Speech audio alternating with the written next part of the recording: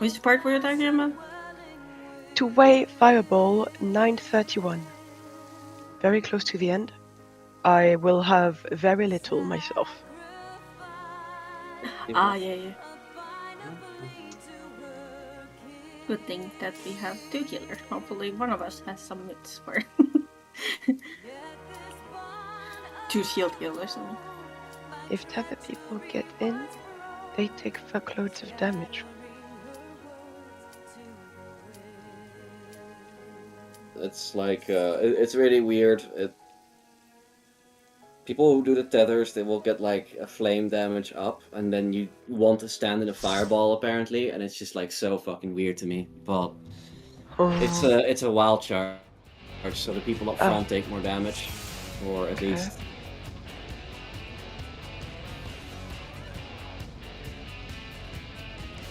That explains. Yep. So focus up, big concentration. I want to see beyond split platforms. That'd be very nice. Humsh.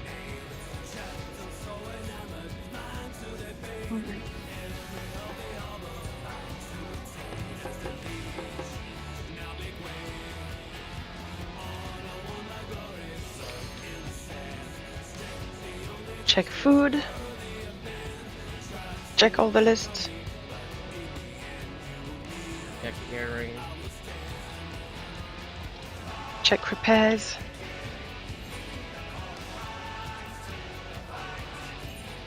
Yeah, I think so. The new linked raid plan is for a mechanic we haven't gotten to yet. But yes. It. Yes. It's like So what was changed? Oh yeah, it was just the melees. Yeah, like the static melee spots and like healers or range, whichever isn't doing the puddles, but it's the tethers. Yeah. What? The woke left without saying goodbye? What are those words?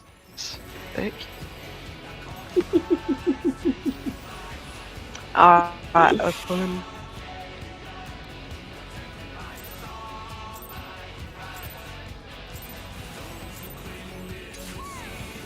At long last, the decisive match against the the thing about that new raid plan is that it just kind of takes away some confusing like setups. Like at some point the toxic raid plan says like use eyes. Yeah. Apparently that's how the party finder has been doing it. It's literally just like... well, we're not doing it that way. Yeah. We're doing it with more defined roles. We're doing the new thing, yeah? Yes. And yes, new thing, no random use eyes, whatever PF was doing. Yeah.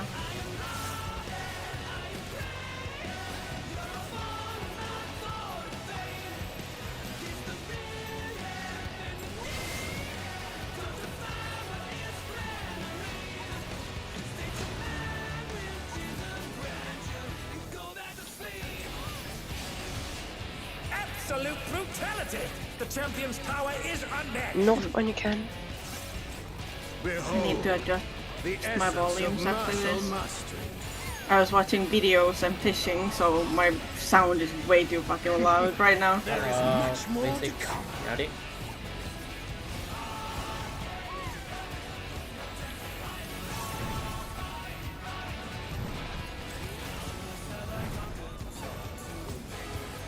Safe.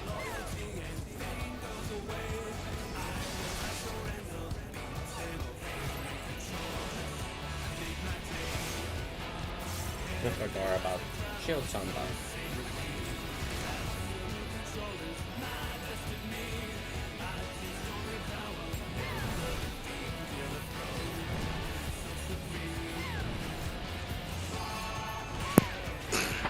Oh, the challengers holding their own.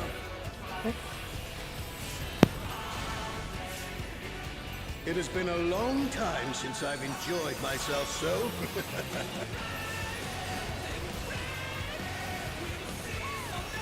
How about this?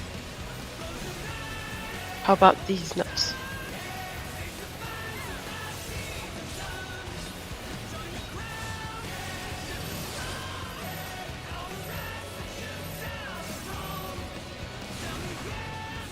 Oh, it's tyranny time, folks. He knows no mercy, and he's never Stack. tasted defeat.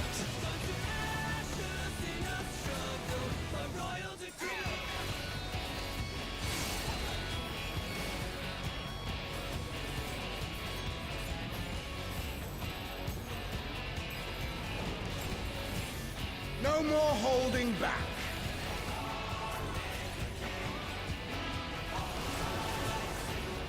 Prepare yourself, unenhanced warrior.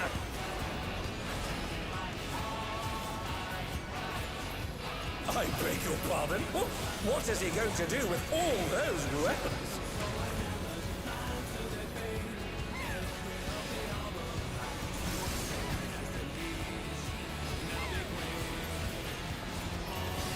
Dive again.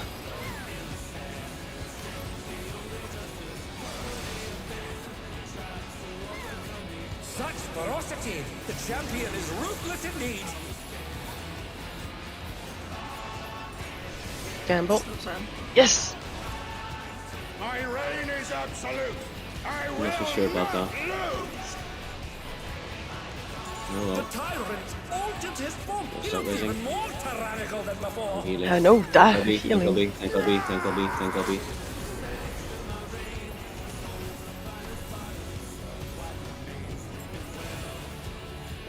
Alright. You ready to involve?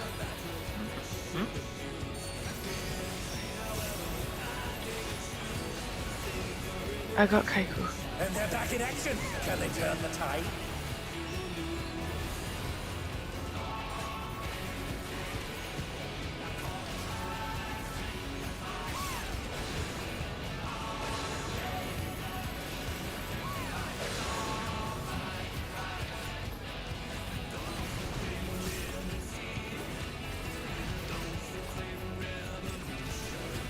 Oh, If it even I helps, felt that. you only need Can't to cross afford the be middle of the careless ball. now. Boss by like a very little bit. Know the Melee. folly of challenging Melee's the in. unenhanced. Cool, cool.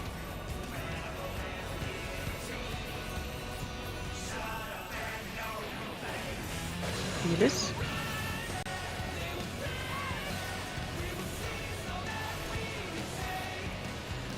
Ranged in.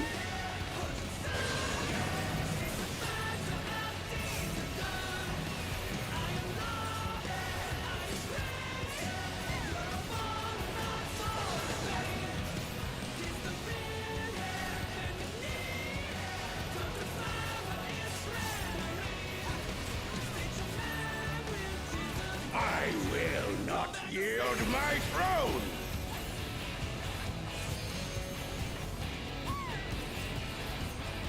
sorry. Come. Let's What just a have this. display of power! He's unleashed the full I did might stop of moving. Behemoth. Split. Now fall.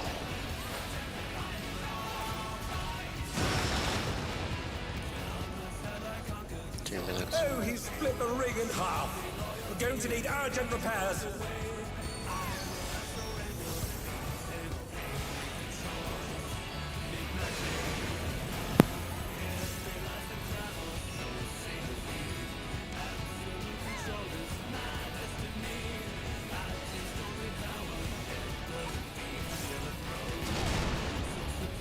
Oh no. Oh dear, the challenger's Oh. fallen out. Maybe the I guard. shouldn't have come in. No, please. Sorry. Healer LB. With a vengeance. No, never. Head baby hail. 400 for this.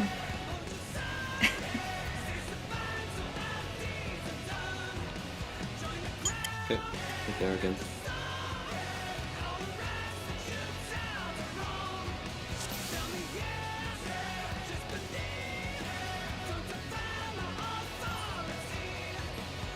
Remember, Heal everyone, yeah. Remember, on Ecliptic Stampede, it's north and then clockwise. Don't go any other direction, you go north. I'll try and call it out. Oh yeah, when you are on the boss, it's like you start under the boss, then you go to A, and then you clock. Is that it? Who starts under the boss? I don't know. That was the diagram. That's why I'm asking.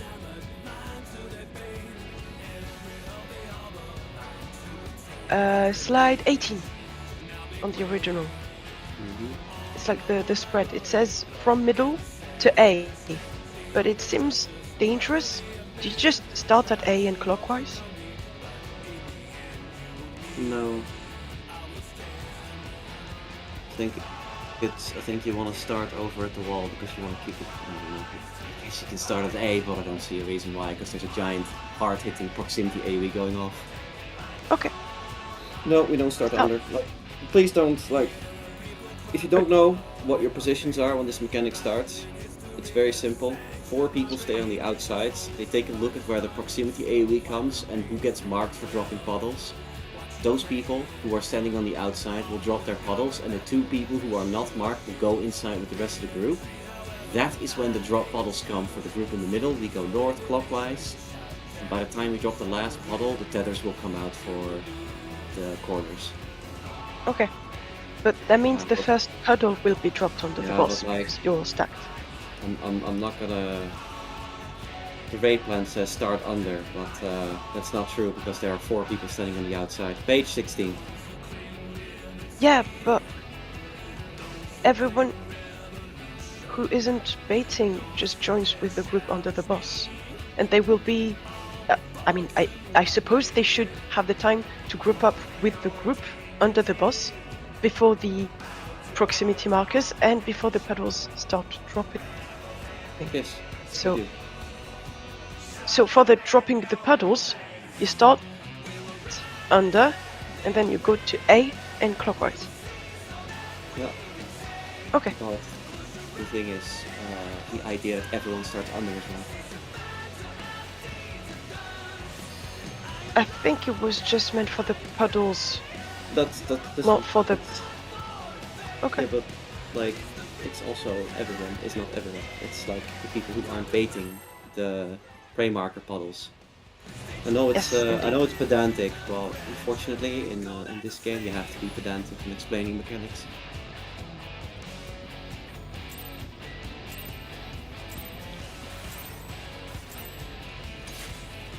At long last, the decisive match against the This is the kind of game where people Will the challenger triumph and seize argue the over what tyrant's north throne? is, so gotta keep it clean. First, Well, north is whatever way you're facing, right? So And the relative. Spread. Spread. New north. Black Mage North relative. True center left. How about magnetic north? show me your footwork. Ah, trick question. It's south. Oh shit. that's actually quite accurate, and it's annoying me. Nope. Yeah. Magnetic North Pole is actually south. But it's gonna swap one day, and then something with an apocalypse or something. I don't really believe in it. Absolute brutality! The champion's power is unmatched! I'm just happy to do really annoying uptime stuff in Survive where you just get pay to win buttons. It feels so good. There is much more to come.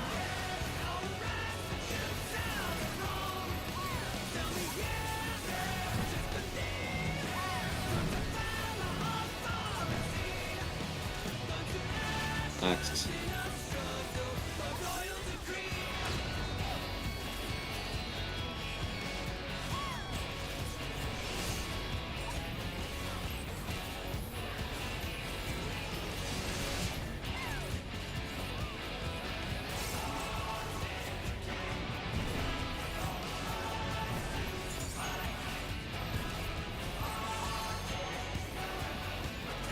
with the challengers holding their own.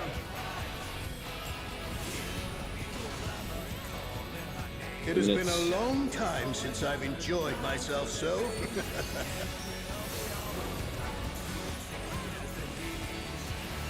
How about this?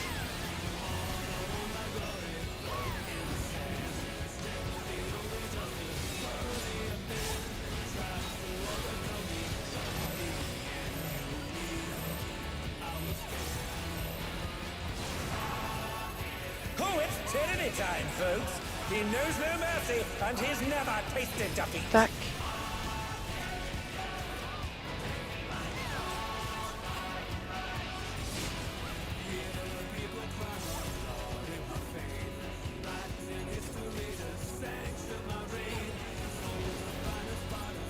No more holding back.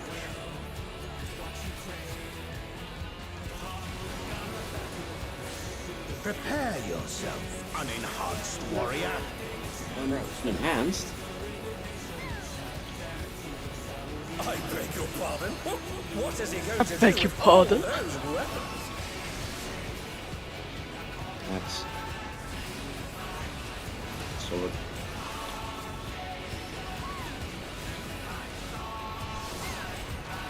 Next. Put it up. Put a check coming. Such ferocity! The champion is Nice. ruthless indeed!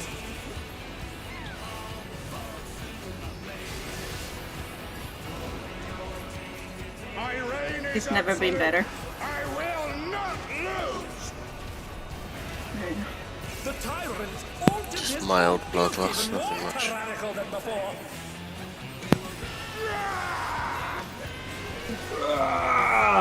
Curse of weapons! Constipation.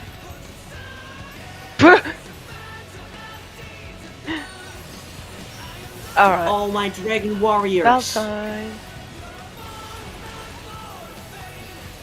Dragon form!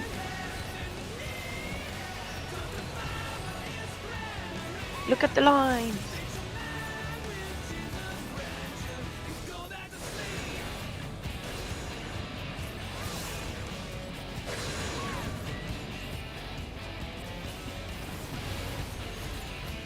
No. Cone A direct points, I hit, think. but they're still standing. No. Melee under, melee Oh, under. melee's Everyone in. else gets one. Challenging me unenhanced.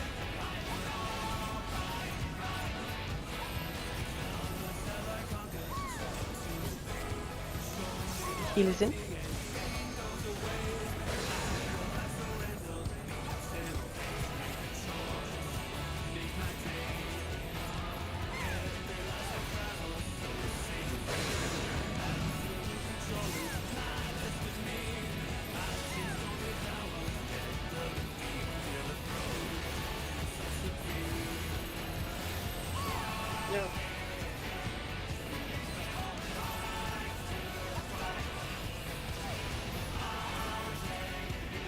I will not yield my throne.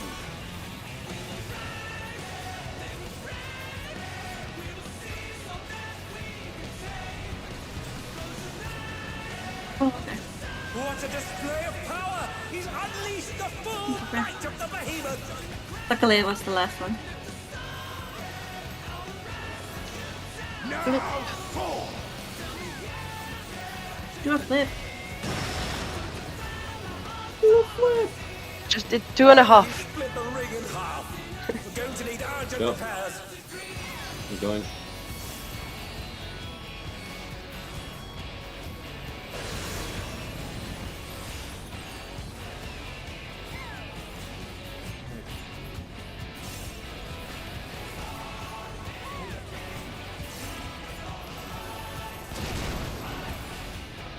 Oh.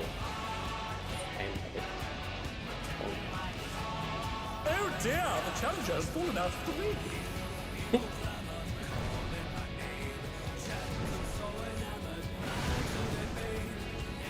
And they're down. Can they recover from this? Someone else wants. Looking at what Major did. It's too close to the Nice one. middle of the tower. directly on the edge of the tower, no matter what. So to make Not in a you're weird too close to angle. the middle, it makes your angle. Yeah. Yeah, exactly. The closer you are to the middle, the more sharp your angle will be. Mm-hmm. The higher the risk it going down. Alright, let's go.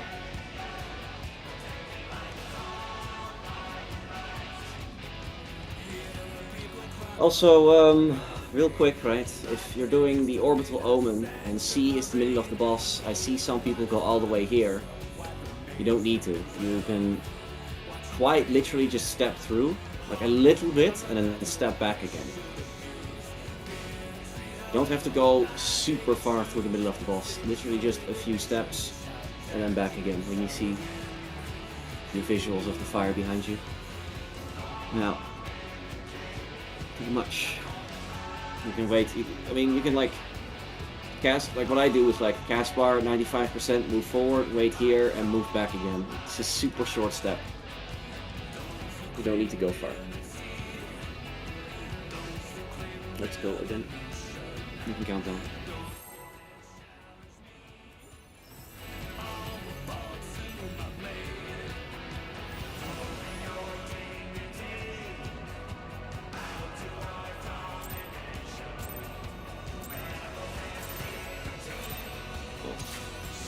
At long last, the decisive match against the grand As Fletcher would say, are you rushing or are you dragging? Will the challenger triumph and seize Rushing. the tyrant's throne?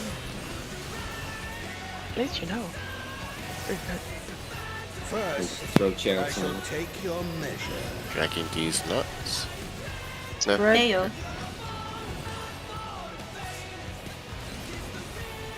Oh, so you do know how to count.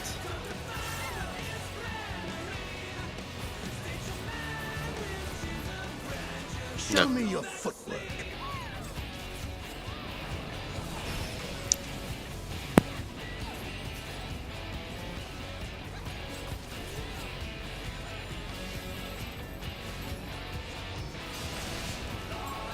What's next?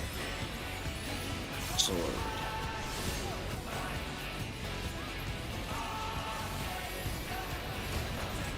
Absolute brutality!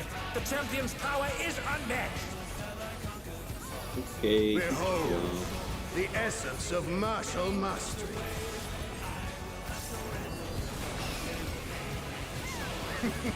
There is much more to come.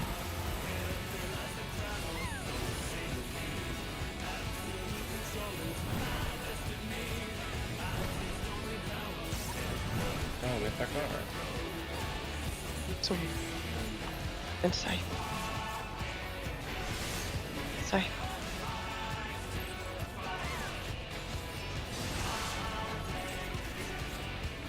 Happy noises.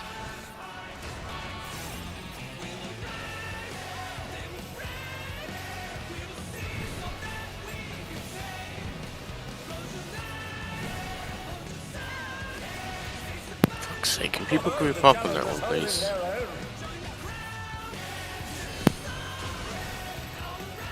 It has been a long time since I've enjoyed myself so.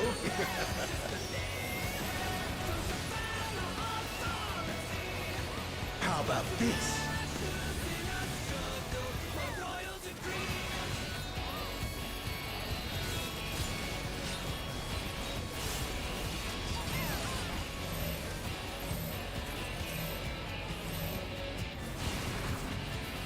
Oh, it's tyranny time, folks! He knows no mercy, and he's never tasted defeat! Back. How does she know? You cheating? Nothing but. Because I'll Muffin never Butt has say. read the Muffin Butt has read the script. Oh yeah. Holding back.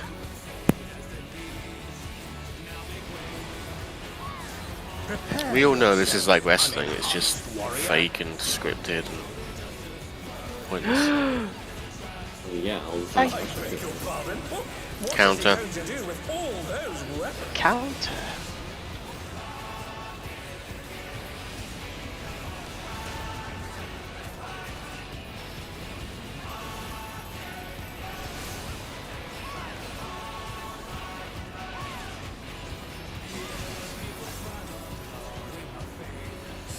ferocity. The champion is ruthless indeed.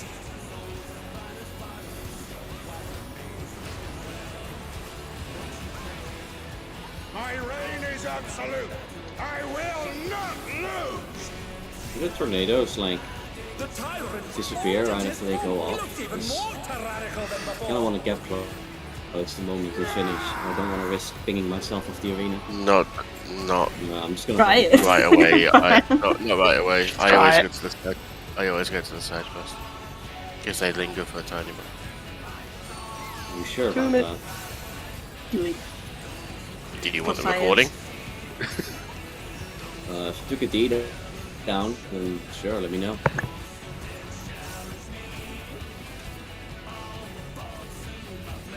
I'm up for someone trying. Yeah. Do it. Remember, you need to step super far. See?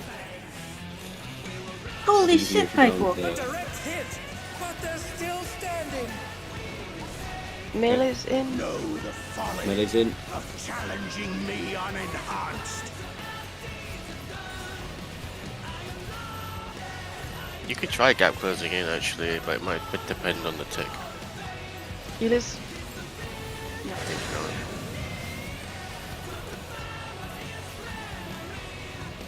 Yes, less Yeti. More thinking. Looks sake. Oh, Help. Self. okay. Who knew they'd been felled Thank with a LB. vengeance? Think LB. Why is there no Lisa. tank here? Oh, you're dead. Lisa. Because he's dead. Yeah. No, but I got- Muffin is alive. Yeah. My throne. Yeah, I got you, Gabby. Thank you, thank you. Sprinter.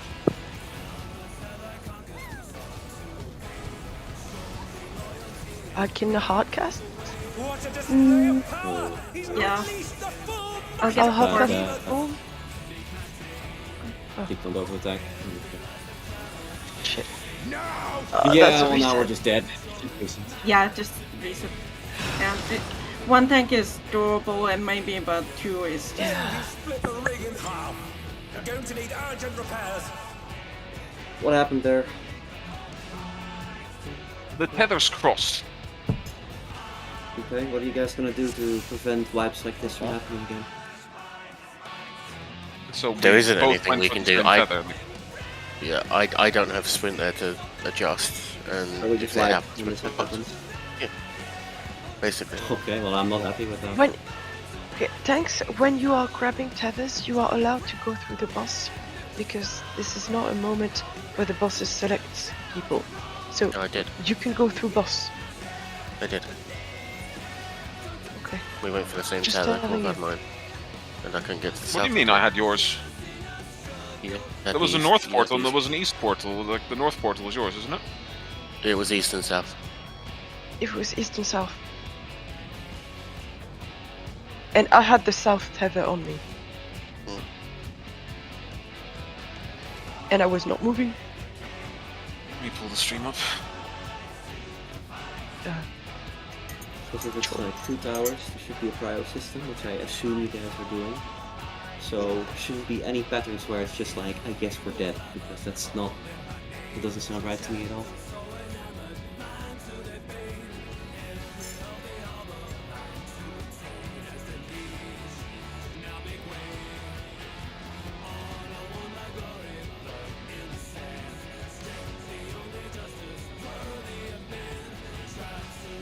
Alright.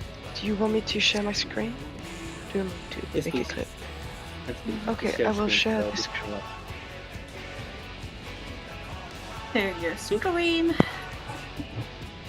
Okay. Yeah, okay, that was just a weird looking one. So we start with a portal like this, north and east, then it's dropped, and then the new portals are east and south. And I grab it on the way, I wait. I see Bal going to grab his tether, and then he's like, And my auto run killed me. Walks off the edge because my auto run killed me. Okay.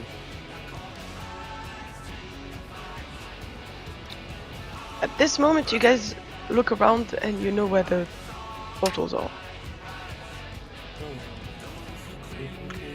I understand why he got lost. It can be really hard to see sometimes. Okay, And- so it's basically tank got lost.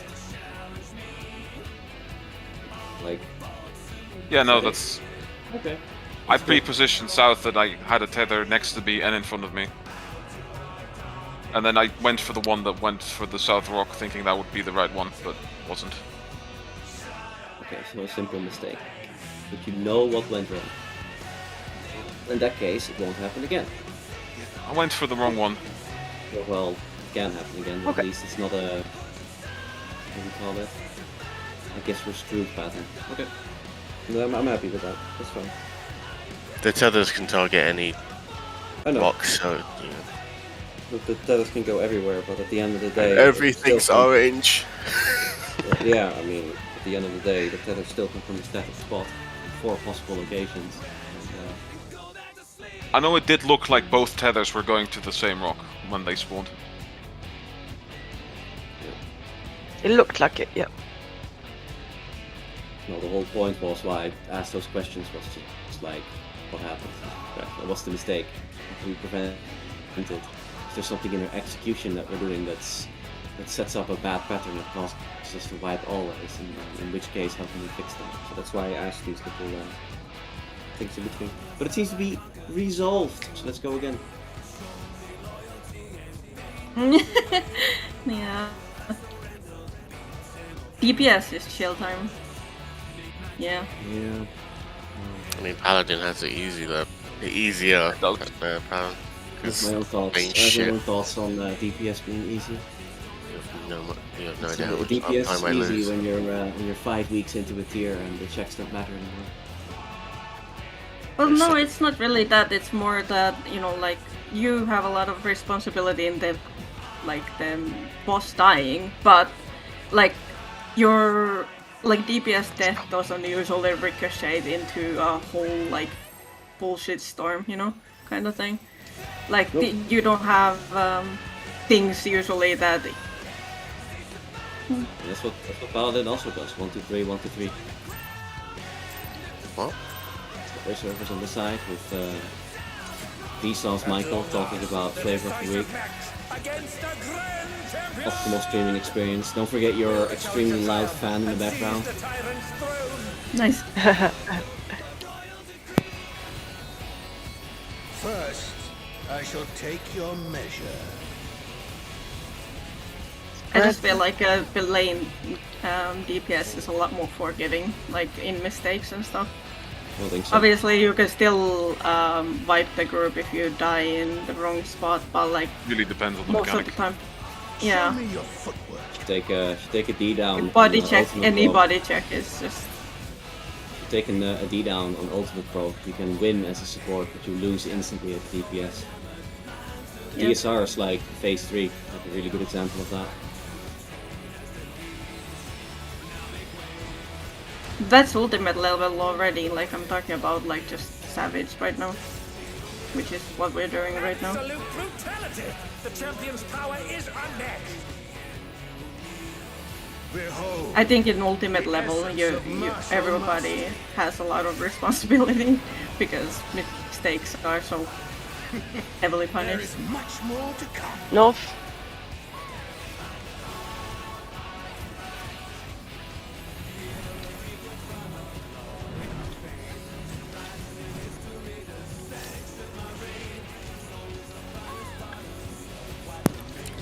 Oh my god, I'm a fucking idiot.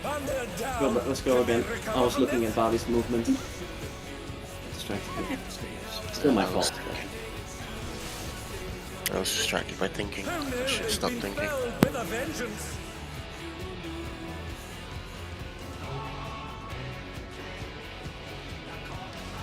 Pay attention, Navaron. I want you to see your heroes Squeaky boy. die. Let's go. Oh. Fat aggro. Memes. Hunch.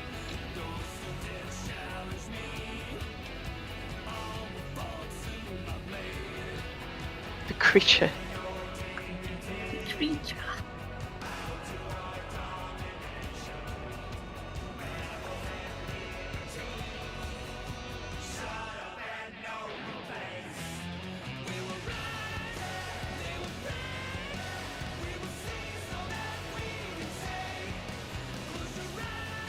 Assassin's Creed 2, that's so good.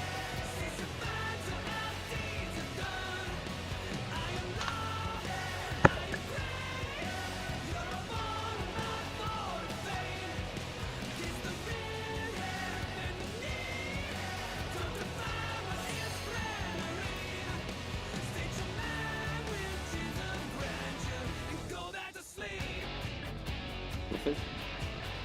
Sorry. Thank you. I was without the UI for a second, just watching people.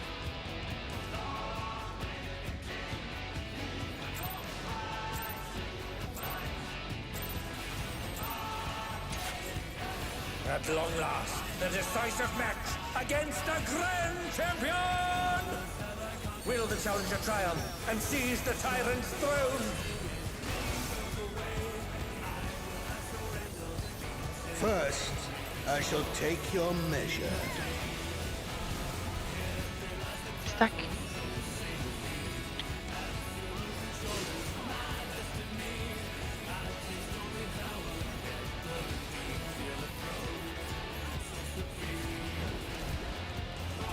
Show me your footwork.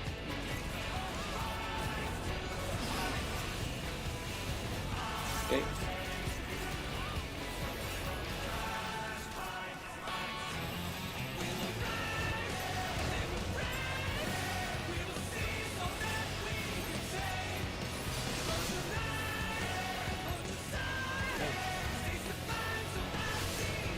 Absolute brutality! The champion's power is unmatched! Behold, the essence of martial mastery. Martial mastery. Only 3 weapons. There is much more to come.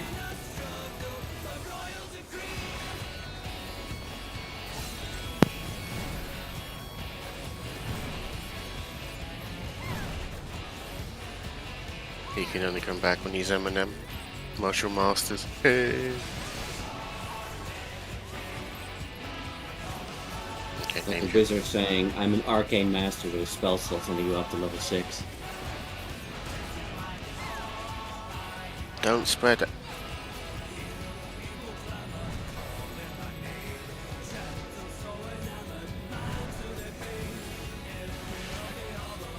Oh, the challengers holding their own.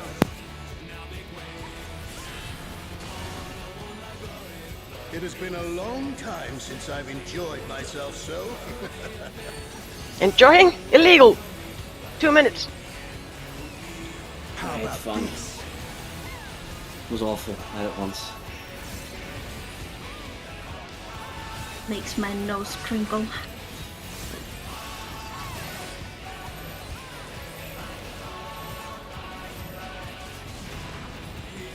Oh, it's tyranny time, folks. He knows no mercy, and he's never tasted Spread. defeat.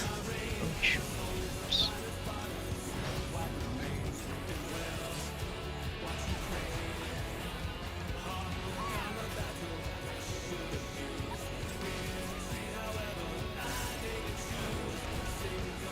No more holding back.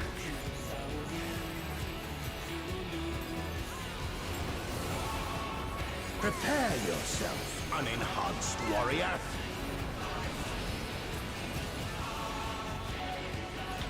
I beg your pardon. What is he going to Counter. do with all those weapons? Scythe.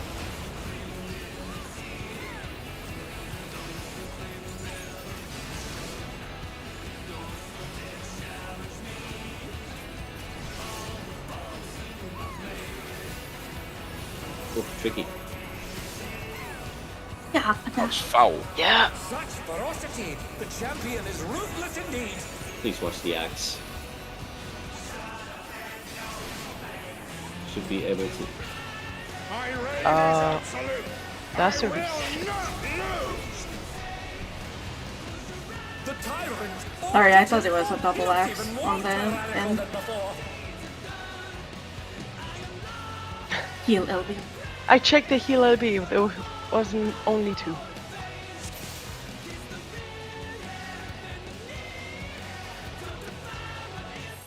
Aiko let us down. Lettuce.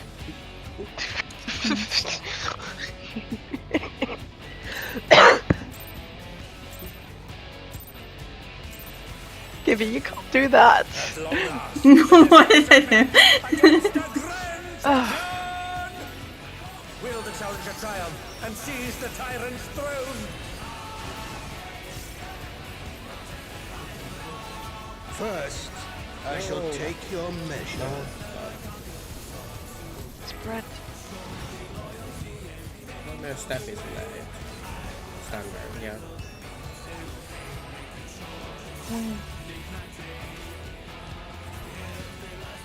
Not too many Show me your resources. footwork.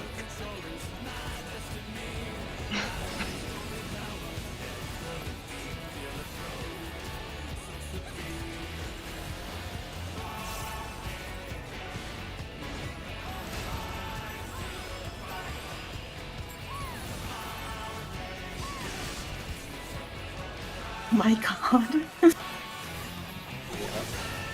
Absolute You know. power is unmatched. My just people steer. Behold the essence of martial mastery.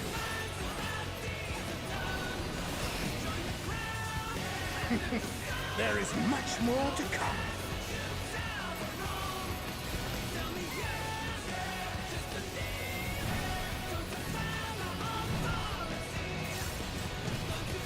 Side. Sword.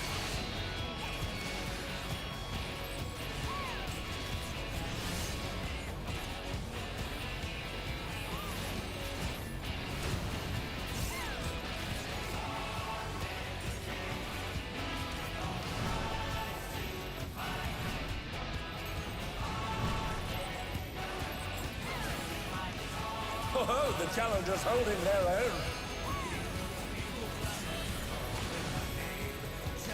It has been a long time since I've enjoyed myself so. Enjoying? Illegal. 2 minutes. How about So this is the only thing I can think about every time.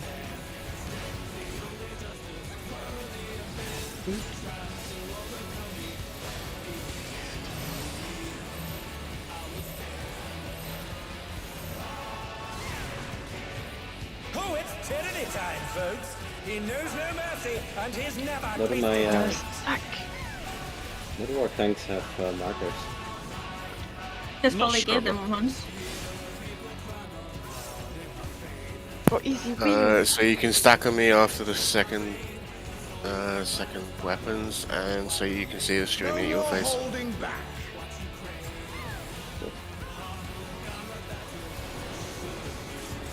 Prepare yourself, unenhanced warrior. Like I was pretty close on you Hello. every time.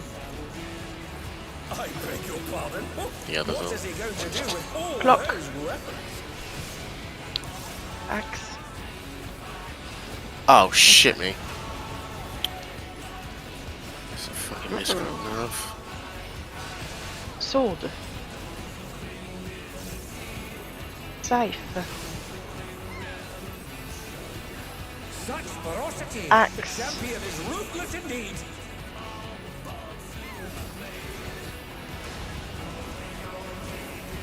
Can you take the buster? My reign is absolute. I will not lose. Take aggro now. The tyrant Thanks. altered his form. He looks even more tyrannical than before.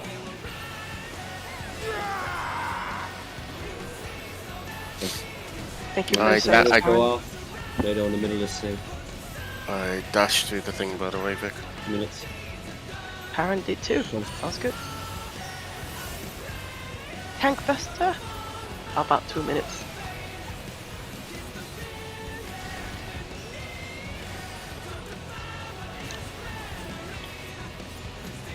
Lines.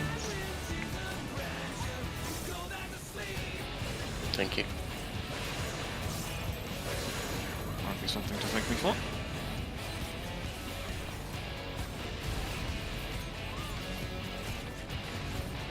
Oh my god. He's so fucking good. A direct Holy hit. moly. Melis on They're me. still standing. Melis only. Know the folly of challenging me unenhanced. Only fast, but for melees. Healers.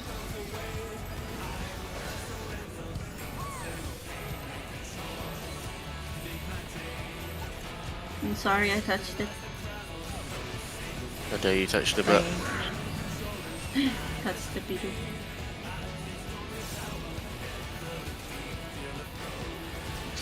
What? Oh, for fuck's sake! Are you kidding me? Right, guys. Let me. Oh, whatever. Trying to grab both of them. I will not yield my Can't. throne. Now everyone dies. Reset. Yeah, I just had the stack on me already as well, so I was like, well, I'd rather just Is there any mitt you can give me Die. during this bit? That's going to No. be Not Not you, really. healers. Like, is there any way you can give us mitt? I give you Haima at the start, and then I use Soteria, but I can give you Dara Chole as well later, if you want. Anything you can do helps. I Yeah. can get protraction and an X-Cog. My mitt is so spread thin now that, like, Corundum just didn't go off down, I died. One missed mitt and you're fucked.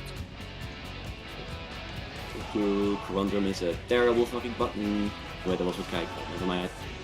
No, it's animation lock is a terrible fucking thing. I can press that thing 3 times and it doesn't go off because of animation lock. Still don't like how it's Corundum. Why? A big part of its defensive value is a selfie with a selfie because you save it and then you overkill. Still is 30% mitt.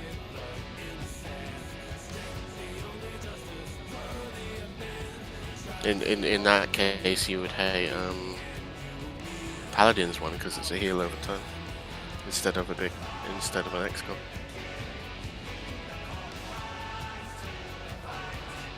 Best I can do is a second X-Cog. try and save all my own mids, but that'll just move a bit of healing. No. No, you shouldn't be giving anything. Does Scholar have the button that gives more health to someone? You have that one, right? Yes, protraction. That's what I've been saying. Use that. It's not healing that we need, it's actually damage. I might just It gives you max Secret HP. shape. Pretty much the same thing. Do I use Heartline? Are you using any mid before that, like between the Buster and the? I use Rep on the 2 casts. And then I use so I use my 40% on the first one, Core on the second, and then Camo and Rampart on the third. Okay, oh. Rampart might help. be better on the second. Like it might last for the third as well. Possibly. It's 20 seconds. There should be enough time. Yeah, that's true. Oh, let's keep going. No, I'll stop with that. See how we go. Oh yeah, there's 4 of them, right? Tank busters. Are there 3 tank 3 or busters. 4? There's only 3. There's 3, yeah. Okay, I'll cool. swap my shit around and see if it helps. There's 4 waves of meteors, but the first one doesn't have any busters yet because we're all in stack. Oh, okay. Do you know which one you want to next cog, or that will actually pop? Oh, it's protraction. Seconds. Alright, cool. On the second one, you'll get protract plus X cog.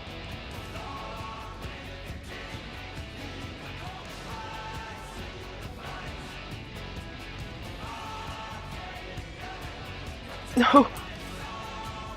Yeah, don't worry about it. I'm more free on the second than the first.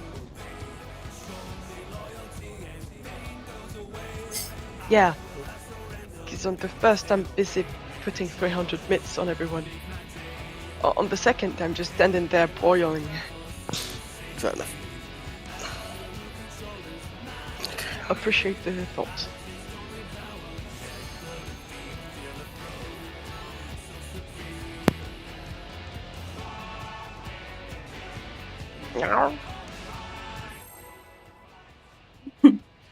Crabe de la crabe. I have several questions. What's a crab of crab? It's a minion. At long last, the decisive match No against way. the Grand Champion! Will the Yeah, challenger wait. triumph and seize the Is it a tyrant's crab? throne? Yeah. Who could have thought? First, I shall Shocking, take I know. your measure. Smashing stack. Stackies.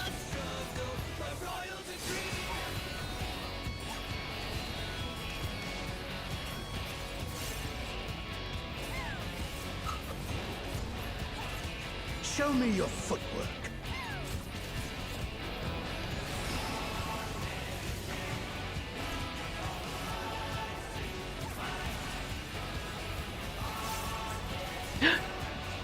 It's fine.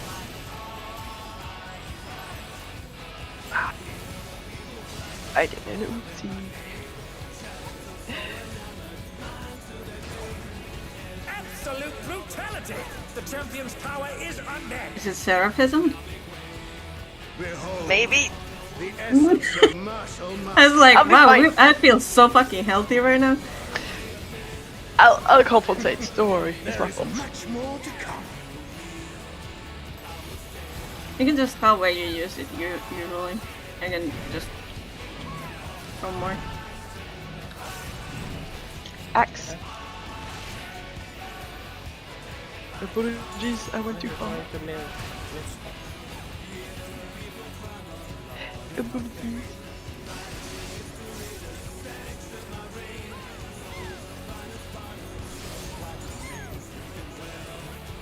Some brave shit right there, using AM.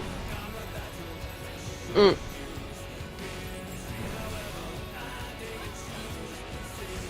Oh, the challenger's holding Auto their markers. own.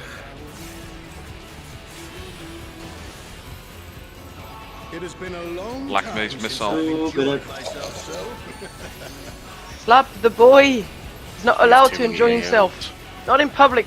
How about this? Classic mod.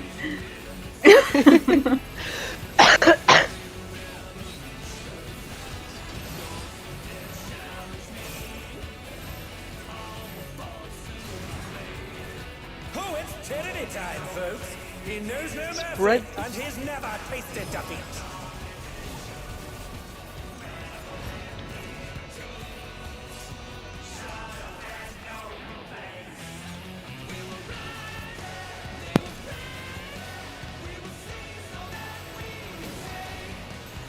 No more holding back.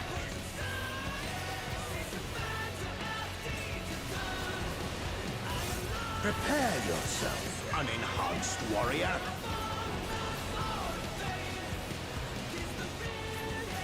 I beg your pardon? Clock. What is he going to do with all Sight. those weapons?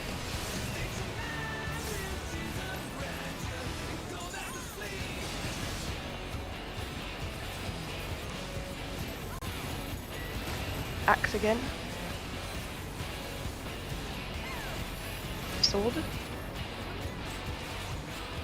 Such ferocity! And finish on the sight. champion is ruthless indeed!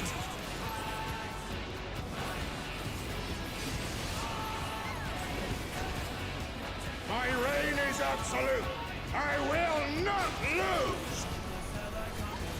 I don't like The him. tyrant altered his form! He looks even more man. tyrannical than before! All good. All's good. All good. Thanks, bro.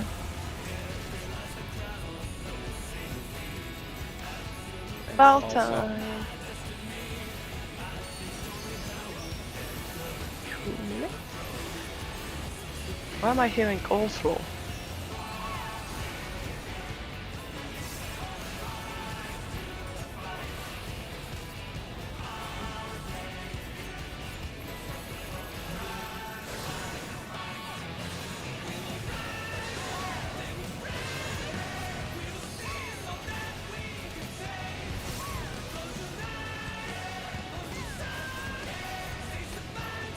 Oh my god, good job everyone! Beyond their opponent's reach.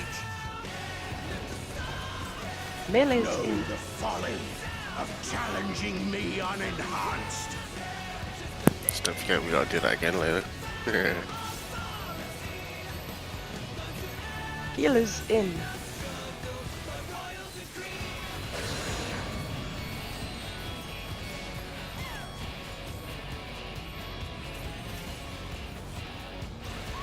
Ranged in. What a dick. Once you see the pattern, they just keep coming, don't they? Good notice, sir. Gee, okay, I'll take it. Noticing. Everyone I runs. think that was the easiest pattern we fucking had there, Corf. It was Let not us enjoy it. too hard. Don't read the stupid. Piss off when the text reaches Asian. What a display of power! He's unleashed the full might of the behemoth! Wait for 2 minutes. Split first. Now fall! I think this is also a pot window. I'm unsure. Why did I just look at my Split the pots? ring in half. We're going to need urgent repairs. I think you used of course I've called it. Wait, focus up, please. Thank you.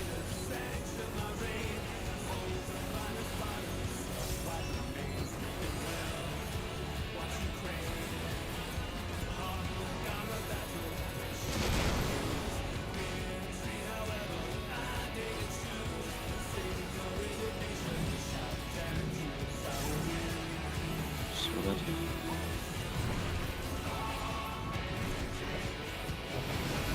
Okay, cool. White line. Oh, they've been felled with a vengeance. I got you. Oh, they're up!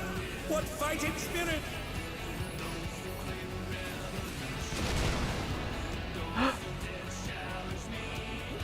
Peter's in.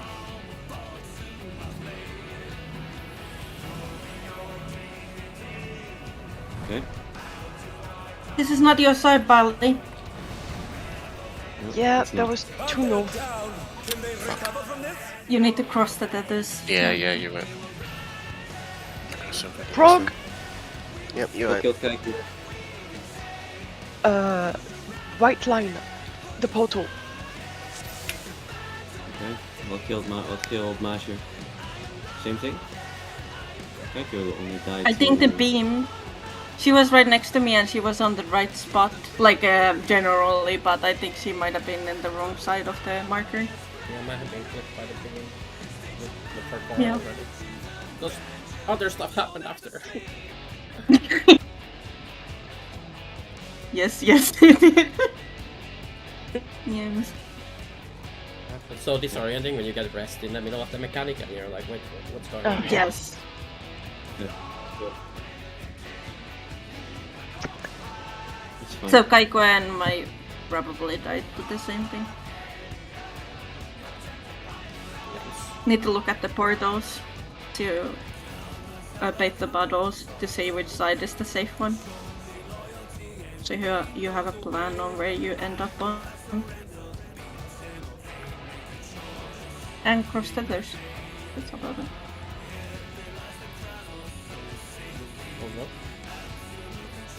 Oh, Oh. Mid-wise, I have illumination because these things are magical. And I will have Seraph for Nice. the tiny shield and the regen for in between the two hits. I see Okay. you've put visit. Yeah, and Caracol for the second one. Okay, we should be fine. Yeah. Cool. Yeah, I kinda use the physics way too fucking early then, so I will have it when the towers actually happen. I don't know why, but I thought it would have them faster, so I was just mything, and then I was like, okay. You have a 15 good seconds. moment where we are baiting who gets the marker. Yeah. Baiting the first puddles, basically. Yeah, Not a lot yeah. of time, but it's a good time because it's just before we all get hit and we're all grouped up roughly in the middle. Yeah, sounds good. I'll use visits there. Cool. Let's go. More pools. Pay attention to the portals or the white lines. Pay attention, Navarone. I want you to I see knew it your was coming. heroes die. Thank you, Michelle. Very well.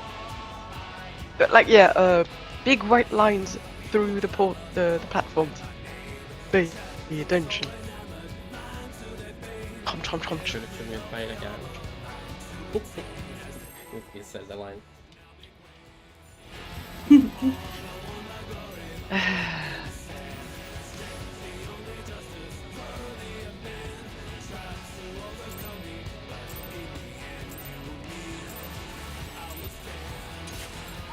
At long last, the decisive match against the Grand Champion! Will the challenger triumph and seize the tyrant's throne?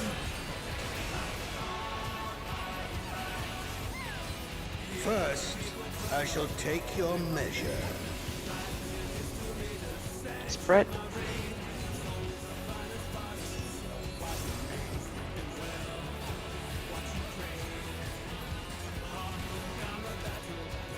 That story was a bait.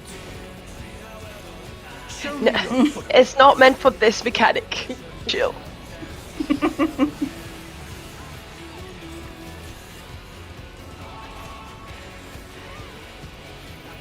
Then south.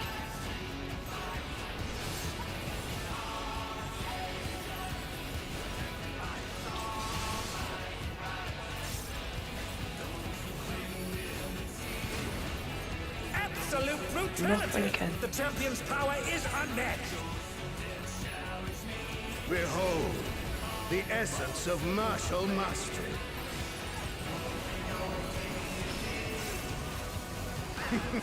There is much more to come.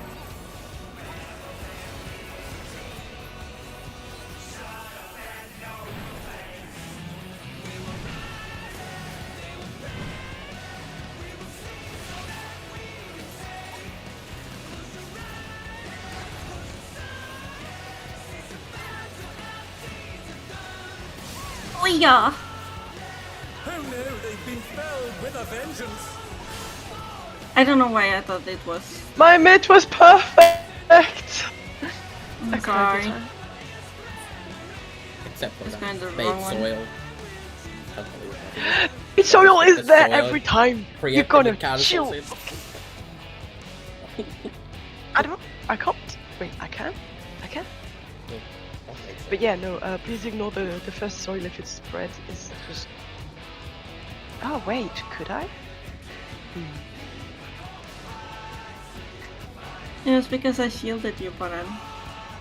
My shield was bigger. You shielded Paran? I did. Just Paran. My dog me got a shield. Okay. Because you got shielded by Buffett. Come on, alright. Let's wake up. Let's go. Yeah. Frog. Bye. I'm a dog. I mean, that takes me soil away.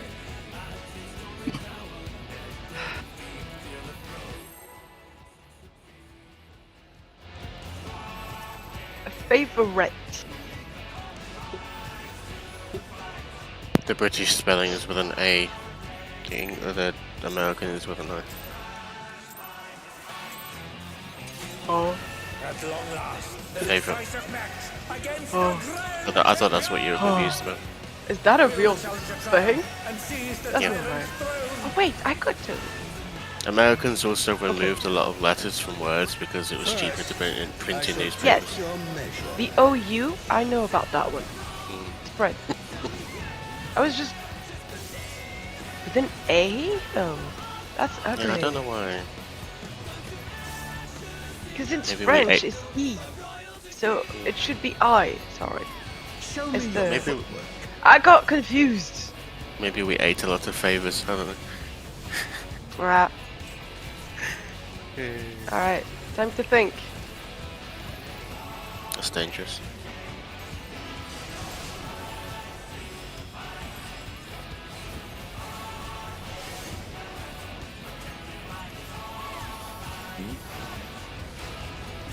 Absolute brutality! The Anyone champion's else power have is tornado PTSD on this? Behold, the essence of martial mastery. No. No, there's no tornado, but still like avoiding it. There is much more to come.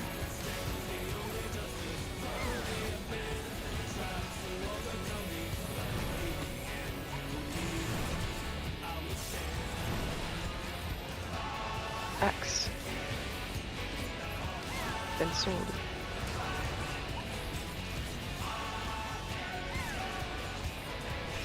Scythe.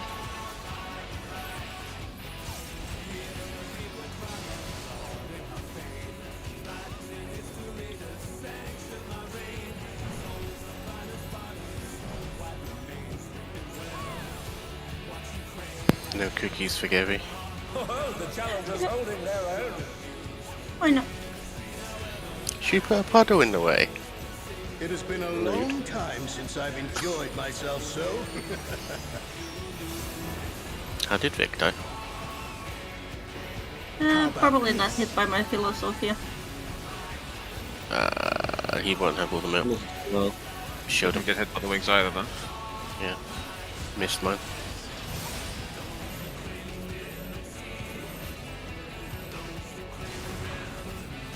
Oh, it's tyranny time, folks. He knows no mercy, and he's never tasted defeat.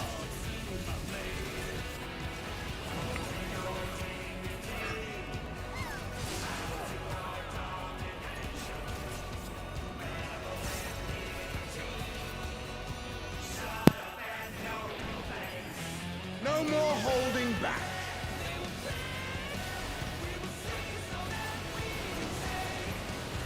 Prepare yourself, unenhanced warrior.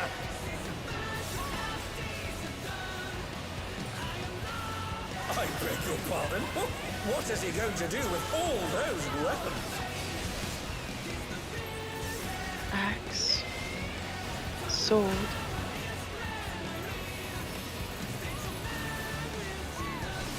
Scythe.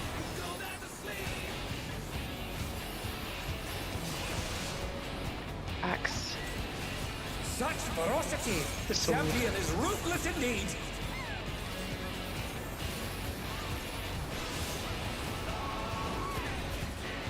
My reign is absolute. I will not lose. The tyrant altered his form! He looks even more tyrannical than before!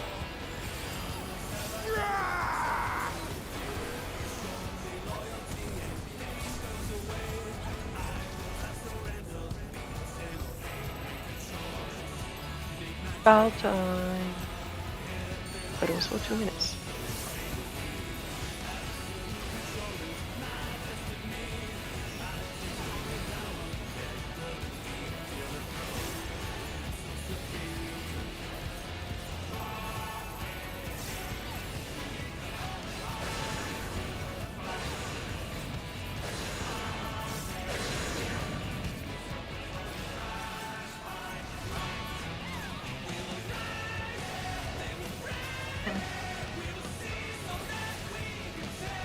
Thank you.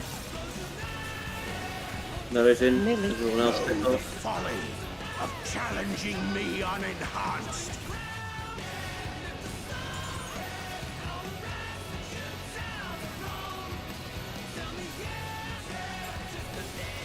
You losing?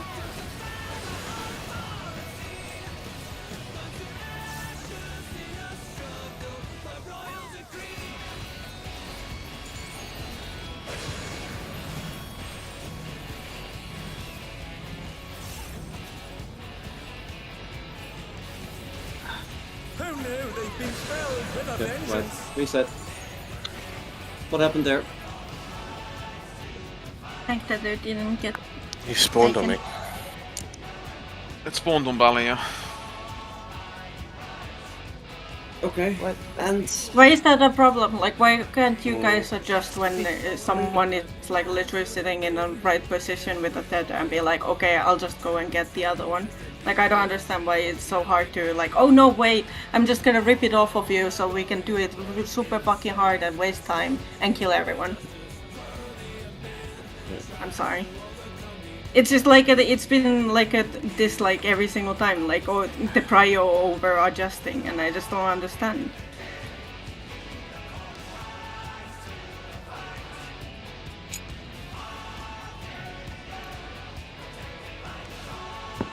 what are you guys going Yeah, to it's do scary. to prevent that from happening again? It's,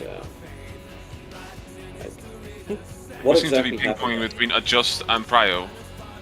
Okay, well, what happens if you just don't adjust anymore? What we just did happens. Like that was prio. Lost that there. Okay, but why don't the tanks just run through the boss if they go from south to north?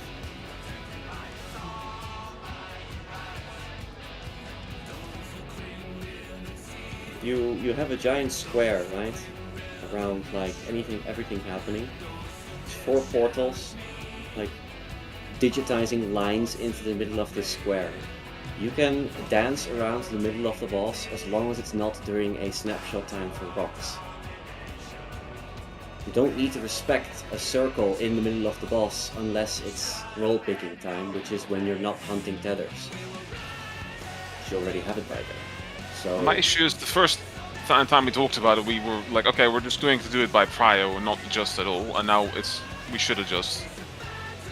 Like the complete opposite. Like, yeah, I could have adjusted, but it just didn't come to me in that moment. okay, so what's the plan? Beginning now.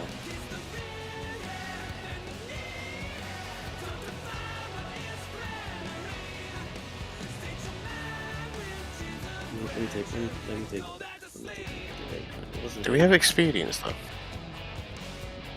Experience has been used previously for the first one.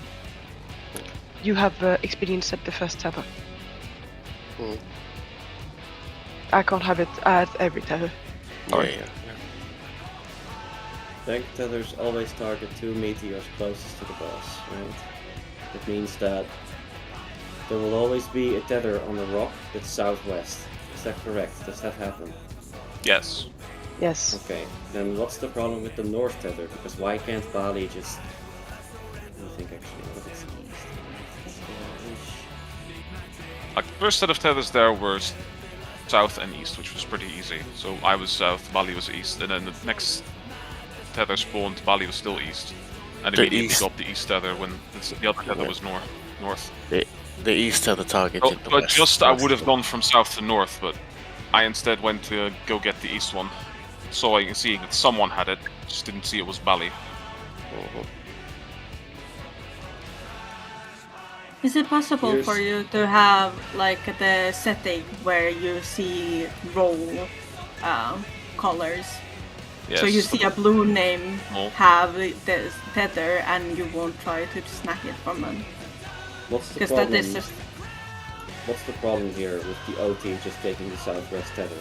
What's the problem here? Why is that not possible? Because sometimes Like it's that. northeast. Because North sometimes the wrong tether just spawns on you and you don't, and the other person doesn't see it in time. It's not like the southern portal will take the rock closest to the south portal. Like the tether can stretch all the way to the north meteors where you guys are standing. Yeah. Yeah, and what's the problem there? Right, interesting.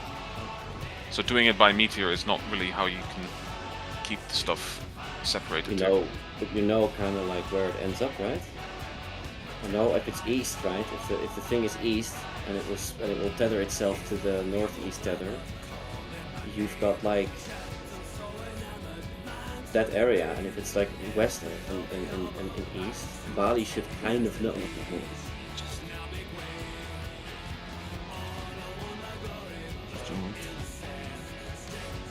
I'm trying to figure out exactly what like the traffic jam is in this moment. The traffic jam is having 5 seconds to adjust to 4 different tethers, 4 different tether positions in an area you can't fucking see while dodging everyone else's AoEs. And making sure you stay out of middle for baits.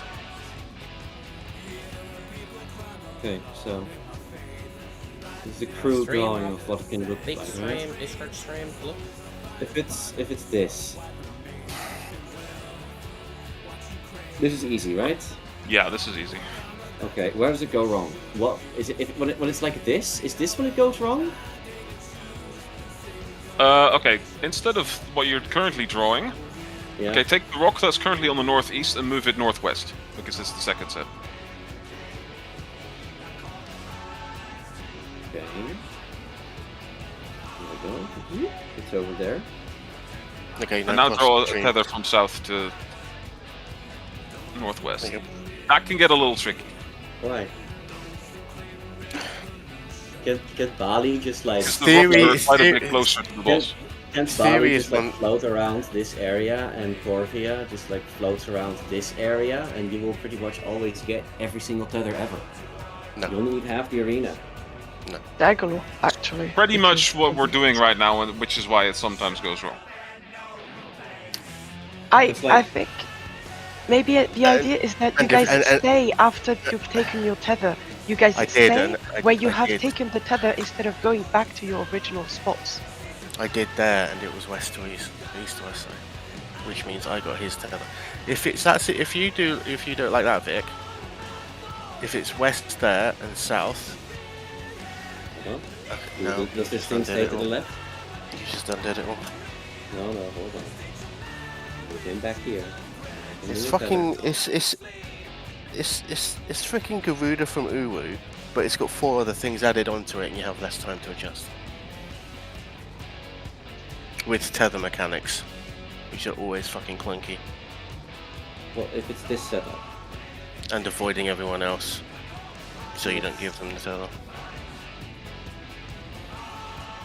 But like, I feel like you're overcomplicating it, because at the end of the day, Okay, in theory it sounds easy. In practice, it's a bitch. yeah, well, but tethers come from these spots, right? These little triangles. So technically, all you have to do is intercept like this, or this. And I'm genuinely just trying to see. Do it I'm not without calling this sprint. stupid. Do it without sprint. Do it without sprint. Well. Okay, I guess I can swap the tank. It's the only way how I can like try it. Do what? It's the only way how I can try it is if I swap the tank. I'm just Can you swap wondering, it? like, what can you guys do to make this easier? Right, so to prevent the previous thing from happening, I think we can just stand on intercardinals between the portals appearing. Okay, so no, we can't. So Maybe so no, that you doesn't, wanna maybe walk- that doesn't work either. So you want to walk into the exploding rocks? Because, like, if you hover around here, We can't hover around into cardinals because the rocks are exploding. You just and have they're to big fucking alternate. Well, there are 3 where there is no rocks exploding, but Not really, because the north and northeast and northwest are always busy because you have one big AoE and one rock landing on you with a vol. So we basically have to avoid north at all fucking cost. And there's a line AoE to dodge.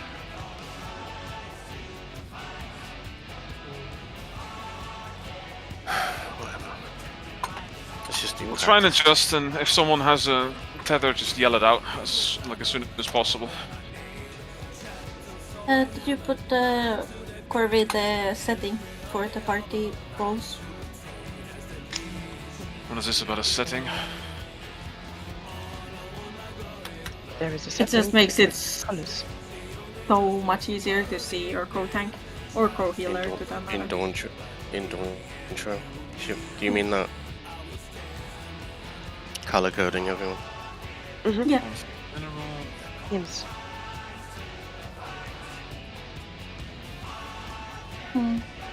I don't know any tanks. Yeah, DPS. They were Blade Dancer. Empowered. Yeah, set it at 99 on Bard. Damn. This is a It gamer. says it doesn't even play Bard. It's crazy. Well, it's on now. Nice. Also, food check. Food. Hey, Yes. this just make it easier to see your broski. True. Yeah. Ooh, give me just a second before pulling. Wait. Crunch. Alright, I have plugged in the controller. No chance to get disconnected. Yeah. So we have 11 minutes on the instance. Which is why I did a ready check. Oh, nose! Vic wasn't ready.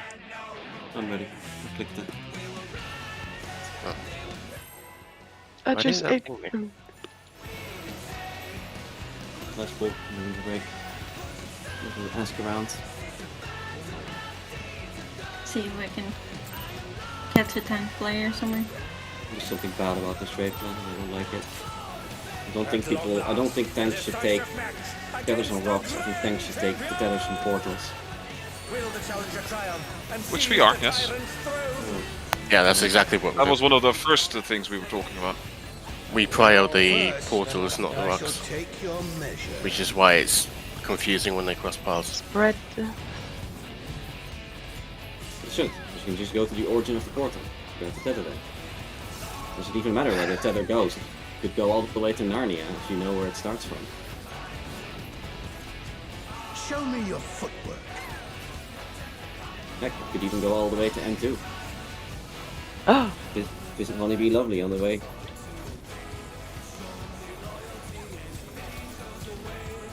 side.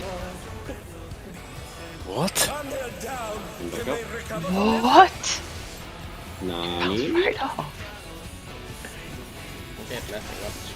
Sit step. absolute brutality. The champion's Let's power stop. is unmatched. Behold, the essence of martial mastery. No. Focus. There is much Shit. more to come.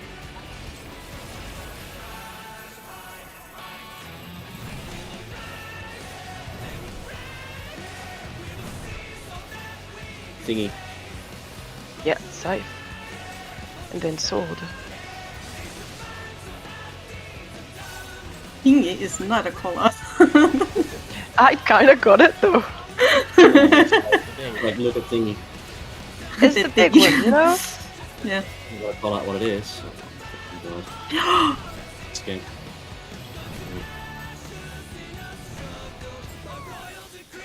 Come back up. Oh, the I'm challenger so sorry. Just die here. Thank you. My right click didn't register, so I didn't turn around. I just walked into the zoo. Lamau. Miss input.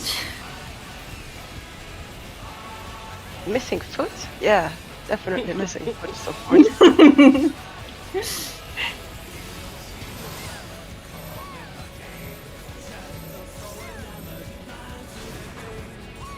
Oh, it's tyranny time, folks. He knows no mercy and Ah, he's stuck. never tasted defeat.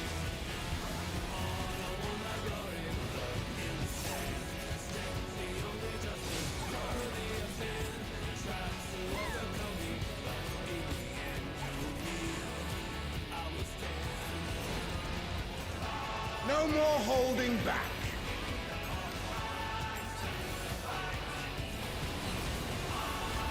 Prepare yourself, unenhanced warrior.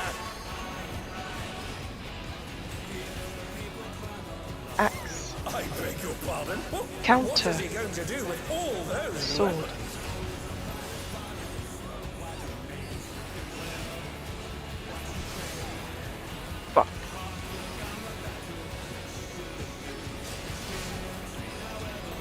Sorry. Sorry.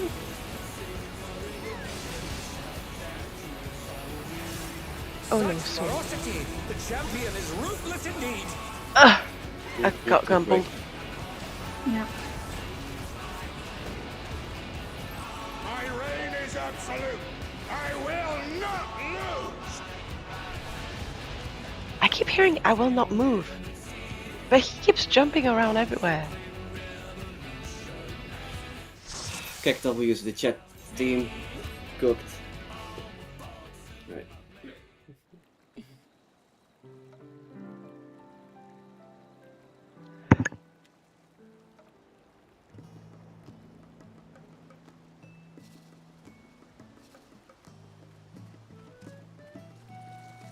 Alright, back at 40.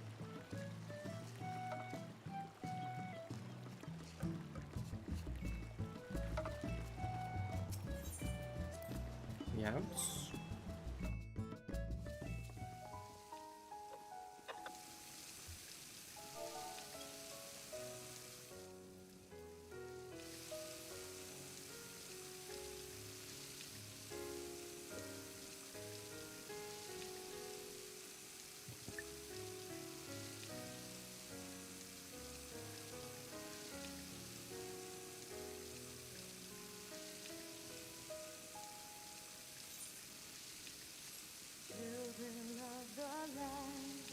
Be right back.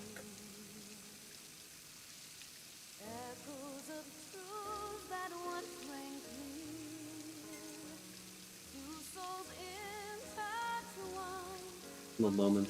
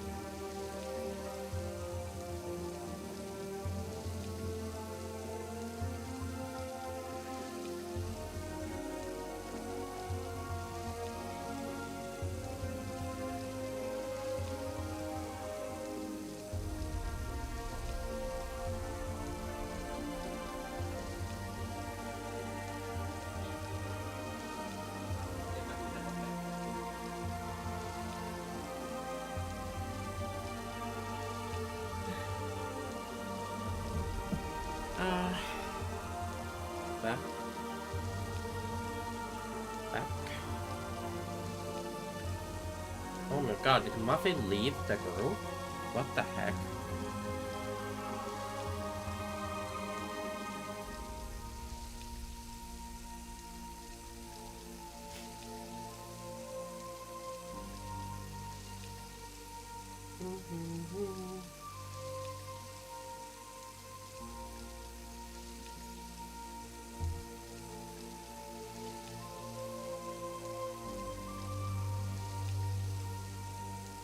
Muffin liivade alltså.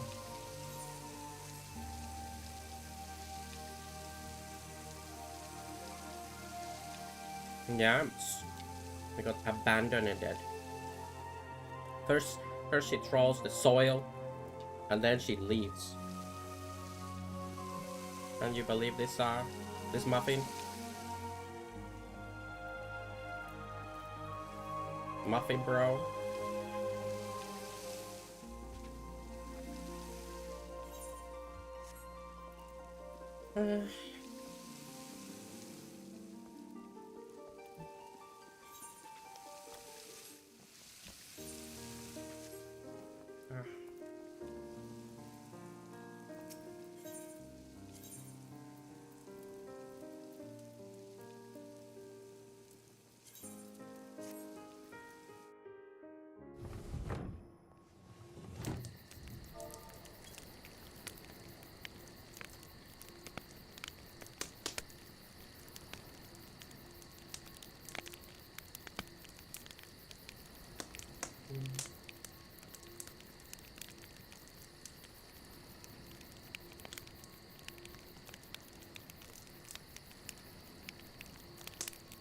No, not this side. Okay.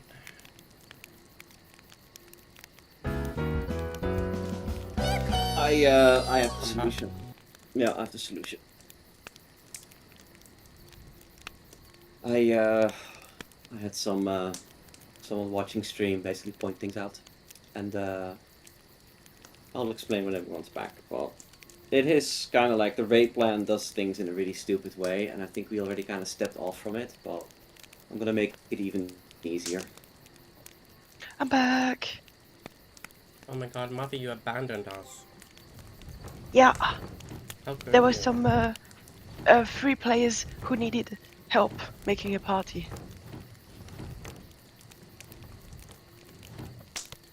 Can I has invite or PF or Jundin?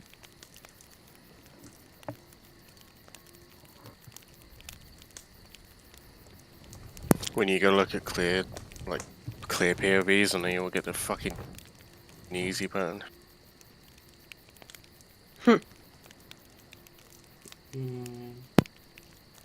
Okay, so I've been looking at like how to do this shit, and there's a prio system with an exception. It's probably the best way to do it. And the prio system is simply based on portals. Bali will generally get every single west and north portal, and Corvi will go for every south and east portal. But if it happens that it's north and west at the same time, it's better for Corv to get the tether from west and Bali from north. That is the exception. That's the only exception. It's when it's both west and north. Okay, then I have something else. Let me just share screen. Like, don't do this shit like the raid plan tells you, because that shit just doesn't work. It's a bad strat. I looked at the raid plan where they're like, you take it off the rock. Don't look at the rock doesn't matter. Am I on the right time for them? It's like 50. You want me to 30 or send another? No, Zoe linked me.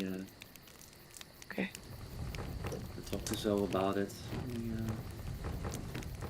Find the timestamp. Okay, Classic. got it.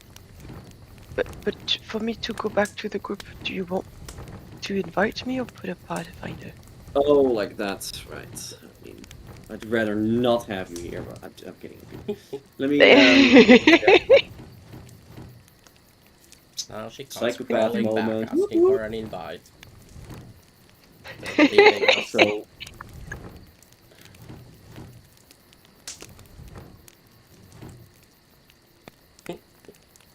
I only need the tanks to watch. So I need Bali in the air and I need Corv in the air.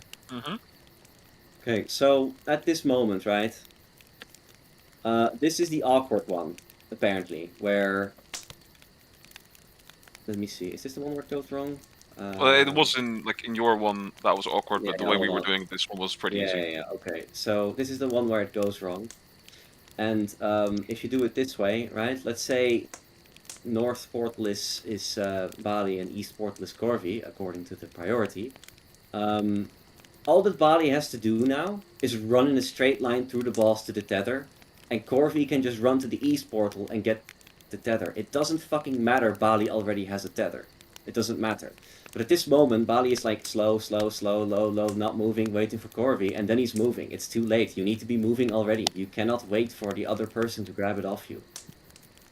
Yeah, and okay, that I get what you're meaning. Yeah, fair enough. That has gone against every fucking tether mechanic idea that we've had, which is stand still and wait for it to be taken.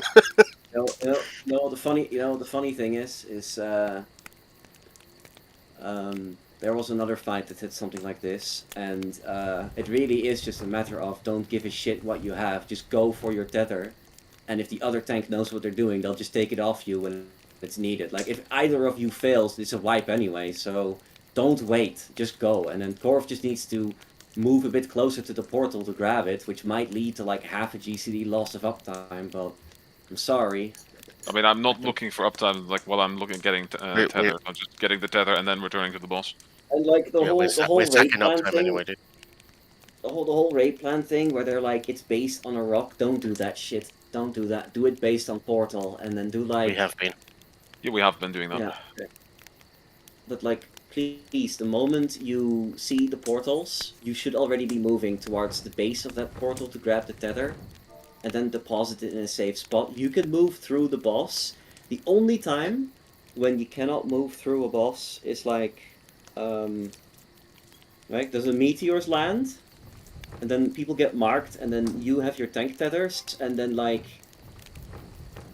things go off. Now you can't move through the boss. Now you can't do it. Now you can't do it. Now you can again. The moment you see those markers on the people in the middle is safe to pass through.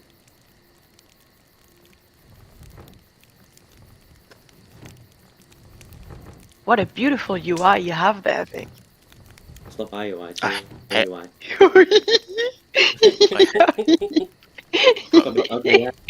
Giant cat that's taking You up have a space. cat in the corner too. Cat. Oh, wow. Muffin, I hate that. Why are Muffin, you- I hate that your minimap doesn't move. Oh, I will kill you before you touch my. You make me move my minimap. Oh no. Minimap does not move. Minimap is a fucking map. Maps don't Yeah, move. Like mine if it's like in this No, case, it's not. right, let's say Bali did it and took the tether, and then the portal spawned west and north. Now Bali is like west and north is the exception. Bali takes west and Corvi takes north, and that's the shitty one. That's unfortunately just a trash one because it's like 2 tethers in the danger zone, but you're just gonna have to deal with it. And I don't care how many globals you lose when you have the shit pattern. You're just gonna have to deal with it because I don't want We a sack up pattern to time. be- We sack up time during the burst, dude. We already did that. Yeah, well, it's like I end up 3 GCDs behind and miss my entire Lionheart combo. well, that's not good either. Well, that's how we have to do it. If I have to take a tether up north, I have to Run disengage a through the lot. boss and no, I think like at No, most taking the tether- I mean, if I have my tether and I need to just stand north, I will disengage just so I don't get hit. For safety, I guess. because those AoEs are shit. I'm just saying I lose uptime on purpose for you for this mechanic. It leads to you losing. No, we your already entire do it. burst, though. Where's the last bit? But is it like clear on how you're going to do this bit? This reminds me of It's essentially, but basically all you've said is keep doing what we're doing, but don't give a shit about tethers. Like just hard commit to not adjusting is what we. yes, don't do adjusting. I mean, and like losing uptime, and this is like Zoe literally DMing me saying like, once you kind of figure out the movement better, since you don't have to rush anymore to get your tethers, you'll figure out uptime yourself. It's definitely doable, but it's just something that you need to, how do you say it? So practice. Intelligently experiment with it. Like don't do stupid shit, right? If it looks too dangerous, it's too dangerous. But if it's like, hey, I can squeeze it in here and be fine, then do it. But the most important thing for you as a tank at this moment is like get your tether and then figure things out. Like you can lose uptime and then not wipe, which is fine at this moment in prog. But don't like not get your tether. It's the most important thing. Which is pretty obvious, right? But if you spawn with a tether, right, and it comes from a portal that's not yours, just ignore it. Go for the tether that's yours, and then you just wait until you get it. And that means that the other tank needs to take it off you. And if you don't trust him to do it, then well, it's gonna. We have bigger problems, like if we don't trust each other. Right. That's all. Can you guys stack up after the second weapons then?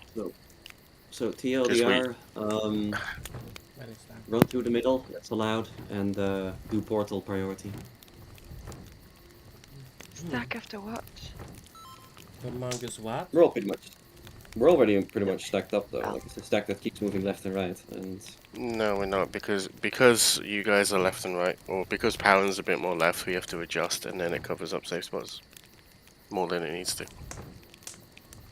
Especially for spuds. okay, everyone's ready. Oh, it's melee stuff. When Yeah. he jumps. Okay. Well, and Ah, you yeah. guys when it's side classed, but you know, I'm always on the. that's why Gibby gets no cookies. Always like when he does the side jump, I'm always on the edge between the rear flank and the right flank. If I can place a marker, right?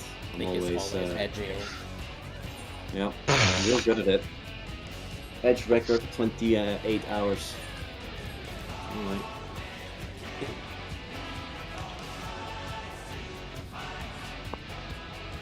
Chug. Food. Down spot now. Repairs. No one needs that muffin.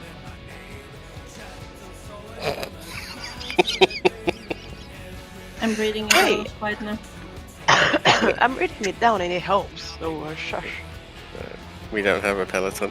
We'll pick those.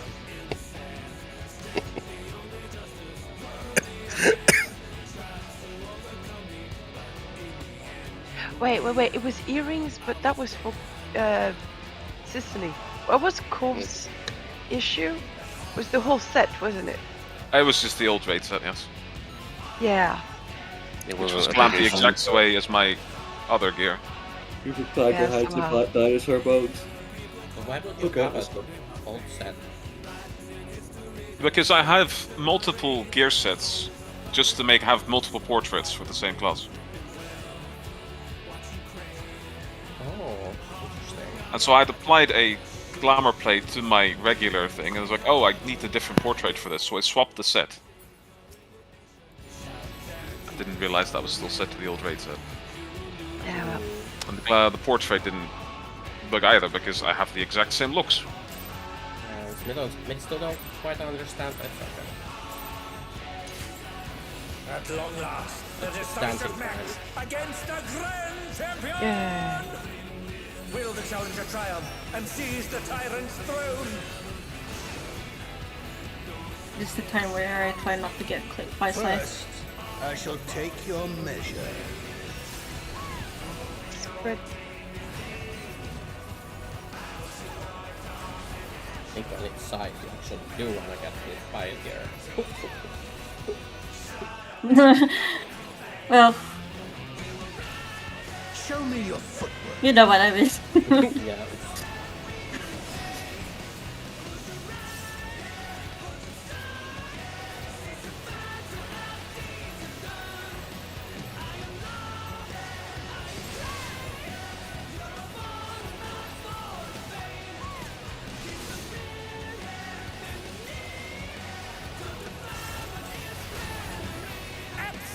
Brutality!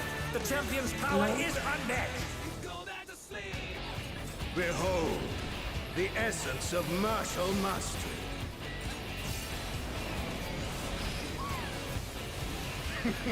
There is much more to come.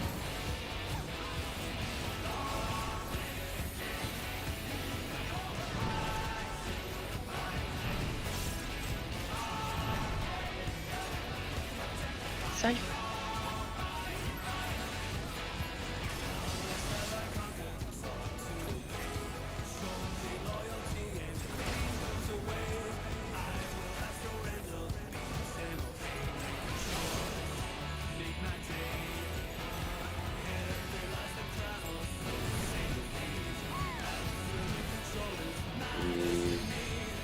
That moment.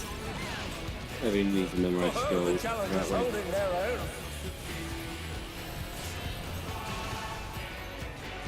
It has been a long time since I've enjoyed myself so.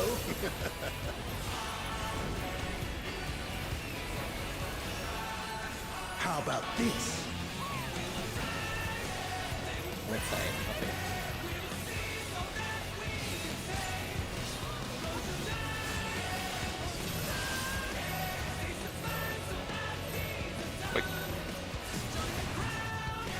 Oh, it's tyranny time, Happy folks. glitch. He knows no mercy, and he's never Yeah, the faced thick injustice. skull. Back. Back.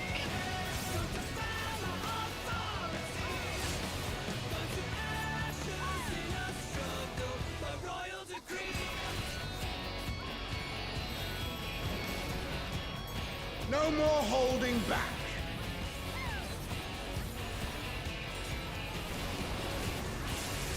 Prepare yourself, unenhanced warrior.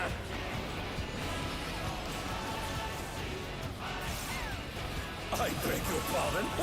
What is he going to do with all those weapons?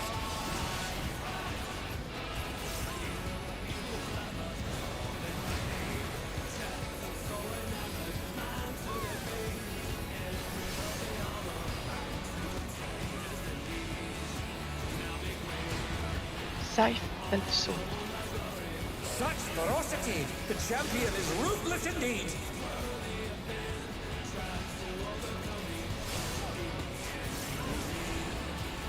My reign is absolute.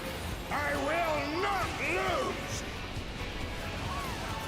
The tyrant altered his form. He looks even more tyrannical than before.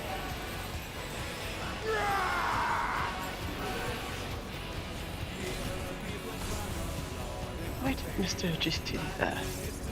It's okay. 2 minutes.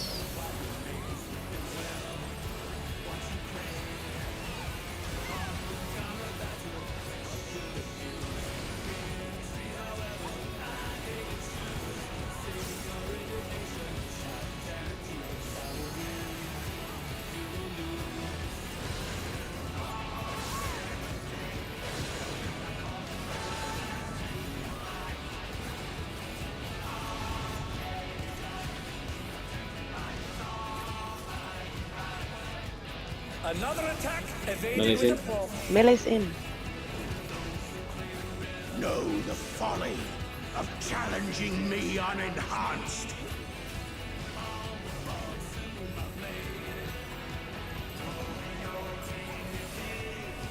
It's.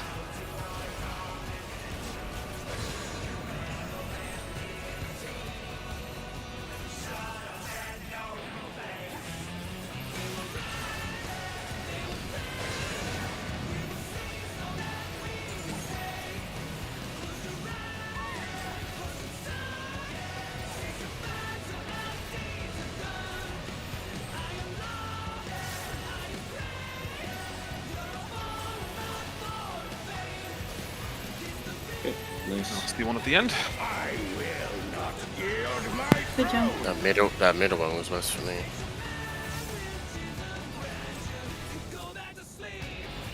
You guys did it though. That's the important bit. What a display of power! He's unleashed the full might I of need the a third behemoth. gap closer. now fall.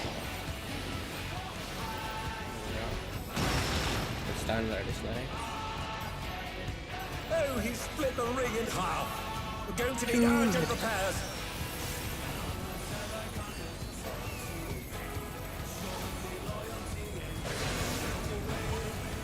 How do we die today?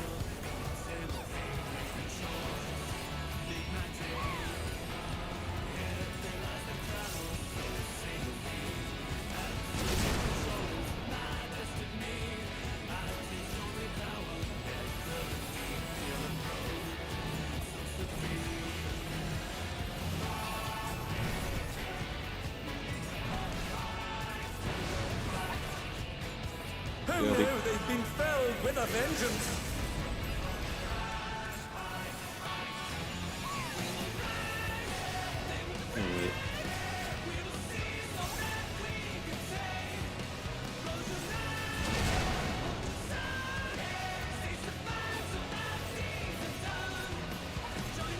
Oh, we have too many people. Yeah, we do. Something stinks. Oh well. And they're down. Can they recover from If this? you don't have a tether, you don't go over.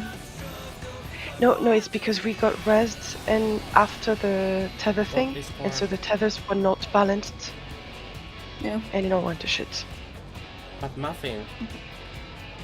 Yeah. They didn't get clipped by the laser. Good job. Clap, clap. Genuinely.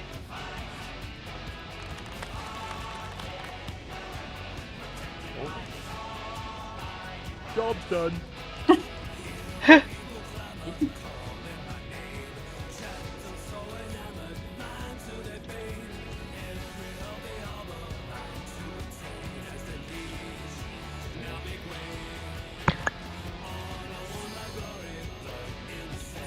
Cool, then I did it well. On our side. The first time at least. Look pretty clean. The first one that there's on my side was just really nasty. Someone next to me did it very well. And I didn't clip anyone. Stretching to reach Corv's top head. The top of the ears. The fluff. Which on my top are you? Yes. Go. The ears. You know the fluff cool. at the top of the ears. Oh yeah, there's no chance you're reaching that. Yeah, no. Better bring a ladder. But do I need a real ladder or is a step ladder fine? Step I ladder. think everything's fine, Maya. Step ladder will do. At long last, the decisive Step ladder and match it's stuck. against a grand At your champion! Will the challenger triumph and seize the tyrant's throne?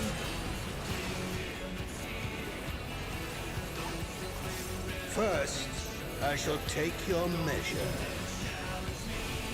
Just climb him like a mountain.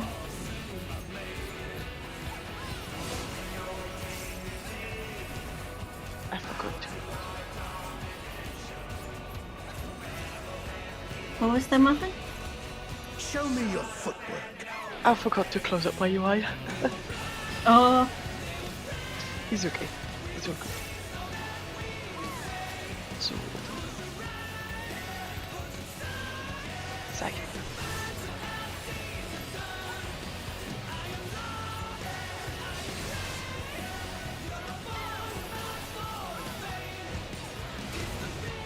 Absolute brutality!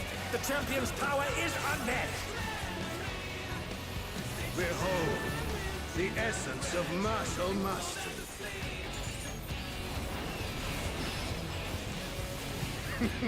There is much more to come. Does that mean Zoe's watching our stream? My stream?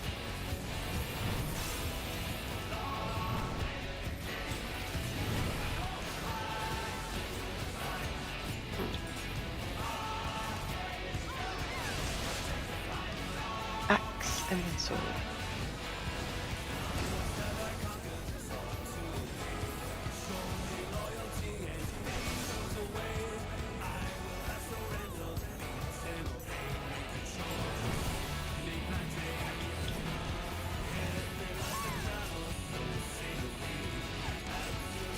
Oh, the challengers holding their own.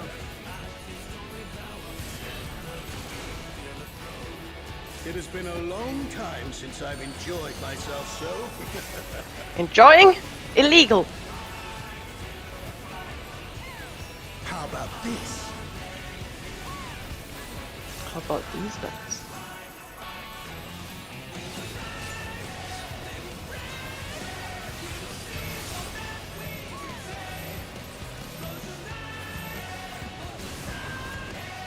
Oh, it's tyranny time, folks. He knows no mercy, Spread. and he's never tasted defeat.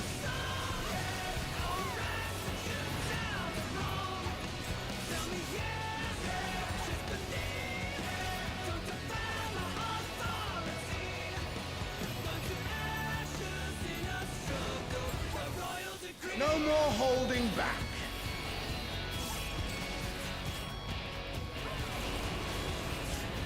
Prepare yourself, unenhanced warrior.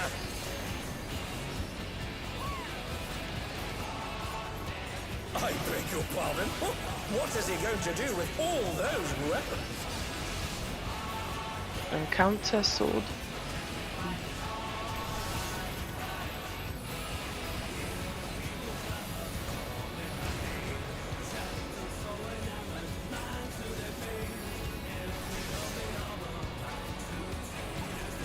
Such ferocity! The champion is ruthless indeed!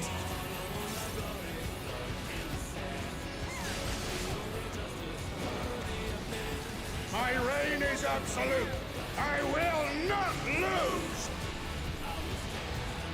The tyrant altered his form! He looks even more tyrannical than Tricks. before! Meow Dave.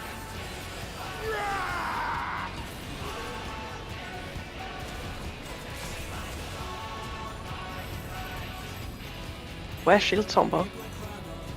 Oh, sorry. I was talking to chat on that. You. Sorry.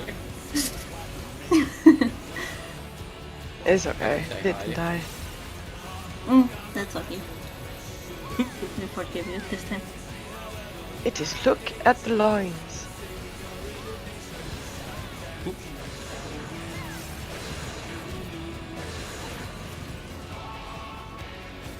Don't be too close.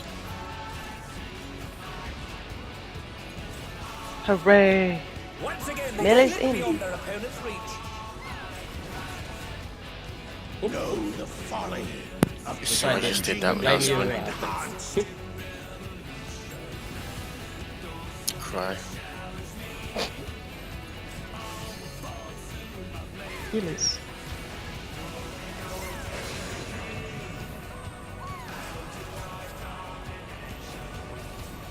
You. Have a death wish. Okay. Okay, not quite what I thought. I thought that was the north one, sorry.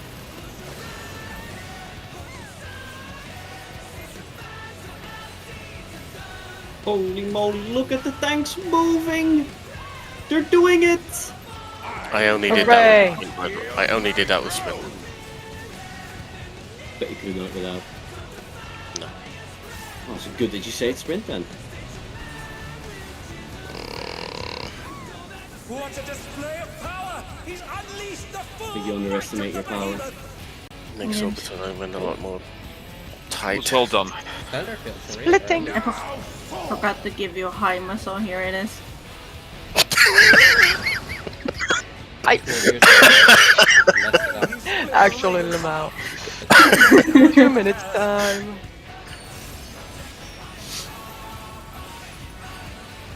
A lot of times we don't get that standard out. Wait, where is it? Okay, focus.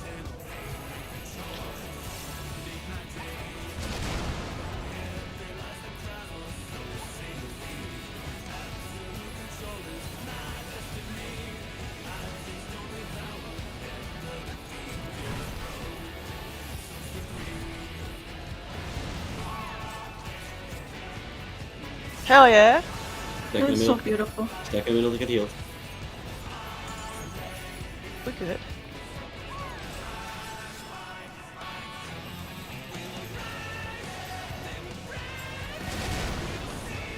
Why are you still autoing me, you bastard? Grace, move in.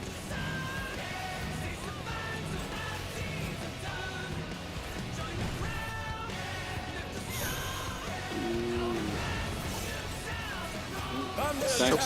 Can they recover from this? Thanks. Use tank I LB. got Just use Kaiko. it. Just use it. Just use it. Just to be sure. Okay. I can't soil. Oh, it's multi-hits. I've seen people do it in normal, so there must be a macro. It's other Yes, side, yes. guys. For Go us. to the west. Oh west. No! Fuck, I forgot Oh about my god! Guys, Everyone tricked. Everyone tricked. Alright, get him back. run, run, run! Wait, wait. He does it. Uh-oh. that. It's away Yeah. from it. Yeah. Tiny Oh, faces. they, And I have no no. which side do you wanna aim, though? Oh. Yeah. Is it So what we call a new front point. the boss is looking, or Rupert Bright! and that is not? Okay. Rupert It's Orbital Omen again. No, I hope you it's have tank used- busters. Immune, please. Thank you, thank you. Let's just start rezzing. And they're back in action. Yeah, Yeah, like yeah. Orbital Omen next. There's plenty of time. I got me. Oh, you I will start my. Okay, I will. Come, do- Remember, it's the same dodge. It's the same dodge. Except with this There's nothing new. Look for the second I hope set. he's lined up correctly. Second set. Thank you, Cole. Okay. Yes. Who knew they've been felled with a vengeance? AoE. Great line. Folk. Time to die. So sorry about that. Otherwise, positions? You're on the other side. Nothing. I'm Merely underneath, merely underneath.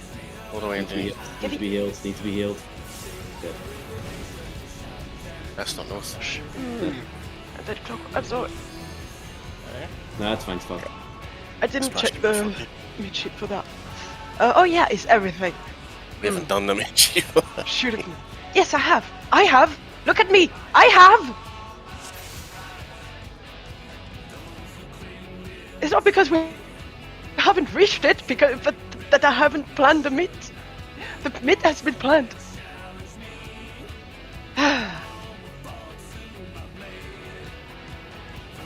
I'm cold. I'm okay.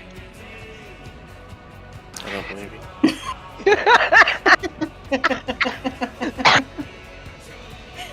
That is beautiful. That is beautiful parenting. Was me aiming to the correct side, you think? Ah, Because the boss's back was turned That's tight. to me, I think. But during then the arena splits for the second not sure. wave, how- I've seen someone on our platform stay far with the tether when the pedals were we were on starting the to safe drop. side, but yeah, So, yeah, that's what remember- me was wondering. Remember, It was hard to for tell the pedals, after like because as a tether, when yes, you you fell let off, the it, non-tether like, get resets the your marker, camera but then or you have to whatever, group or up, your position. melee with them You couldn't to tell if bait the it pedals was the correctly. safe side. Cool.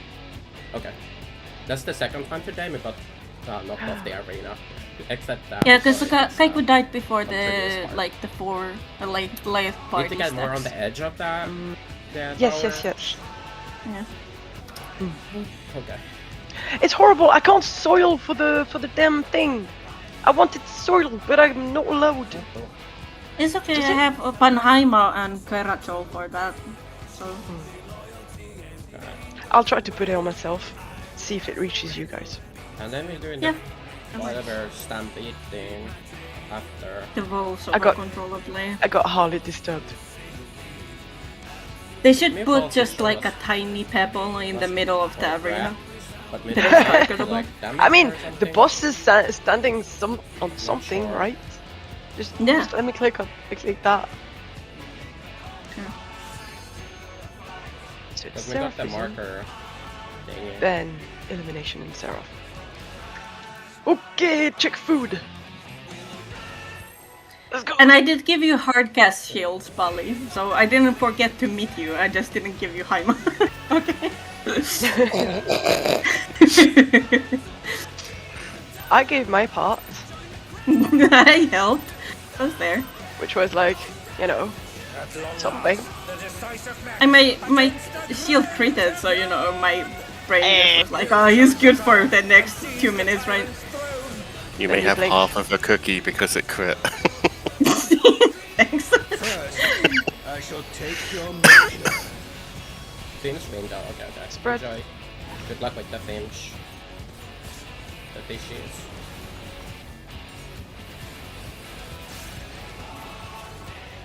I think they did that Stampede right, but died like damage or Show something me your footwork. after the first drop. Oh, yeah. Same. I absolutely got panicked on The that Baylor one. spot. Sword, scythe.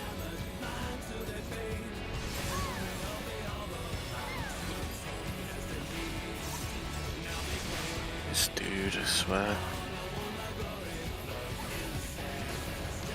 Absolute brutality! The champion's power is Not when you unmatched. can. Behold, the essence of martial mastery.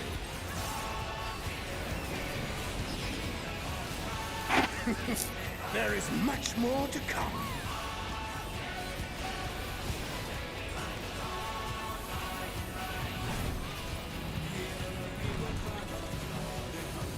Where is Axe. he looking?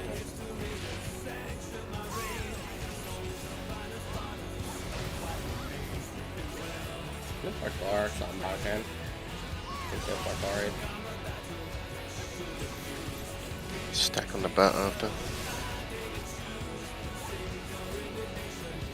But this is already the second weapons.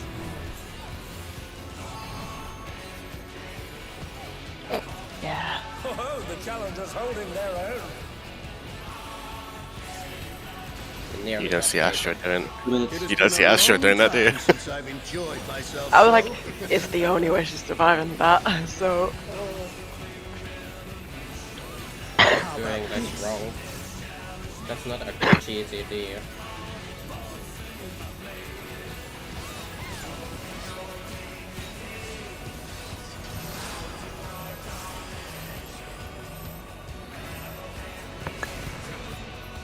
Oh, it's tyranny time, folks. He knows no mercy, and he's never tasted Fast defeat. attack.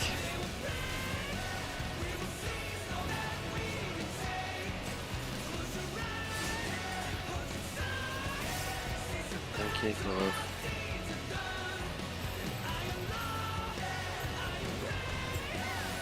No more Sometimes I'm holding looking for back. it.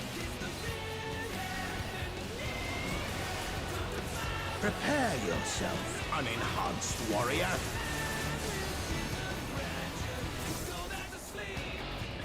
I beg your pardon?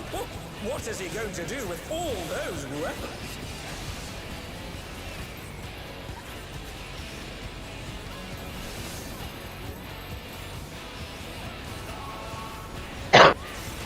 Yeah.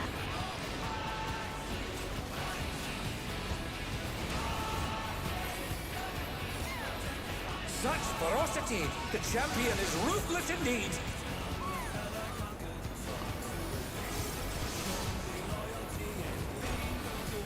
My reign is absolute. I will not lose. The tyrant altered his form! He looks even more tyrannical than before! This time they're not gonna work for some boundaries.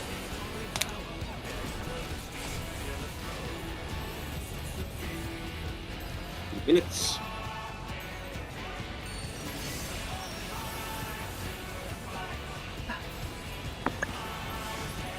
I see a potion in there. Huh? Good to have it.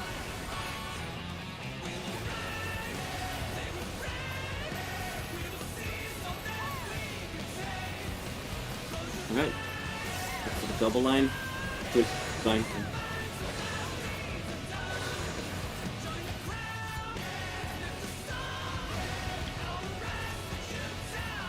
Ah, shit. So fucking good at this game. Alright, Melee's under. A direct Everyone hit. else, But rock still off! standing. Know Who the gets folly time? of challenging me unenhanced.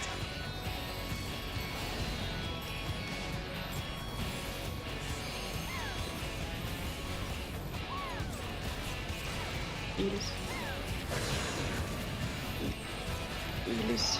Hmm.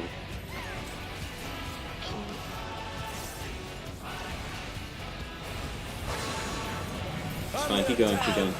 Keep going, keep going, keep going. Need a bit more mid. Oh, they're up! What fighting spirit!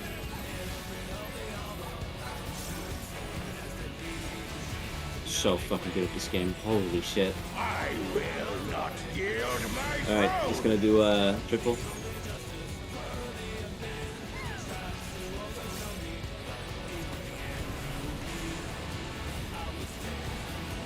What a display of power! He's unleashed the full I might over of missed the that a lot. behemoth. It's fine. All I could hear was Miko screaming. now fall.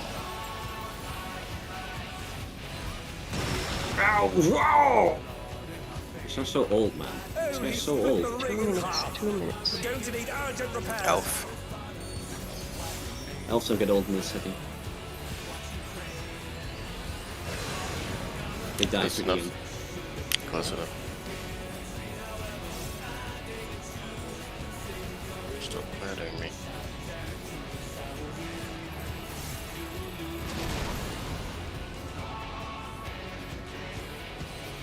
Ray markers in.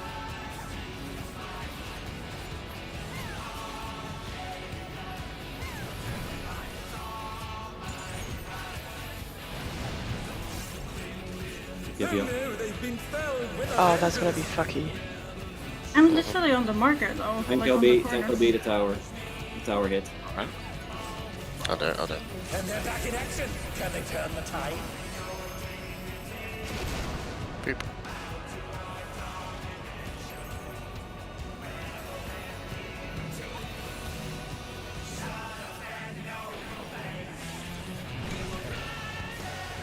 Ooh.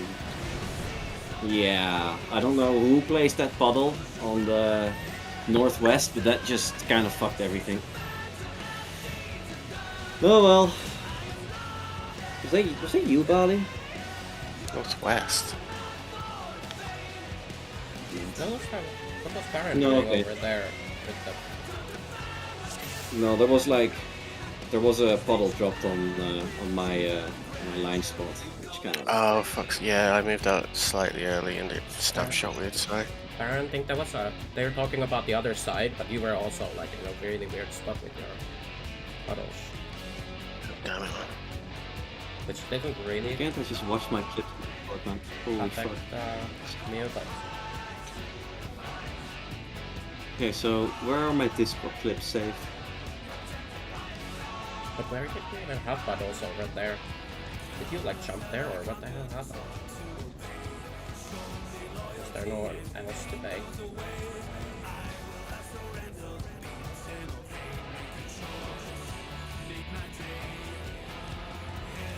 Those are two same things. Solo or alone.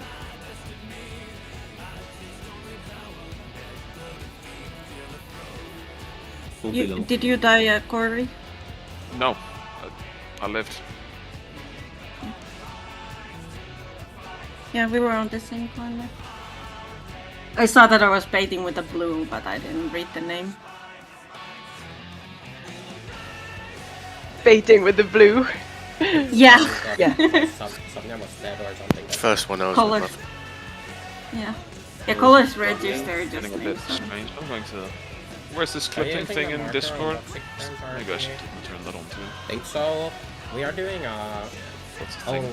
static arena split. I think it's only a Which thing is- when you're Oh, this is a streaming, honey or I burger thought right so. now. No, Bali But just the stepped out like markers a little bit are too early, and then my the marker was same, like, yeah. not safe anymore. I don't know what happened to the rest. Yeah, that's what we're using. moved Is diagonally we're and using not toxic straight, like, crunch yeah. for the other stuff. just and do practice on it. we It's kind of hard to Oh. get melee up time there. I'm wondering if people delay their Really? burst though. Nope, they don't. Really? Sure. I'm just kind of concerned because I don't know why I died. Like, I Because guess I the was corner's bait- safe. I at don't the think corner of the corner's safe. marker. Yeah, Is that the guys? Which to me corner? it's not. What, the corner of the marker? Which corner? This one? Yeah. That's not right. It should be this By one. the way, chat told me that the No. markers we're using from Toxic Friends don't work in Honey Burger.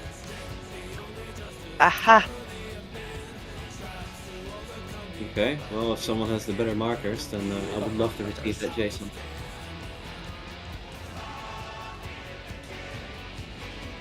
But we're not. Are we doing honey? That's interesting to find out at this point. I thought We're so. using- I don't think we are. Like, think it's they- just for the static Sometimes arena works, split. but For the markers, yes. I thought.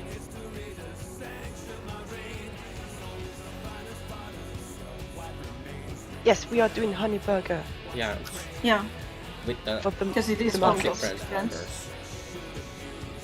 So Yeah, but Honey Burger is literally from the Toxic Friends one. yeah, Like, it's just says like rate plan in notes for arena split, and that's Honey Burger, right? So it should be the same markers too.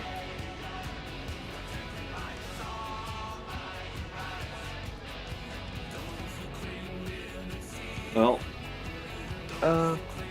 no, it finishes with KFC. Honey burger finishes with W. Days. can someone link me honey burger right now? Yeah, this is not the. What's the other one? I don't even have it open. No, I'm like, I want to know right now. What is honey burger? Can I see it? Can But compare? I linked it. I linked it. Where? That's Uh, what we're In using. the Yeah. game chat. group chat. WDZ at the end. See what I... WDZ. But Yeah. that's from Toxic. That yeah, Yeah. but it says Are you honey sure it's burger. Like Yeah, the because it's title. not. If you look at the notes, it's not the same rate bar. Like it's KFC on the other. Yeah, KFC exactly. is the Toxic Friends one. The Toxic Friends Friend is has a KFC. different rate bar. Oh my god. They do. So it's different markers. That's what me being powered wants. And their Hello, marker, Lena. their Yeah, safe zone for the marker is like the inside and not the outside, like we said. Oh my god. like it. So that's why. Yeah. Look good it's like. Probably because the outside fucking corner was knew really it! consistent. Ah. Right, we can all be outrageous, but I need the correct markers then. I mean, it's the No, same no, marker, but I right? It's just need to- Instead of this corner, you take this corner. Exactly. Yeah, like it's just the inside of like a markers instead of the outside. It's like towards Honey Burger is towards outside the axis and of the DB. yeah the Toxic one. Yeah. So we need to be inside of the markers, not Because the outside. position is exactly the same. That's insanity. Okay. Yeah. Position Yeah, is yeah. exactly the Okay. same on the Toxic Front. Anyway, Okay, so cool. we're doing hamburger. We have resolved Wait, do we have the right markers? Or do we We're doing have toxic more? burger. I think they must be. Fried Toxic chicken. Burger. Yeah, Burger. yeah that's no also wonder the we case. keep You're right. getting. Because that explains also why Kaiko keeps fucking dying as well, because they're probably Yeah. going into outside. I didn't notice because I've been tethering every single fucking time. And I've lived. I've been going outside the entire time. Yeah. I've been doing in the middle and noticed the inside was safe. I was like, this is suspicious. Go. Okay. Okay. So yeah. which one? we just go inside of the markers. TLDR, Everything else stays the yeah. same, yeah. The corner, instead of being towards the outside of the arena, you go to the inside, so towards D or towards B. Well, You still go left and right Not depending sure on the what's the deal. What the deal big is, but white line from the portal stuff. But yeah, it's inside, not out it sounds anymore. like it So about resolved that is something danger. at least. You want to go there. Yeah. And this Is is that okay? which is Safe. the rate plans? This is the toxic one. This Honey is the burger one. KFC Slide 5. Yeah, KFC burger. What are we looking By at? the- It's also KFC linked or- in the Toxic Friends. Wait, are we looking Is- at the Toxic Friends KFC one now? Because that's not what Yes. we're using.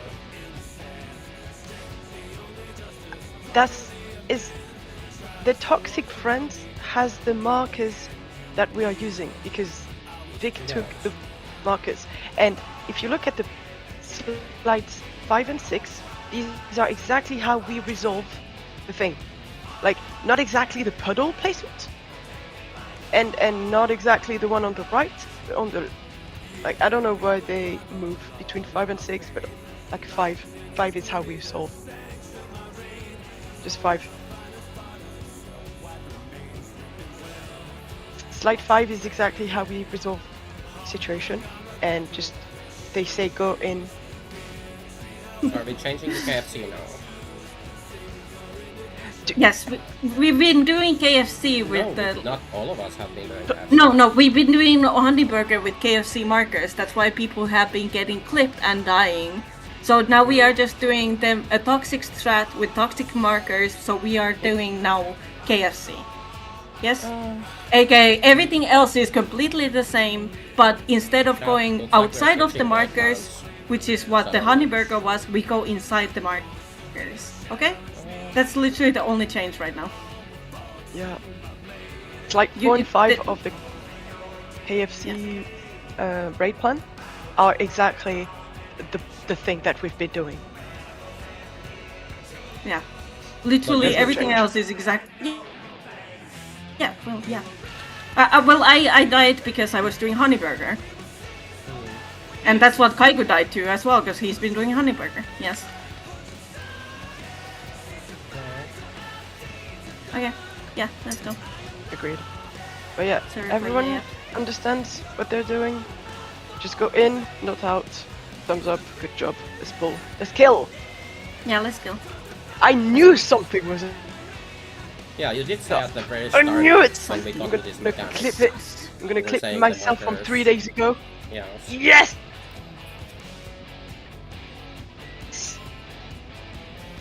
Oh no, You Bal. remember you calling Please it don't like die. days ago, yes. Mm-hmm. Beep, beep, boop, boop.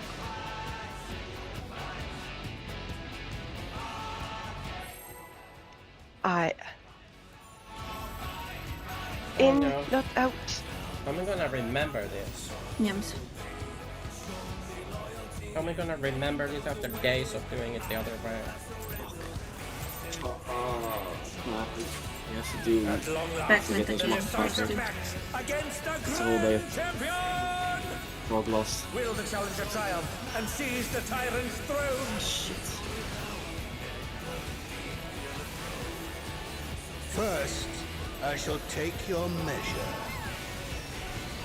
It is spread.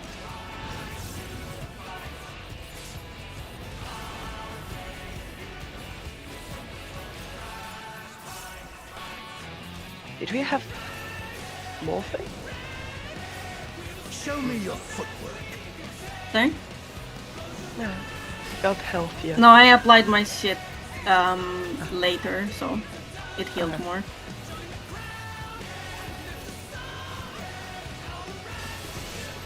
I may have food weaved my opener.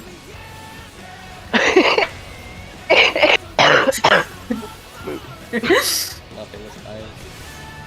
Absolute Oh, I'm sorry, I should mute myself. Home hygiene here is like a suggestion sometimes. Behold, the essence of martial What is? mastery.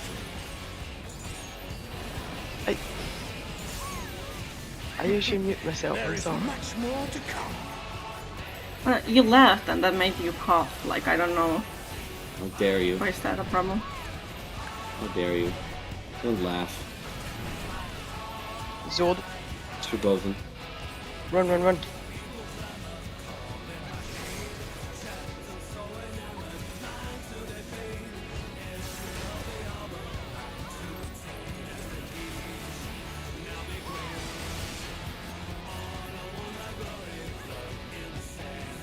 Gibby.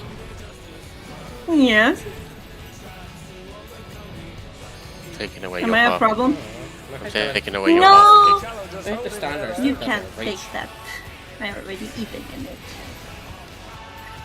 It has been a Give it to long you. time since I've enjoyed myself so. 2 I minutes. took it from your pocket when you went. Okay.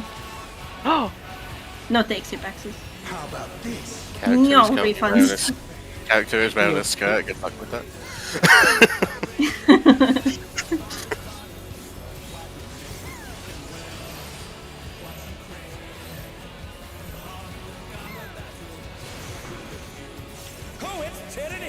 Getting first. some mini He laps. knows no mercy, and he's never tasted defeat. Yeah.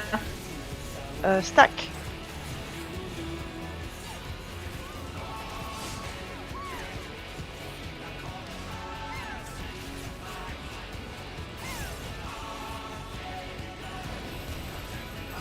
No more holding back.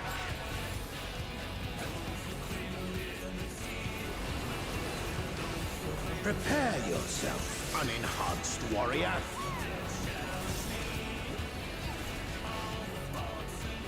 I beg your pardon. What is he Counter. going to do with all Axe. those weapons?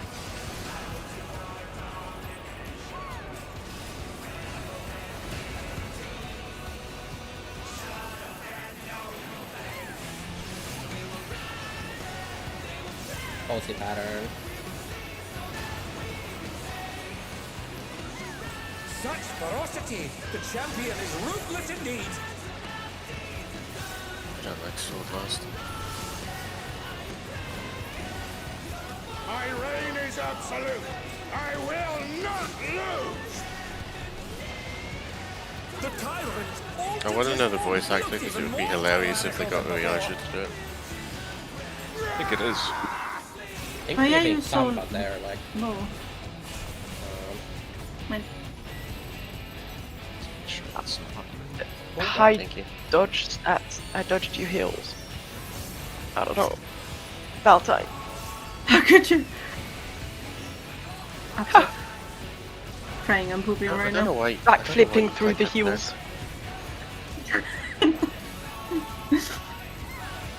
You don't know why? I don't know why you catch up on aggro. You're just better, thank you. Nah, I'm not that good.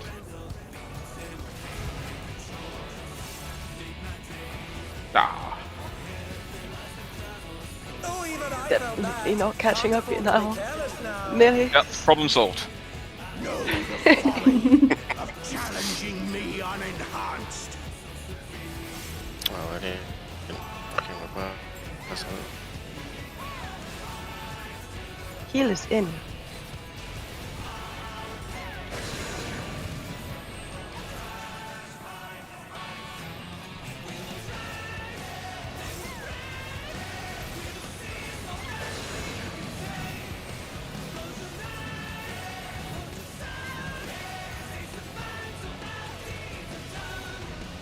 I'm sorry. Who knew they'd been felled with a vengeance?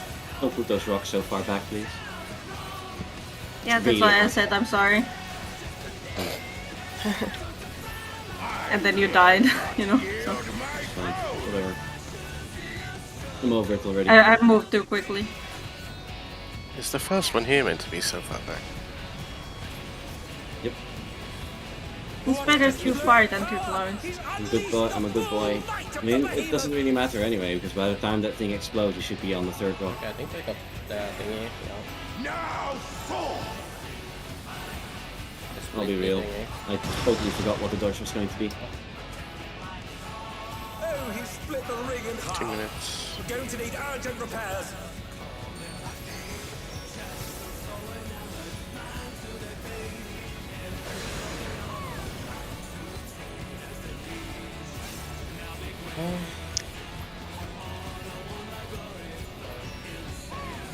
This time I swap.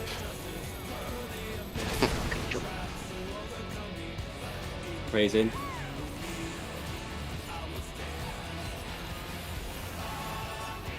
Oh shit. It's fine. We're fine. We're In. fine. You saw nothing. Everyone in.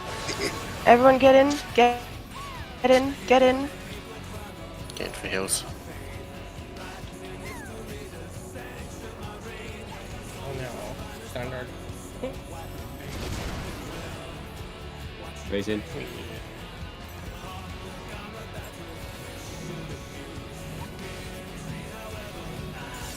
Fourth closer.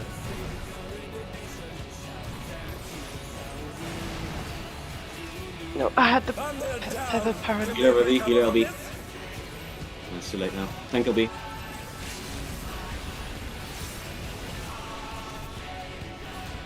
Beat me to it.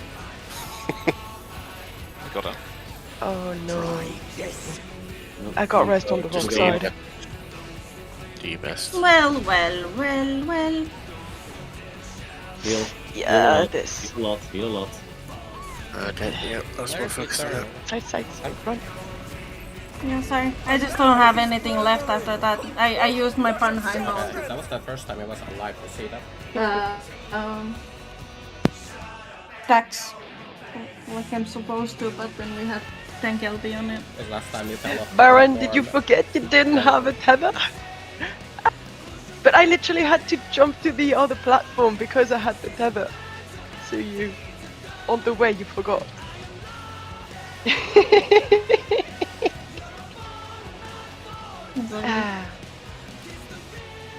That was a lot better though, a lot less casualties when people are doing the same strat, you know? Wow. Crazy. Yeah. Go That's again. correct markers. Like, that's just for the markers that we have. Yeah. I think the essential now is don't touch the markers. We know what we're doing now. Lots Yeah. more clearance. Agreed. It feels less pixel perfect.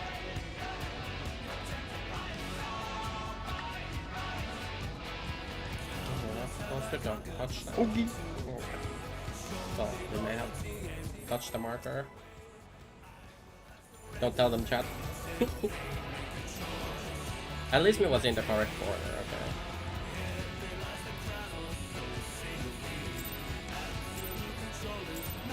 Yes, Chris. At long last, the decisive match against the Grand Champion! We killed today. Let's Will the go. challenger triumph and seize the tyrant's throne? That's I quite think so. optimistic. Wouldn't be surprised if you get it this week. First, I shall take your measure. Spread.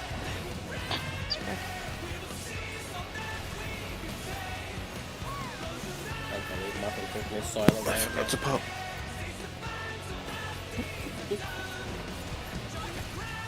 Show me your footwork.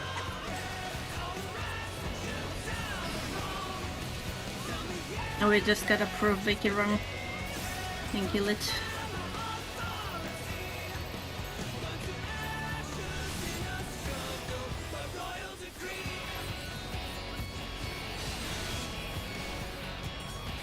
I ran the wrong way. This is not a good part for that. I went counter. I Sarah is Marshal must. Fuck's sake. Yeah, we finally got the next mechanic. Can't do the There first is one. much more to come. Sorry about it.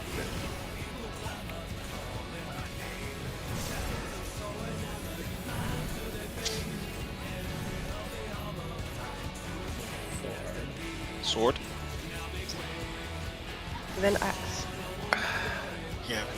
That's a reset. Recover from this? I don't think I can Can catch they this. recover from this?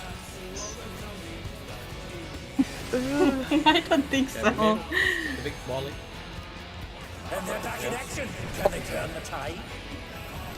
Let's try. Okay. Oh, Oh, the challenger's holding their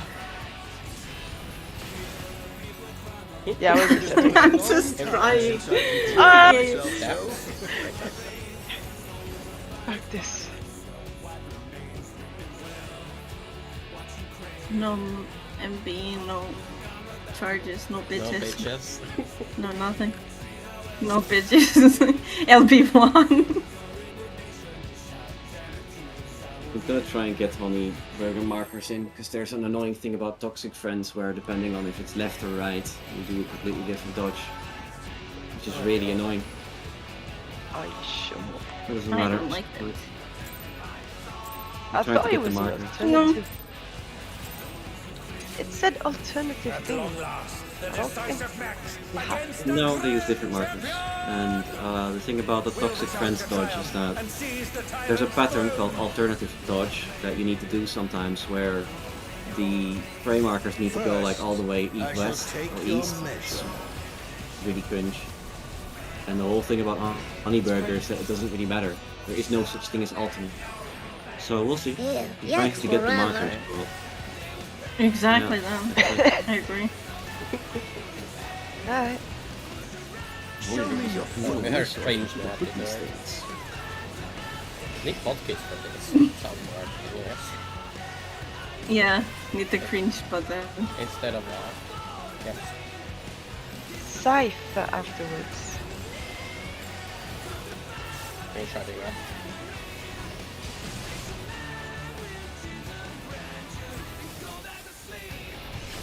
Why am I here? Absolute brutality!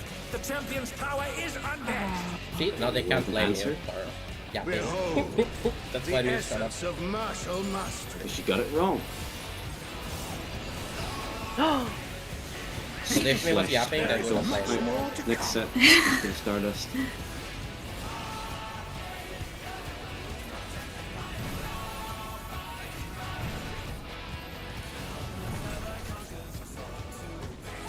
Scythe.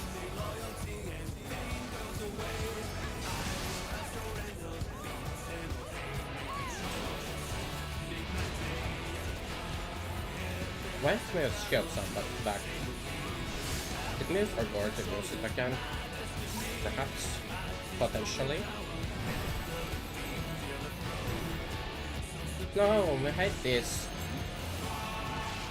Oh, the challenger's holding. That was dangerous, Michelle. But we're not in range for that step. It has been a long time since I will I've say enjoyed it myself was. so. You shouldn't have done it. Just saying it was dangerous. But there wasn't any in there. How about this? We're already losing uptime on that.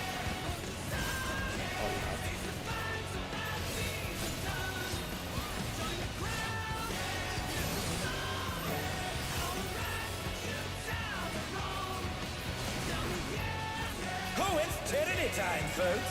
He knows no mercy, and he's never tasted defeat. We will have to delete the standard stuff there. Oh. It's not bad. No more holding back.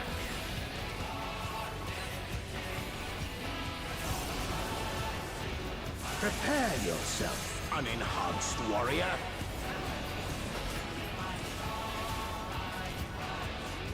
I beg your pardon? What is he going to do with all those weapons? Clark. Sword.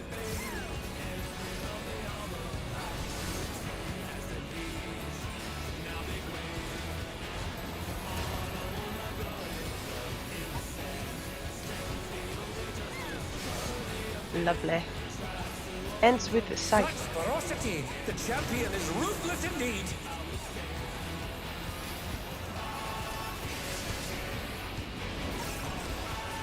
My reign is absolute. I will not. Tycho needs some milk. Okay, I got it. The tyrant altered his Okay, plan. dashing through the tornado doesn't always work. Figure. Okay, maybe there's a tiny delay. That was that was the first time in 5 tries I've died. So. Okay, I got him. Did you press something? Alright, I will move to immunity. Thank you. 2 minutes. What fighting spirit! Said it.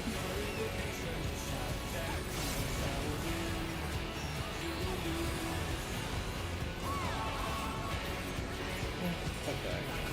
Start off on this.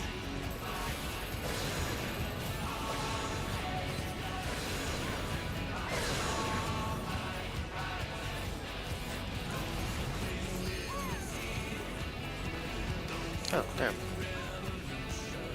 Oh, even I felt that. Can't afford to be careless now. That was rude. Oh yeah. Know the folly Yeah, nice. of Melee's in. challenging me unenhanced.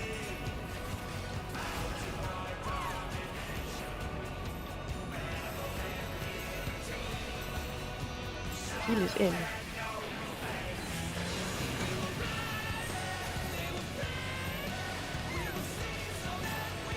Game. Ranged in. Closer. Even closer? Okay. Yes, it needs to touch the boss hitbox. Okay. Like how this one right here. This is a perfect rock. Okay. Right. Doesn't have to be super I fun. will not yield my throne.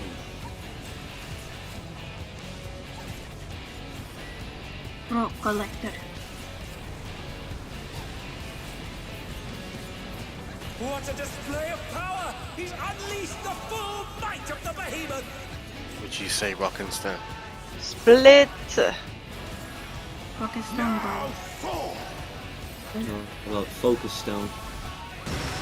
Focus. That's Oh, a he timing. split the ring in half! We're going to need 2 urgent minutes. repairs!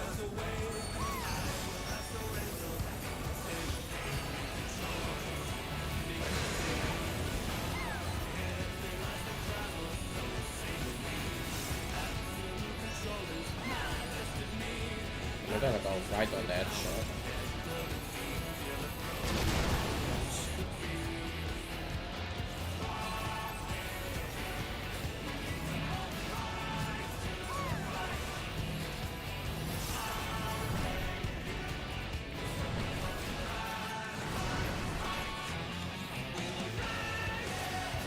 In the middle.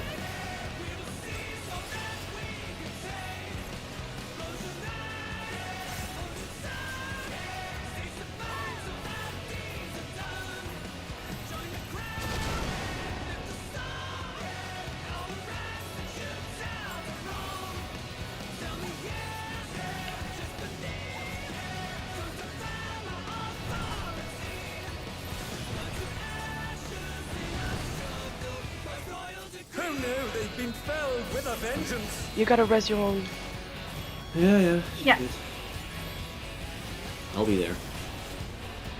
But it might be a bit hard. No, Okay. you're Yeah, okay. what I, side? Look out, look out. Rock- Go rock east, up go from east, him. go east, go to... Away from D. Oh, what okay. is Heavy. east? Sorry. I'm sorry. sorry. I Do we know didn't mean. which side he's Just fine. fire back up. Watch But out, run, go run. north. So there's plenty of And time. now he's I'm Job. not sure where it back north up. and west is. Where The way is he the turns, I- it's north or south. What happens now? shall presently be restored. Ah, it's the thingy. Okay, it's Okay. Orbital Omen. Put me in the middle. Turn north. Oh no, it's this first. Yeah, 2 minutes. middle. Wait, why? Oh, I Okay. thought you were North, taking back it up. above Orbital the Omen. character. Keep him north. We keep him can't facing immune in north. that, remember? Yeah, so I'm saying. No problem, I guess. And We they're back haven't in been there action. for Can they turn a while. the tide? Second set of tethers. Don't be off. So fucking good. Right line. Anyway, People to their spots. People to their spots. Ranged out. Medic healers out. Look at where your Feral souls makes the Kaiko? don't drop it on the Side. corner exactly. But no, I didn't get the thingy, so... it's fine. As long as we survive this. Go north first in the middle. North. Clockwise. And towers.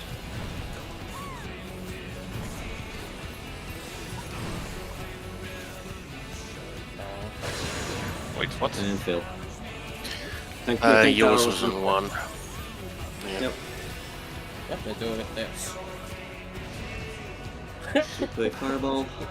Just a rest of That the was a state. shit one where it was south. It's right behind southeast us, and yeah. northwest. Yeah. Okay, let's check if it's Fuck this. here. Hard to see. Okay. Oh no. I took heal one spot. Ours, not too sure. Givy, for the stampede at the start, you are near number 4, the marker 4. You're around here. You're on the south, apparently. Mark pile. Don't pull. Okay, So we go that's you. nearly always counterclockwise. Yeah. except- Okay. So Right. sounds Wow. good. Does it say how much the towers do? Do you know what it's called? So if there are 2 goals to I guess not. Last R2 let was me the thing, check. right? I don't have any mark. Do you know what the name of the mark or the towers? Is it No. weight impact? So we go to that think it is. first What's the log say? hair tower unless Kaiku is there. Is it? Can we both be? Does anyone know? Can we both be like Kaiku and Mew, like R1 or R2? Can both be in a power at the same time? Or is one of us always out? I'm kinda confused. How does this work? Okay, we've got honey burger. Someone gave him to me. Oh, nice. We do And honey burger. they are indeed a bit closer to the middle. Yeah, you can see this is Toxic Friends. I want everyone to pay attention. This is Toxic Friends. We're not losing them anymore. We're using honey burger now. So do the honey burger dodge from the honey burger 8 plan. Don't do the Toxic Friends dodge. Do the honey burger but dodge. I've said it like 5 times now, so no excuses. Unless you mess up, in which case it's okay. Where's your... You know what? I'm gonna do it this way.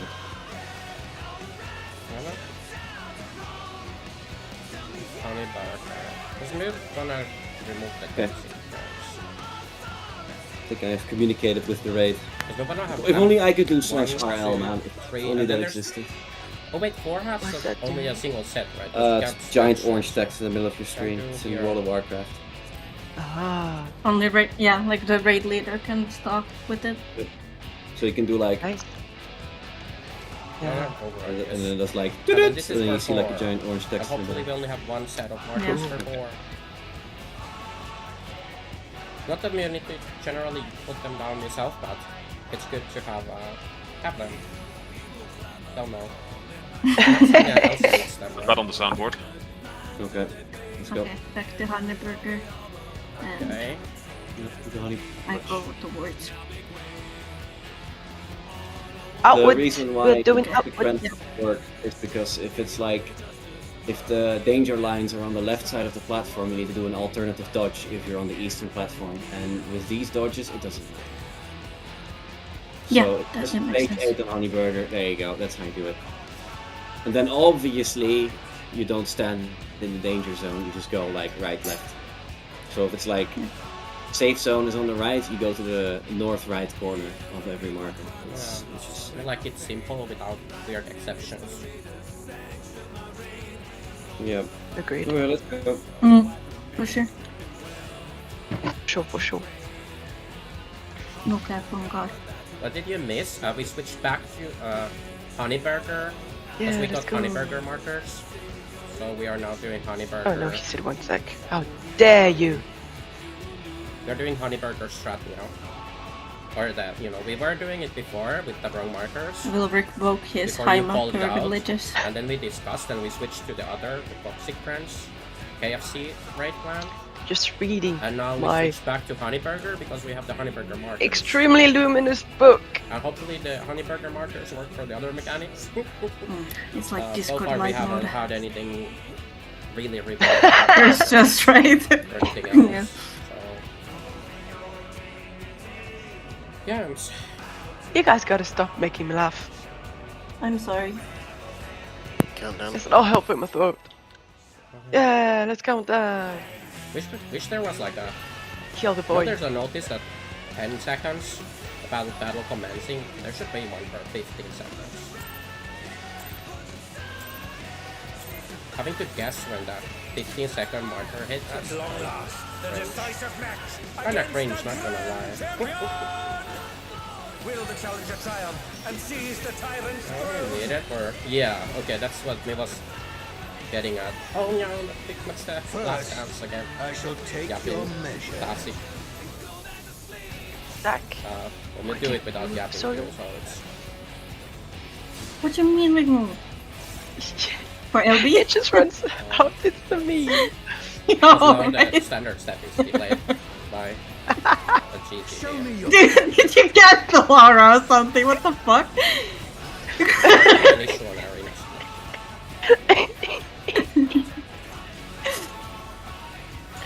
That was your own fault for the giggles. What are they on about? I have no clue. I'm clueless. Absolute brutality! The champion's power is unmatched. You actually fell for it. It's like, is this like some LB generation bullcrap that I'm hearing or something? I'm a little stupid. Oh yeah, it's the LB generation thing. No one would lie to me in the internet.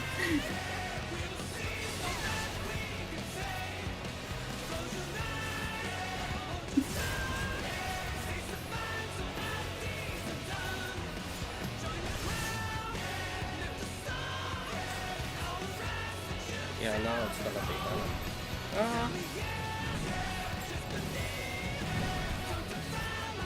Okay, that CCT delay kind of worked out for me to be able to hit the boss with that.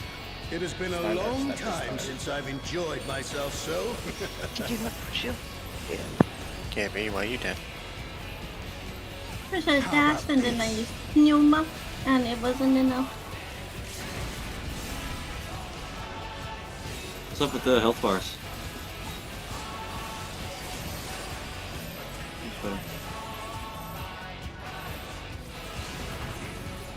Oh, it's tyranny time, folks. He knows no mercy, and he's never tasted defeat. Bread.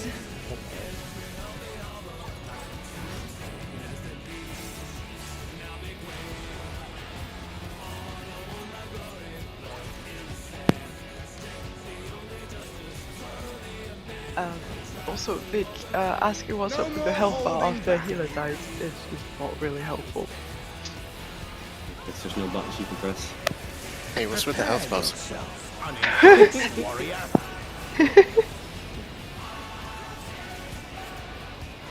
I beg your pardon.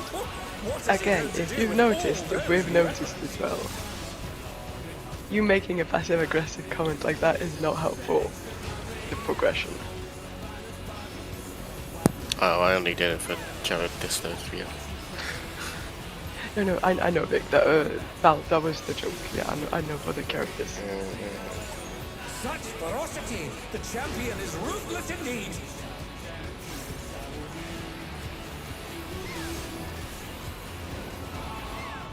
My reign is absolute. Okay, I'm not going through the windmill this time. I wonder if it's like the outside edge is safe. He looks even more tyrannical than I'm not before. gonna bother. And the inside isn't. It's too risky. Uh-huh. Oh no. 2 minutes coming up. Yeah, oh my god, I think the thing is,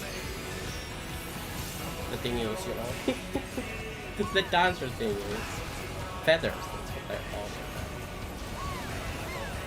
The green thing is.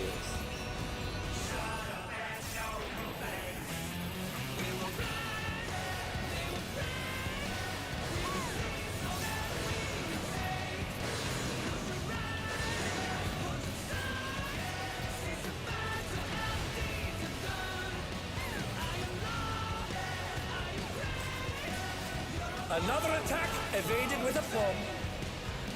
I haven't got hit by that like all day. Folly of challenging me unenhanced.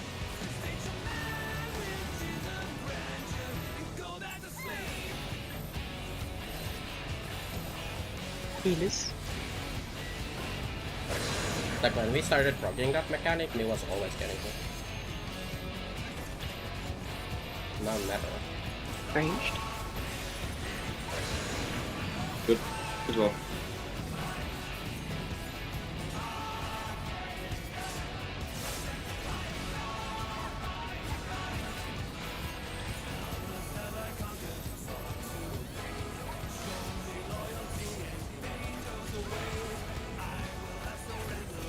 I will not yield my throne.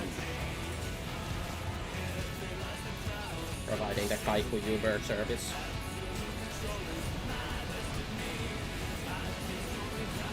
What a display of power! He's unleashed the full might of the behemoth! Full might of the Burning Legion. What was that like for you, Korf? Because I had north every time. Yeah, that was a bit of a... like it was east, southeast. Okay, it's not bad then. It's not too bad. I've had worse.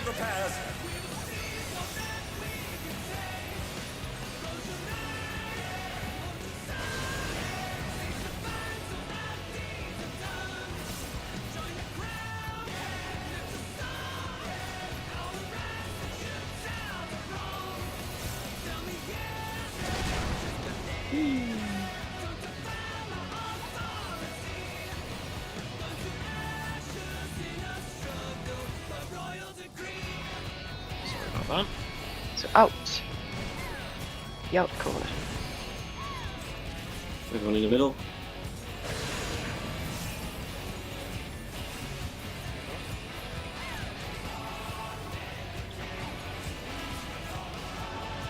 You're staying.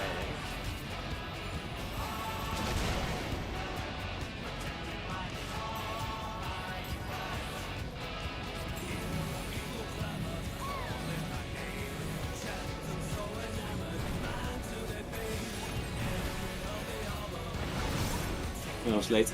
Heal LB. Heal LB. With a vengeance! That's You know, it needs to happen like, right when people die. I'm not gonna use I still die here. shield some back here. So it's not enough anymore, but Ah, I'm explosive. We're good. Raid's done. Bit of practice and then the rest should come. I'm Drop trying the to three get pillars. into a If better there's position. fatalities on the second set, that heal LB needs to basically be on point immediately out because Yeah, I just tried to get to a better position to use it, but no, can't. They need to get mid though. yeah, They I need to saw get that mid. too, but I'm just telling you why I did the way I did it. I did hear you, but they need to get mid. that's my bad. Yeah, that's what If I not- thought not as mid, well. might but- as well not cast the healer LB because they might not reach everyone. Also, they're doing unreachable that locked healer anyway, LB so straps. they need to be mid. I was hoping that I would be able to like waddle kind of towards the middle, heal the LBU, and you'll be able to apply some mids, you know, because I was on the corner, so I had no time. tank I LB know. would have probably been better, but Yeah. yeah. Remember to save the new markers. Honey burger markers. Yes. I have to move my cheat plugin. Your Minecraft plugin. This is meant for Yeah. everyone else, because obviously you have them, right? Because you put them down. Yes, Dragonix, I use plugins. You gonna ban me? Oh no. There's a surprise for you. You have the raid scene does.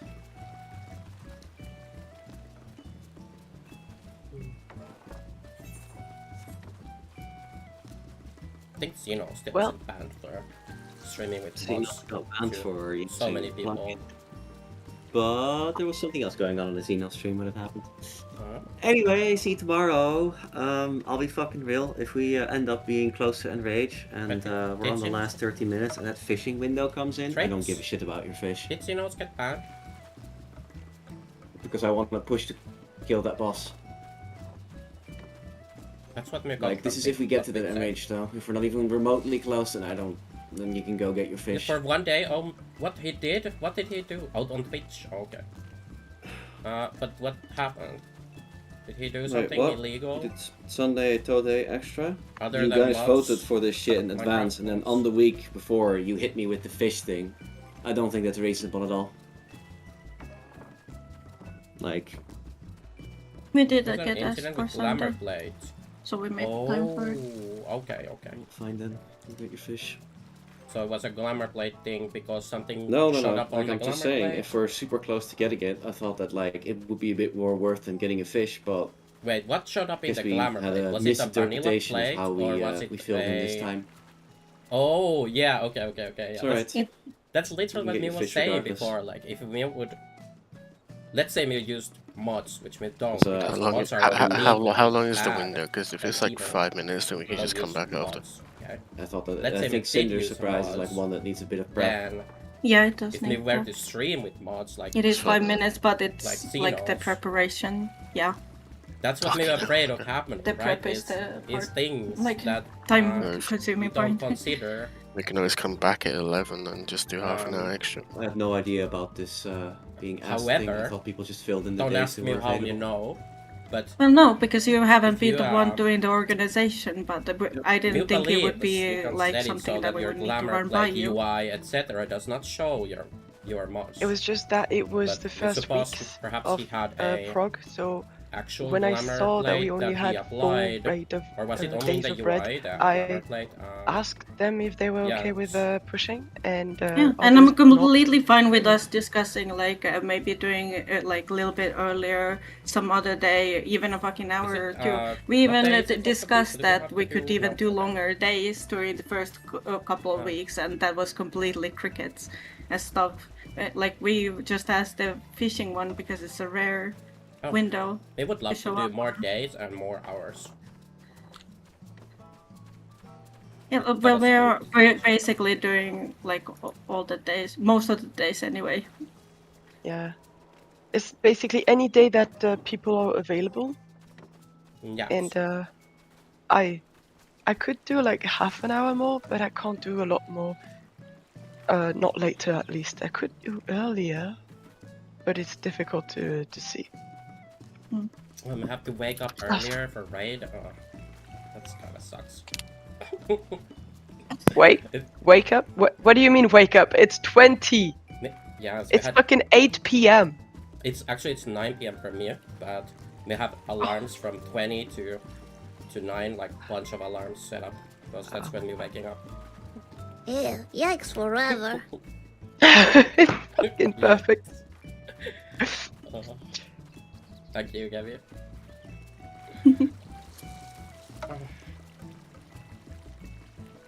It's accidental. Streamer, not Alright, using- so for tomorrow, which is Monday tomorrow, Yeah, like we do the usual raid at the usual we time can't yap when until they're yapping, 'cause half the an hour brain before the is not, usual end of coded raid, that way. where we take a break of half an hour until the usual time that we end the break, Inspect, I just shows and nothing for equipped, the but people to these get their use fish. back. And if we're all ready, Yams, we but can join the back thing is, you and can do disable. one Don't more ask half me how hour. you know, because we don't use mods and illegal plugins, okay? That But if seems we did completely use, fine for me. we would know that you can disable. And it's like if it is a mods huge from problem, just showing to, up you know, in, like still know. in try I mode, didn't know like it when you would be. try on item Yeah. on in the UI. Also, problem. just let me. Let me leave that. I have no Oh. problems with you Thank you. getting rare stuff, fish, timed Good night, because thanks for raid, bye bye. Thank- Okay, let's now make a yap without being like interrupted by the voice chat, because so they don't hear when we're yapping most of the time because we're using push to talk, but when they're talking and we're trying to talk, we can't speak because it's like my brain gets like interrupted, you know, it's like an interrupt going off. Anyway, what me was saying is you can totally hide the here if you have a item. Do we have any items in? No, we don't have any items to prepare here. But like, can you prepare these? Try on? No. Okay. Hey, wait, can you? Try on. Yes. So you see here there is no illegal mods, obviously, because we don't use them. But if we was using them, there is an option to change it so that it doesn't show the mods here. We heard from a friend who does use mods. Okay. So you can do that for every type of inspect and the try on and the glamour plate stuff, etc. To not apply mods there. So you can totally prevent that from happening.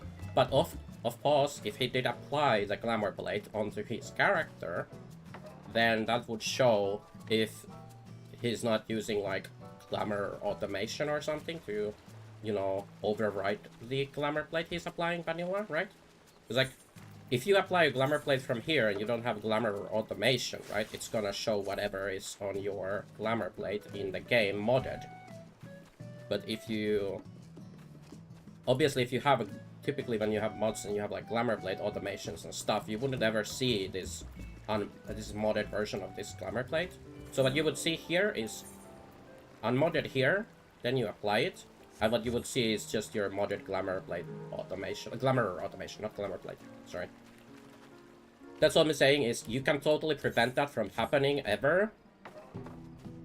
That would never happen, but there's still a chance of pause if some of your glamour, let's say your glamour designs, like automation designs, had any mods in them that might not be safe. Even just like having the body mod not be safe for work would be potentially an issue with a safe for work glam sometimes, because when you change glamour plate, glamour automation, whatever stuff happens, when it gets applied, there is sometimes a short period of time where it will apply on your character, not anywhere else you can see. You would see sometimes things that you shouldn't see if when it applies, and even though the design doesn't even have anything lewd in it, it's because of well, at least if you use what is it called in Glamourer, you have when you create a design in Glamourer, you can apply mod associations, and that can basically mess you up if your mods applying different associations, and there's like a small window there where your glamour changes, but it's actually using the glamours from your, it's using the visuals from your other previous setup. So if you had some kind of non-safe for work piece, let's say like you had like Emperor's new legs, pants or whatever it's called, and that's not safe for work normally, then when you switch, there's like a tiny piece of time when the previous mod gets like, the new mod gets applied or whatever. Either way, there is sometimes a time. So you would need to be very careful with your Glamourer like automation and design setups, so that it wouldn't show anything when it swaps. But whatever happened to Xenos, what you're saying, is entirely easily preventable with the right settings to basically ignore all of these UIs. You would not see any mods here if you had the right settings. And you wouldn't see them here. You wouldn't see them when you try on an item. Here. Like, you wouldn't see any mods here. And then you could still have mods on your character. But even then, there's still a small chance that you will show something on your character when a Glamourer automation or design switches. That's not like the, let's say you change a job and you have different automations for different jobs. So you had like a, whatever, for like your crafter, you had a different design assigned automation, and then for your dancer, and then you switch from crafter to dancer, or like a miner to dancer. Something could show up on your character if you have mod associations applied. That's not supposed to show, even though both designs might be safe. But what you'd need to do definitely is like, I think what would do is set up a collection in Penumbra that would be entirely safe. But then using Glamour automations, you'd need to set up like a secondary Glamour automation profile as well that doesn't apply mod associations of potentially not safe for work mods. That's why I'm having to stream with mods. The DFO didn't put any. Yeah, that's the thing. The only issue is, well, we can't show you because we don't have mods and we don't use mods, okay? But if we did, we would show you that when you open Glamourer, in Glamourer you can apply mod associations to things, which would be problematic potentially. So you need to make super extra sure in multiple different places that there will be no, because even if you have a safe for work collection in Penumbra, you would still need also a safe for work Glamourer automation thingy for all your jobs, etc. Because those can apply mods, and then those can cause issues. It's hard to explain. We're not so good at explaining it, but Perhaps I'm trying to explain it too technically, but and then it gets too complicated. Trying to use words. Words are hard, okay. I manage collections automation with CS Plus. Wait, what? Which was CS Plus? Or DP was Dynamic Bridge was the other one, but what was CS Plus? Don't remember. We don't use of course, as we said, we don't use anything. Okay, we don't use any mods, but if we did, yes, we never heard of this from a friend who uses mods. We never heard of character select plus. Okay, that's what we're trying to say.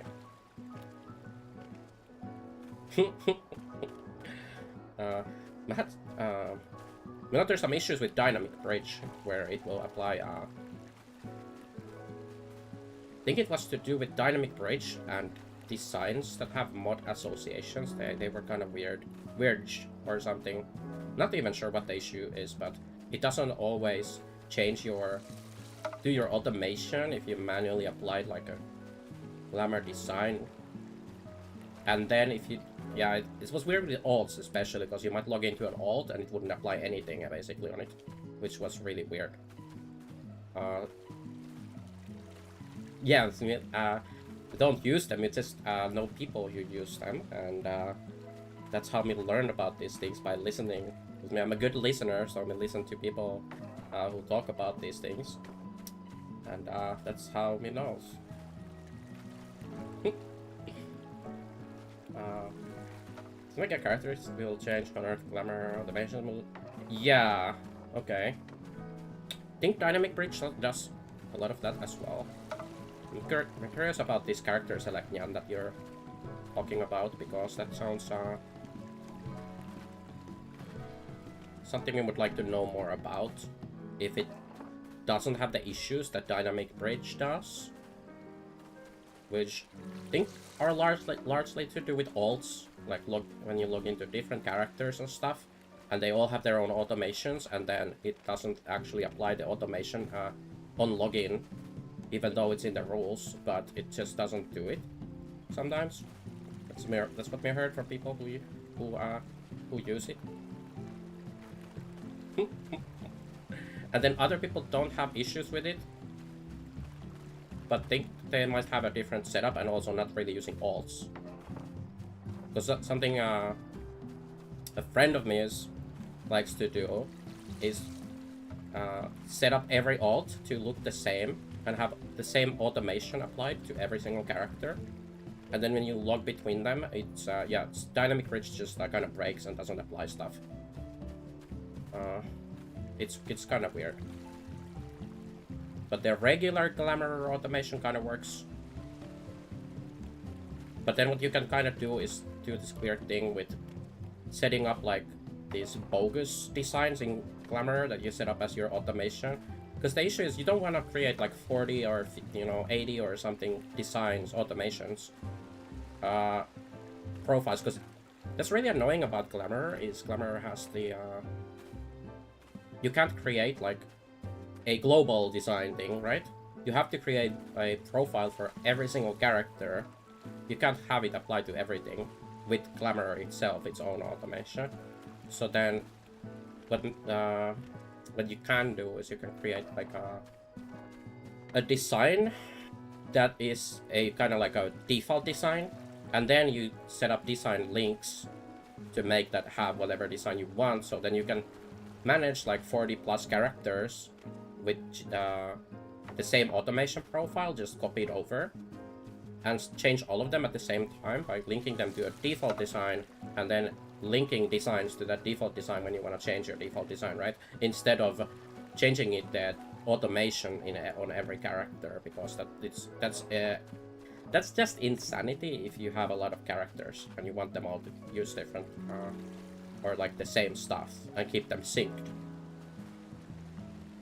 which is what not Mir, but someone Mir knows likes to do. So that's really all we have on that. But yeah, so far there's not really like super good solutions to syncing stuff with just base Glamour, that's like super, that's like, it's a really convoluted solution, but it works. I just wish they would add into Glamour the option to have a default like global design. Like you have with C+, you have the option to create like apply to all logged in characters, except that doesn't work if you are, let's say you have a character that's on another account, and then you meet that character, they won't have it because it's not logged in. It's not a logged in character that your current client is logged into, but if you want them to have C+, and it's your character from another account, and you want to see them with C+, instead of not C+, then you would need to add the character manually to like a thingy, like a profile. But at least in C+, even in that case, you can add characters, multiple characters to one profile. Whereas you can't do that in Glamour whatsoever. There is no way to add multiple characters to the same. You can only associate a automation profile with a single character, which is really annoying. One day, perhaps they're gonna do something about it, but it is very inconvenient having to do weird setups. And sometimes things breaks also. I feel like with link designs, things kind of break sometimes. Don't even actually remember what the issue is, but there is a weird issue where sometimes link designs apply with automation in a weird way. Although that might be fixed. But there was something weird happening. Also, when we're using this glam, right? Because we was showcasing the thingy. Maybe characters at plus might be useful to your friend. Yeah, so we'll have to tell my friend about this characters at a class. And yeah, perhaps we can find even them the repo to link to them. Because we heard about these repos, you need to have to get certain things. Get these kind of illegal mods. There are these repositories my friend told me about. I don't have a use case.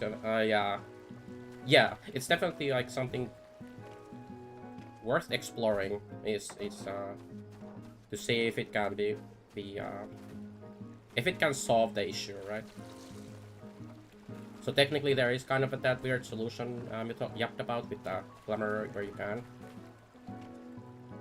That's also another thing. Is like with Penumbra, you have to kind of do the same thing as what me was yapping about with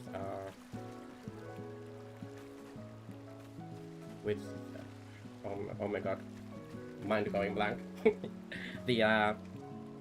So what me was yapping about, making these kind of like high-level designs, and by that me means you create a design that is not actually a design. It's like a placeholder design that you associate, like link other designs to. And doing that in Glamour fixes the automation issue, kind of. So that's also what you can do with Penumbra, is you can do kind of the same thing, because in Penumbra you also have this locked, what is it called, like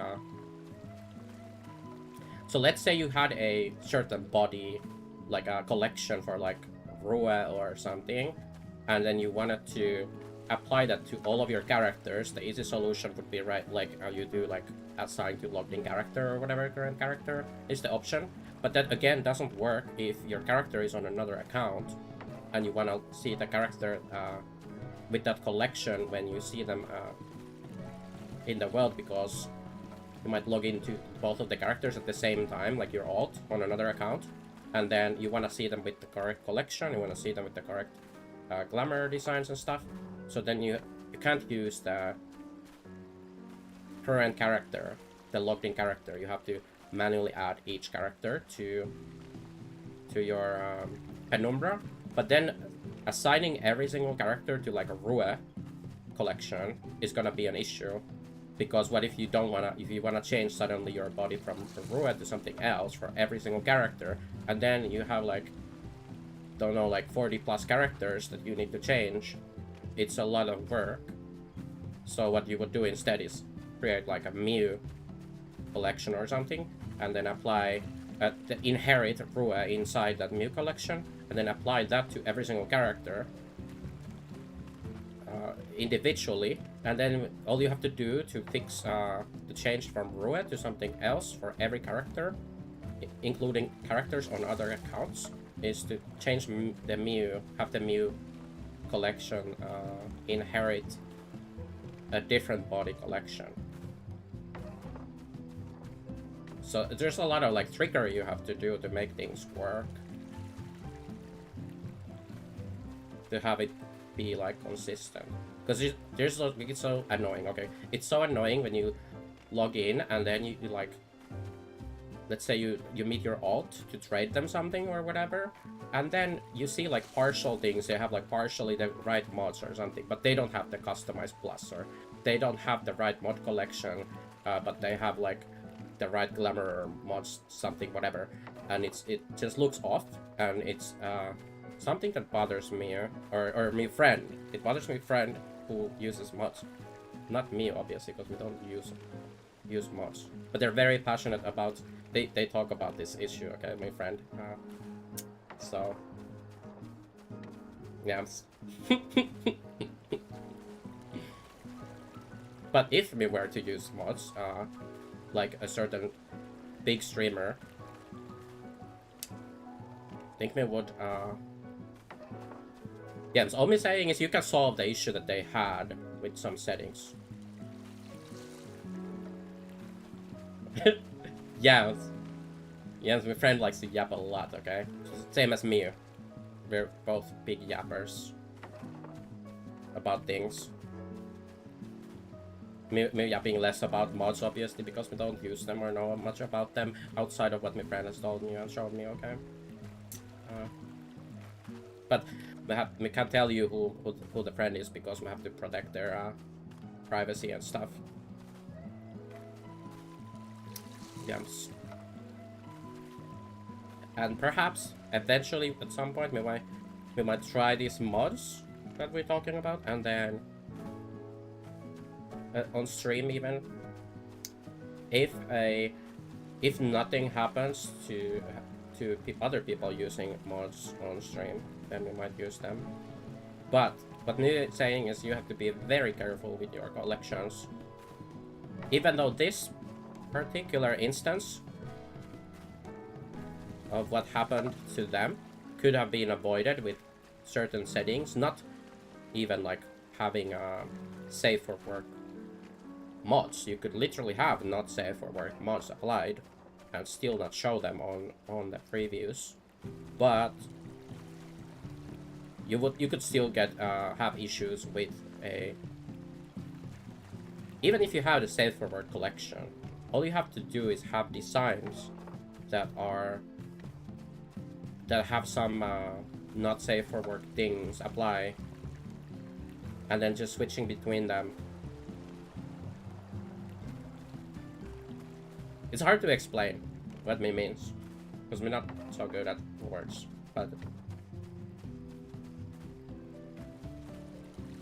even if both of the designs you had were completely safe for work, right, in their items that they were using, etc., switching between them and having the mods apply, the other neon could have the piece you're currently wearing or the current design with the mod associations.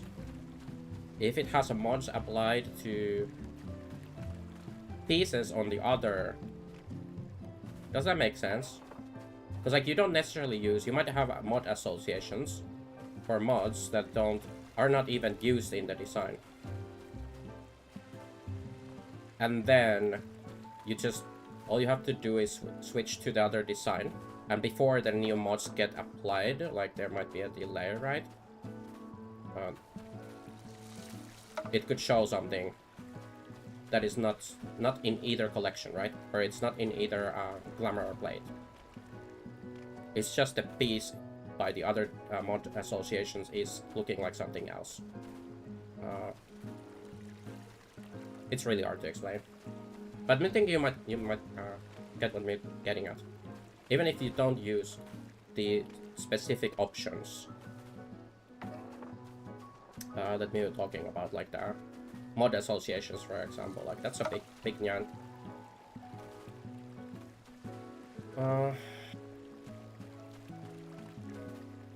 So yeah, it would be very it's very risky to do. That's all I'm saying. Probably would not want to use mod associations whatsoever when you are live, right? In your glamour designs, you would not want to put mod associations in them to avoid this issue. And you would use a Penumbra collection that is entirely safe for work. But even that is like... not sure. You have to make it very safe for work though, like textures need to be... Basically on the body, you can't have textures existing in certain areas, right? You'd need to like Barbie Ken doll the textures, the body textures that are applied, because the mod that you show could have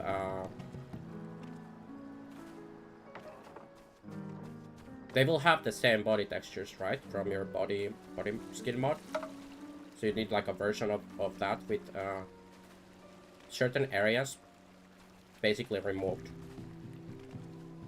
certain textures completely removed, so that in the event it would just show like blank, nothing. Just basically make it transparent or something, right? Yeah, there are those underwear nyans, yes, for sure. And that's what for sure you would want to start with, like. But also with underwear, like, you need to make sure that it's not like just a mesh on top of that stuff. The body texture itself has to have it removed. It has to have basically underwear on the body texture, not just a mesh on top of it, right?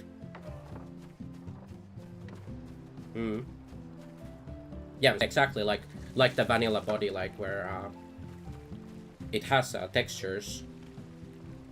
The underwear are textures, because then you have also underwear that are not textures, they're not just textures, they're also a mesh on top of the thing, right? So you need a super safe version of the body textures. Probably also wanna, just so there's no issues, you'd wanna even disable your default people or whatever textures you have. You'd wanna even disable those. Not only have the safer work textures as a higher priority, but I'll even disable entirely the other textures just in case, because it's better that you see an invisible body than that you see more in the event that something goes wrong. Because with these things, there's always a chance that something will go wrong somewhere, and you forgot about something. Maybe you even edit the wrong collection at some point, right? Because you might open your Penumbra and edit your collection, and then you don't realize you're editing the wrong collection.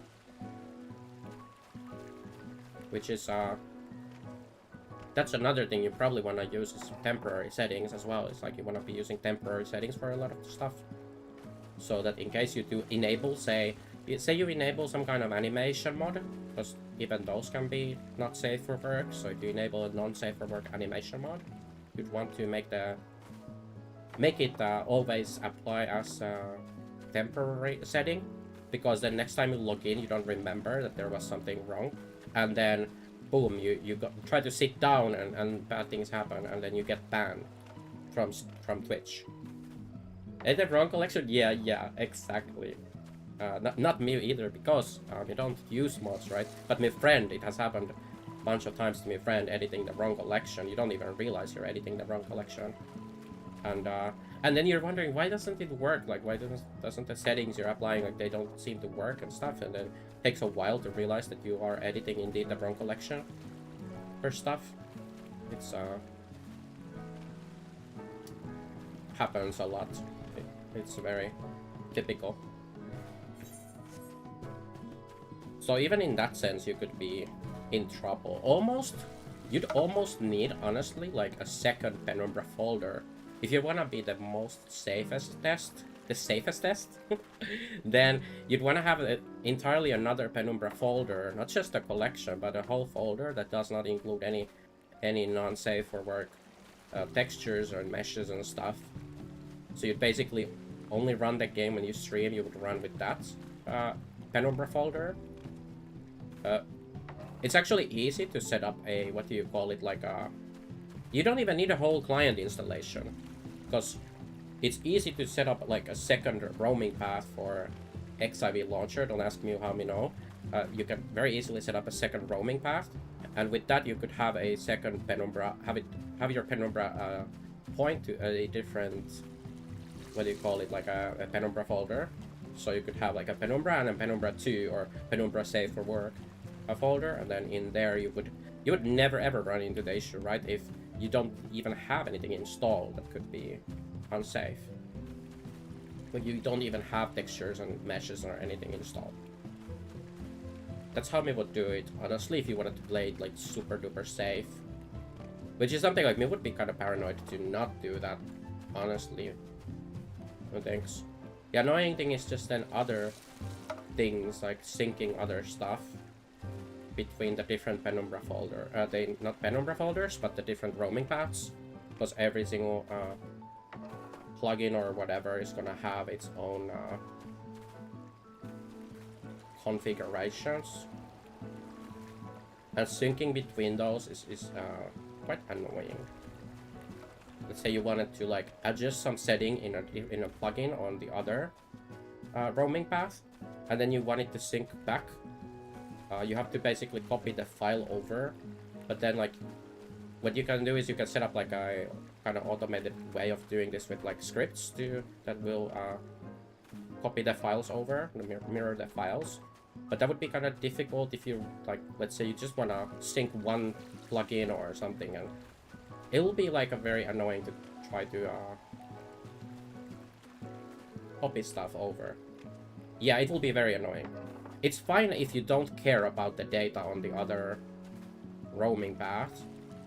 So if it's something you don't care about losing, then it's easy. You just sync the whole thing over with like a batch script, like a Windows batch script, or Linux shell script if you're using Linux, or a PowerShell script. Either way, like if this way you can even sync configs between different machines. Say if you had like a Steam Deck on your network and you wanna sync a certain or basically all the settings you have, you can like make just a script that will sync them over the network to your other device. And as long as you don't mind losing every bit of data that's on there, like having it overwritten by your main configuration, then it's fine. But if you need to sync it the other way around, but selectively, then it's a problem. That becomes like a absolute nightmare to maintain. So you basically have to set up everything in a way where you don't mind losing any of the data in the secondary roaming path, whether that's on the same PC or on another PC. It's and with other PCs, what becomes even more annoying is you have to deal with different file paths, especially if you're dealing with like a, like if it's the other configuration is another Windows machine, right? You're dealing with two Windows machines with identical drives, like drive letters, then it's pretty like simple, straightforward.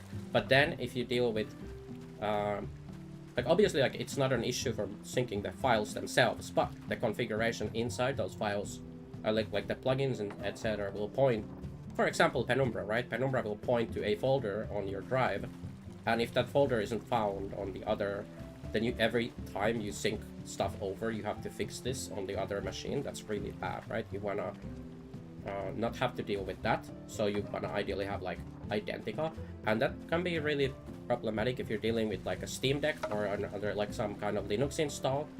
You have to set up like a virtual drives paths where it will not mess up with whatever. It's still gonna actually break things when it comes to what is it? where it points to like user directory, your user Windows user stuff, whatever that's called, like your documents folder or something. It's actually breaking some stuff, but what's we yapping about? Yeah, the paths should be identical for everything else. Say you have a Penumbra folder on your D drive, like D mods Penumbra, let's say you did.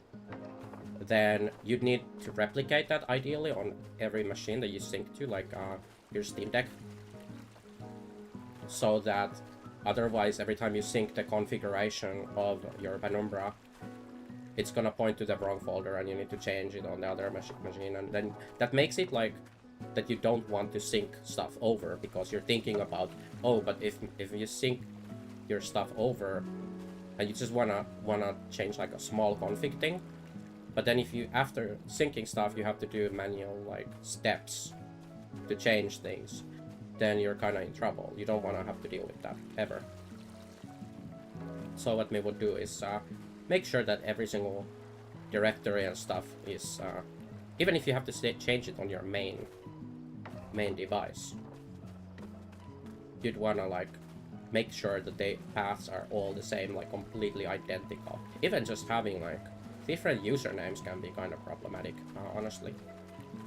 Because, well, most of the time think they use like environmental variables that will determine like the Windows user path, but sometimes they don't. Sometimes things will save to like, it will save the actual full path, and then that can be an issue. If you keep things in your documents or whatever, you want to avoid any kind of user documents folders, right? Because then when you move over, if it's not the same Windows username on the other side, then you might have issues. It's so annoying syncing stuff over, but you kind of after you do it for a while, you run into all the issues, and then you kind of know what to avoid doing, right? And what to do in the future. That's why it's great that we have this friend who has all these mods and knowledge about them, and then we can learn from them, their mistakes, by listening to them. And then if someday we decided to use mods, which we don't, then we have a second-hand knowledge, all this second-hand knowledge from my friend. Not first-hand knowledge that we don't have myself, but it's complex solutions do not show. Oh yeah, okay, well not all of that applies to really this issue that we're not even yapping about. It's yeah, it's just like sometimes get off to some weird like tangents about stuff where you're yapping about one thing and then it leads to another thing, and there's not actually anymore really connected that much to the original point, but it's just like a side topic on the. It's a little bit related to the thing about having a second Penumbra collection folder. Not collection, a folder. Yeah, it's a lot of like... The thing is, me would be very paranoid about doing that without having really safe. Not just another collection. Having an entirely different. But then how do you sync that when you install new stuff? Let's say you install a new outfit, and you want to have that outfit on your second safe for work install. You have to replicate it manually, honestly. You have to do a lot of manual work. But me suppose, let's say we were to stream with mods.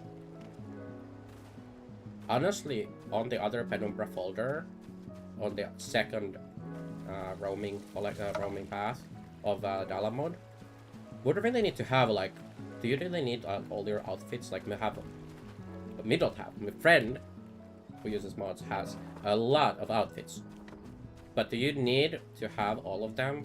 Like you don't.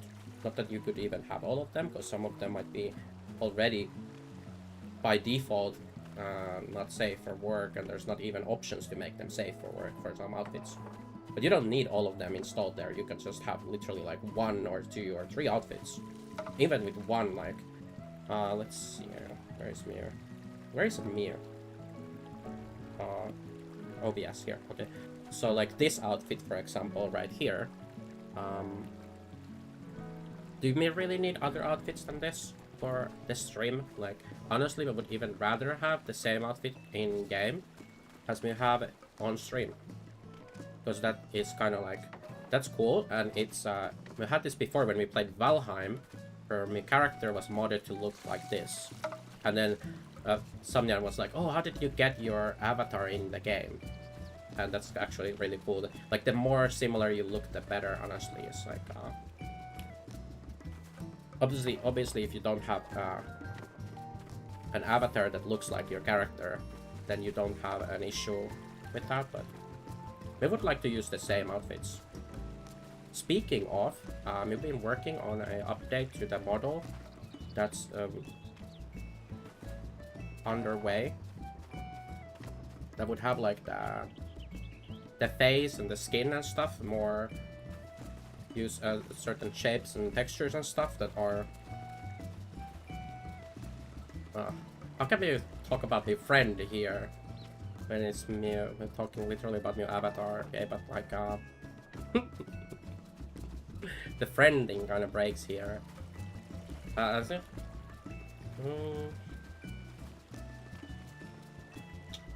Yeah, you can do that. It's just like, we would be paranoid to... Because when you have them installed whatsoever, there can be mistakes, right? Even if you're being like extra super careful, we would be paranoid just having the files on the Penumbra not collection, the Penumbra folder. You know what I mean? Like if your Penumbra folder has not safe for work files, there can be some event where they will show because of some misconfiguration you did, human error, you know? Especially when we're dealing with complex mod topics like mod collections and settings and all these things, and then it's so easy to make a mistake, like a small mistake somewhere, that will just ruin everything. All the hard work you did to set up your collections and stuff, it's like, oh, but in this instance, oh, we logged into this character, and this character actually has this, like, there's like so many things that can go wrong with having a single installation, single Penumbra folder.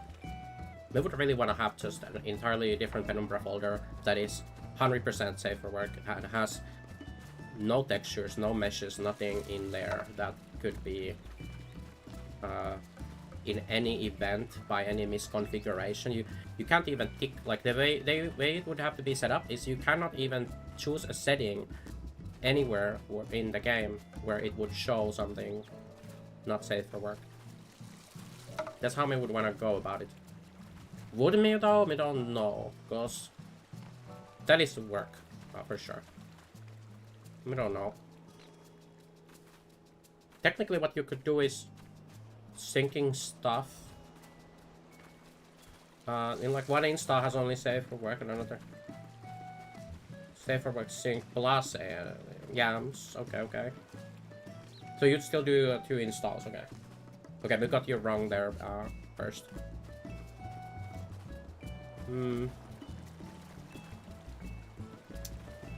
That's something to think about. What would be the best way of doing it, like? Because your main install, what would even be kind of like your main install, right? In that scenario. Don't know. How do you like tack on the other stuff without, because that's the thing, like syncing stuff will be really difficult either way. If you need to sync other things, anything, but you could set up like a script to sync everything except Penumbra, right? You don't sync Penumbra ever, but you'd sync everything else. Maybe your script would literally like Oh no, delete the Penumbra folder. We don't know. Oh, sorry, Trix. Thank you for the hydrate. We didn't notice. Isn't there a sound effect for that? Actually, I think there isn't.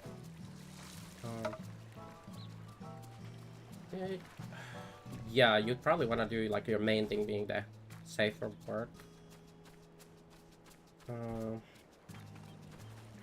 But how do you then get all your not safe for work stuff? Let's say you did have some. How would you put that on the other Nyan? If you wanted to sync. But would that be again like you wouldn't sync Penumbra, you would sync everything else? Yeah, Simlinks could be useful. That's some games, some programs don't deal very well with Simlinks, but you could do Simlinks, like symbolic links for the other configs potentially. That could be a solution. If you Simlinked every configuration file, everything, every folder, except Penumbra, then you could have you wouldn't even need to sync anything anymore, right? You would just launch the other roaming and you would be fine. For some reason it's okay, I used it since you need some yams. That's so true. We don't happen to have water right now, but we have this coffee. It's the classic, we made actually coffee just before the raid started. And we only finished it like after like 2 hours or something. We finished it just before the break was over. Or like before the break started, right? So we just finished the coffee. And then we went to the kitchen during the break to make another coffee. And what ended up happening is, I was thinking at the time like, oh, what's probably gonna happen is it's gonna take me forever to drink this coffee because we're gonna be doing pulls and stuff.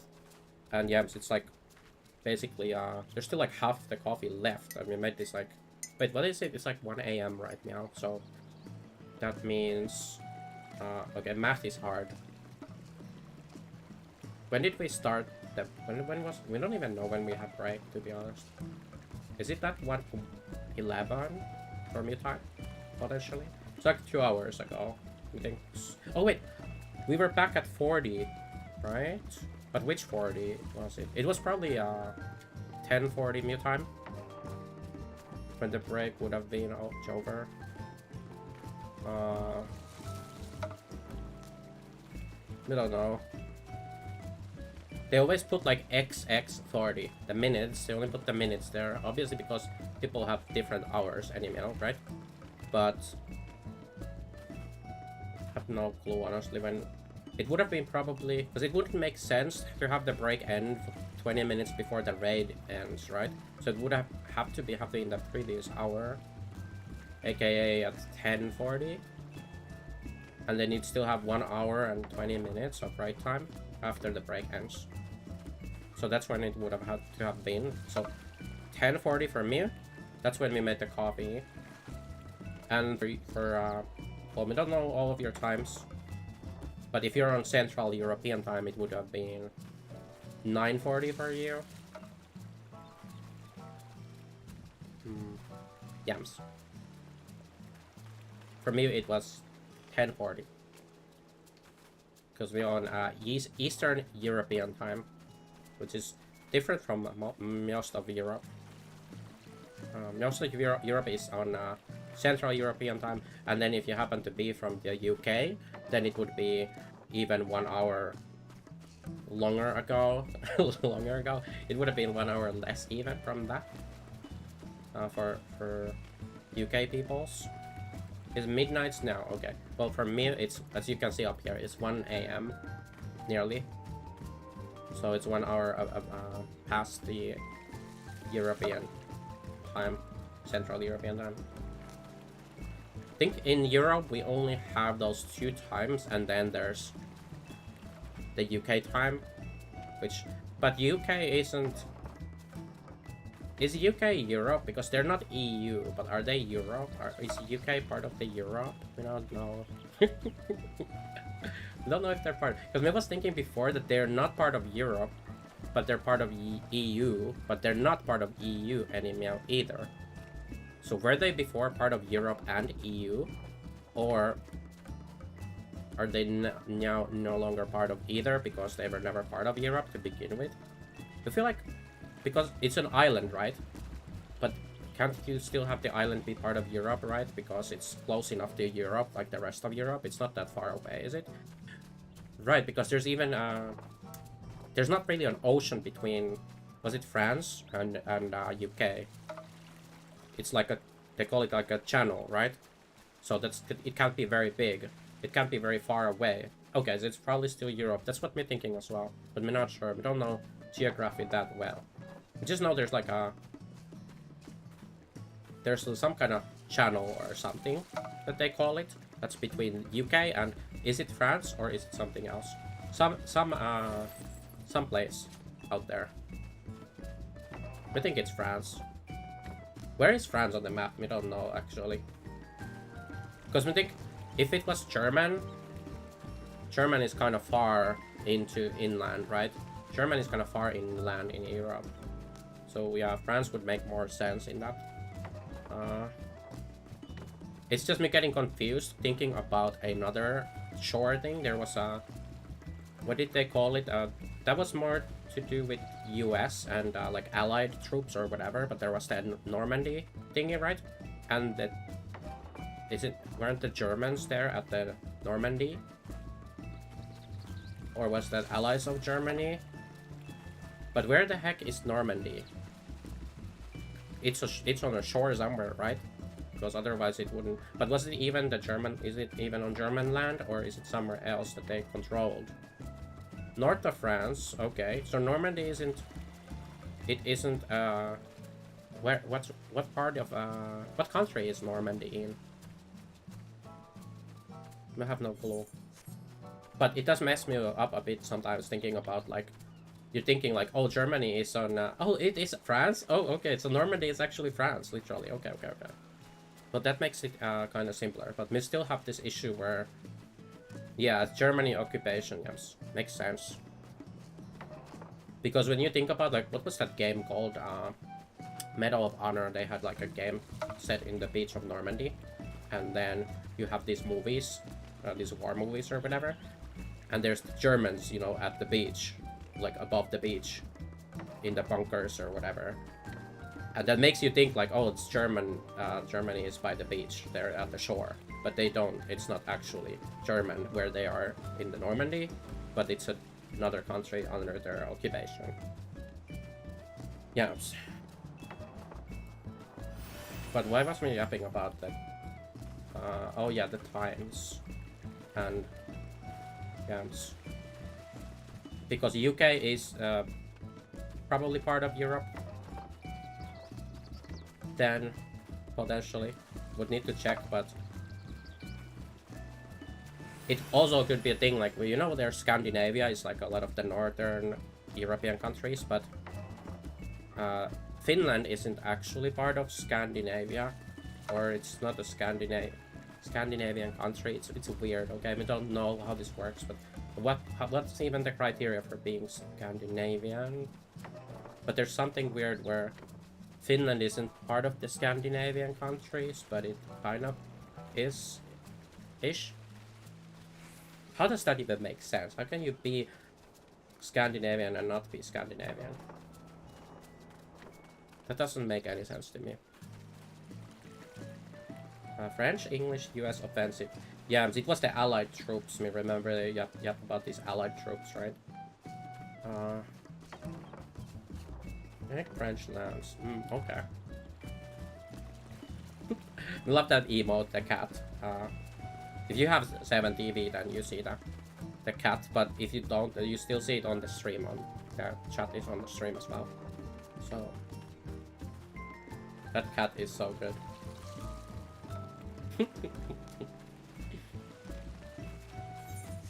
We'll post the cat as well.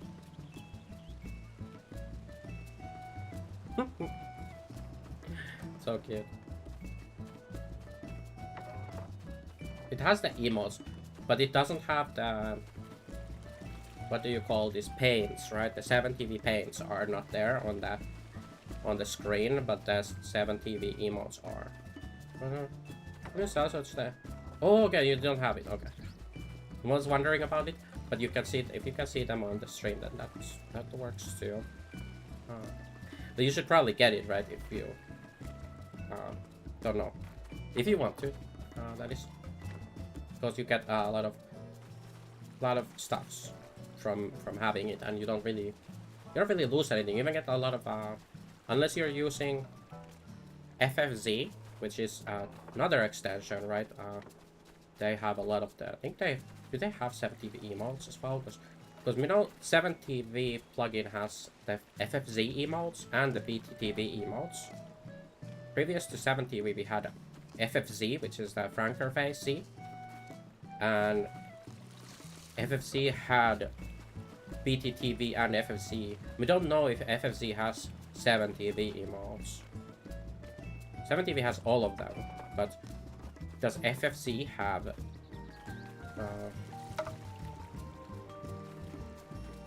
they didn't used to, but maybe they do these days. I don't know. Oh, it was BTTV, then FFC, now 7TV. What the heck is that? Is that 7? Oh my god. That's not even in the 7TV emotes, is it? Let me look at browser, because there's we have like 3 different 7TV enabled chats here. Because one is like a transparent overlay thingy on the screen, so we can don't have to look away from the game to see it. And then there's the one that's in OBS. And then there's Chatterino, which has 7TV emotes, and it doesn't have this this weird mining emote showing, so I'm not sure. Is that supposed to be a global emote or what? And then there's of course in the browser, unless it's gone to sleep. No, it's here. Okay, it does not have it either, so that's just a weird thing on the overlay where it has this emote for 7TV, which doesn't actually exist. There should be a 7TV global emote like this. Wait, does it have these weird brackets around it now? Or what do you call these? They're not brackets, are they? Wait, but in the overlay it doesn't have this now. Okay, that's confusing. It's very inconsistent then. But if you have Chatterino open or the browser open with 7TV, then this is an emote, and the other nyan that you sent with the coin mining thing is not an emote. So they're getting their emotes kind of weird, mixed up. At least the global nyans, it seems to have all the, what do you call them, like channel emotes, because you can have 7TV channel emotes and then you have 7TV global emotes. It seems to get the global emotes a bit wrong. Seems like.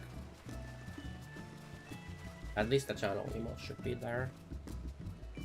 We have some custom emotes too for the channel, but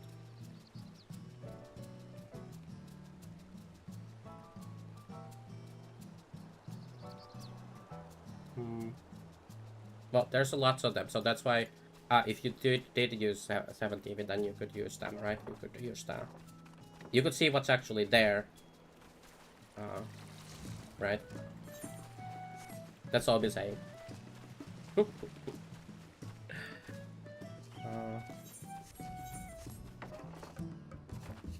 Also, this is very typical for this. We start yapping about something, and then all we're doing is running in circles, like this. There's another game we played before, where we would do this exact thing, and then, but there was like a fence that you run over, and then if you fell off on this side, you would basically die. And that happened to me so many times. We would just randomly die in the safe area in the town because of running over the fence and then like randomly falling off here and there. It's something you don't even think about you're doing, and then at some point you just realize that you're just running in circles. Don't know why you have to keep running. Like, what's that? What's like the reason for that? Why I always end up running in circles when yapping? It just happens like automatically. Running around in circles, ultimate yams.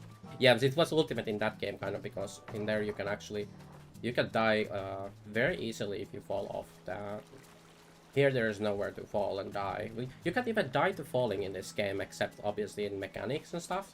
And then if you have aggro, like if you're in combat and you fall, then instead of going down to 1 health, you will die, right? The kind of the weirdest falling I think was in Terra. If you ever played Terra, the Exiled Realms of Arborea or something was the actual name of the game original, but they had like the weirdest falling in that game, where if you fall, you would never ever die from falling, and the falling was super like steady. You would fall at the same. It was like no physics involved. You would just fall at the same exact speed the whole way from the top, and in the same angle, so it wouldn't start falling further like downwards. It wouldn't like. You would keep the same momentum going the entire fall, and then you would go down to 1 health every time and never ever die from falling. You could die from the mobs killing you after, right? But you couldn't die from the falling itself. In this game, it's at least a little better than in Terra, where you will. Well, don't know if is that a better thing? It has led to some deaths before. Yeah, you're dying to falling. Because you had aggro from some random mob on the way, like you were hurrying to some event, like remember this happening in Eureka? You killed my whole party, because we were going on like mere mount. You know, you got like have passengers and your mount. He was hurrying to some critical encounter or event, fate, whatever in Eureka. It dropped off the cliff, but before dropping off, we aggroed some random mob, and then we all died to the fall damage. Because we were in combat. And then, yeah. That was pretty comical. Like, Mew killed the entire group. Well, it was only a few of us, but still. You can even kill others with fall damage. If you do that. But yeah, in WoW you die. You die a lot. What the falling? We've been playing a lot of WoW lately with the remix, but the remix think it ended literally like today, or it's ending tomorrow or something. There's like yesterday I was playing a remix, and it was saying it's ending in 2 days. When we say yesterday, we mean like last night, because my days are like, you know, like we went to sleep in the morning. Like 8 hours or 7 hours before raid time or something, or before the alarm, so before 1 hour before raid time. You finished all class campaigns? Oh, you even did those? Oh my god. So we finished everything else except the class campaigns. We did all of the every class to 80, and then we did all the achievements for everything else, all the Legion invasion stuff, everything else. Bought every single thing on the vendors, but we did not do the class campaigns. That's like the only thing we didn't do, and it does bug me a little bit, but it was one of those hidden achievements that doesn't show up. Although I think it may have rewarded some kind of decoration, right? I'm not sure. So that's gonna kinda suck not having the decoration if it does give a decoration. Yeah, so that's what we didn't do, but everything else we did finished finally, like on the last day or something. One thing we don't have also is you could buy the pets, all the pets with bronze. So we bought all the pets, but not all of the pets we have 3 out of 3 of. Some of them can only have 1 pet in total from those pets, but some of the pets on the vendor you could buy 3 out of 3. We did not buy 3 out of 3 of every single pet, only certain pets. Then we kind of ran out of bronze, and now we kind of ran out of time, potentially. Feat of strength. Yeah. No reward? Okay. Add decoration to normal achievement to finish campaign, but you can do it in normal game. Ah, okay. Oh, that's not, okay, that's not like a remix specific. Huh. But aren't some of them remix specific, some of the decorations they added? Two things. They had like a remix achievements with decorations, I think, that you can't do outside of remix. Pretty sure there are decorations like that. Like a bunch of them. Unless we're mistaken. We just finished Never Number campaigns. Yeah, we never finished either, like, I think we only did likely Paladin. Because back in Legion we was maining Paladin. And then we switched to Druid in Shadowlands, right? Shadowlands was when we started maining Druid. I'm not sure if we finished ever Druid, all the order missions and stuff in... Because we was already playing Druid as an alt in Legion. And that's what actually... That was a thing. Big thing for me since like MOP. That's when we really started playing WoW like a lot. Was in Mists of Pandaria. And we was maining Paladin. And then we made a Druid alt to do Gathering or something. And then we was always jealous to Druids about everything, like, oh, but Druids have this, and they can do this, and they can fly while gathering, right? And they can do all these things. And that was like, in Legion, we was so annoyed playing me Paladin. Because we was playing also the Druid alt, and like doing Argus and Paladin was so annoying because you couldn't avoid like aggroing everything all the time. And just everything was annoying to do. And then you go on Druid and you have stealth and you have instant mount, like you can go instant mount speeds. You have so many quality of life things on Druid, especially as the Night Elf Druid, because you also have Shadow Meld, which you can't ever have on Paladin. You used to be able to have in MOP, you could have like basically a Shadow Meld with the Salween Battle Banner. It wasn't quite Shadow Meld, but it was effectively kinda scuffed Shadow Meld. Well, you had two things to Shadow Meld. You needed two items to Shadow Meld. You needed, I think the other one came out in Warlords of Draenor, but it was called a Stealthman 54. But then, Stealthman 54 you couldn't use in combat, methinks.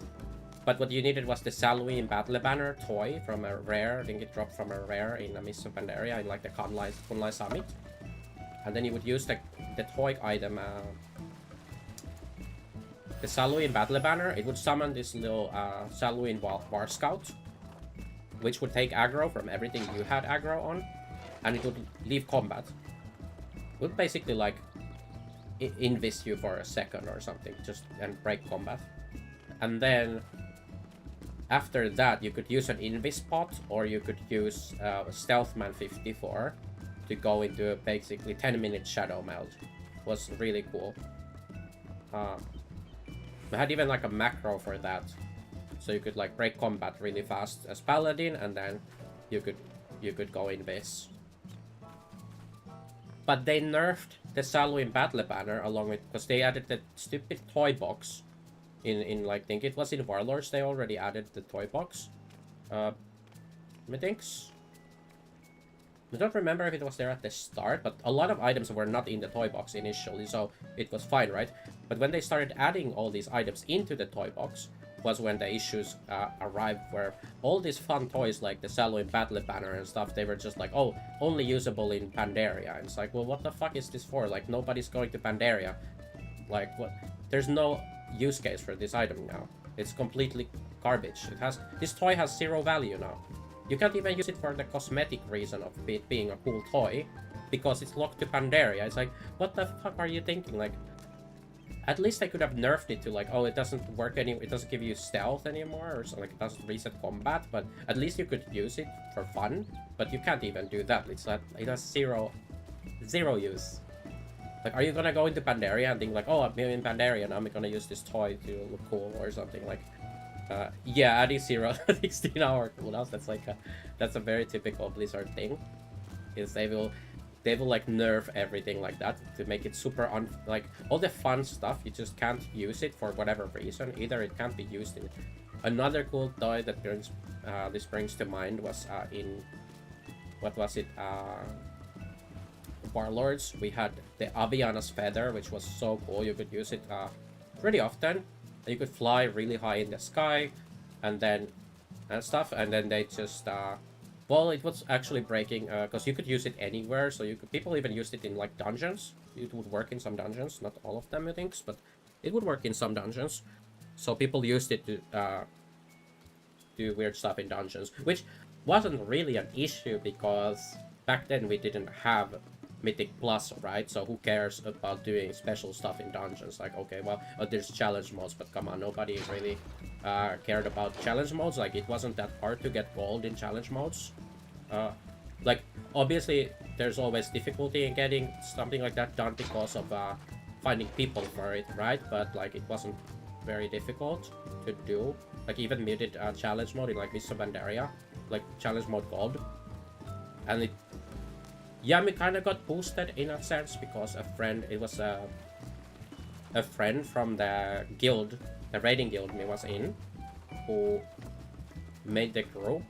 But like, basically only that friend had experience with the challenge modes, and then everyone else was like a noob. Well, I think they brought one friend over, like. But yeah, so we healed on Holy Paladin, we healed all the challenge mode golds in Mists of Pandaria, and was like really quite easy to do. Obviously, it helps that the tank knows the dungeons really well, right? And they've done the challenge modes. But what me saying Meow is that it wasn't very hard content. In like, you can't even compare it to Mythic Plus content like High Keys or something. It's not. It wasn't that. It was a kind of weird and niche type of content because of the scaling being kind of wonky, where you wanted to have like different items. Honestly, I kind of wish they left that content in the game in some way. Like, what Final Fantasy XIV does is they have synced content. Imagine if they still had like challenge mode dungeons for the Mists of Pandarias and Warlords and Trainers and stuff. You could still earn the rewards. It was just like, it would sink you down and you could still do it, right? It would be even if it made it a tiny bit easier, like with the scaling being, well, okay, we know Blizzard can't handle scaling whatsoever. They can't. You can see it with the time walking stuff and the chromie time and all that stuff. You kind of know they can't handle scaling like that. And it would be really hard for them to balance with all the different talents and stuff. But it wouldn't have to be like super. It could be kind of like Ultimates these days, you know, like old Ultimates in Final Fantasy XIV, where you have like Uvu or something, right? Uvu isn't nearly as hard as it used to be. That's what we've been told. Obviously, we only did Uvu in Dawn Trail, so we don't know how it felt like to do Uvu back in the day, back when the game was good. But. So we don't really know what we're talking about exactly, but we know from like second-hand experience of other people telling me like, oh, Uvu is so much easier now. Like this scaling or whatever is like the power creep has made it like really easy to like just skip things, and like damage taken is so much less, and like you really don't have to be very much on point.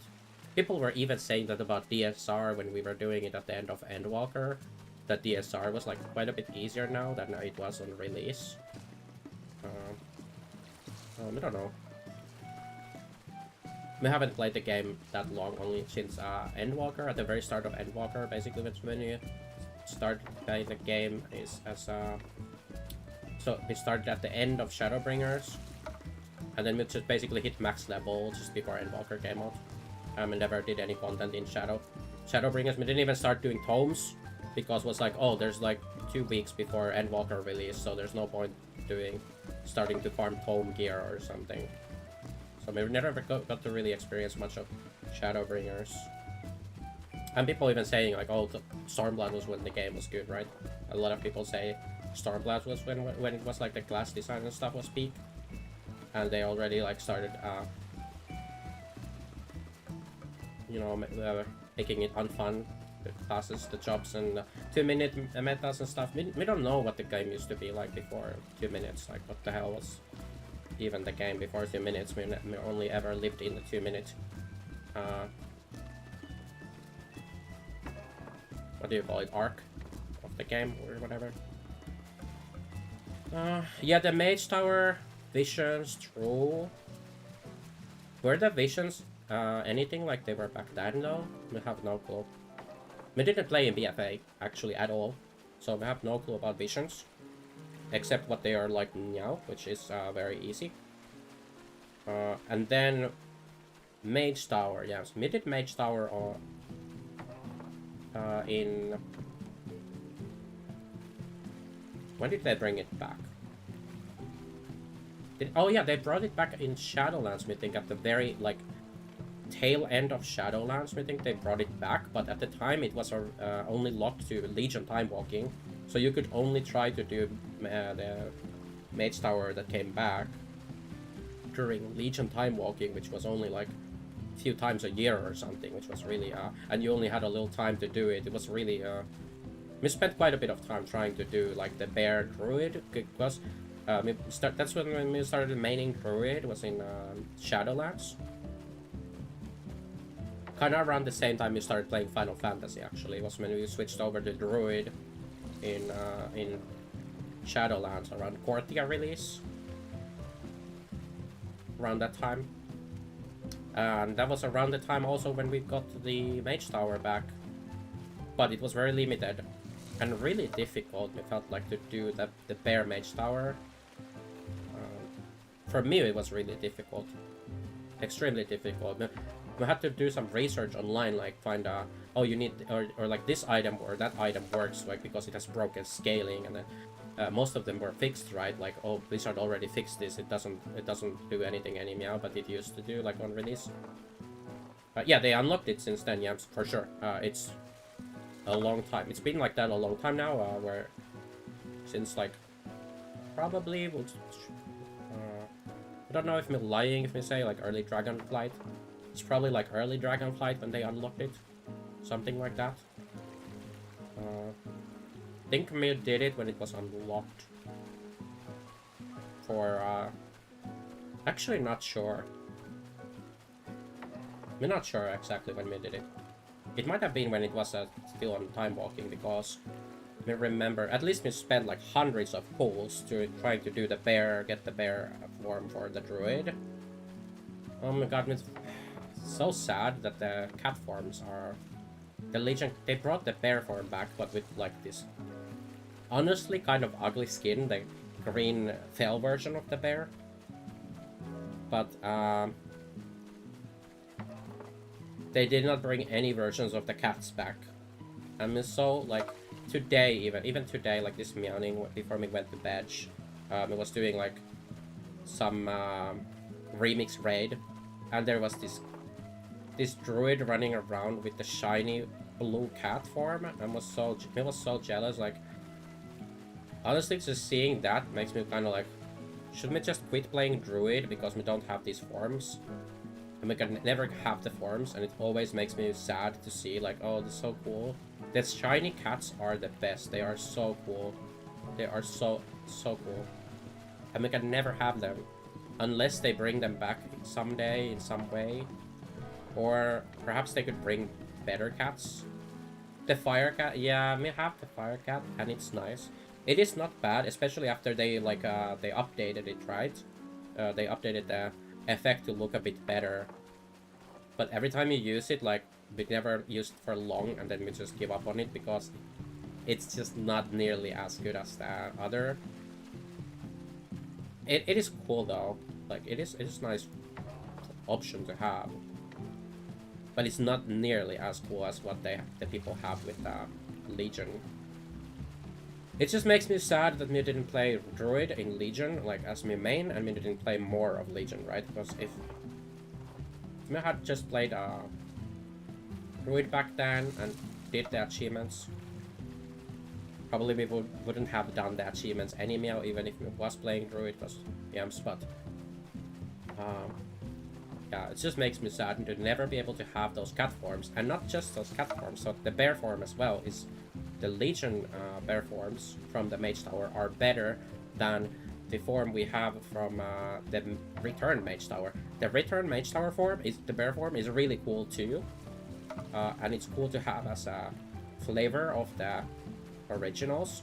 But honestly, we would want to have the white bear. We just want the white bear and the regular white bear with the Legion Mage Tower skin, the mesh, the skeleton and stuff, and not the green Fel version. We don't want to be a Fel bear. We want the white bear. It's cute with the white fur, and it's not like a Fel infused Legion bear. We don't want to be a Legion Fel minion. We want the white bear skin. Or even the brown bear, like that's cool too. Want the white or brown bear. You can never have those. And worse is the cats, because you can't even get shiny cats whatsoever. There's no way to get any kind of shiny cat except the Firelance cat, as you said, but it's not a sparkle cat, it's a fire burning cat. It's still kind of, it does match the that's one form they came out with in the Emerald Dream with the what do you call it, Amir Seal, the Dream's Hope. Emerald Dream in Dragonflight at the end was actually really good for druids. Like druids eating really well on forms. Even Shadowlands we got a bunch of forms and updates and stuff. But then like Emerald Dream was like really good. They gave us so many forms, and actually two of my favorite forms for druid are from Emerald Dream.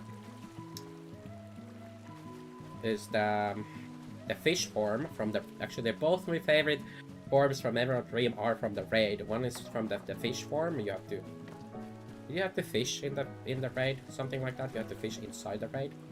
You got the really cool fish form, and then you got from the boss was the second last boss, the one before Firak. He would give you his form randomly. Like it was only druids could loot the form, and you had a random chance on any difficulty to loot the form. And you got the fire boomkin. It's not really a form, but it's like you got color options, which included some colors for effects. Like you could get the burning. That's the thing. Like you could get the fire burning chicken, and it's so cool. Okay, I mean, there's like before the fire chicken, they didn't want it like the updated monkins even. They're kind of like whatever. Would rather use the celestial glyph, that would make a glyph of stars that made you celestial. But then they added that form, the form in Emerald Dream in Amir Drasil, and we got that form, and ever since we barely used this glyph of stars because that boomkin form is just so cool. We love it. Love the fire chicken. It's so good. Didn't play druid since then, so I haven't. Oh, you need to see the not only the reworked balance forms that they did whenever that happened. Was it in Dragonflight? Did they rework them in Dragonflight or Shadowlands or something? I'm not sure, but the fire form, the fire version of the Mungin form with the fire effects and the red colors and stuff. That was in Amir Drasil the Dream's Hope raid, which was the last raid in Dragonflight. And that's what really nailed it for me with balanced forms. Was when we got that form, we barely ever used Glyph of Stars because it's just so good. It looks so good. The fire chimkin is so cool. We love the fire chimkin. And then we had the fish, which is also really cool. You get a really cool looking fish form where you can turn into like a goldfish, like a large goldfish. It's a really high detailed and stuff compared to maybe like the other aquatic forms. Now, and then we have the bear form from the Mage Tower, which is kind of nice, but it's not the OG Nyan, so it's not the best. And then the worst part is with cat form. We're using like the neon from Balance of Power. You could get from Legion, the legendary questline. You could get the Balance of Power form, which is this kind of striped cat, which is pretty nice. And there's like this blue version we like of that form, but it's just trash compared to the sparkle cats. So we're never gonna be happy on a druid.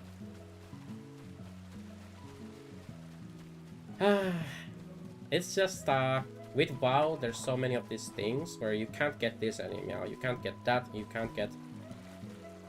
Now they've been bringing some things back, but some things they don't bring back, and we feel like this is not as much of an issue for other classes. Like, it's just a Mog, right? Like, you can't get some Mog, big deal. Like, wow, you can't get a challenge mode Mog. Okay, me say that as a paladin who has the challenge mode Mogs from Miss, but there's so many other cool Mogs in the game. Like, but with forms, there aren't that many cool forms. Like, especially with bear forms and cat forms.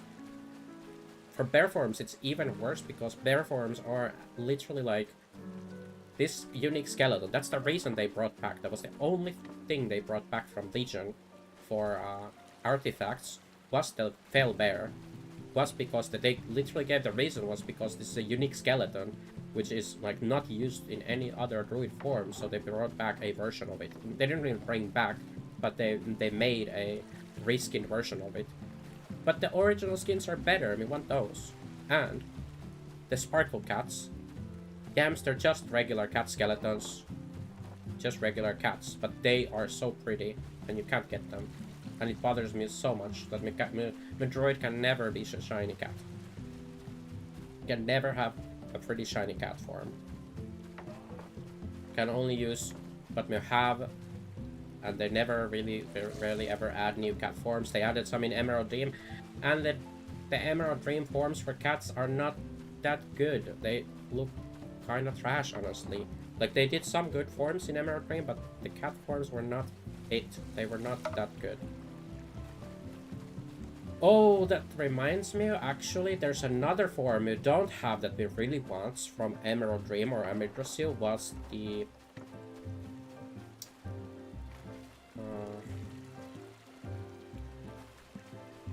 what was me yapping about? Oh yeah, the flight form, okay? So in Yggdrasil, the Dream's Hope raid, the Mythic Mount reward was this really cool bird, Firebird. We don't generally care too much about Mythic Mounts because it's like, okay, what the fuck do we care about mounts for? They don't, if we play Druid, we don't really even care about mounts. We just want to collect them for a +1 in the collection, and that's about it. Yeah, the Fire Owl, but it unlocks a Druid form, and we don't have it. And it's the coolest flight form. Okay, there's one other flight form it really, really likes, and it is the Raven. It's just a small Raven. We don't know why, but we really like this Raven. But the Fire Owl, like, we kind of need it to match the Fire Chimka form, right? So we have the Fire Chimka form, and to match it we need the Fire Bird form. And we don't have it. And now it's really hard to get, right? Because not only is like Yggdrasil kind of really hard to do at the moment, like solo, right? Because you don't want to share the mount drop chance with other people. That's just insane. Like, why would you even waste your time farming for it with other people in the group? That's just that's why actually when we had recently the special drop event, did you play during that special drop event when they increased the drop chances of all the old raids, like transmogs, legendaries, mounts, everything? It was pretty recently. So during that event you could get, we don't know if they included Dragonflight raids at all actually, but we tried doing a Yggdrasil solo on Bear Tank, and it didn't have enough DPS basically to kill the first boss, and then we gave up. It went into the soft and rage, and so I don't think we would have stood a chance towards some of the later bosses, but it's a shame because we really, really, really want that. we farmed every single like old raid mount drop from all the old raids and like all the old dungeons during that event that we didn't have. Except there's actually like 2. Oh, did I skip that? Oh no, the duo event. What duo event? What duo event do you mean? I'm confused.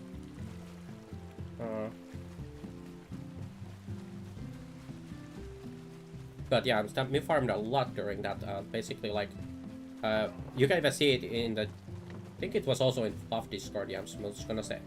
I'll talk about my own stream Discord. So we do have a Discord actually, but it's completely dead by the way. So, but either way, we posted like every single drop we had during the event. We got like every single mount from all the old raids, all that.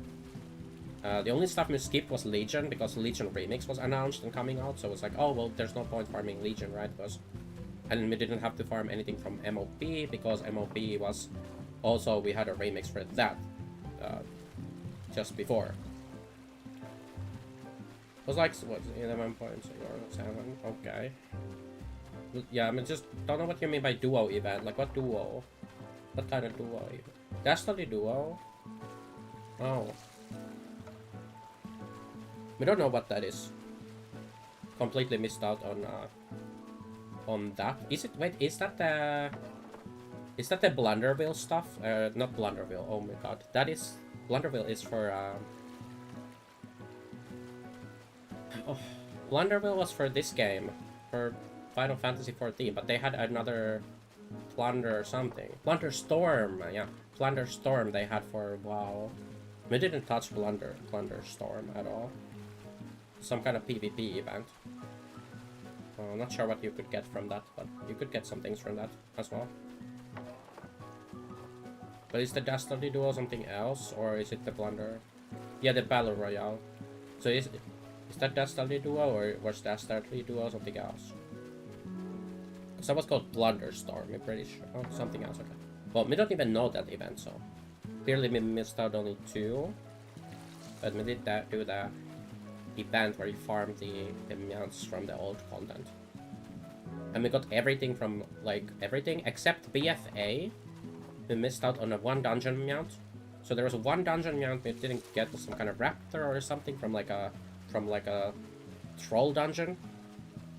Didn't manage to get that to drop. We farmed all the raids, all the dungeons and stuff, or with like 17 different characters or something. Like every reset that we could, but we didn't manage to get that Nyan, but we didn't farm that Nyan until towards the very end of the event, so we didn't get that many entries on it actually. Maybe like 2 or 3 weeks worth of re-clears on that dungeon. And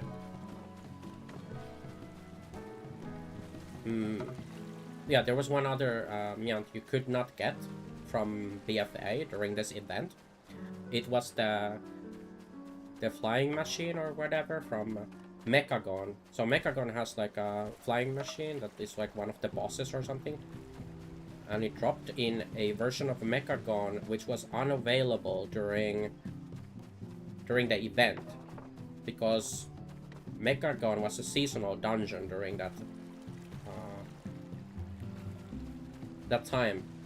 So we had the event going on at the same time as Mechagon was a seasonal dungeon, and the other wing of Mechagon where the mount dropped wasn't even available during that season. Because of the season, that wing was completely like removed.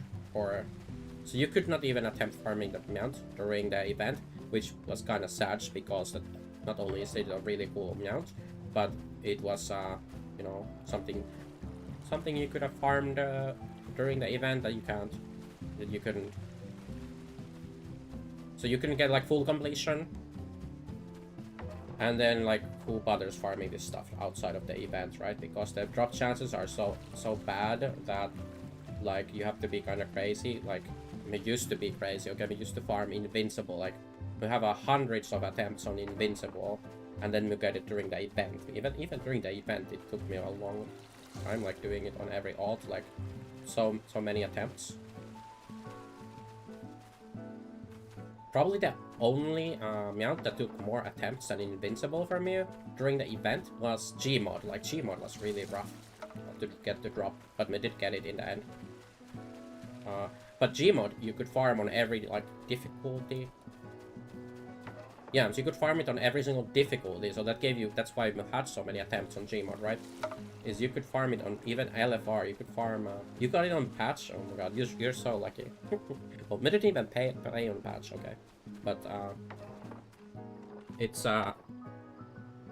it was really hard to get the drop even during the event. Makes me wonder if Gmod was even buffed by the event. We have a feeling like it was maybe if not even buffed by the event. It probably was, but we got a small feeling that maybe it was missed or something because it was so hard to get the drop.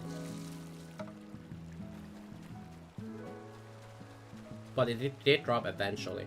Of doing, like on 17 characters, doing mythic, heroic, normal LFR versions of the raid every reset, like for a while. But what we did manage to do was, so we used the second account to save the lockout. 50, yeah, either it drops or it doesn't, that's true. We did save the, what do you call it, like the lockout, right? So you could save the boss, you could save a lockout not on mythic, but on heroic and normal, you could save Mechatorg. I think it dropped, yeah, it dropped literally on Mechatorg, except on LFR it dropped from Jaina. On LFR you had to finish the whole wing, but on LFR you only had to do that one wing, right? You didn't have to do like the other. And then if you wanted to farm on Mythic, like yeah, you had to do the entire raid, well, up to Mechatorg, right? You didn't have to keep farming it after that, unless you also needed Mythic Jaina mount, which we got pretty fast, so didn't really need to keep farming Mythic Jaina. If you needed that and you didn't need Gmod, then you could also do Mythic skip, like skip to Jaina. Was the skip there for other difficulties or only for... Oh, but that wouldn't matter, right? Because the mount literally doesn't drop on other than Mythic, yeah. Gmod dropped on everything, but the Jaina mount didn't drop on anything except Mythic. So that's why we wouldn't even know if the skip is there, because you wouldn't ever wanna use it, right? Unless you were farming for transmog or something, because you do have different colors and versions on different difficulties. May have to say, oh right, that reminds me, actually there was one transmog we really wanted to get that we forgot about during the event, but realized after the event we should have farmed was you know, in Mists of Tirna Scythe in Shadowlands, there was this a really rare drop, Flower Crown, that drops from like the last boss. I think only on Mythic difficulty. I'm not sure if it's only Mythic difficulty. It's a really rare drop chance. And it's kind of like a updated, better, higher quality version of the Flower Crowns that you get from the event. Which event was it? Is it Lunar New Year when you get the Flower Crowns? Maybe, perhaps, not sure. You can get all the colors from there, but the Mists of Tirna Scythe version is a little higher fidelity, like higher HD. I think the mesh and the textures maybe are like a little bit better, and it's a unique color variant. I think it's like a little bit unique-ish. Either way, oh, you have it. Okay, you have that too. So that's something we wanna get, and we don't have. I mean, I didn't realize it during the event. So now we're waiting for the next drop event to go farm that, or alternatively, Shadowlands Remix. When Shadowlands Remix dropping, huh? Well, don't think they're gonna do Shadowlands personally, like very soon. They're probably gonna do like BFA Remix or something, right? Before they do Shadowlands. Don't know if they're gonna do like... Do you think they would do Warlords Remix? Like, what's there even to drop in Warlords? What's there even to do in Warlords, actually? Like, there's nothing to do in Warlords except the raids. And there's no... I feel like, okay, Legion Remix was actually kind of a banger. But still don't like having to log into the game to do some FOMO thing, right? Like, you have other priorities, other things to do, and then you feel like you're forced to log in to do some stupid event because otherwise you're missing out on the rewards.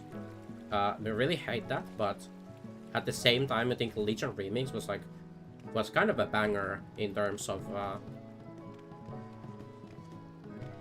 Legions is really good as an expansion. I guess that's what we're getting at. Is and there's so much stuff I was missing from Legion too. We did play during Legion, but not like we didn't play that actively as a boss. But like BFA Remix would be insane for me because we entirely skipped BFA, and we have yet to even do all the reputations in BFA on any character ever, because we don't do. The only reason we can even fly in BFA is because they added that in later. Like originally, you had to do the Pathfinder stuff, even like in Shadowlands or whatever. But I think during Dragonflight or something, not sure. It's either in Dragonflight or the War Within when they added. Allowed you to fly in BFA without doing Pathfinder. Yeah, Legion is really good. Like, honestly, I wish we played more of Legion when it was current content. We did play during Legion. We didn't play on launch, but we did play Legion. We came back to play Legion at some point. We really liked what we played of Legion. One thing we didn't really get around to doing in Legion was M+. Really only got into playing M+ in Shadowlands, honestly. It's actually kind of crazy that Shadowlands is like the one... that's like one of the most hated expansions ever of... I still feel like, honestly, Warlords of Draenor was a worse expansion than Shadowlands. And it's not even close. But... like, even though Shadowlands was like really ass in a lot of ways... They did fix it up towards the end, which is obviously like that's too late. It shouldn't have had all these issues to begin with, but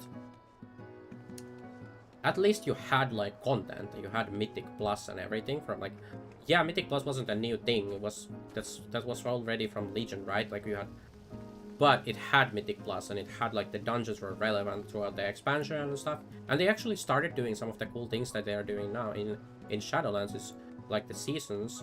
Have the Mythic Plus seasons have different dungeons now. Like they bring back old dungeons, and they started doing that in Shadowlands. They didn't do that before. It was bringing back old dungeons, and that's actually some how we got to experience some of the Legion dungeons in Mythic Plus that we only did like on like whatever normal heroic, something like whatever we played at the time in Legion. Because we didn't really do a Mythic Plus. We remember stepping into Mythic Plus, like, to try it out, and then we had, like, a really bad group to do, like, some +2 key or something. We don't even remember. It was some low key we were doing. And me was obviously bad too, right? Because we was new to it. But our group was, like, not up to the challenge. And then that was basically my only experience with M+ at the time. We didn't bother going back into it. Until like Shadowlands, because we skipped entirely of Battle for Azeroth. Which we hear is a really problematic expansion as well. But honestly, we don't believe that BFA was worse than Warlords. Perhaps BFA could have been worse than Shadowlands. That we might believe, but there is no shot it was worse than Warlords, okay? There's no shot. Warlords was like the worst expansion ever. And there was nothing to do. If you were like a casual player in Warlords, there was literally nothing to do in the game. Except garrison missions, like you were playing a Facebook game in your solo garrisons.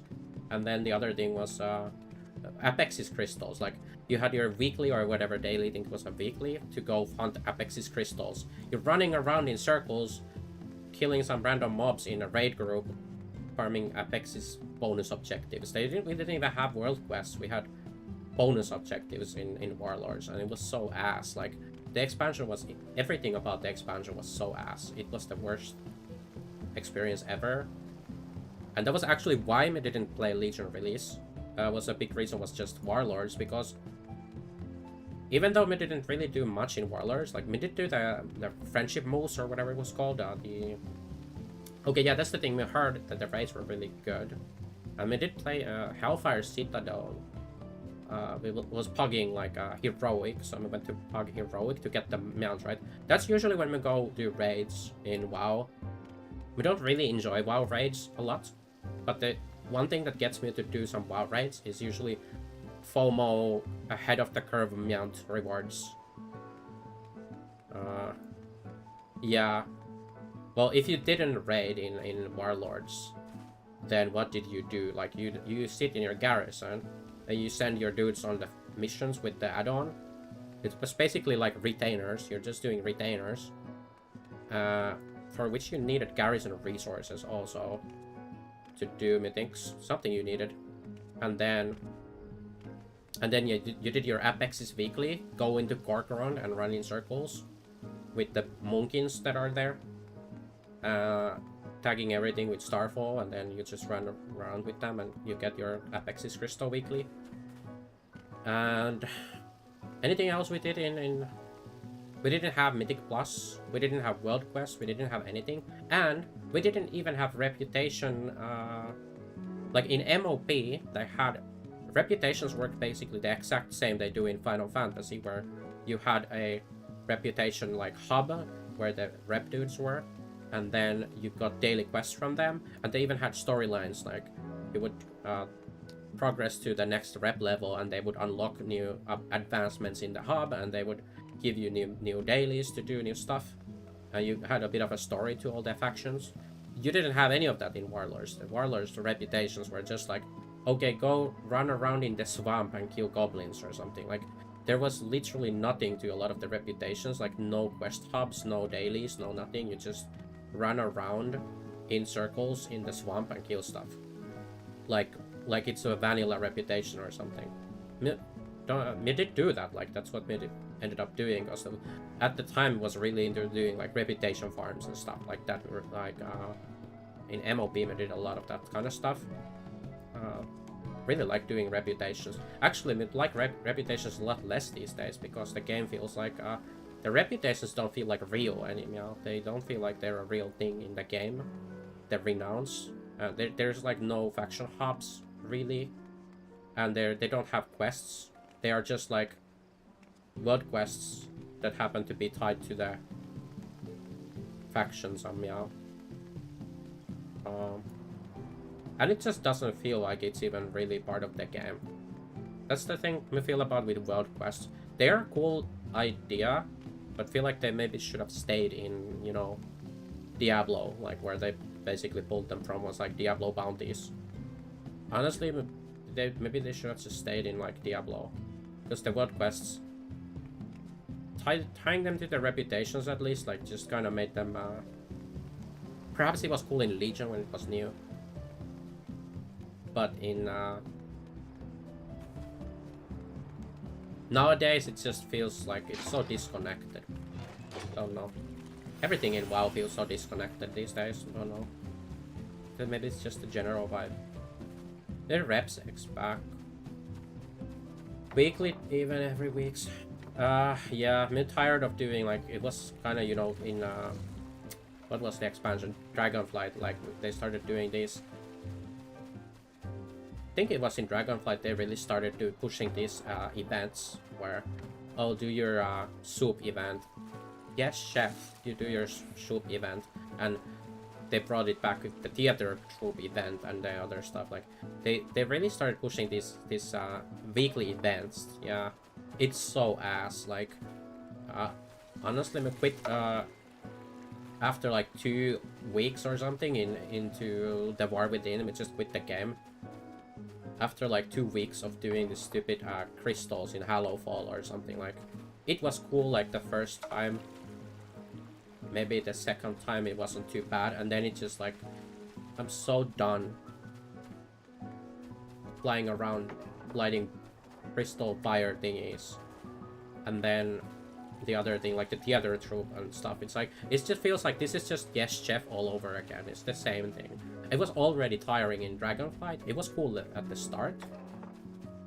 It gets old so fast and you're just done. And all you do, any meow, is you just go show up and AFK there at the theater troop event. And you don't even they put in like a tiny requirement that you have to do 50 participation or something, which is barely doing nothing. You can even just AFK at the theater troop and talk to that guy that shows up, the fan. Like there's these fans that show up and they ask for your signature or something, you to sign something, and that's all you have to do is just fly there and float there on your bird form.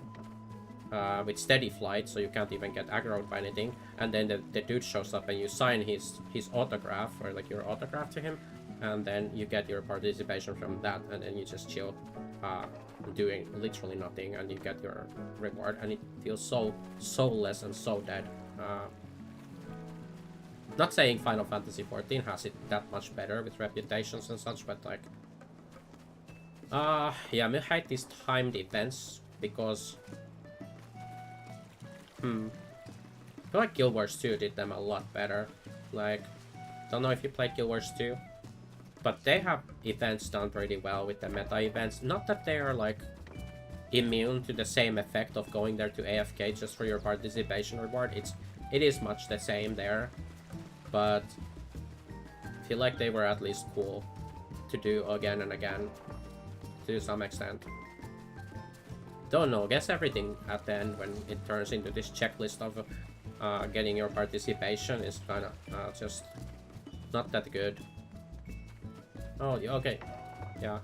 Well, Guild Wars 2 has pretty good events. In terms of like the meta events, the zone meta events, they're like map-wide events and they're really cool.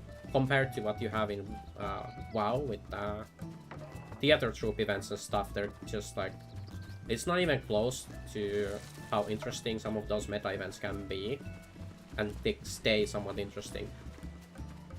Although, yes, in the end, it does just turn into a lot of the same. Like, you show up, you do the minimal required effort. Even then, they felt more social, though. I don't know. Perhaps one thing that made the Guild Wars 2 events kind of cool was the social aspect of. You had like this map, you have map instances, kind of like you have layers in World of Warcraft, but the map instances in Guild Wars 2 where you could control like, well, you can control in WoW where you end up to by joining people's group, asking to be layered somewhere, right? But, and like joining pre-made group finder groups, much the same you do in Guild Wars 2, but you had a reason to do that in Guild Wars 2 for the events, whereas in WoW, like, you don't. There's no point. Why would you layer yourself for the other troop event, right? Like, there's no actual point.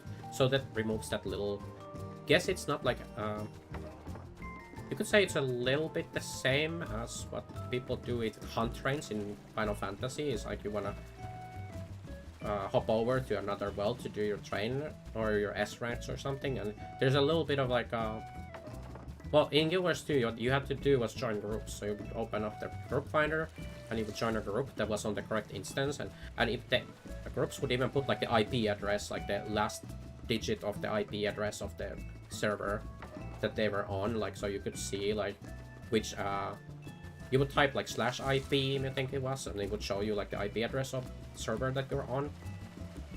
And then people would put the last digit in the group finder to show like this is in that instance, and people would try to get on the main instance, right? And you'd have to even show up like even maybe 15-20 minutes early sometimes to make it to the main instance of the meta event, because there were so many people there. It was really hard to phase into the main instance because you couldn't just have infinite people in the instance like you can actually do in Final Fantasy XIV much.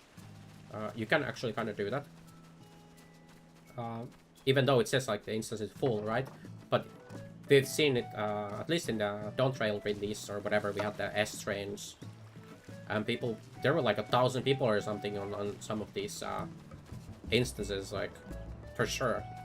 You could somehow jam people in. We don't know how it worked, why it worked like it did, but you could jam people in if you really tried. You could get people in the same instance, like a lot of people, so that the servers were entirely like lagged out and stuff. It was really bad, and it was really hard to get people in the same instance too, though. It's a worse issue on hunts than it is on like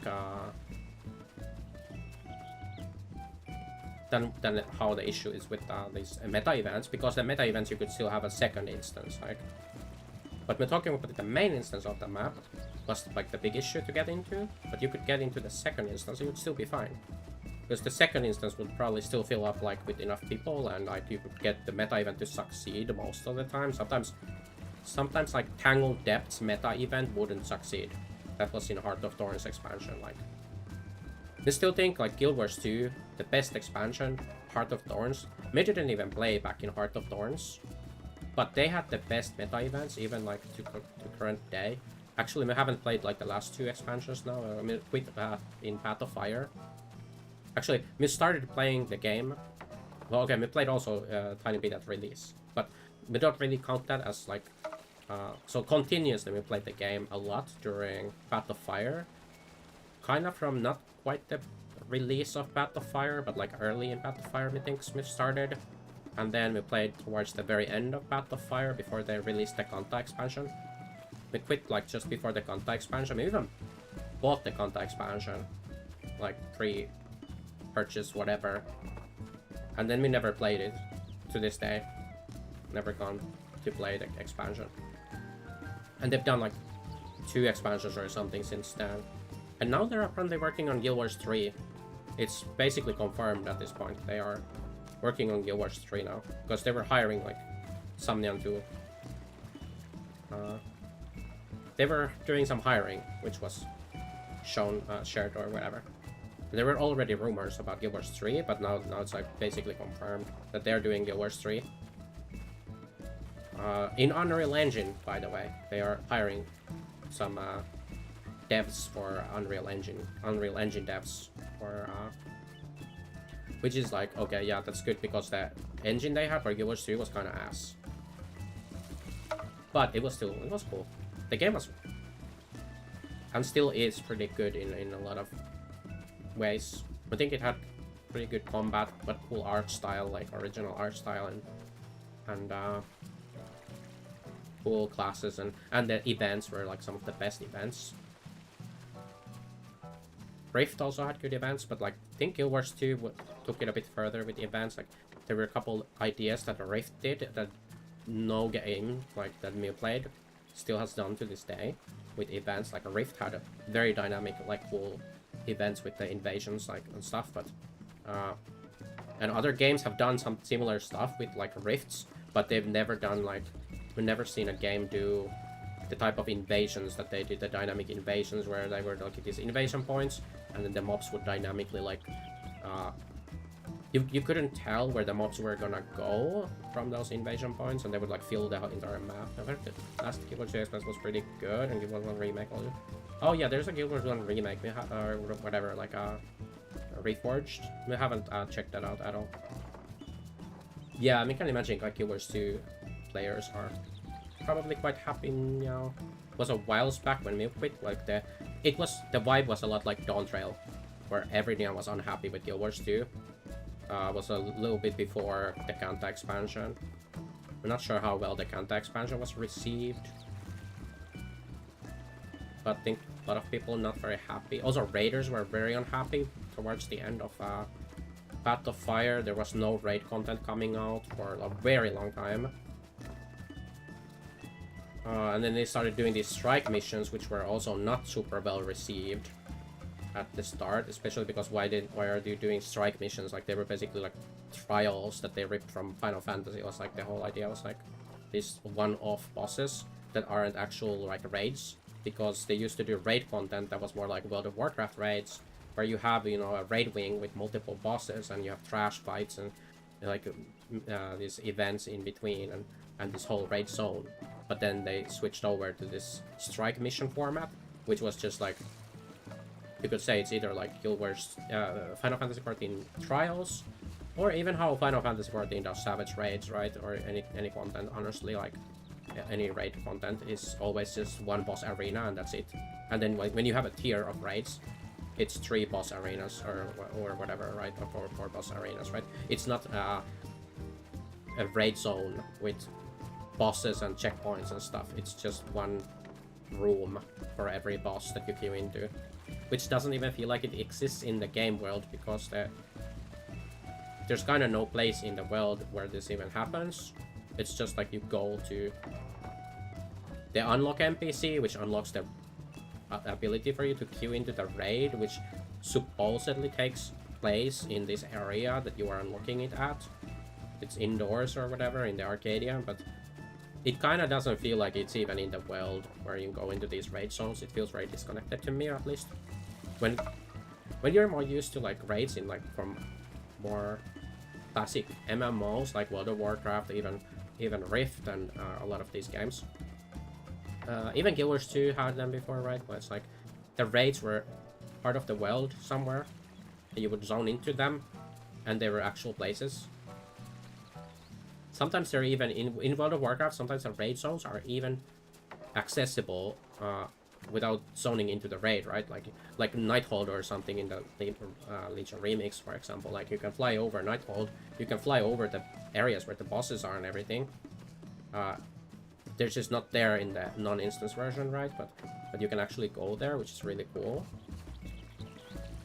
And it feels like a real place in the world. Whereas in Final Fantasy, we don't get that feeling at all. But that is something that maybe had a little bit more of an issue. Nowadays we don't. But at the start, it feel like the raids in this game just don't feel like a real place at all. It's just like a... It's kind of this queue simulator of like you just queue into any content in the game you queue into, and it doesn't actually exist anywhere. And it doesn't help that like the dungeons, for example, are so incredibly linear and have like all these checkpoints and stuff, and like you're just like so... It's so curated for you what you're allowed to do. So I've never been a big fan of that. But it does work for a story. It does work for like story delivery, right? When you want to deliver a story, they do that really well in this game with the dungeons. They really well deliver a story, but the dungeons don't feel like dungeons like classic dungeons do. Not that they necessarily do in WoW either these days, like a lot of them, but they still have a more freedom to do whatever, and they feel like places in the world, especially with Mythic Plus, where you don't queue into them, because in Mythic Plus you can't queue into the dungeon. You can teleport to the entrance if you have a teleport thing, and they do set up these portals in the hub. But to be able to unlock the teleport to the dungeon, you have to first clear the dungeon on like plus 20 these days. So it's not... oh wait, plus 10 these days, yeah. It was plus 20 in... was it Shadowlands? And then they made it plus 10 in Dragonflight. Or middle of Dragonflight? Yeah, it was like a middle of Dragonflight. They made it... They squished them. Yeah. Spawning in room, that also... Yeah, that's the thing, is like... It feels really weird in this game where you go into like... Like, it kind of makes sense with Arcadian, right? Because Arcadian is different arenas for different dudes. They all have their own arenas, different themed, and they're actual, like, kind of like wrestling, boxing arenas and stuff. It makes sense for Arcadian, okay, but most of the time it doesn't really make sense where... Why, like, in Pandemonium or whatever, you're like... Okay, they were contained in these different places, the bosses, but, like... It feels like so kind of shoehorned in, that there's this lore explanation to why... Don't get me wrong, we're not like a big lore nerd or something, don't even...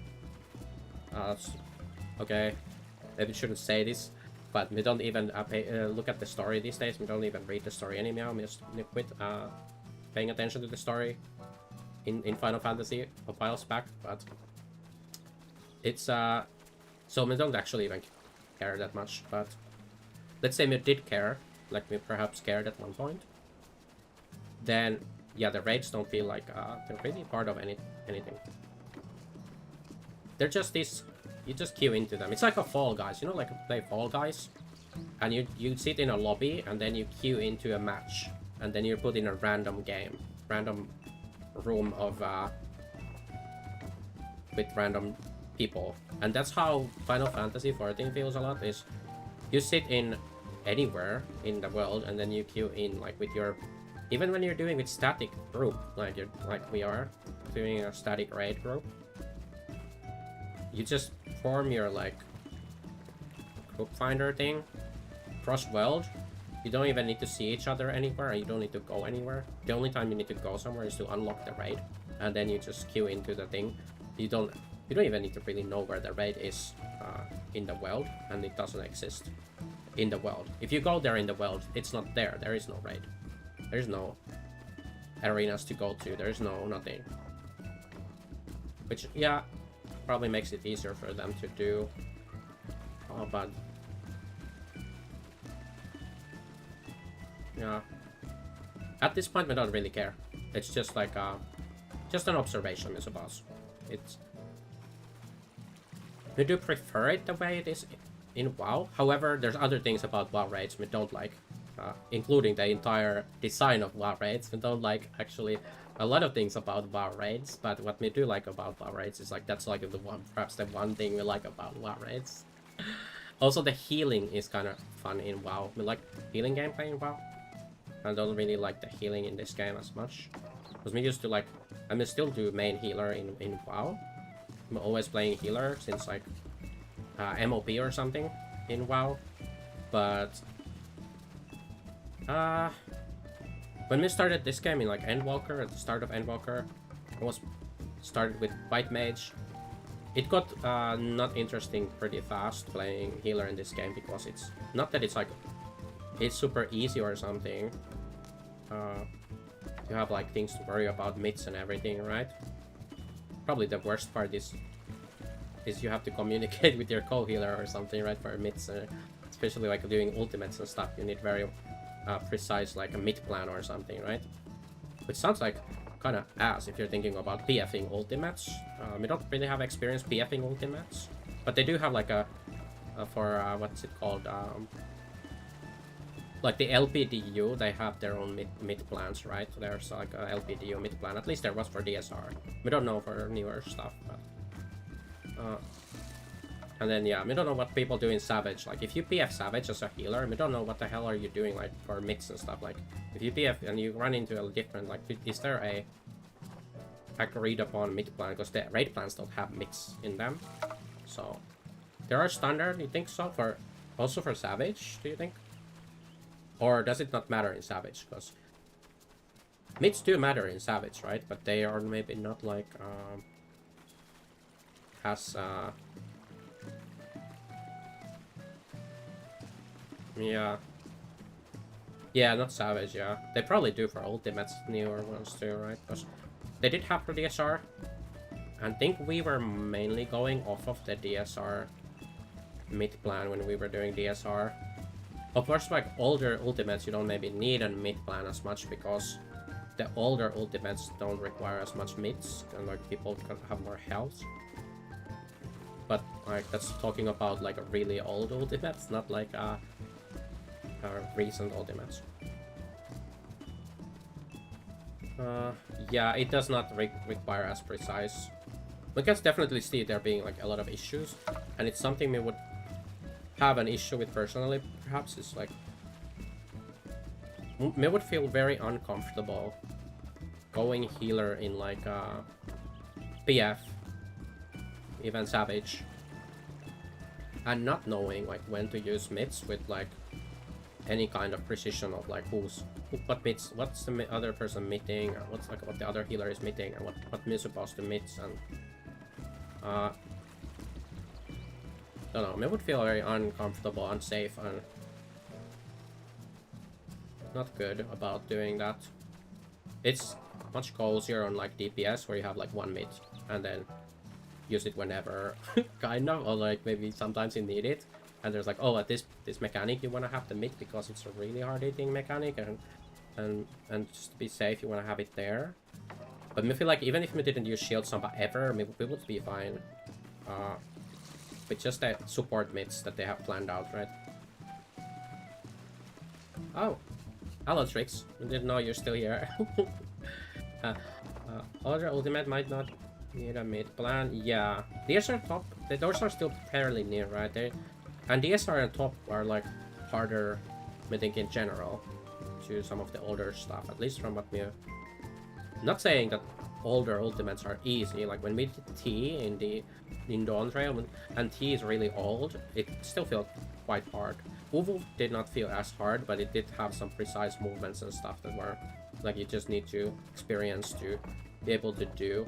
But there was definitely like I think a big difference between T and Uvu in terms of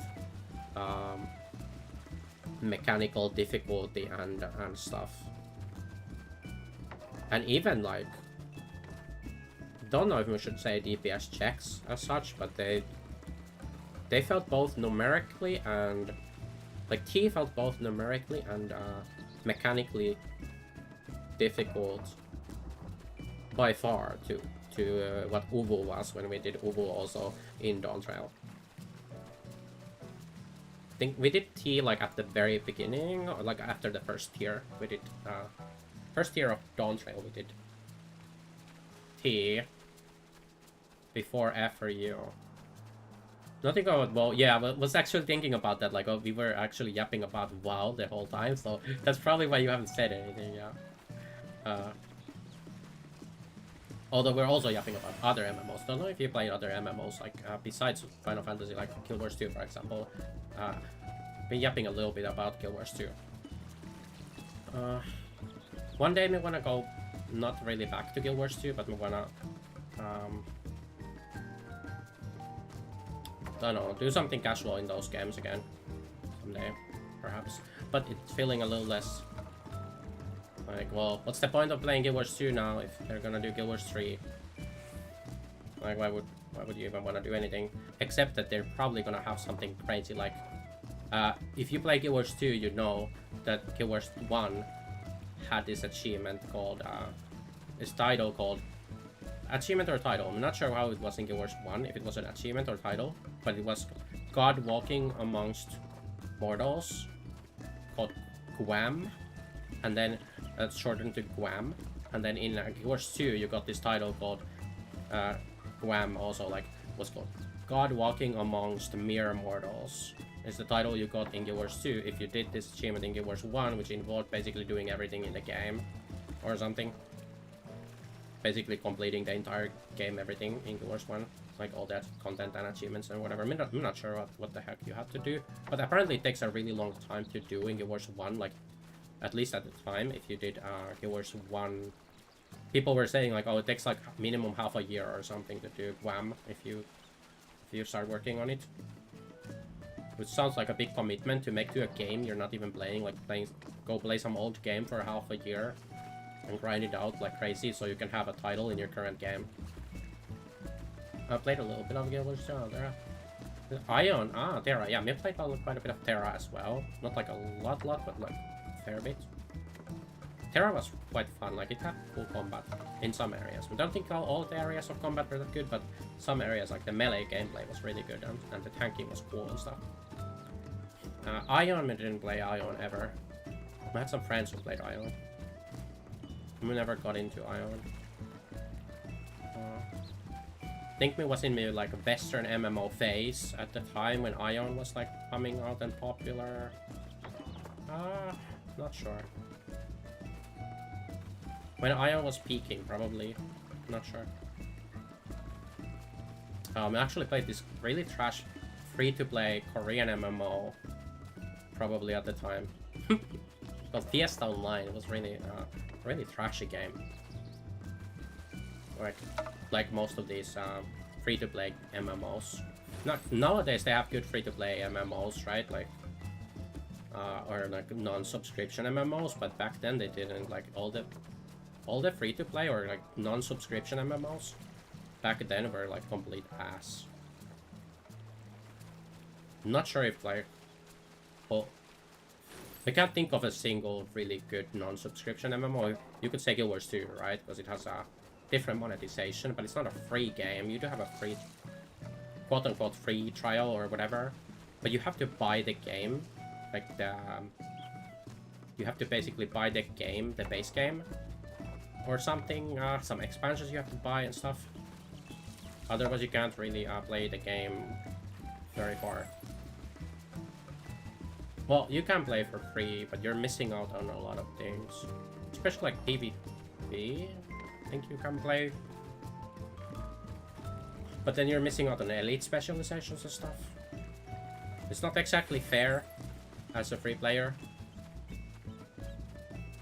Well, it's less limited than it is here for sure. Like Final Fantasy XIV has the, I don't know if you've heard, the critically acclaimed award-winning MMORPG Final Fantasy XIV has a free trial that includes the entirety of A Realm Reborn, Heavensward, and the Stormblood expansions up to level 70 with no restrictions on playtime. Sign up and enjoy Earthsea today. You do have a lot of stuff in the free trial, Final Fantasy XIV, but would say Guild Wars 2. Playing Guild Wars 2 for free, less limiting. I mean, thanks. Honestly, we don't remember. Oh yeah, ultimates exclude, yeah, it does exclude ultimates, that is true. Which would be a big deal breaker for some people, for sure, who wanna do like ultimate raids.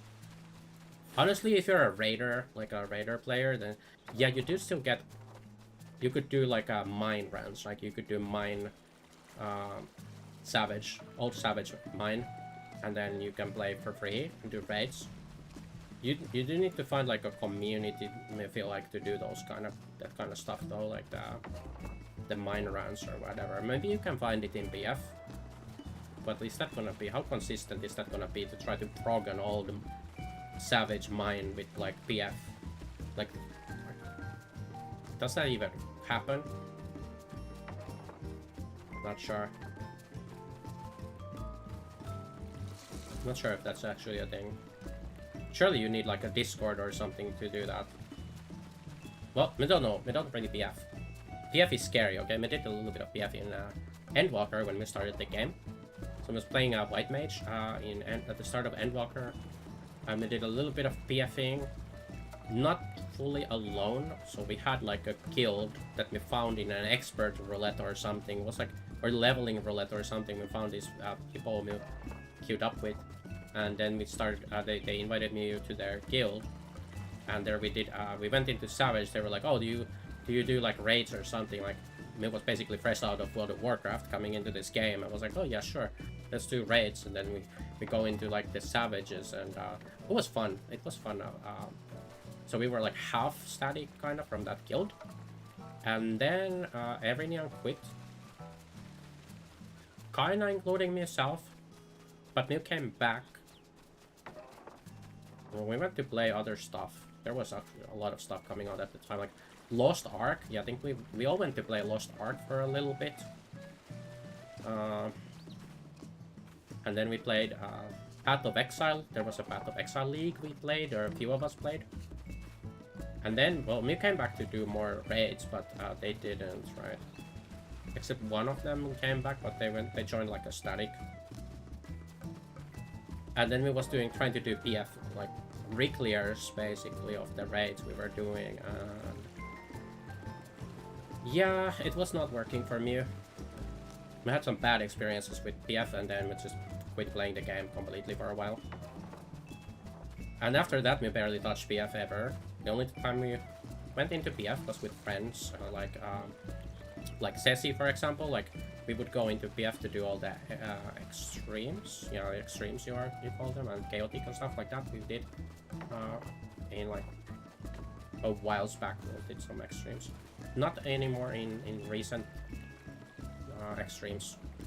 So it was a couple extremes ago. But yeah, basically solo will never ever go into PF, because PF is yeah, it's very scary to me. Yeah, Lost Ark was a grind. Yeah, Lost Ark was so grindy. Yeah, it was. That's what we mean with when we were saying about, you know, like free MMOs. Without like MMO without a subscription, it's almost guaranteed to be from Korea, and it's almost guaranteed to be super pay to win. And you're not just paying for quality of life stuff like you are in Guild Wars 2, like cosmetics and quality of life and stuff. You're really paying for a lot of yeah, they're very kind of pay to win. You still have to do mechanics, right? Like, you can't, even if you have gear, you're still gonna like wipe the raids and stuff, right? Like, it's one of these arguments people have, like, oh well, it's not pay to win, is it, if you still lose when you pay? But like, it's basically you have to pay a lot to really keep up and be able to participate, or you have to work extremely hard in the game, like trying to make get honing materials, and like you have to work really hard to get your gear in shape, and even then you're always behind on gear. You're always like massively behind. Unless you are like, don't know. If you're insane, if you're like Cecilia in Final Fantasy, you're insane and you do every single thing that comes out like on point, like you are always doing everything and you're grinding it out like crazy.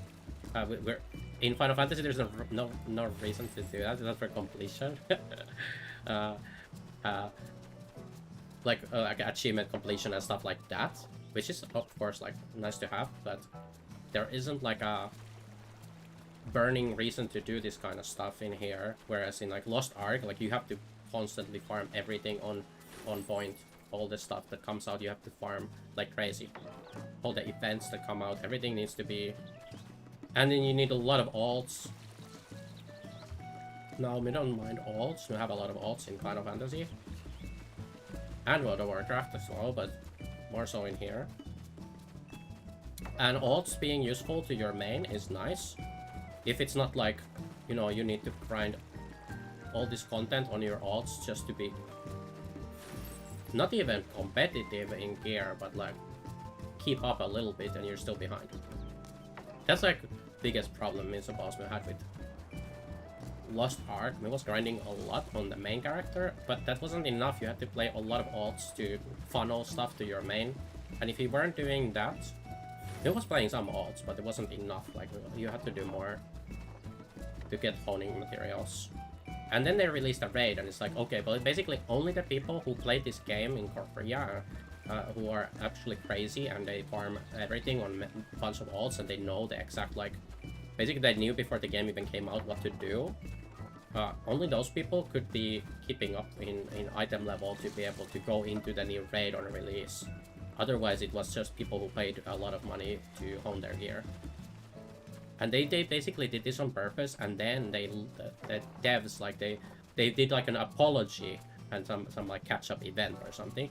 And it's like, it's very dishonest. It felt really dishonest, like their apology, because this is apparently what they did already in Korea, and they didn't even learn from their mistake. They did the same thing on the NA/EU Western release again, and it's just like, oh, it works. If they just say sorry, it works, right? Like, no. When they released that raid and wasn't able to participate in it, even though we played so much to try to gear up and like get to play the game, and then you don't even get to play the content when it comes out. You have to watch pay-to-win streamers like whale their way into the raid. Is like, don't even want to play the game at that point. Like, that was basically when we just fully quit Lost Ark. Was like on the very first kind of real raid release. Was you don't remember the name of the raid, but it was like whatever. They released that raid and was like, okay, I'm done. Uninstall. Like, you can't play the game. And you're just stuck farming these absolutely like mind-numbing dailies every day on a bunch of characters to try to get honing gear, honing materials, and you're still failing at honing every time because it's this gamble RNG casino. It was so bad, okay? Not from you. Like, if it was to enjoy that game, we would have to spend a lot of money on it to be able to enjoy the game. That's like the only way to enjoy that game. And then you hate yourself for it. A bit after the Brawlhalla. Okay, we don't know what the Brawlhalla hard mode honestly is. I don't know, what was the raid that came out? The first raid that they released was like whatever it was. We just remember watching like a Rich Campbell with his like thousands of dollars of whaling into the game. Go do the raid, and we couldn't do the raid because we didn't have item level, and you were basically like at this stone wall of honing where you couldn't progress in the game. If you didn't spend money. Yeah. That really killed the vibe for me. We just quit the game and never came back.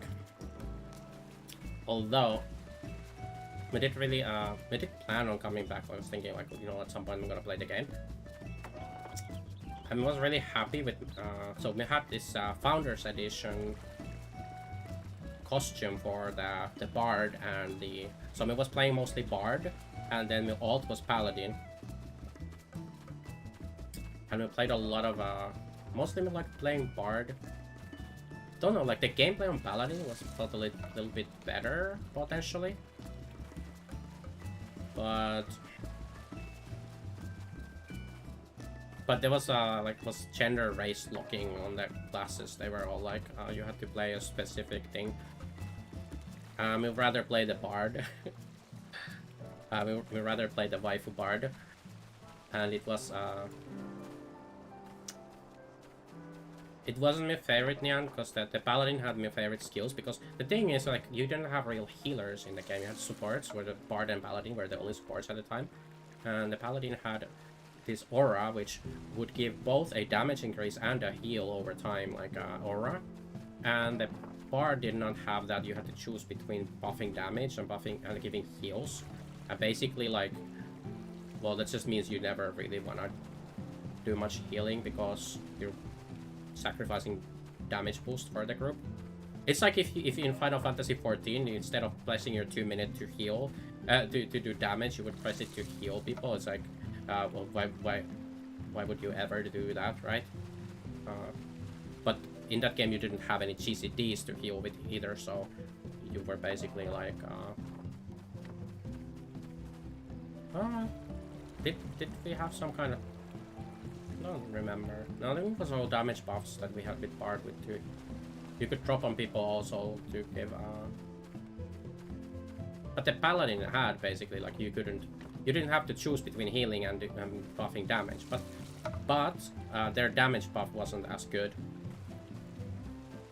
So you did have some GCD for barrier, if you remember, you know, for or GCD or whatever, like basic cooldowns. That didn't drain like a resource that you had to sacrifice for damage. I think that the Paladin did have some kind of barriers you could put out at least. Perhaps the Bard had something. Can't remember. It's been a while, okay, since Lost Ark came out. But the game was kind of cool. We did kind of like the game itself.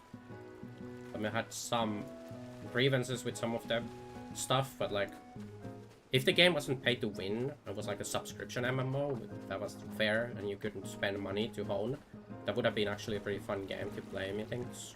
Would have probably enjoyed it more as a game, long term. It actually had a holy... Yeah, I didn't really have Holy Trinity. It had weird, like... You did have tanks, technically, kind of. Like, but they weren't really tanks. But they were doing, like, interrupts or something. It was called the Gun Lancer, or whatever it was called. And it could, like, break Defiance really well. Defiance bars. We had in yours too, we had Defiance bars. We don't remember what they were called in Lost Ark, but you could do CC. That would basically break the boss's, like, break bar. And it would stun the boss. And then there was something weird, like a taunt it could do, like, that would, if you used it at the right time, I think the Gun Lancer could, like, interrupt the boss from doing a mechanic. So if you used it at the correct time, it would, like, stop the boss from doing whatever it was doing. But it wasn't really a tank as such. More like a kind of a control, like, CC type job, you could say. Which also did damage, right? Pretty sure they did good damage. Not sure. The game had a little bit of a weird system, but it worked, right?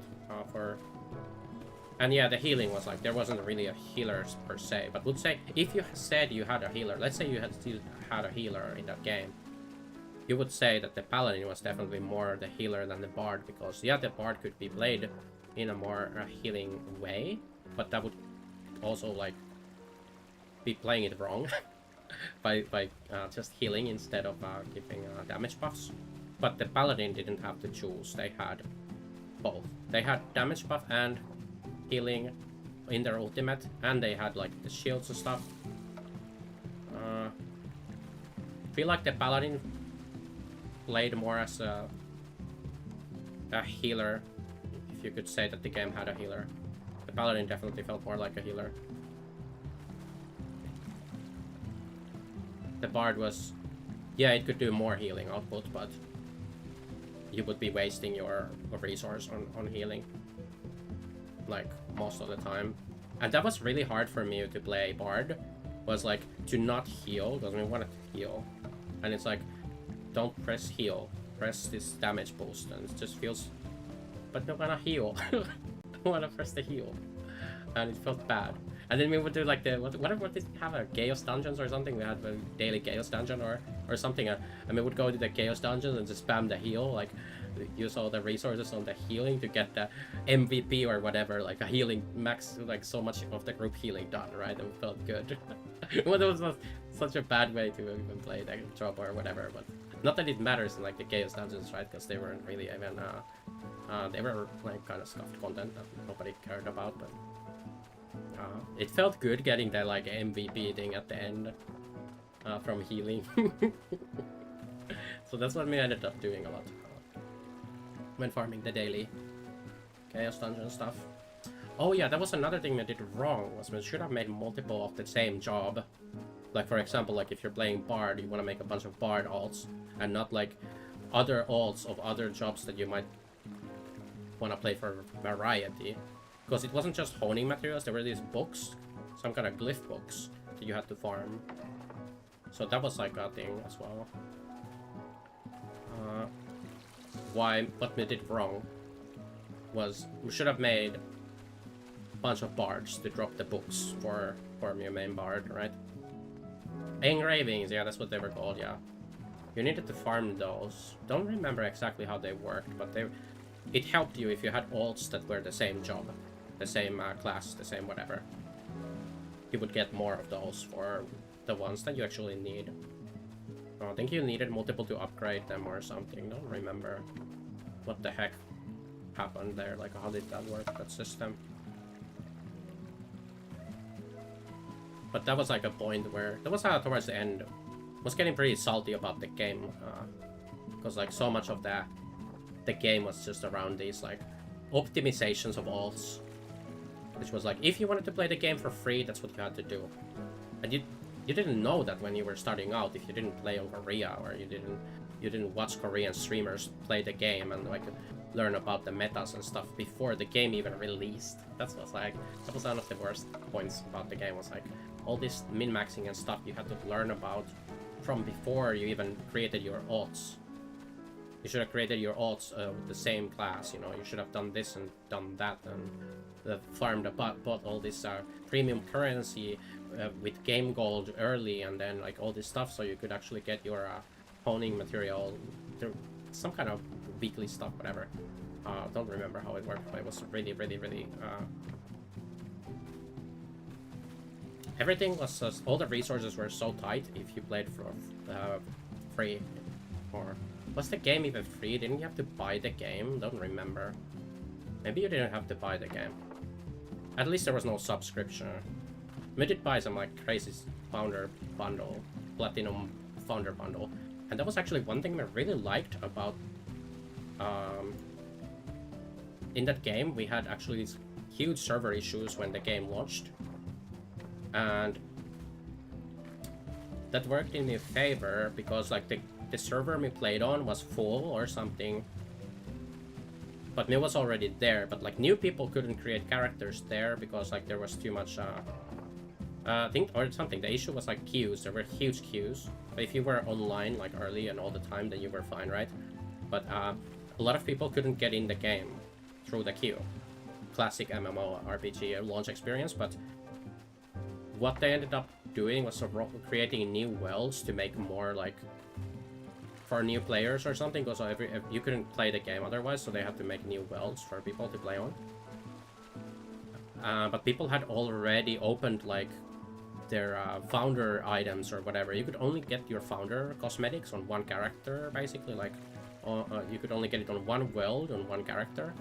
You had to choose if you wanted to get your platinum founder or whatever skin on your bard or your paladin. You couldn't get it on both. But then what they did was they opened these new servers and they were like, okay, because people already opened their founder stuff, what we're gonna do is everyone who bought like Platinum Founder or whatever, get a second box of Platinum Founder gear. And you're like, so you can use it on the other world, but they didn't like, it wasn't specified like that you have to use it on the other world. You got one either way and you could claim it on any world, including the world you were already playing on. So what we ended up getting was just the second Platinum Founder set. And that was like, at the start of the game, it was trying to farm to be able to buy from the market a second Founder, Platinum Founder, because you could trade them as well. But then it was like, oh, actually, we don't need to be able to afford this Platinum Founder while it's still affordable. What we need to do is just, well, nothing, because they gave me a second Founder coffer, and we never changed worlds or anything, so both me Bard and Paladin had the Founder, Platinum Founder skin. I was really, really, really happy about that.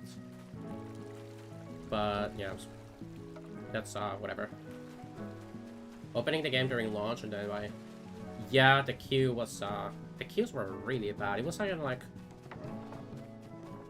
it was the same with so both Amazon was providing the service or whatever for Western audiences, and then you had the whatever Korean game developer company was they weren't publishing the game and providing servers for us. Amazon was, so they were both blaming each other. Like the devs were blaming Amazon for not being prepared or whatever, and then Amazon was blaming the devs, and like it was like it was a mess. Whoever's fault it was, probably both. Yeah, it was just not a good experience for a lot of people. Me didn't have really an issue typically, because like you just stay logged in and then you don't have a problem, right? If you're logged in all the time. Now, if you have to go to work or something, right, then you're yeah, you're screwed. And you weren't like, I think in New World we had the same issue. Also, Amazon published New World. Well, they also developed it, right? But New World had much the same issue. Then again, honestly, most MMOs have this issue at launch, but New World had much the same problems. And people were staying, like, you would keep yourself in the game by just like doing like a macro or something to jump or attack the wall or something, right? You'd go like, you know, somewhere quiet and just hit the wall or jump, and then you would be not getting kicked. Was doing some of the same stuff in Endwalker release. We remember in Final Fantasy you had to do similar stuff because they would AFK kick you. Isn't that crazy to think that in Final Fantasy we had to AFK, like we had to macro AFKs or something to not get kicked from the game, and then you had huge queues. Like there was a massive queue problem in Endwalker release. It feels like another game entirely now that you think about it today. Like that's not the game we play. But in Endwalker release it was really bad. And that's when we basically started the game, like just before Endwalker. So you remember, like you go into the in room or something and just put like a macro on the jump so you don't get kicked from the game. Otherwise you're just stuck in queue and unable to play the game. I think we had even, was it in Final Fantasy we had this issue with the logins also, that it would crash because there were too many people in the login and it would crash the login queue or something. Like there was some error with the logins as well, and you think you're in queue but you're not. Something weird happening.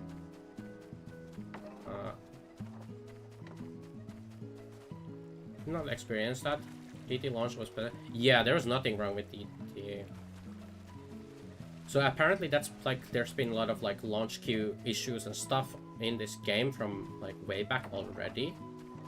So we don't know if Endwalker release was worse than previous releases, but Endwalker release was really bad.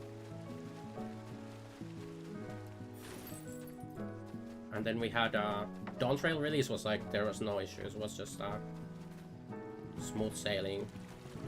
Don't know why. Was it because they were more prepared? Was it because there's no players left?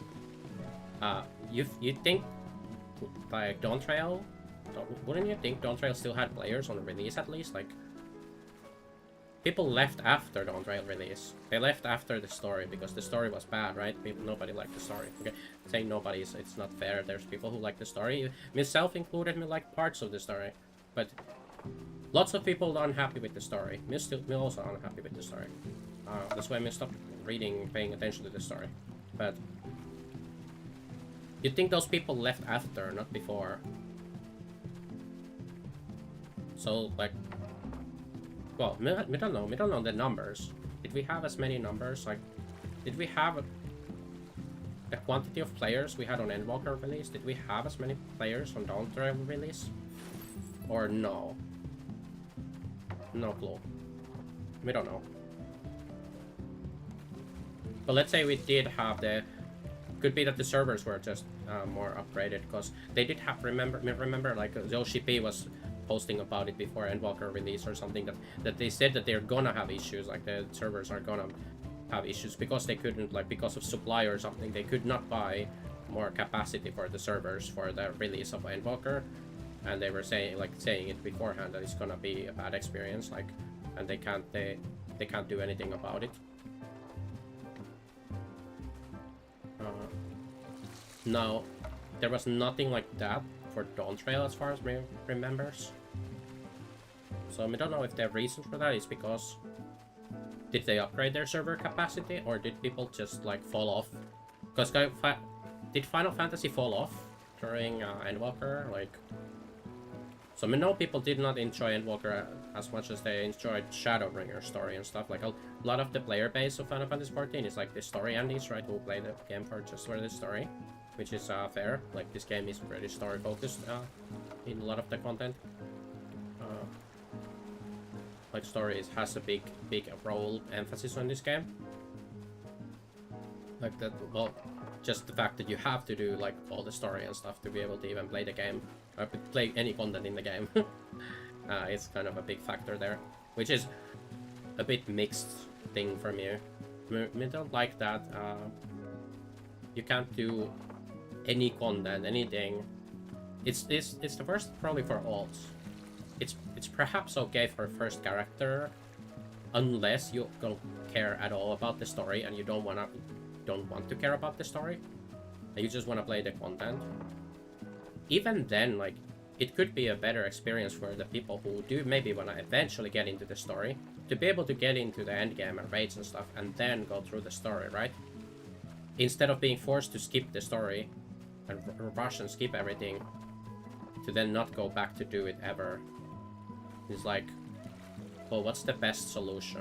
And then the other issue is the duties. You're forced to do so many duties in this game to do, to be able to do the story. A lot of duties which are not in duty support, so you are forced to sit in queue for hours and hours and hours in during your MS queue. Of course, it can help if you queue at the right times, but maybe you can't queue at the right times. Maybe you sleep during the day and you work during the night, something. Don't know, whatever. You have night shift or something, right? And then your time to play the game lines up, does not line up with others, and then you try to do alliance raids, and then you're just screwed. Like, you have to do it on your day off or something. Okay, that's not my issue.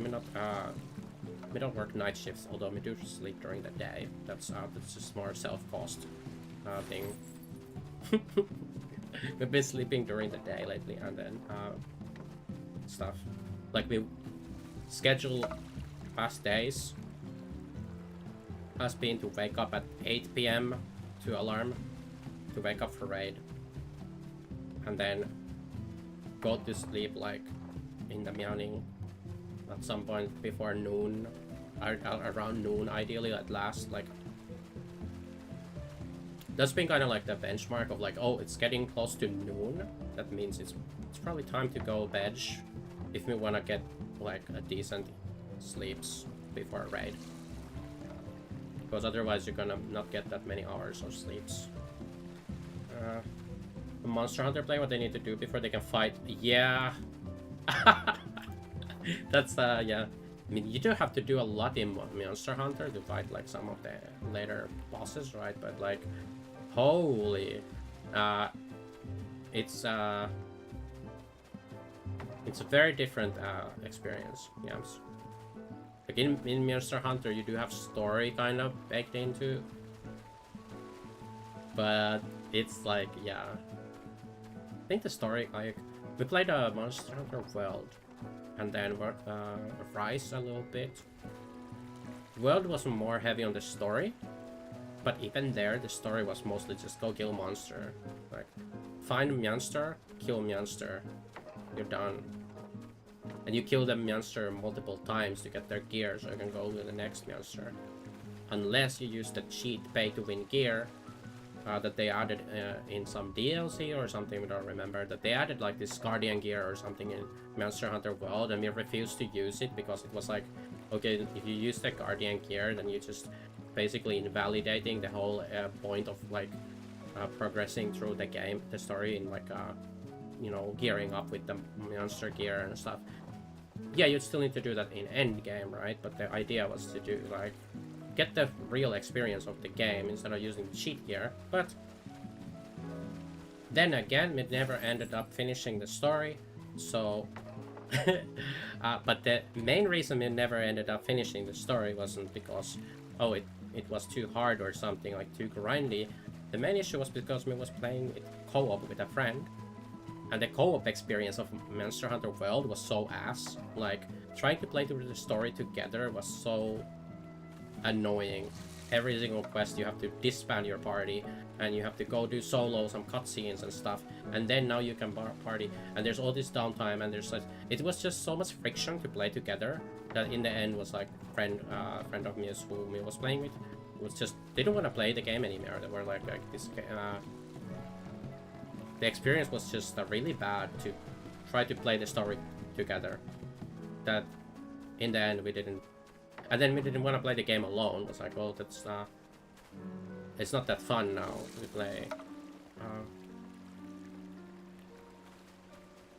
play alone. Sad. One day we're gonna go back to play Monster Hunter and finish. Well, gonna probably restart Monster Hunter World. We also bought Monster Hunter Wilds. The reason we didn't play that game was because Monster Hunter Wilds has yeah, I mean, PC wasn't able to run it, like, basically whatsoever. It was like slideshow FPS, even at the lowest qualities and stuff. It was really unplayable. I couldn't even aim insect or whatever. It was just really bad. I mean, we wanted to play the game, but yeah, couldn't play the game. Now with the new PC, we could play the game. Could totally play the game now, but I mean, didn't even buy the game on sale or something. It was like 20% sale at some point. We bought the game, but we don't know if we're gonna go back to. Should we first finish Monster Hunter World and Rise before playing Wilds? It's not like Wilds is going anywhere. None of these games are really going anywhere, right? They do have servers, right? But think you can fully play them offline. At least World and Rise. You could like disconnect yourself from the internet, methinks, and play them. Like, you don't need to be connected to their servers. Not sure, do you? I'm just worried, like, is it gonna be like a case of like, oh, what's the company? Capcom. Like, you know, Capcom gets into financial trouble and they shut down their service, and boom, you have no more Monster Hunter Rise and World and Wilds, and then like you will not be able to log into them because their content requires online connection. Read a post recently about Wilds about how owning DLCs improve your game's frame rate. That was pretty funny. Yeah, okay, that is kind of interesting. Sounds a bit pay to win. Like, did the DLCs include patches or something that the base game didn't get? Because that's not how you should do things. Like,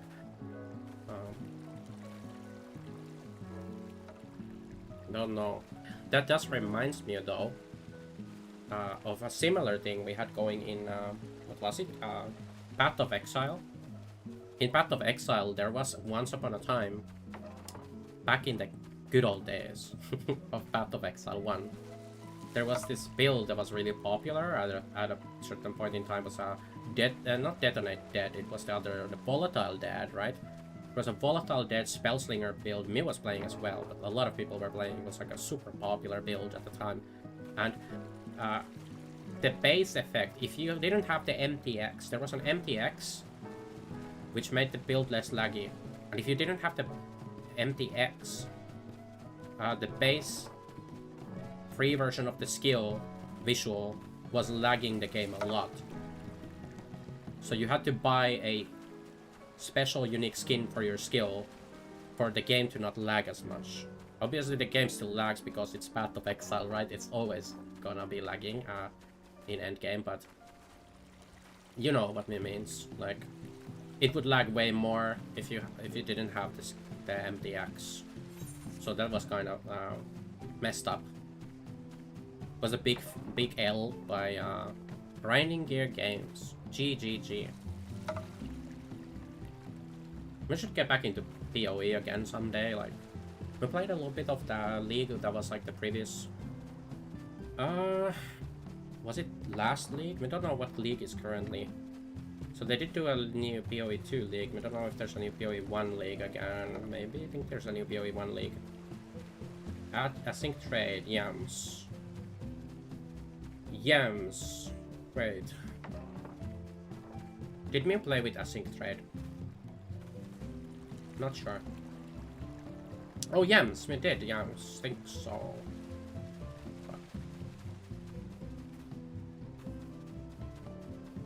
One issue we have with PoE is we always play with the same builders. So it's like, what league was what league? You know, it's like, well, the one we played was Mercenaries League. Okay, I remember the Mercenaries. We had these Mercenaries.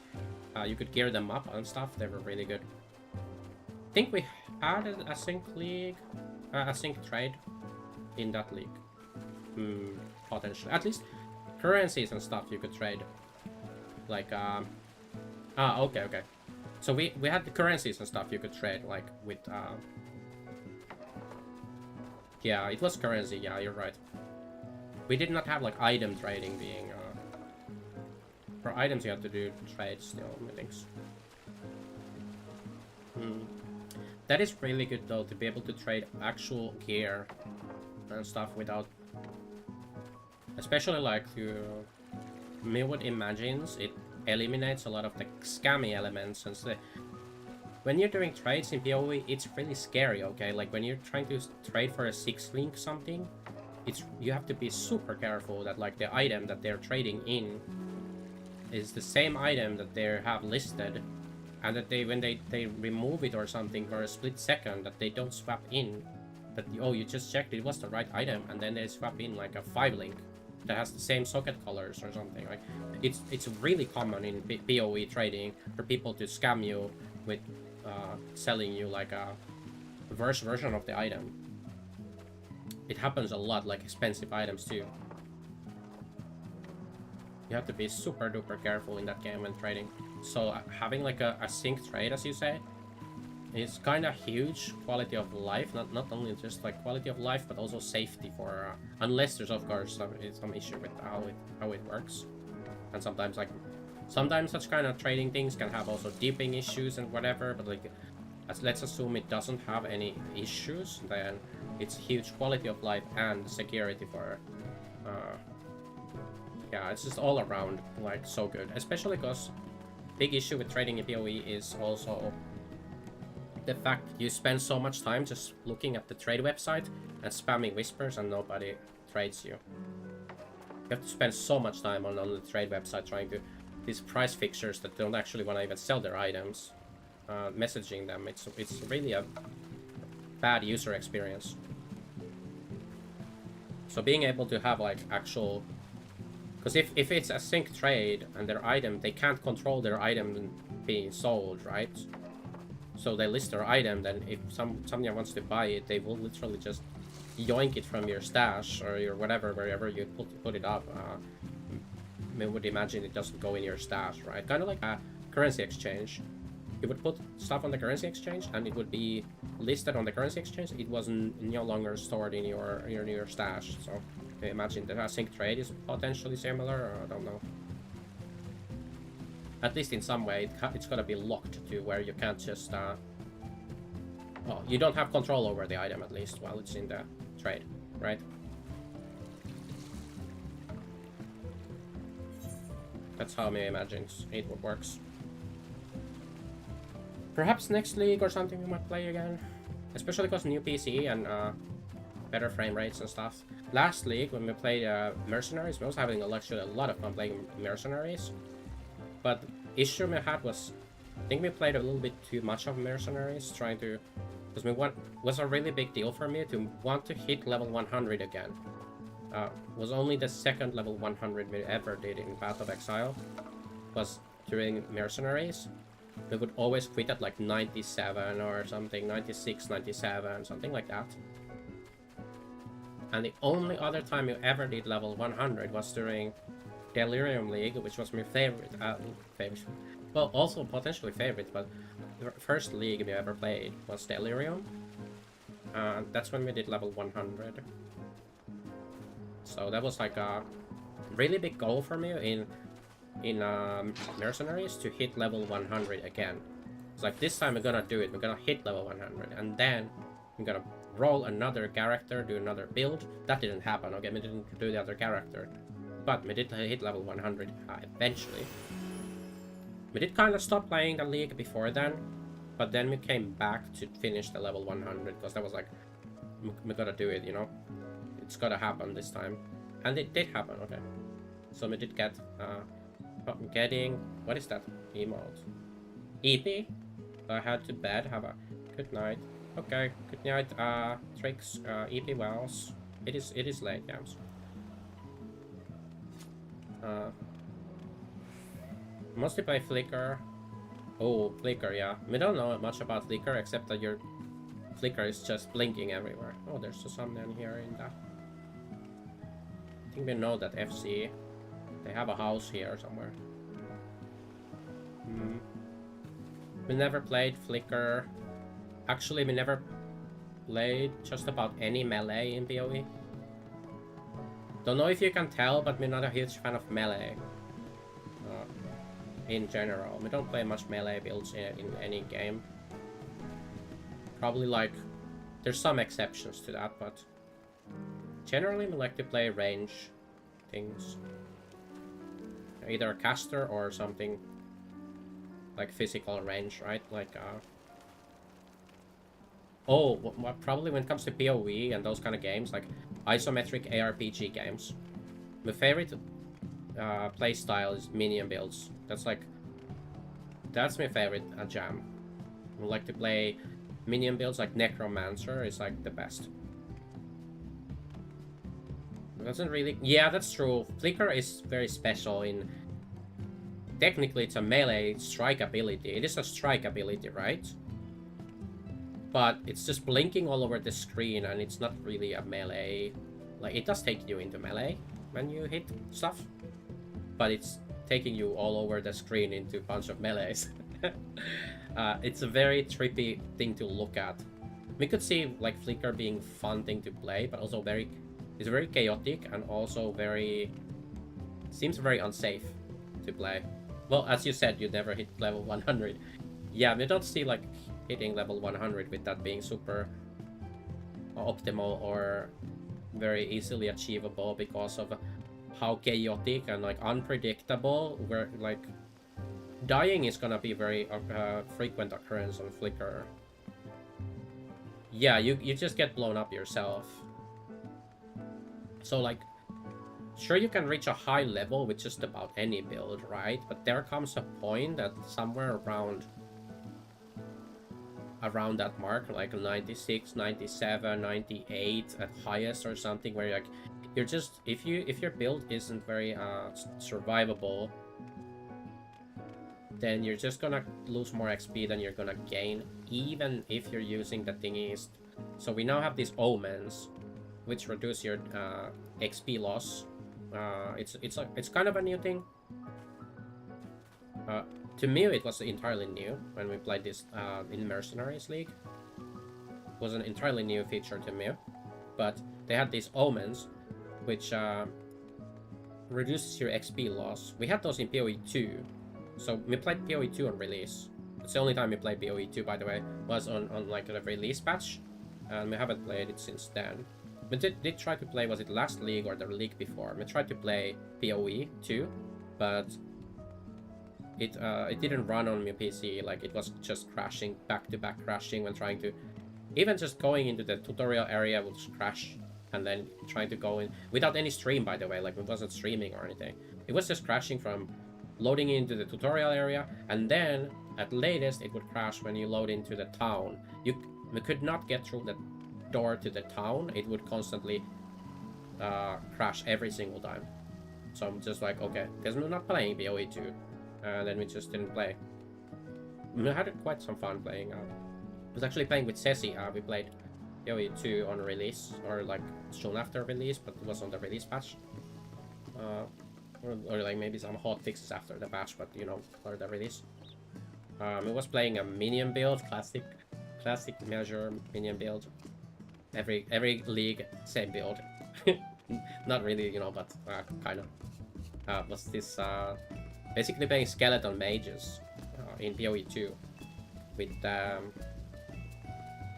Doriani. Yeah, Doriani was the item, was the chest piece that makes like the enemies have less lightning resistance, or like have your lightning resistance.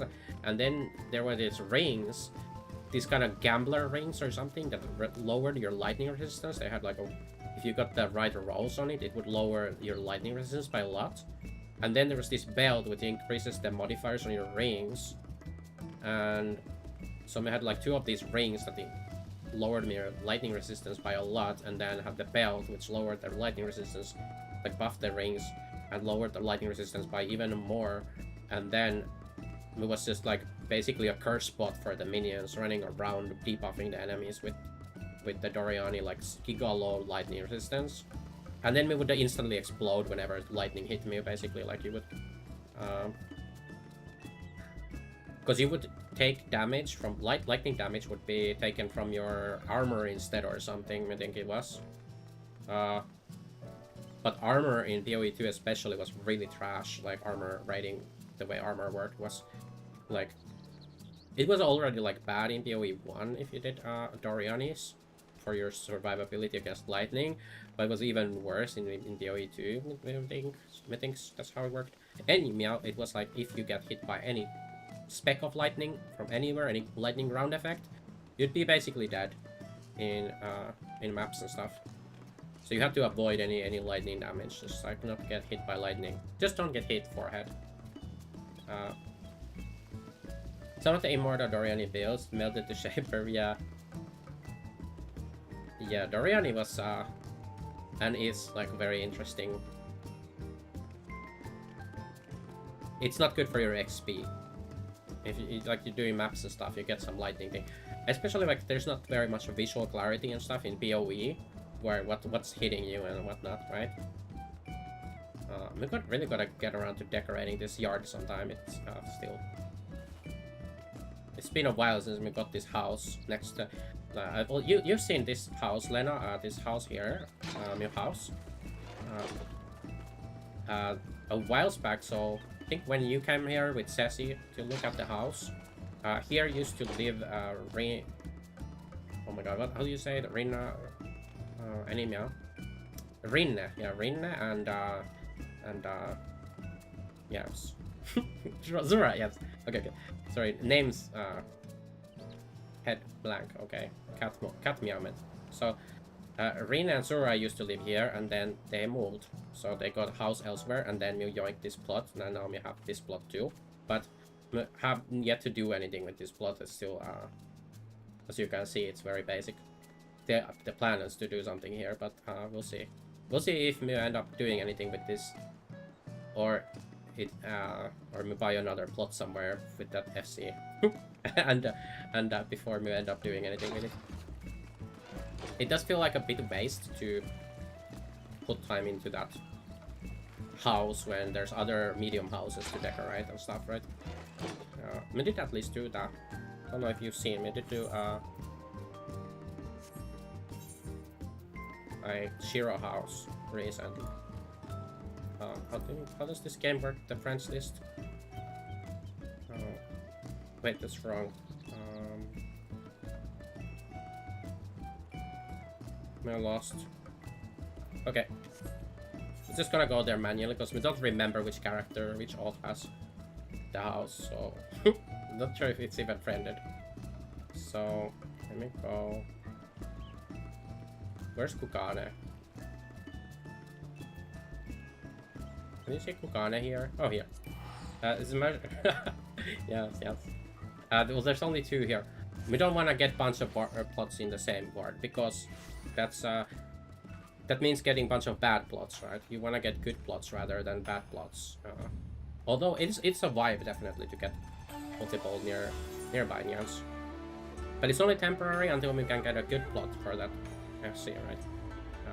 Wanted to show you though. But what were we yapping about? It was just a side point. Before Gore. Something about PoE. Let me read. Immortal Doriani and stuff. Okay, okay. I just saw it's like this.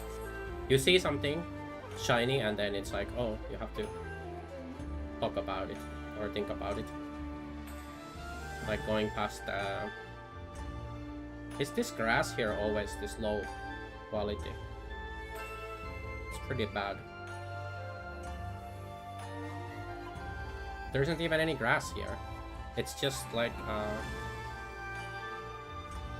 a texture. Yeah, it looks pretty weird. We don't even have shaders or anything.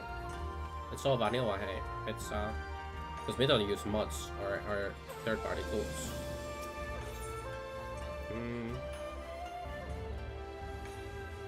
Okay, where am I going again? Where to? Yeah, so that, well, yeah, the idea is we don't want to get a bunch of random, like, small plots and stuff next to each other, because they're just gonna be worse plots.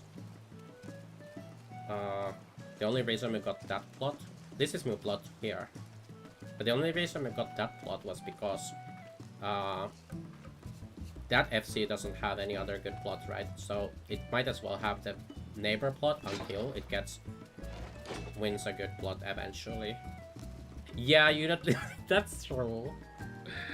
That's very true. Because now I'm getting lost trying to find my plots. It's hard with the vanilla game, okay, to find your plots. Not saying that there's other ways of finding the plots.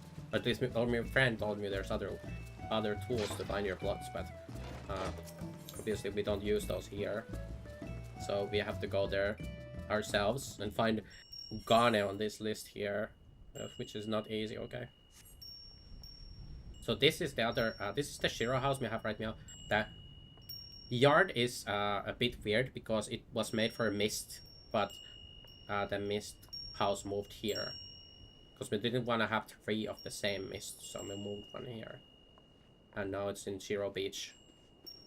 So it has a weird yard. I'm gonna change it later. It doesn't make a lot of sense that yeah, it would look prettier with some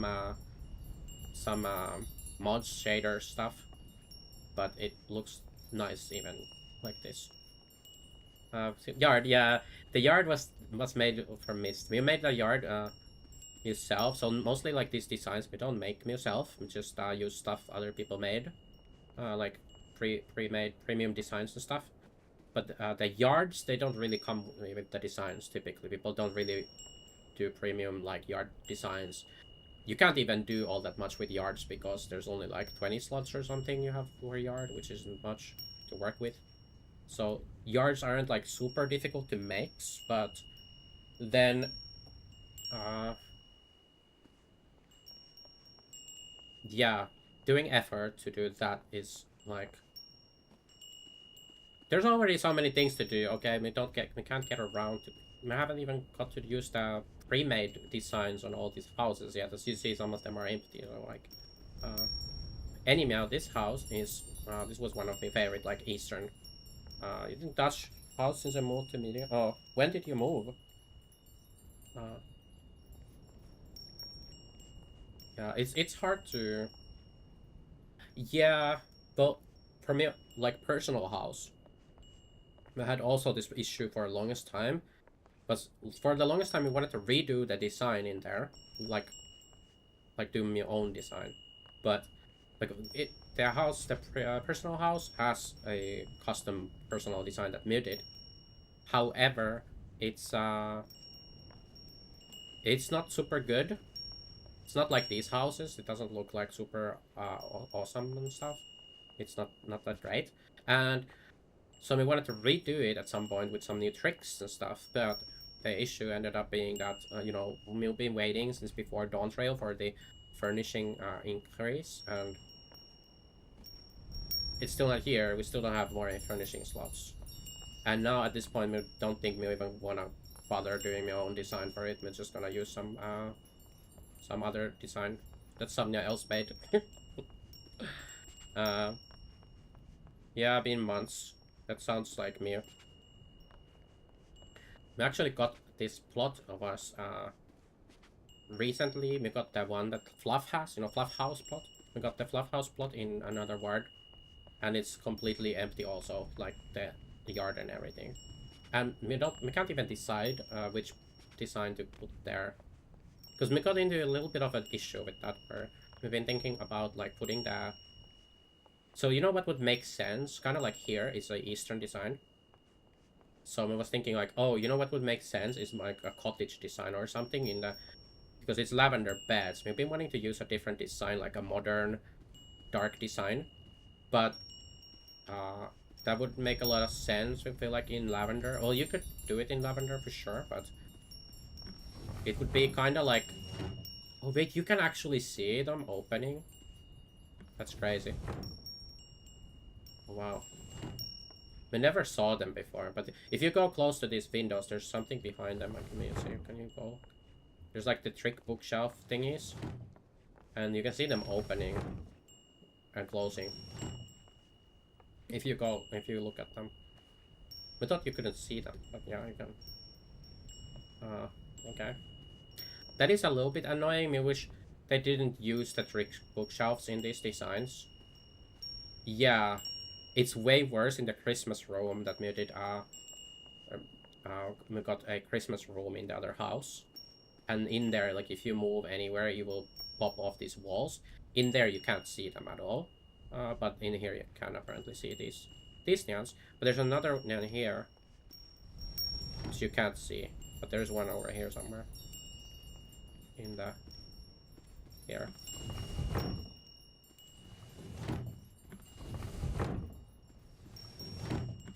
Oh, so this house is one room already. It has a so there's technically 4 rooms, but only one of them is decorated. It's this room, the tea room. Which one thing missing is a this room design didn't come with a what do you call it? Orchestrion. This would look a little bit better with shaders, but it's a really nice tea room, like Eastern theme.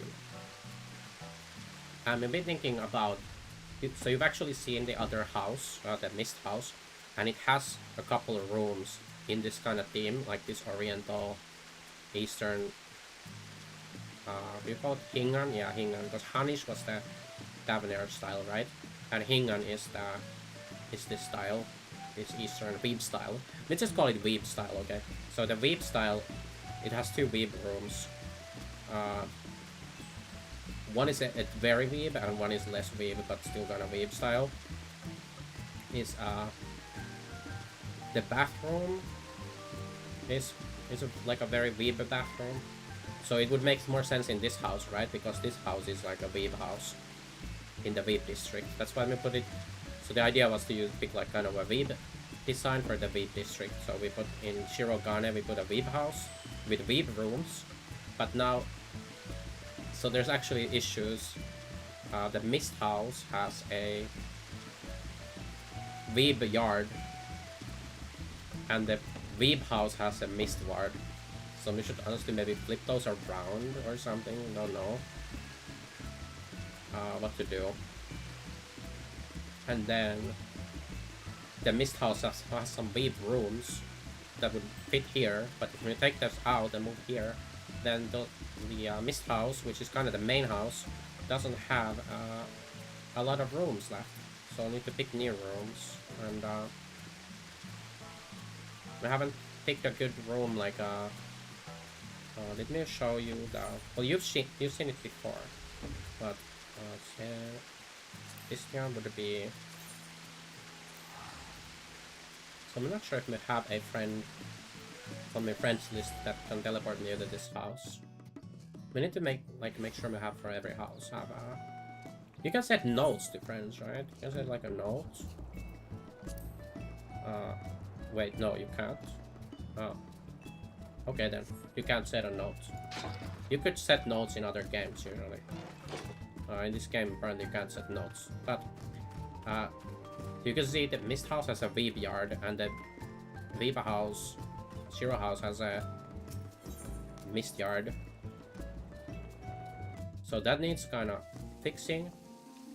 And here, the interior doesn't really make a lot of sense for Mist either, because this is more like empty interior, but it's okay. Not a big deal. But here, like the bathroom here, this is very Weeb bathroom. This should go probably in the Weeb house, right? This bathroom should be moved to the Weeb house. But then we need another bathroom, and we didn't like any of the bathroom designs we've seen nearly as much as this. So, we don't know what to do. Because we also don't want to nerf this house, you know, like take away the good rooms and stuff and put, like, some room we don't even like in here. But we kind of want them to be thematic to what they are.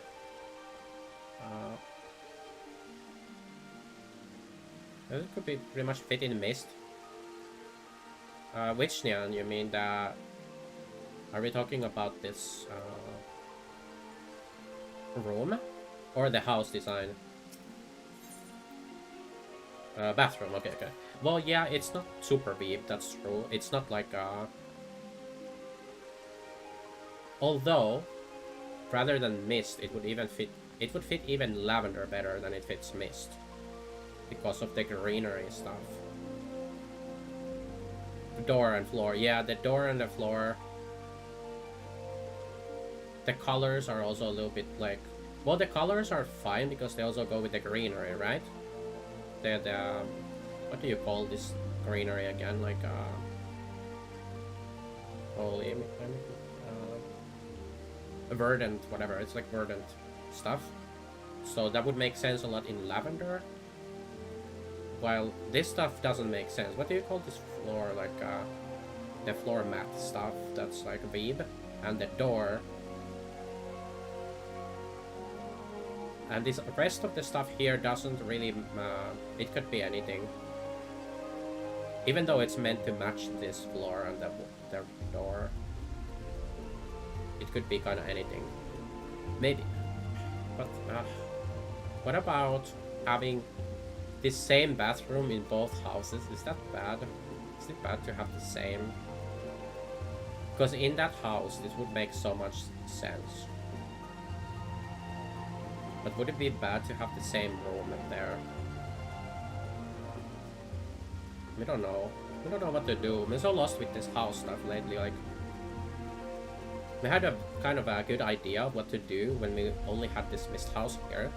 And then when we started getting other houses, was like, okay, we don't know what to put anywhere anymore because there's like so many options and things that are like here, they would fit better elsewhere, but then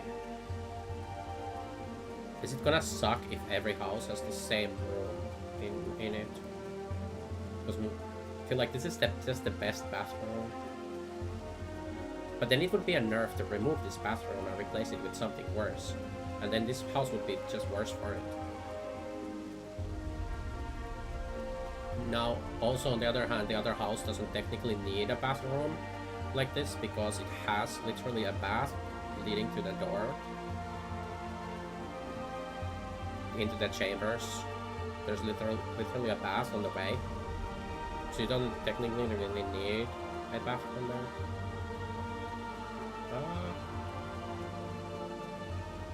So that's like, there's too many choices and options, and yeah, like this house doesn't have a bathroom. It has a shower, doesn't have a bathroom. Oops. Besides this room here, like the chambers, it doesn't have a bathroom. It has a shower room. It is really good, by the way. Like, I love this shower room. It's so good. Except for this part, it's like, this is way too high for a small Mikode. How am I supposed to use the sink? Like, this, like, my eyes are barely at the level. That's an issue with being seeing with some of these signs. Looking at a lot of these designs are made for, I don't know, like a bunny or something. Like, they're made for really big people, and for they don't fit so well for them small Mikodes. It's a little bit of an issue. Min height, but even if it was most furniture, yeah, that's the thing. Me also min height. With mods you can be even smaller, but we haven't done that, at least. Obviously, because we don't use mods. Okay, mods are evil, banned against terms of service and things. You know, we'll use mods here. Only the friend uses mods.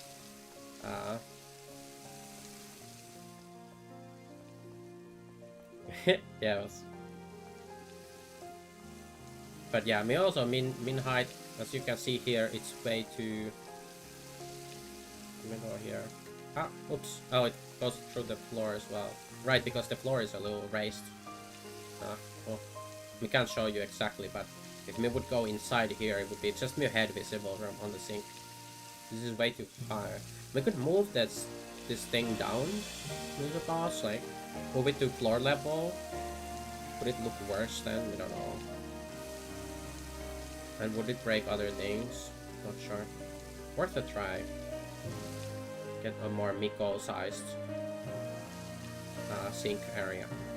I think in the room it wasn't so bad.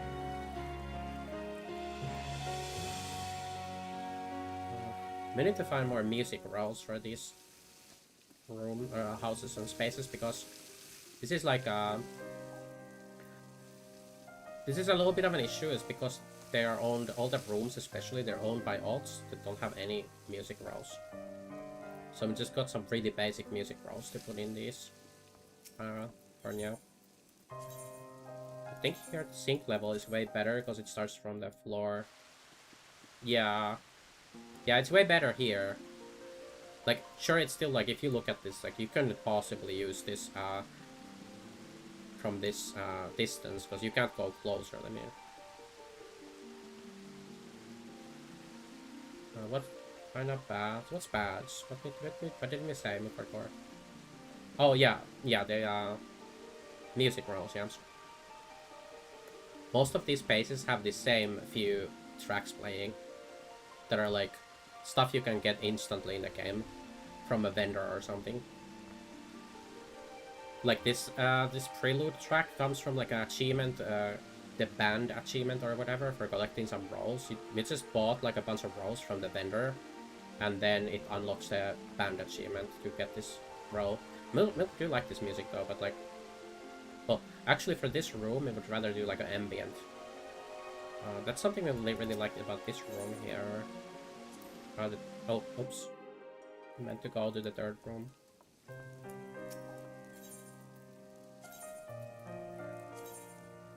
This room?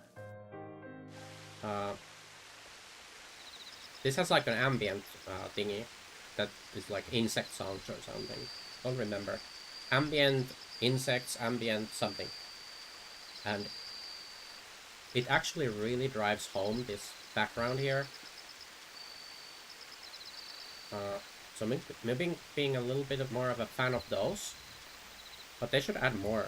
They should add more ambient tracks to the game that are like, this sound is so good for this environment, or like this, that we would honestly rather have this ambient sound than having any kind of orchestrion music roll from the game. But there's just not enough of variety of these different ambient sounds for all the different vibes. We need more ambient background ambience sounds.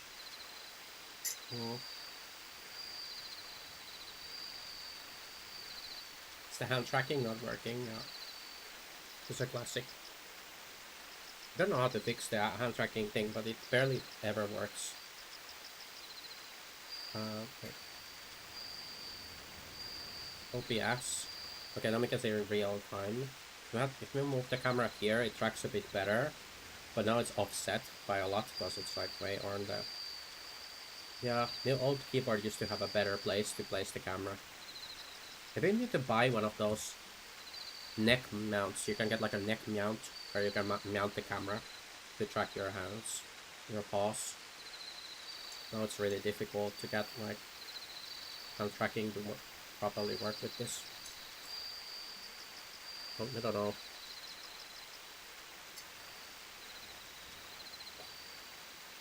It's super unreliable. Yeah, this is super chill. Like, I love this sounds. Need to get like we need to switch this out. So yeah, VR chat trackers again. It's like we don't know exactly what people use in VR chat because we never played VR chat, but me imagine they use regular VR trackers. Like we heard from a friend who has done VR chat, but they also a VTuber friend, and they have well, actually, don't know if they have, but they were talking about using certain trackers where you have to buy a bunch of these Steam trackers or something. You have to buy them and mount them all around over the room, and you have to get a lot of them if you're gonna have the tracking be reliable without the use of a VR headset. Because the thing is, if you have a VR headset, that serves as a tracker itself, and then you need less trackers. But then obviously we're not going to be using a VR headset also because it would completely ruin the face tracking and stuff like. And we're not looking forward to playing raiding with VR headset on. Sounds really bad. So that's out of the picture. But there is the trackers themselves. Could buy like maybe wanting to get a VR headset actually as well, not for streaming related stuffs, but for just like in general. Would be cool to try out VR chat one day. Like we want to try it out, and we need to do a once we finish the updated version of this model with like the sculpt and the skin and stuff changes that we've been running that are not in the avatar because it's an old version of myself. It needs updating. After that, we could potentially add like some of the blend shapes needed for VR lip syncing and stuff. Because in VR chat, because you're using a VR headset, the lip syncing is just done from audio, not from face tracking. So in like VR chat, the lip syncing is worse, but it works. However, because we don't use the audio lip syncing, that's why we don't even have the blend shapes set up for it, because it's not worth the bother to do. Because we already go through a lot more effort setting up the current tracking shapes. But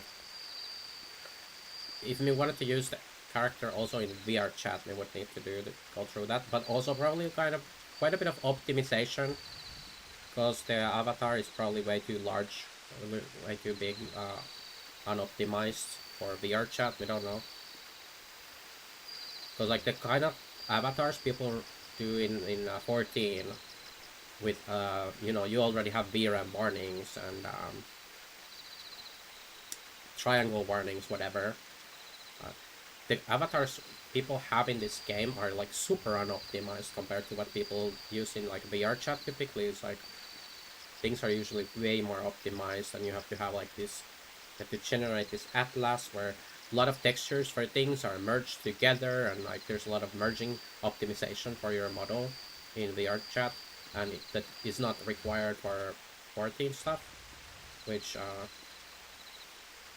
yeah, don't know. Perhaps the reason for that is because it's VR and VR needs more resources. I don't know why it's such a big deal to optimize so heavily there, but and here nobody even cares about optimization except to perhaps what do you do, like the textures sometimes get like compressed. Yeah, people do compress their textures and that's about it, right? Beyond that, just run anything. I haven't even had to compress my textures in like since like Endwalker or something. Because I think most of the mods come out with VR Aria. Oh my god. Yeah, that also reminds me, there was this mod people were yapping about recently, the POV mod, right? Or there's like several of them apparently, but there's that POV mod. And imagine doing a VR POV mod of Savage Raids or Ultimate Raids. Yeah, Arena Split, holy shit. That's absolute insanity. But you could totally do it, right? Like, it's not like you can't play the game with that. Like, oh, you just have to look around more. That would be a really trippy experience. Can you imagine? It's like, holy. It would also be very scary for like, especially if you experience any kind of motion sickness, but also if you have like fear of heights, which me do, then like me already get kind of unsettled by some arenas in this game, and it's like some raids, and we like try to consciously not look down and stuff to in there at the edge of the arenas and stuff. I think it's I got more used to it. At first, when we started this game, it was way worse, like really hard to play some fights because of like how difficult it's to be on the edge of like an arena. But with like a POV VR setup, like that would be really, really scary to do. Although, if you're... guess that one thing to consider is it wouldn't maybe be as bad in one way, because you wouldn't be able to see down a lot. If you're in your POV, zoomed in, you wouldn't see much down past the arena. The more zoomed out you are, the more you see off the arena, like below the arena. So if you're in POV, you won't be able to see down a lot. You'd have to go really, really on the edge, like here, and look down to be able to see down what's down there of the arena. So in that sense, it would also be, that would be less bad. Mr. Boss would be really fun to try out sometime, potentially. Perhaps just in normal mode though, like, don't wanna troll and grief people in Savage doing something like that. Unless it was like a thing that we would do like a meme run or something, right? And then every Neon would be playing in POV, which wouldn't be feasible to do because not every Neon is well, yeah, it's already hard. Like the content is already hard at the moment, but like I was thinking, like, you know, maybe in re-clears at like week 10 or something, you know, you could have a meme run of every Neon going in with POV, right? And it would be just for laughs. But then you would need every Neon to get POV, which is every Neon. Surely they're all playing on PC. I mean, I think there's a couple people in our static who play with controllers, but I don't think they play on. Pretty sure they play on PC though. They don't play on console, right? Surely they wouldn't play on console. Well, although like, I suppose once you're playing with controller, there's like the only reason not to play on PC would be like things like no clippy or something you might want to have, which there was like that one alternative you could use, the XIV latency mitigation whatever tool that would work on the whole network, and not just because both No Clippy and Alexander and Boss Mod have all the same functionality, right? I think even Reaction has the same functionality for doing the same work of reducing clipping latency, like the effect of latency on your ability clipping stuff.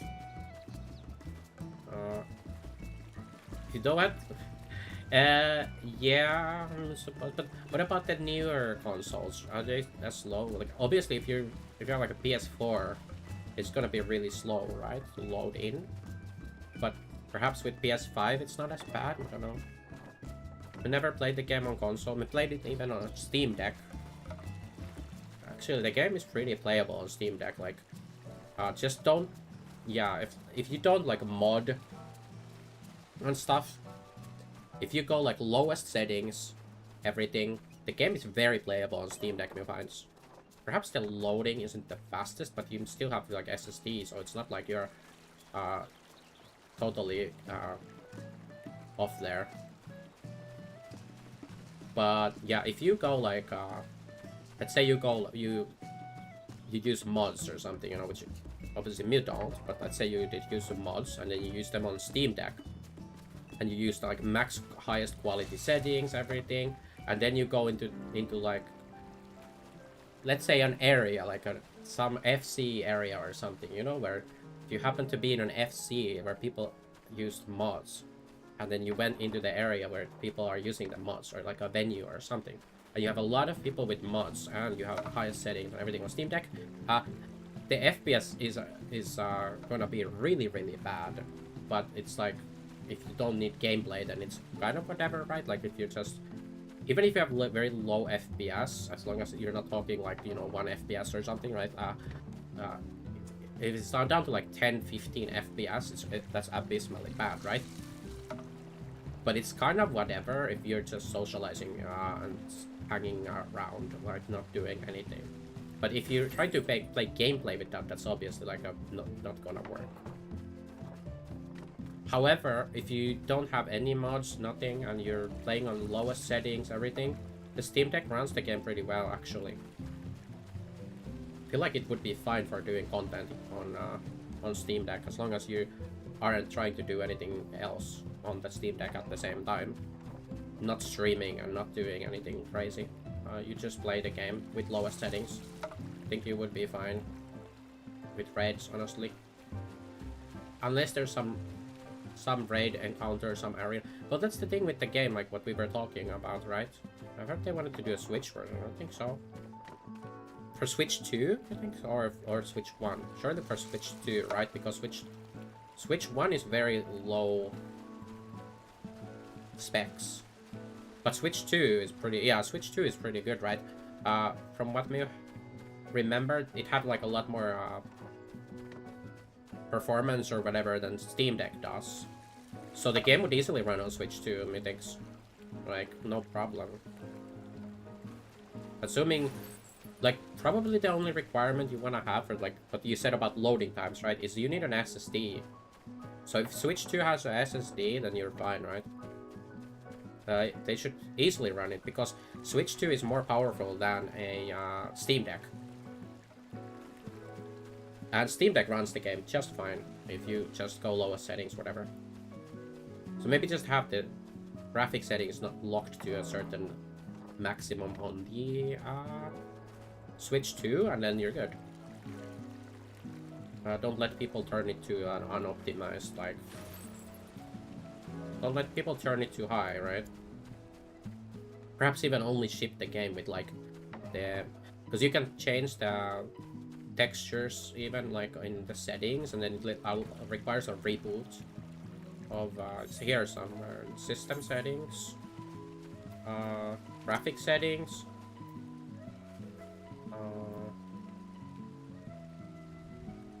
where is it? Texture resolution, right? This slide, you have a high and normal, so you could have, like, basically ship the game only with normal texture resolution, right? And stuff like that, like, not allow the game to be taken to the highest settings, not enable allow changing of every setting to the same that you have on PC, and then you'd be like, not let people kill their frames, I suppose, is what I'm getting at. It would also, if you only have the lower resolution textures, it also increases loading times, right?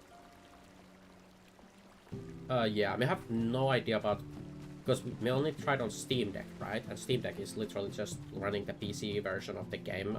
It's literally running the Windows version of the game even on Linux, but it has everything the same.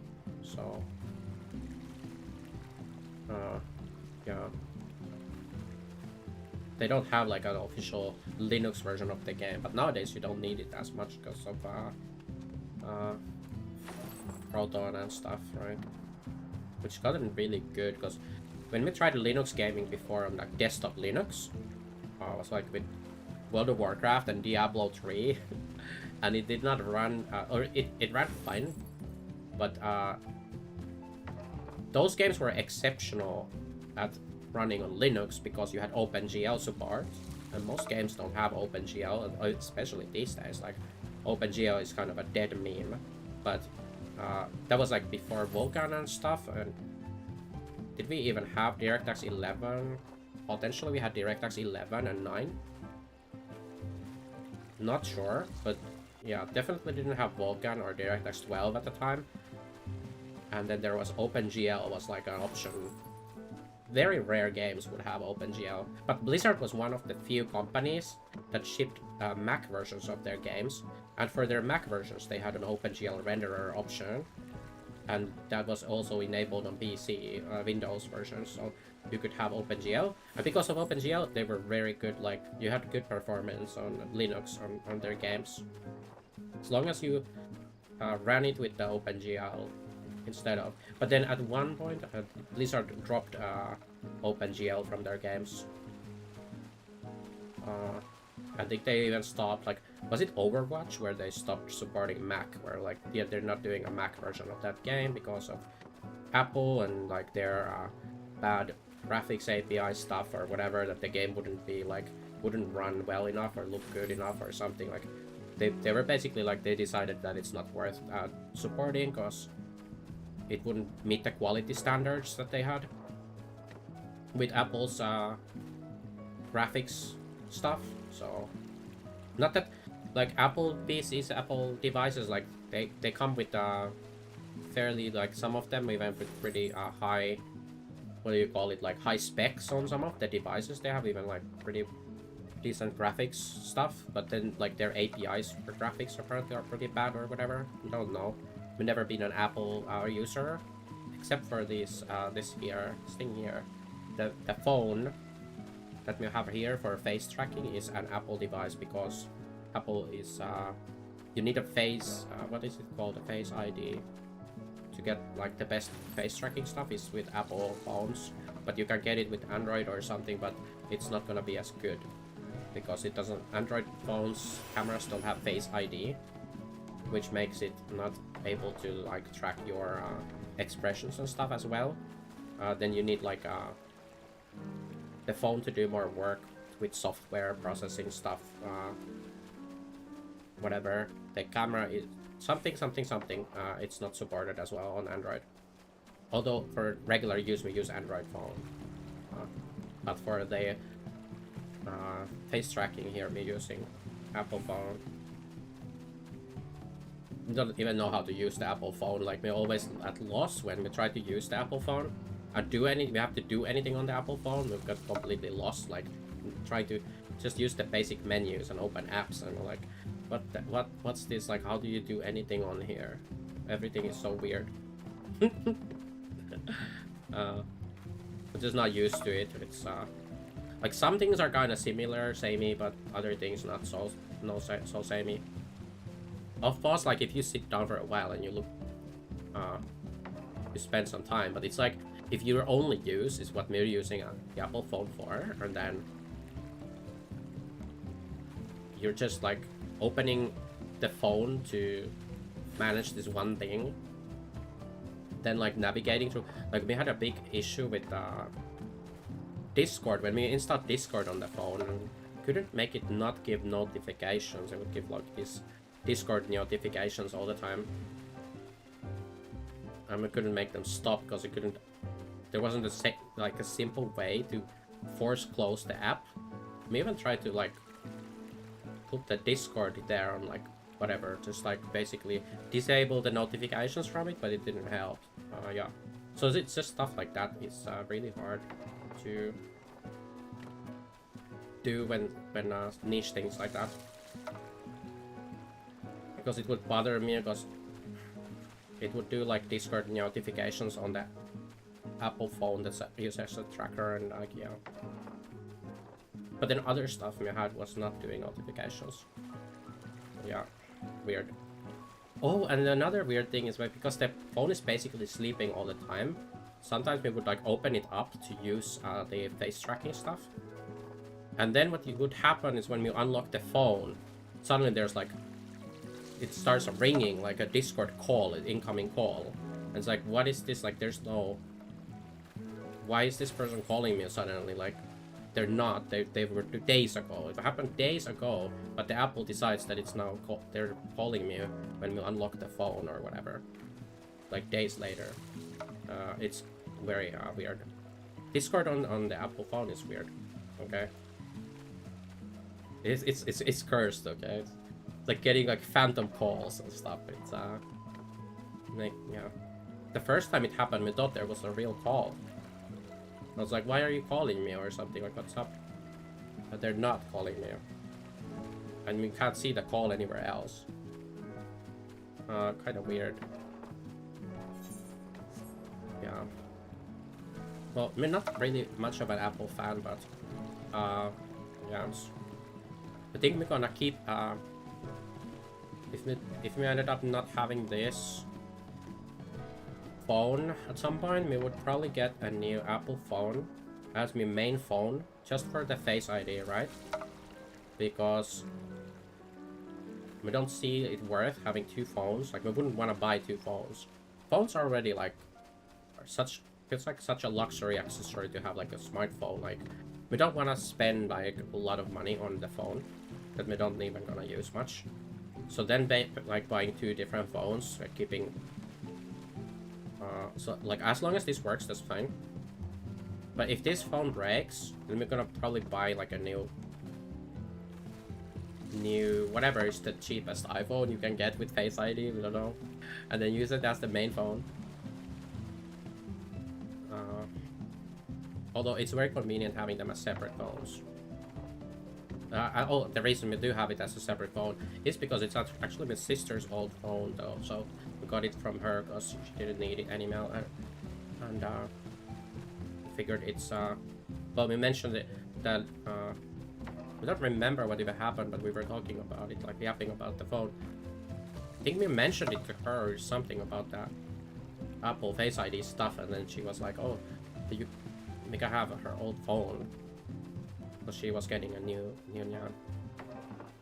So then we'll be using it since then. But just for the camera.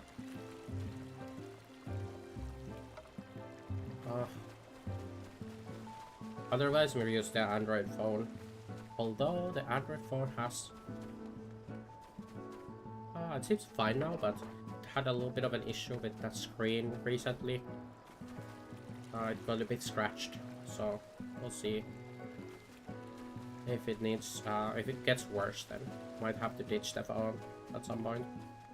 At least we don't know how to switch, like, don't know how to switch the display or something. Sounds insane to do. Would just buy a new phone rather and try to replace a screen. Well, we don't know. We did recently, a while ago, switch the fans on my GPU.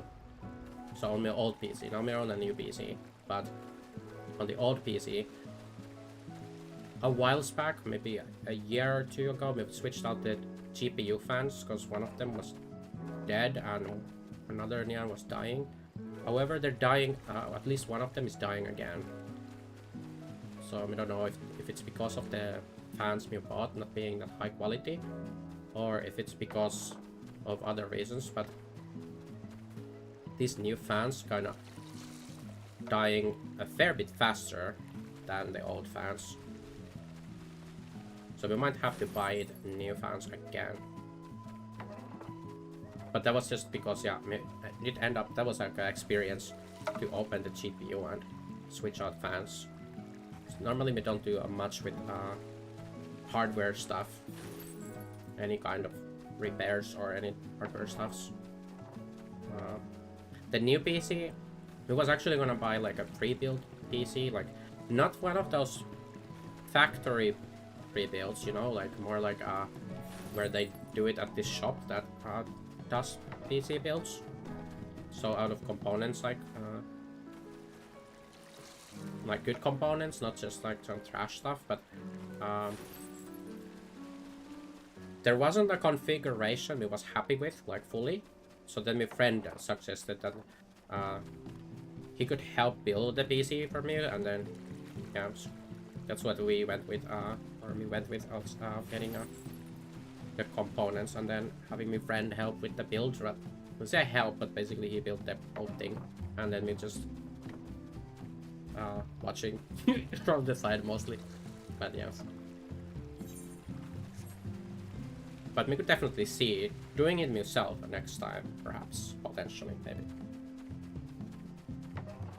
Because it wasn't as bad as I was worried, like but it seems like building like the PC and stuff, like putting all the stuff together.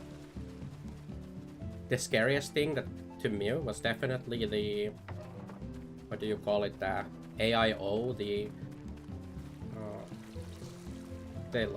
liquid cooling thing. It was very stressed out about that, but then it seemed to be like really quite easy to do. Even though like me saying that as something who didn't do it, because we watched my friend do it, but like me was there and it didn't seem like a really difficult thing to do. You just kind of, you know, lock in place the stuff. So but it's kind of like you hear like liquid cooling and you're like, oh, you know what, you have to put some tubes in there, you have to put in liquids, and you change them. Like, no, actually you don't need to change any of the liquids ever. That's crazy. Yeah, that was my first experience with any kind of liquid cooling stuffs, that you have like I didn't know they have these kind of products, like where you don't have to actually do anything. You never have to even change the liquids, the fluids in there. You just it lasts forever. Yeah.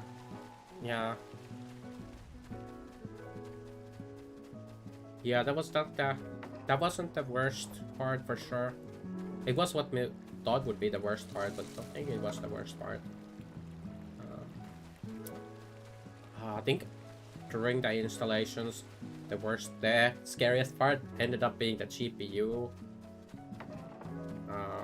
It was very heavy, because we got actually a 5090, and it's really heavy and big, and yeah, you need like it comes with it, but you need to put like a support thingy in there, because like the thing is huge and actually massive, heavy. It would just like rip your card or something, like your whatever, like you attach it. Like the old GPU we have on the old PC is a 1080 Ti, which is ancient technology, like from before RTX, you know. It's GTX 1080 Ti. It's not RTX, it's GTX. You know how they say RTX on? It's all RTX off with the 1080 Ti, okay? It's however, it's still fine, like for a lot of stuff. Not from Monster Hunter Wilds. If you want to play Monster Hunter Wilds, don't play it with the 1080 Ti. It's not gonna work very well. You have it. Oh, you do? Well, we do too on the other PC, and it's fine for 14 and stuff. It's super fine. It's still killing it. It's even pretty good for AI. Like, you can even do a lot of AI with it, because it has so much VRAM. Like, that's the thing with 1080 Ti, is it has so much VRAM compared to even if you buy like a 50 series or 40 series card that's like a 5060 or something, right? Or it's worse with like 40 or 30 series, is they put so little VRAM in those things. It's like crazy, because the 1080 Ti had 11 gigs of VRAM. That's like, they still sell cards that have less VRAM, that are new cards. That's crazy. Yeah. No, 5080 has 16 gigs, and 1080 Ti has 11 gigs. So there's like 5 gigs more VRAM, but in the 5080, but there's like, if you look at something, I think 50, maybe 70 has like, I think 5070 has 12 gigs. I think 5070 has probably 12 gigs, which is only 1 gig more VRAM, and that's how many generations like later from the 1080 Ti. That's like a lot of generations. Like, I can't math here, but okay, let's count with the fingers.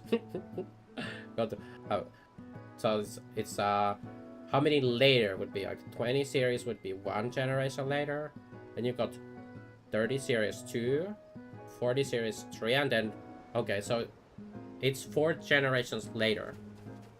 That's a lot of generations, and they still barely have more VRAM in most of the cards, right? Only the high-end cards, like 5080 it's still, you know, it's not a 5090, but it's a high-end card, right?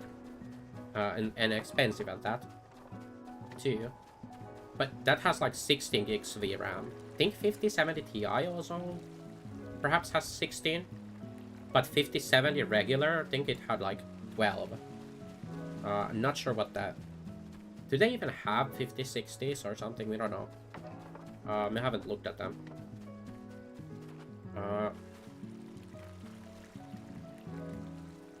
But the fact that like 1080 Ti is still competing in VRAM, like with somewhat like semi-high-end like cards, like a 5070 or something, like it's kind of crazy to me to think that it has nearly as much RAM, VRAM.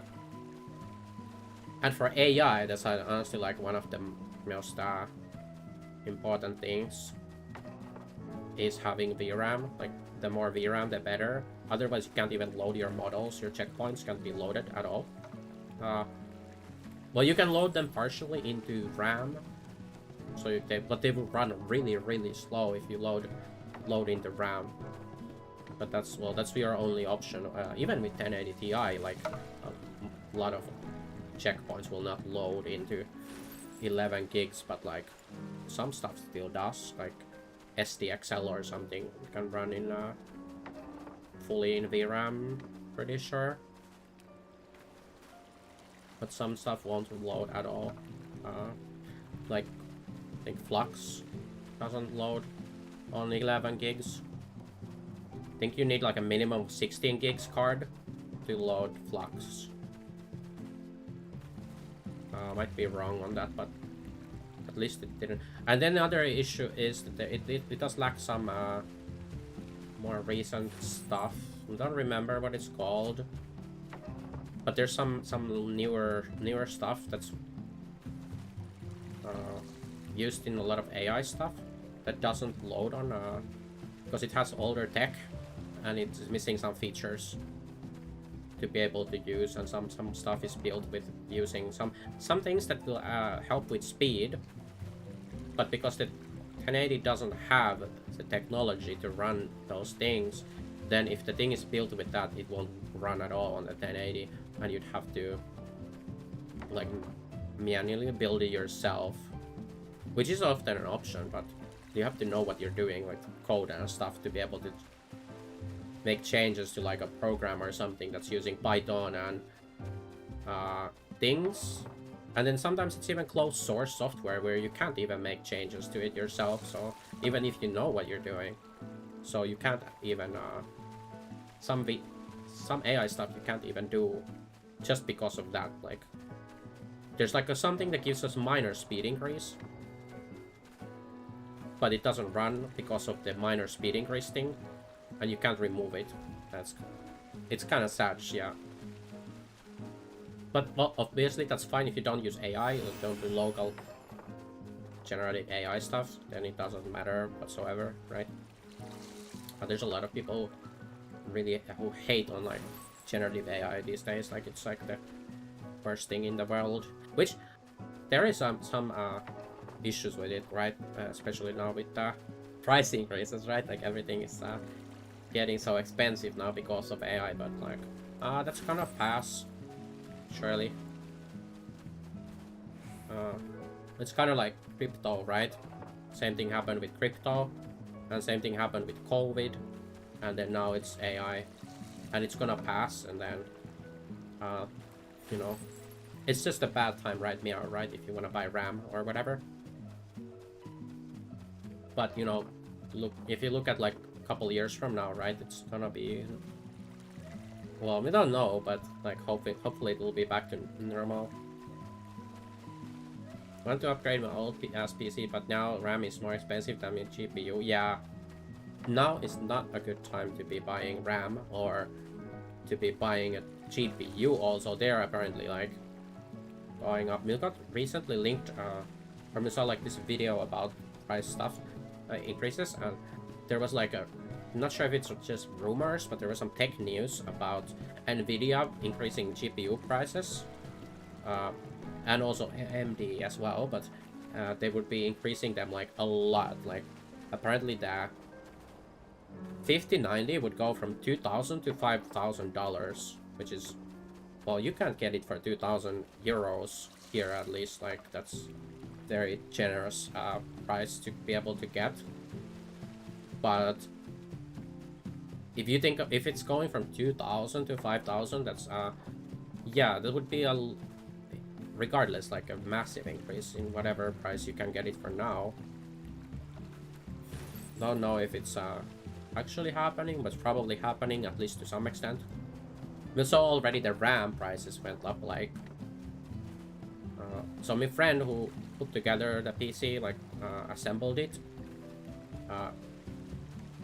he also helped me pick out the parts for the PC, and one of the things was like so there were just a couple things we wanted, like, oh, we want this much RAM, and we want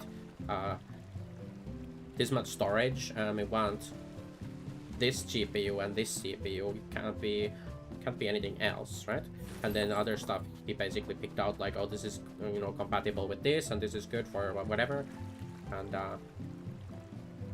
he put together the parts, and also then he also assembled it. 10k PC with 6. Yeah, we'll see. Like, that's the funny thing is, like, okay, I feel like that is maybe a bit hyperbolic, but 10k PC, like, my current PC could potentially be soon a 10k PC because of that. If the price increases go, like what we said was, if the 5090 goes from 2,000 to 5,000 or whatever it was. Yeah, it was 2,000 to 5,000. So if it, and then that means here in like Finland it would be more because it's already like, instead of $2,000, it's 3,000 euros here to buy in the first place. So then if it ended up being like for $5,000, wherever that number comes from, I don't know. It would be surely minimum like 6,000 euros or something here, right? So twice the price. So yeah, that would take the build pretty close to. And then if you count the RAM increase, so when we got the RAM, we got 64 gigabytes of RAM, but we got it like just before they ramped up really high in price. It was like basically when we bought the RAM and it arrived, we checked like the price on the website and was like, it was like double the price or something. Yeah, it went from like, I think it was around 400 or something for the RAM, and then it went to like 700 euros for the RAM, the same RAM sticks, like from ordering it like 2 weeks later. And we imagine it's probably gonna get worse. We'll see. Yeah, it was a little bit of luck, but also like this was on the radar to happen, and my friend was like telling me like, you need to buy now, like you need to buy. He was pushing me to buy my PC, like he was saying now is the time to build the PC that you've been yapping about for 2 to 3 years or something.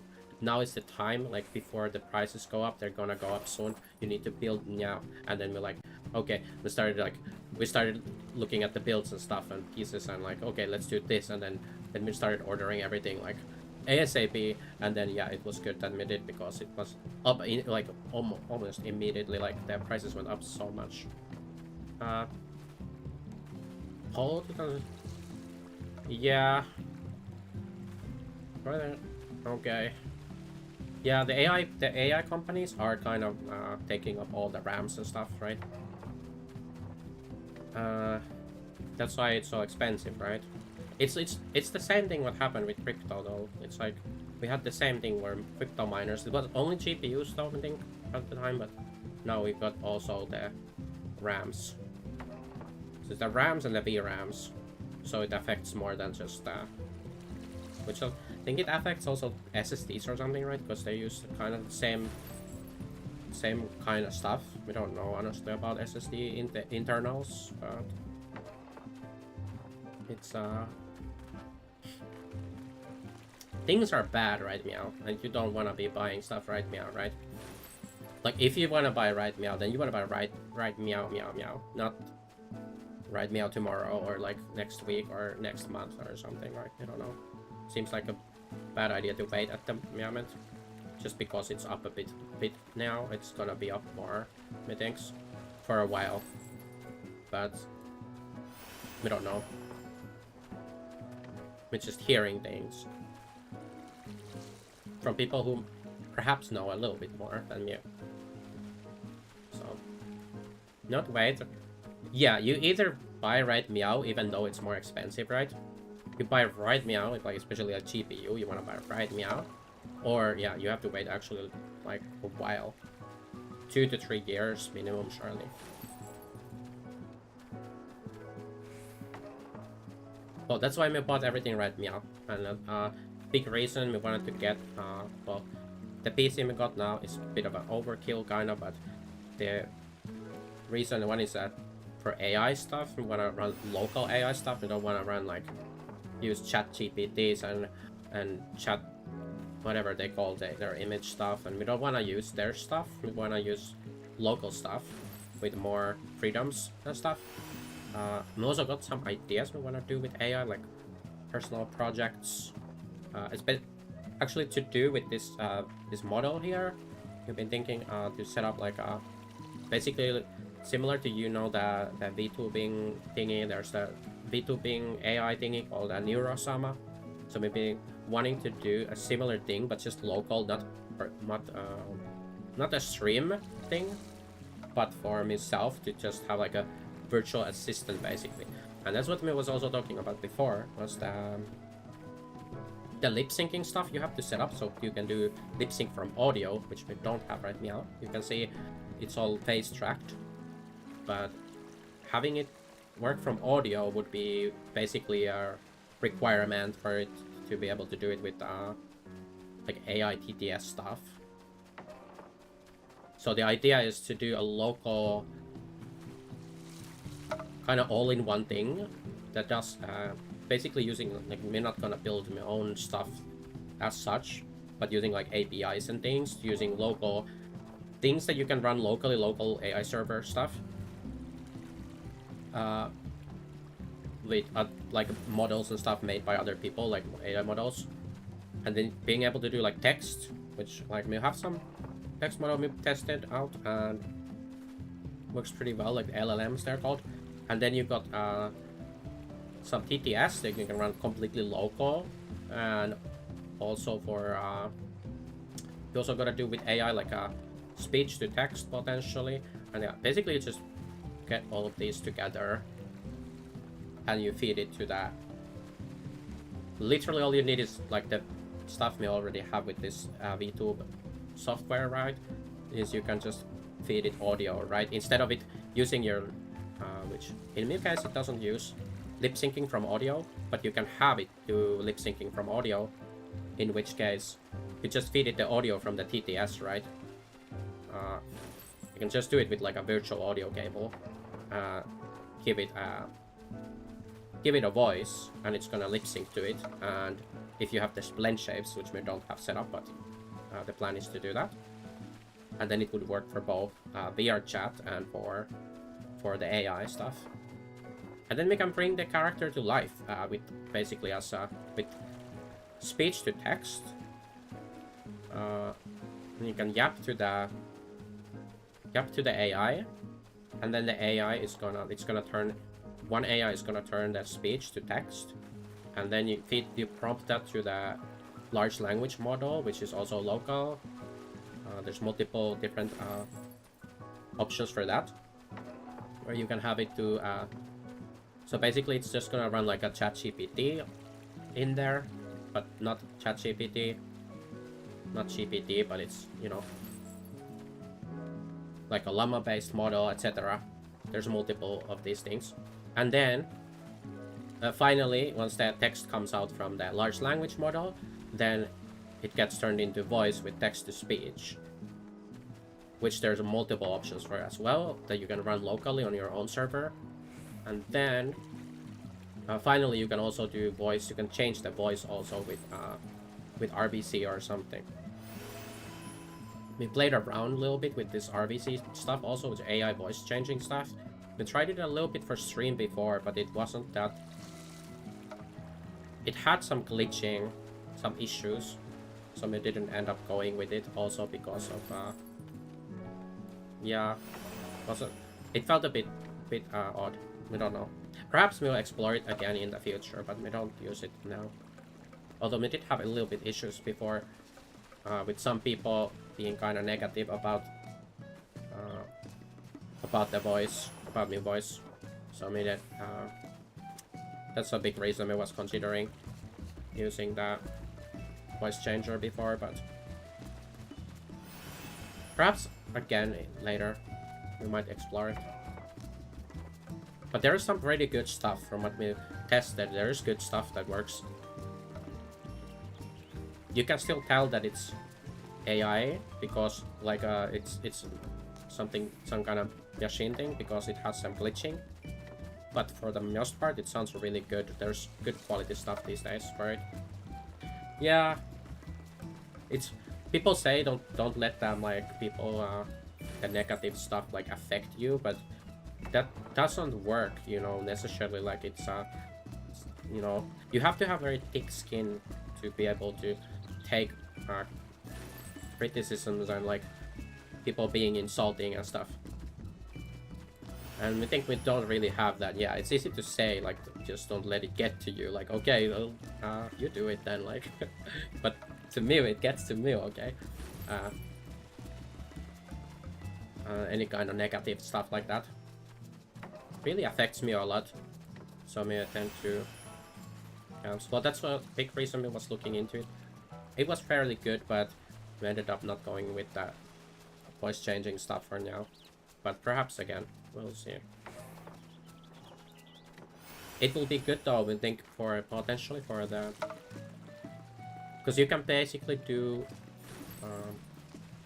what's it called? Like, there's TTS, right? You can do more or less any voice. You could give the AI like more or less any voice with TTS, but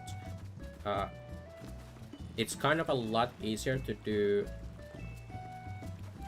To have it have some voice and then do like RBC voice changing stuff to it. That's like a real-time voice changing or whatever it's called. RBC, maybe that's what it stands for, I'm not sure. But you can use that to change the voice with AI of the TTS. So you can have TTS do stuff with one voice and then change it in real time to another voice. And that's way easier actually to do certain voices and stuff than having different voices for TTS sometimes. Like they are harder to train, methinks, training TTS voices or getting TTS voices than it is a lot easier to get voices for voice changing and training those. Although there are some, we don't remember what they're called, but there were some TTS, local TTS stuff you can run, which only takes like a small sample. You can give it like 10 seconds or something and it can do that voice. It's not like perfect. Some of it is better than others, but yeah, there's some... I don't remember what they called it. It was some special name this technique had where they do like 0 something. It's called 0 whatever. And they just... basically, it doesn't need a trained AI model for that specific voice, but it just needs a sample of that voice to instantly copy that voice, which seems like would be like way easier to use potentially something like that also. We don't know. That would be even easier than doing RBC, but yeah. We have to look into it once we get around to more of it, but lately we haven't had time for it as much, because there was Legion Remix, we've been grinding it a lot lately. Yams, we didn't finish the class halls as you did, but we did everything else, basically, that was in Legion Remix. So that took quite a bit of time lately. Then there's of course been the new raid tier, which takes time to do, even though we don't raid that much. Like we do like, was it 3 hours? And we don't raid every day, so it's but it's still a considerable amount of time. Would say we raid most days. Do we raid tomorrow? Actually, we need to check what the raid. What's the spreadsheet say? Muffin made for us this really nice spreadsheet for raids. Wait, what day is it? It is 19th, which is here. It's Monday, but it's technically not. It was 18th, right? 18th was the day where the raid ended, or technically for me it was ended perhaps on the 19th. But anyhow, technically it's 19th today, but let's say it's still 18th. So do we raid today? We raid today, Yams. Okay. That's what me was, we will raid today, tonight, which means probably in the next 6 to 7 hours, probably in like the 7 hours or so, we want to go to EPs to be able to wake up for raid time. It's fair amount, even if it's not easy. Yeah. Well, we didn't really do a lot of hours, like we only do the 3 hours, because people have jobs and stuff. Like, me would be up to do way more hours. Me went success did it today. Just like, because people were talking about hours, like, you know, they were yapping about hours literally and stuff, and me was saying like, oh, me would be up to do more days, like, and hours. Like, would love to do more. So we can do more progress. Honestly, we'd rather play the game, like, see the raid and do the mechanics and learn that way more than, like, oh, we only raid so much, and so we should look more at the raid plans and stuff. Like, we don't really like looking at the raid plans too much, sort of on free time. We have a million things to do. We'd rather do other things when it's not raid time. Unless we're talking like ultimate or something and you could have sim, right? Simming is important. I think, obviously, like, you still want to spend some time on raid plans, but like, honestly, if we just did more hours, that would be way better. Like, we could just raid more and then see more and less theory stuff, right? You like, so what do you like about BFing? It's mostly yeah, we don't know really much about BF, just like we only done like extremes and we did a couple savages in BF, but yeah. Can play whenever you want and play. Yeah, that's the thing, right? The only thing is, like, we thought about this before, about going more BF, like, it was like last raid tier or something. I was thinking like, this is the last tier I'm doing. But it was a little bit negative vibes at the time about the game in general and everything, stuff. I was thinking like, this is gonna be the last tier I'm gonna do with this group, and then we're gonna go like either quit raiding or do PF or something else. But I was thinking like, realistically, if we're gonna stop with the static, then we're gonna probably quit raiding. It's very unlikely that we're gonna continue doing raids if we need to go BF, because just because how I am, it's very difficult for me to even go into BF. So the chances are we're not gonna raid if we quits. And well, at least so far we've been happy that we didn't leave or stop, because it's been really fun this tier raiding with everyone. I think we have a really good vibe in the group. Mostly, but then there's sometimes there's stuff. Want to do 16-hour? Yeah, you can. Guess the only downside to that also is like, you have a, from your understanding, like especially with to do with ultimate prog, you spend a lot of that time waiting in BF, right, where you don't get to play, and you have to be ready to play, and you can't really do much else, especially on light. You can't even do retainers or whatsoever, anything, and you're just waiting around for people like PF to fill, right? That is one downside, but you still get to play way more in the end than like what we do, right? Like even with that downtime, so you still end up playing more in the end, right? We did try one time. We tried a little bit of ultimate in PF. Was when we were doing DSR Prague with like our kind of like parents set up this group in Endwalker. We were doing some DSR. Towards the very end, like very last day, yeah, it was last day, we went in to try to finish the DSR in PF, because people had to go. And then it was like, okay, let's try. We nearly actually got it done in PF. Which felt crazy to me, because we had like this whole group, we spent like months or something, like we spent so long together hogging this fight.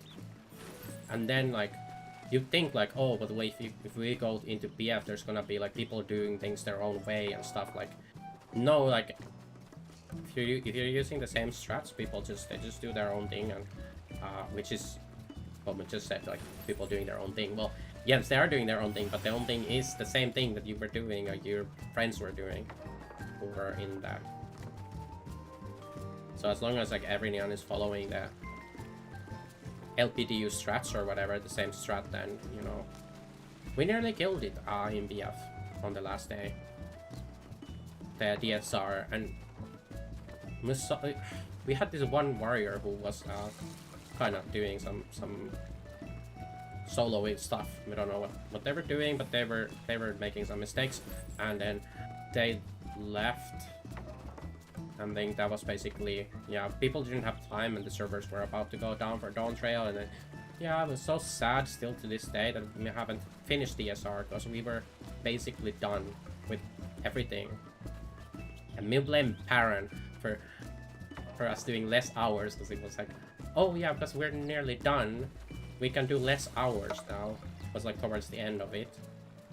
It's like, oh, we're so close to clear, now we can do less hours, we can be more chill. It's like, no, that's actually the exact opposite. Like, when you're so close, like, now is when you wanna like do more hours, honestly. Like, you wanna double down and do more so you can finish, while people have everything like memorized and fresh and everything. And then instead you just like, okay, then we doing less hours, people more rusty, and then we just didn't have time to finish. And it's just after that, going back into it, could go back into it a few times in Dawn Trail. Like, there were a couple times we went back to doing it on downtime, but always with like some replacement, that, and then people being really rusty, and then it would be like we would get into maybe last phase or second last phase, and we basically like getting close to our old rock point of the last phase, and then we would stop raiding again because of new stuff coming out. And it's just, we never got to finish DSR, and we're still so unhappy about that, especially because DSR was like, for me, was the big reason to get into Ultimates, was to get DSR title, because we love the angel vibes and stuff. Big surprise. And they have the Heaven's Legend. It's like the only legend title in the game you even like. We don't even like the other legend titles. They're not that good. Like, they're good for other people, but they're not so good for me. And the only fitting legend title for me was the Heaven's Legend. We wanted to get it, and we still don't have it. And the other neons we don't like. It's we don't really use them much. What's the lore behind Paris? Oh yeah. We always harass Parent about DSR. It's kind of a thing. The only people from that group, well, Ceci is now in, because Ceci was in that group. Although Ceci ended up clearing DSR in PF while we were progging it, so they don't have to get the clear, right? But Ceci was in the group we were doing Not sure if Ceci had already pogged it before, and then, yeah. Either way, Ceci went to do it in PF. I think also Yilfa was also there. She also got it in PF. They think they did it together in PF. And then Ceci tried to help Mew and was Gabby and Mew. Ceci tried to help us get the clear in PF like on the last day. And we nearly got it, if not for like that one warrior guy, but yeah, the warrior BF guy. I still remember the name of that healer was like a white mage or something. Their name was Arya Winning Son. That's like Arya Winning Son. And was like such a good name. Because it looked like a really legit name. And then it's like when you think about it for just a second, it's like Arya Winning Son. It's like that's we're never gonna forget that white mage's name. Because it seemed like a super legit name to me, like an RP name or something, and it's like, wait a minute, what's going on here? Such a legendary name. Never gonna forget. But they did fine. Everyone did fine, and we were doing. But yeah, it was basically that one warrior who cost us the clear. Sag. I mean, still don't have the clear. One day I'm gonna get it. One day, perhaps, potentially, unless we quit the game before me do, or something. Well, it's a very, very real possibility that we don't get it ever, because unless we go there with this static. But do we want to go there with this static? Because then there's actually people who don't even know the fight. Yeah, sure. Parents also cleared it already. Like Parent already cleared DSR before Parent even made the party, the DSR party. So Parent doesn't even need the clear, so it's not very high priority for Parent, right? It's really only Mew and Gabby from the original party who needs, except well, there's also two others, but they weren't playing actively or something anymore. They didn't have time to raid in Dawn Trail to really get back into it. Was Garm, and then there was Amma. Those were they were with us for that progs, and we nearly got the clear with them as well. And then yeah, then in Dawn Trail we had some replacements for them because they couldn't play, and then we spent a lot of time just, well, people being rusty, but also like the replacement people's being more so rusty because when they did DSR was like even way longer ago, right? They were like, they cleared it, but they did it like on release or something, right? Which was way long ago. So they were way more rusty. So we went with Spaggy. Every time we go into DSR, it's just de-rusting people just to for something new to come out and not have time to raid again. And we never finish. And at this point, we just don't even ask Parent anymore for DSR. We just bully Parent about it. We don't even bother. Because what's even the point talking, like, asking Parent to set up DSR again? Like, we think like some people, well, some people already expressed that they don't even want to go back there. So like, we talked to Ceci about it before, and Ceci was like, yeah, Ceci doesn't want to go back anymore. So then we would need another replacement to replace Ceci.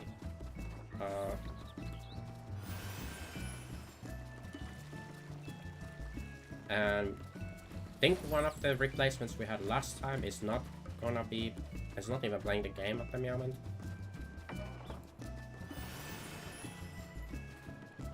It's just gonna be the same thing again, where we go in and nobody remembers, or like probably like me and Gabby and Parent would be like the people to remember most of this stuff because it's fairly fresh for us from doing our prog and reprog, and then there's gonna be people who actually cleared it who don't remember anything, and then we have to reprog everything. That's gonna happen like for sure again if we go back to grid.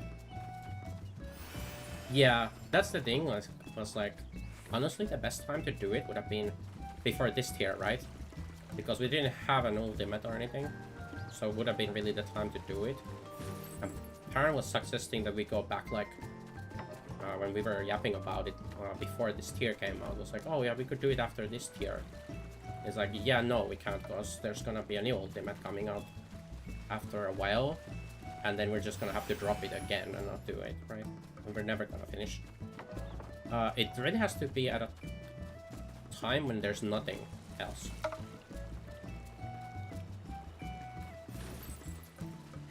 Or we have to overcome a fear of doing PF and go there and like... we don't know if people even do it. Probably they don't even do it anymore in PF, right? We don't know. It's fine though. Copium.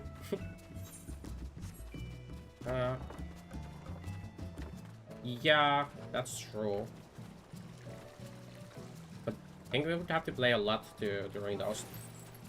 It could be, but don't know. I feel like it's just gonna be the same thing again, and we're not gonna. Especially because don't think. Oh yeah, Parent did actually say last time when we were talking about it that Parent wants to do like big hours.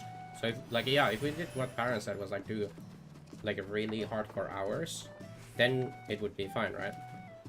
But don't think other people would be down to do that probably. Me would be down to do it, to be honest. Like even with the Savage, right? We don't raid that much. As much as we would like to. But it's also kinda nice potential to have more chill pace and not be like super we're not like a hardcore or anything. We're just having fun and stuff. But if we were to go back to DSR with Karen and Gavi and potentially others from the group who were there or replacements, then yeah, we would definitely want to do a lot of hours for that, because if it was to happen before the Neo Ultimate, right?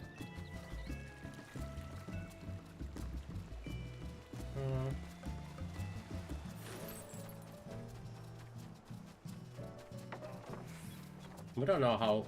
We should perhaps talk to Baron about it. Just like bring it up. So if they would be up for doing it. Or was it more like a just a meme or something?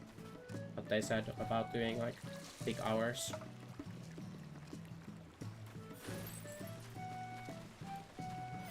But the other alternative might be that we do it eventually with the Savage group, right? If we go there at some point. But last time they were talking about doing again UCOB, which me haven't done personally ever. So it would be something new for me to do as well. They were also talking about doing T, like redoing T, but we just did T this expansion like a while back, like after the first year, and we got all the totems, so we don't feel like doing that now after there's so many other options to do content, like things that a bunch of people haven't done. Like a big success that we would do T again. But why would we go back to T? Weak even has all the totems. We have all the totems. Parent has all the totems. It would be just Gabby. Oh yeah, also Muffin has all the totems. So literally like Gabby and Kaiku would be the only... oh, Corvi maybe? We don't know about Corvi and Bao actually. We don't know how many totems they have, right? Yeah, it is fun. We would be down to do it for fun for sure, and like sure, let's get more totems. Like let's get a lot more totems, right? But yeah, I don't think Paco has any. So like it would be But we could just do another, like, why do... Wait, was Kaiku not there for Uvu? Oh yeah, maybe not. I think Kaiku joined after Uvu, like we did Uvu after last year. At what point exactly did we do it? But, you know, Ceci was feeling... Yeah, okay, Kaiku was not there, because Kaiku would have been playing caster, right? And Miu was playing caster, Miu was playing summoner for Uvu.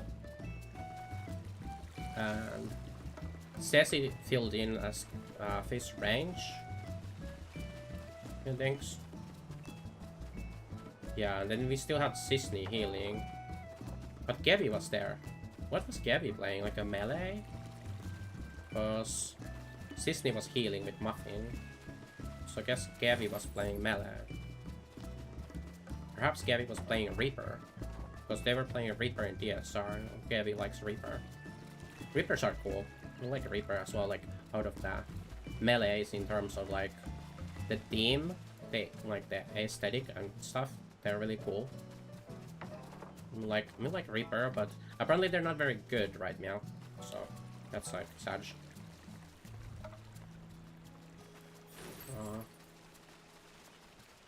So yeah, Kaiku was not there, so that means yeah, they would not have probably anything done. But like, what if instead of us going to T, we would just go to like, yeah, UCOB, like, which more people in the group don't have done. Because, well, is it only Miu who doesn't have UCOB, like, who has T, who doesn't have UCOB? I think Baron has both, not sure. I'm not sure actually if Baron has UCOB, but... Gabby wasn't there for T, so I'm not sure. Because we know, like, I think Vic and Muffin, though, they have already everything. They have everything except... Do they have top? I don't think they have top as well. So they've probably done everything, yeah. I think Muffin just finished everything when we did Ubu or whatever. All but top, yeah. Baron is missing top.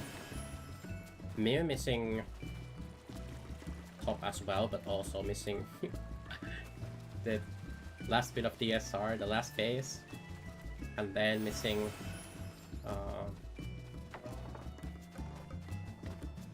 yeah, missing UCOB, missing top, and then last phase of DSR. That's it. I think. Oh yeah. Well, we need also totems. If we're talking totems, we need a lot of totems from FRU.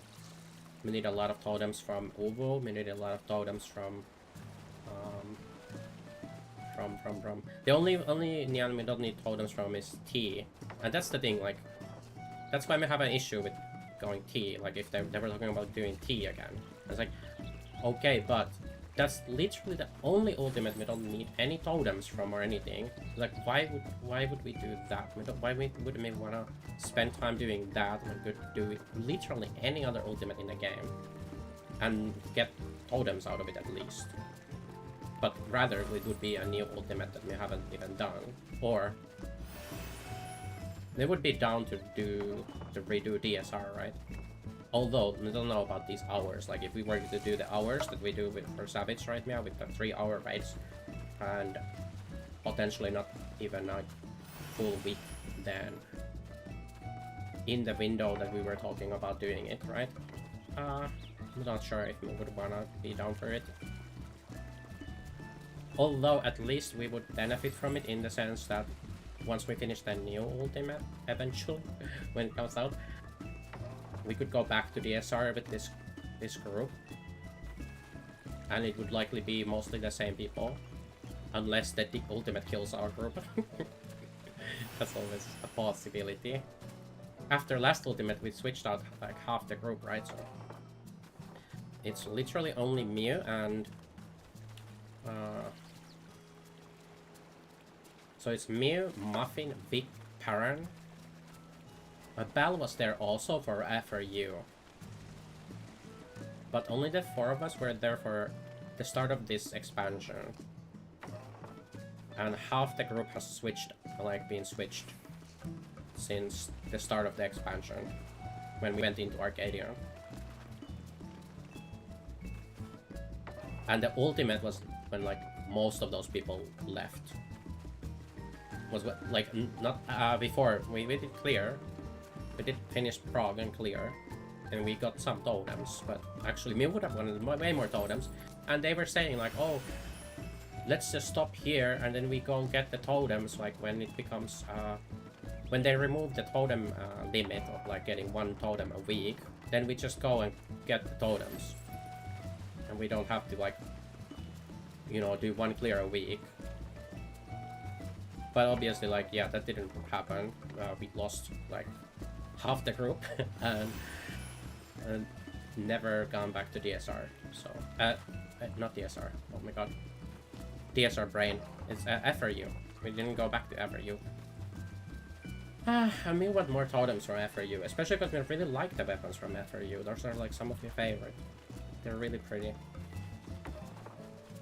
So I actually would like to buy like the dancer weapon from FRU, but think we don't have totems to buy. Do we have any totems left actually? Perhaps 1 totem, because we got the machinist weapon. Wait, we got the summoner weapon first, right? Because we played summoner then, and then we got like the machinist weapon. We got the I think we got the white mage weapon and the sage weapon because those look really cool. And is that it? Oh, Picto weapon. We also bought Picto weapon. I was kind of considering going Picto at couple points. So at the start of the expansion, when we started the first tier, I was thinking to try Picto a bit. When we played it a little bit in the extremes and like the first boss, and we did not like the Picto. Okay, we did really not enjoy Picto because of the whole. What we don't enjoy in this game a lot is jobs where you have to stand still and cast, and especially like if you have to stand in a specific spot and cast, which is the case with Picto. You have to stand in the stupid thingies in your grass field and just cast spells and not move. And like that's a big deal for me. Deal breaker with a lot of jobs is like if you're not allowed to move, being constrained with movement is really not fun for me. So we don't like melees because we don't like to have to stand in melee range to get uptime or whatever, right? We don't like most of the casters because they have to stand still and cast spells and they can't move while casting and whatnot. So then that kind of leaves only like summoner for casters, who mostly doesn't have to move or can move whenever, except there's like Ifrit and then Garuda Slipstream, depending on where you use your swift casts, right? Like, cause you can use it either on Ifrit or you can use it on Slipstream. So you got like kind of options there. Typically you Slipstream that. The swift cast is Slipstream, right? But not always.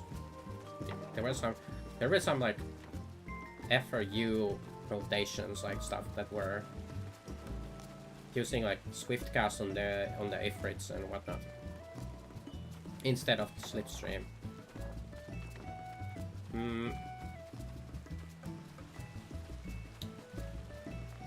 Yeah, but that's the thing. Like, summoner is mostly fine for me. We like the ability to move all the time. And you can move nearly all the time. We don't like Picto. We don't like Black Mage. We don't like Red Mage. Even Red Mage we like even less, because Red Mage can't move because of casting. Sure, they have dual casts and stuff, but like, and maybe they don't have the longest casts, but they have both the things we don't like. They have casting and they have melee requirements. You have to do melee positionals, or like not positionals, you know, but you need to be in melee range, and you need to cast. It's like the 2 things we dislike in the one job. So we don't like Red Mage, we don't like Picto, Black Mage, Healer is like a little bit of an exception in that casting thing, because it's kind of like, okay, well, if you don't do your glare or your whatever, like malefic, you know, something like that, like it's not, you know, the end of the world if you don't get to cast something when you move. Like, yeah, you can still slide cast them, but like it's not as bad.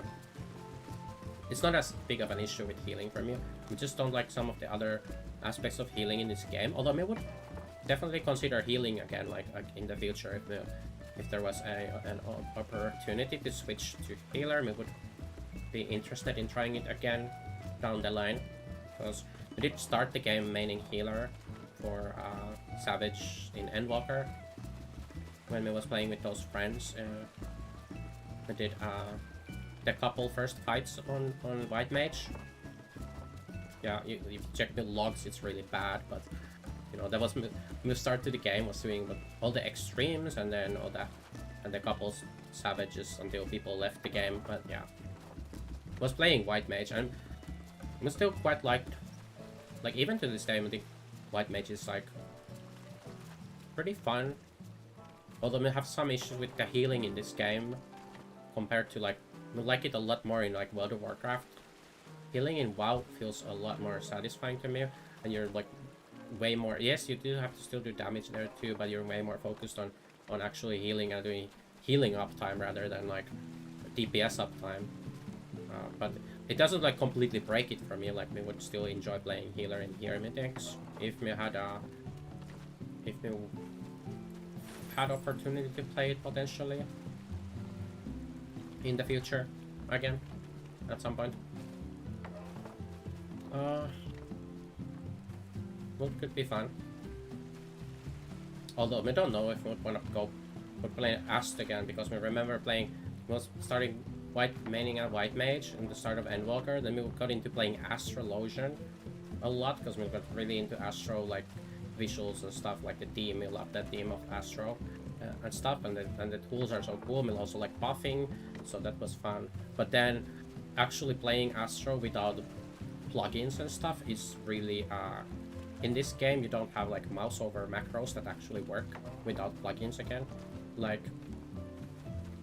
you can't do mouse over in this game without macros which don't queue abilities, and then you need plugins to do mouse over. That's the like a first thing. You need plugins to be able to do mouse over without macros, and then if you do end up using macros instead, you need plugins to fix the macro queuing. So you literally just can't play. You can't really do mouse over, and not being able to mouse over, like you're used to mouse over healing from World of Warcraft. You play World of Warcraft, right?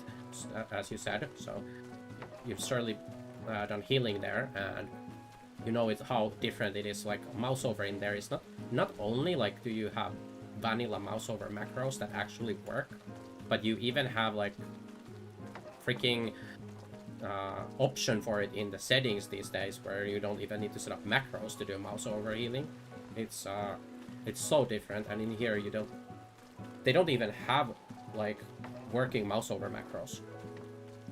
It's insane how is this game like, how is the macro system so bad, and then like the UI options as well, and like healing frames, that's another thing we have an issue with.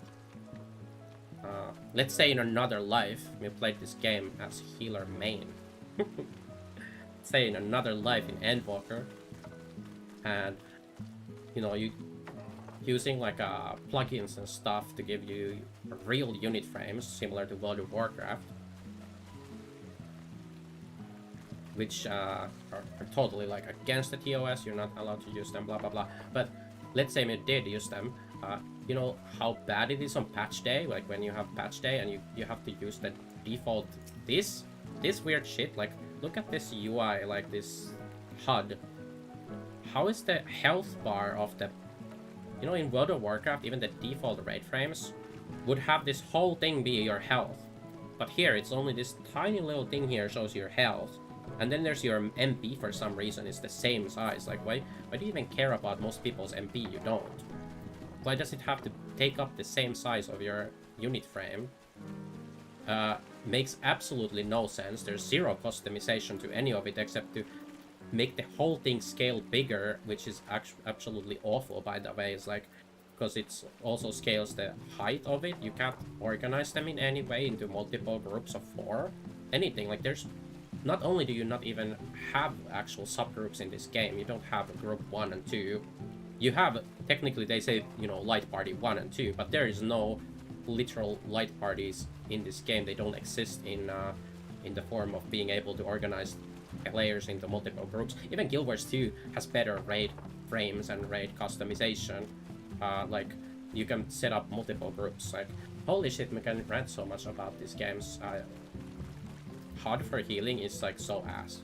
Of course, if you get used to it, and yeah, sure, maybe you don't need to even, because it's not World of Warcraft, right? You don't need to perhaps do as much mouse over stuff if you're playing anything except Astro, and it's not like you need it on Astro. It's just like you want it on Astro if you're used to mouse over healing and mouse over macros and stuff. Like, you want it, you don't need it, you want it, and it does make life feel way better. You can just, like, you know, you pull your card and you see like a melee DPS here, you just pop it on them, right? Like, you just mouse over, you don't have to click target them and then switch back to the boss. It's like, okay, yeah, we have a long GCD in this game, so you can technically like not even lose any uptime doing that, but it's like, it's just insanity to me that this is an actual thing you have to do. Why is this a thing? How is this not like, how do we not have real mouse over macros? And how do we not have real unit frames in an MMORPG that's like, you have ultimate raids and everything. The game is very, caters a lot to raiders, and they don't have real unit frames. How is that a thing? Like, it drives me crazy. And those are some of the reasons we kind of stopped also playing healer, but especially Astro. We still play Astro in PvP, because there you don't even have to give cards to like people, like, you know. And usually when we're healing in PvP, it's a lot of just healing one person. Like, we would go with like one per player and then just heal them mostly, and then yeah, other people, they can do whatever. Just focus target one person and then heal them, right? And yourself, obviously. We'll still try to heal other people a bit, but not really the same. Especially because in healing in this game, like in PvP, you don't have a lot of heals. Like, you have like what? You have like 4 GCDs, like heal GCDs as Astro, because Astro gets like twice the GCDs, right, for healing, and then everything else gets fucked with just like 2 charges. That's why I've been saying 4 GCDs. I'm just saying like the charges, like you have 2 charges, like every healer basically has like 2 charges or something of their heal, but Astro gets to double them up with that dual cast thingy. Yeah, that's exactly, like, that's why we don't like White Mage in PvP, because of that, and also the heal has a cast time. What we already talked about, we hate cast times and standing still. And especially in PvP, that's like horrible if you have to stand still to cast your heal. But with Astro, you can just do it on the move, and you can just pick people to heal them. And although the cards feel really good in PvP in Astro and in PvP, yeah, games. Wish they would rework the cards, honestly, to be more like PvP cards, because they feel way better to play. But obviously, like, a lot of Astro enjoyers would be probably not like that, because that's why they enjoy the job, right? Is because of the way it works. And if they would change it into more streamlined with, you know, these PvP AoE cards, that would probably get a lot more people who don't play Astro to play Astro. But then the people who do enjoy Astro would not enjoy it anymore, potentially. Because people already crying a lot about Astro rework from like Stormblood to Shadowbringers or something, that it's a ruin for them because of all the complexity removed and stuff, which is a fair point, right? And we don't even know, because we never played the game in Stormblood, let alone Astro in Stormblood. But especially like Astro, I think would be a way more enjoyable job if you could mouse over a heal without cheats, quote-unquote cheats, like quality of life improvements to the UI. And especially if you're like streaming and stuff, you don't want to use anything like that, right? That's very, very bad to do. And it would be pretty easy for people to notice, like looking at your bot or something, is if they see you not targeting the people you are giving cards to, and then you don't have a macro symbol on your card, or maybe you do, but maybe they would notice somewhere that, oh, it's, by the way, it's you're not clipping your things. So look, your action is queuing. Like, that can't happen in a vanilla game. Okay, it would be quite a bit harder to tell if they were literally vanilla macros and the only thing that was happening was queuing. It would be a lot harder to notice for people, but you know, if someone looks close enough, they could notice it and get you in trouble. Although I don't think that would really be something they would even investigate or anything if someone was doing that, and they would. But then other people would complain like, "Oh my God, you're using mouse over macros in Final Fantasy XIV, like, that's so, you can't do that." But they don't know that you can do that if you have the technology to do it. Because you can totally you can kill mouse over abilities in this game if you use things which you're not allowed to use. That's kind of the issue, right? But then you can't tell them that, like, oh yeah, you can because we have this. Well, you're not allowed to have this, so don't say that you have this. So it would be an issue, right? No, not saying that me personally have this thing that we're yapping about. I'm just saying, like, in the hypothetical, yes, in the hypothetical that we did, we wouldn't be able to tell people that we do, because that would be very bad. And we don't use any forbidden things like mods, like that Xenos guy.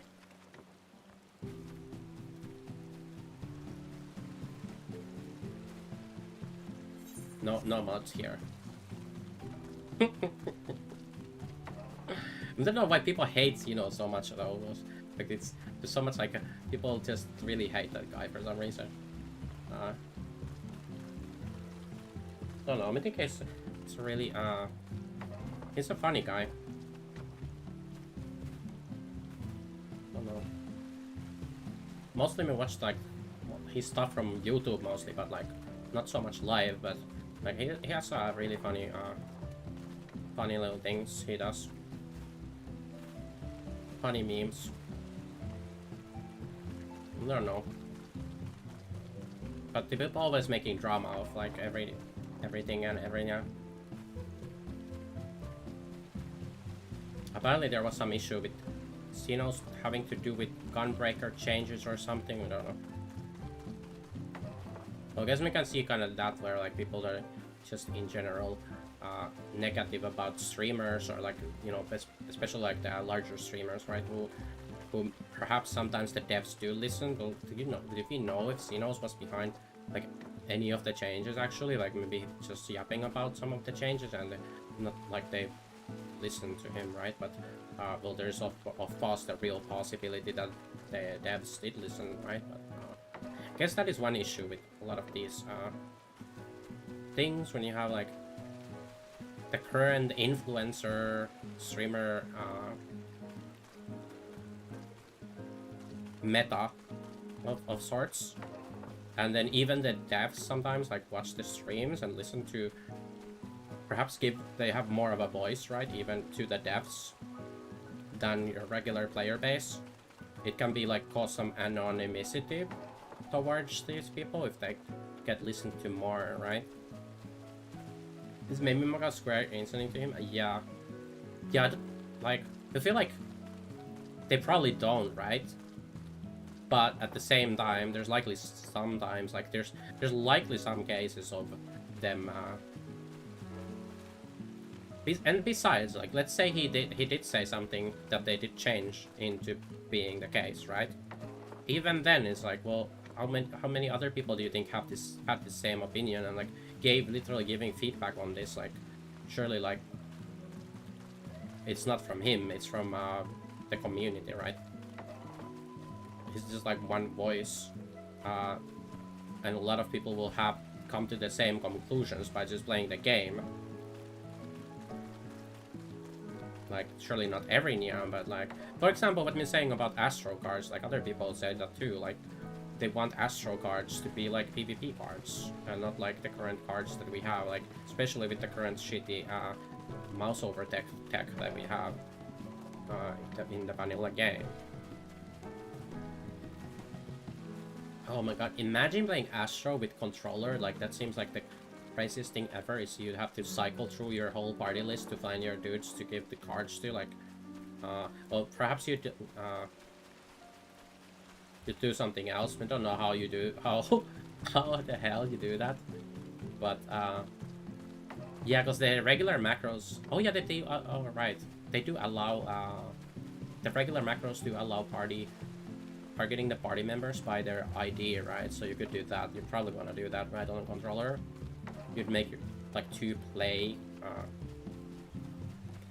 Nowadays they have multiple plays, right? They have play 1, 2, 3 or something, but they had before just the 1 play, and then you'd make like 2 macros of that 1 play. But even now, like, you wouldn't really need to macro but the other cards, like, how the hell do you give like bowl and the other cards, you know, the mid and heal cards to people? Like, would you always just give them to the tanks then, or something, like with the controller, like you macro it to always target your tank ID in the party list? But that's what I'm saying, is like you could have like your melees always on the same spot in the party list, and your ranged always in the same spot, like who you want to give on the same index, and then you macro that.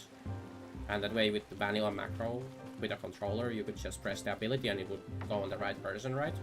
So you'd probably want to do that if you were playing Astro on controller, even if the macro is like inefficient way to apply cards or like apply skills because of mouse over macros. And it's not just mouse over macro, right? It's macros in general. Like, it doesn't, if you're targeting them with a macro through the party ID, it's the same thing as if you were doing it with mouse over. It's also still the same way, not going to queue abilities. Although I'm not entirely sure how it affects different stuff. Is the issue more with GCDs or OGCDs or both? We don't honestly know what the main issue with the queuing is. We just don't use them because people say not to use them, right? But in that situation, if me was playing with controller, which we don't even know how to play Final Fantasy XIV with a controller, which is actually a big issue when it comes to Steam Deck, when we was yapping about having the game on Steam Deck.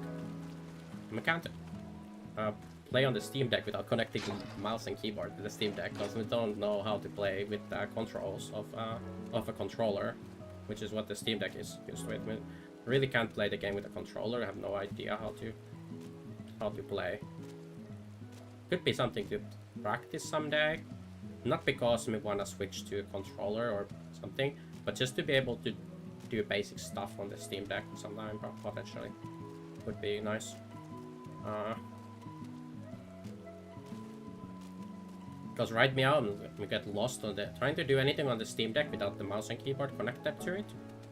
It's like the only thing we remember how to do is jump. You press the Y button that jumps. That's probably the only thing I remember how to do on the controller. I have no clue how to play on a controller in this game.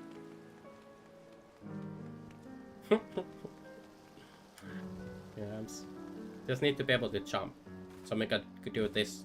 Yeah, this is the kind of gameplay we could do on the Steam Deck, right? We can do this, jump around on the fences. But that's about it. We can't do any dances or rotations on the thing. It's fine though. We don't have to. So it could be a good thing to learn if we want to or need to someday play on the deck for some reason without having access to.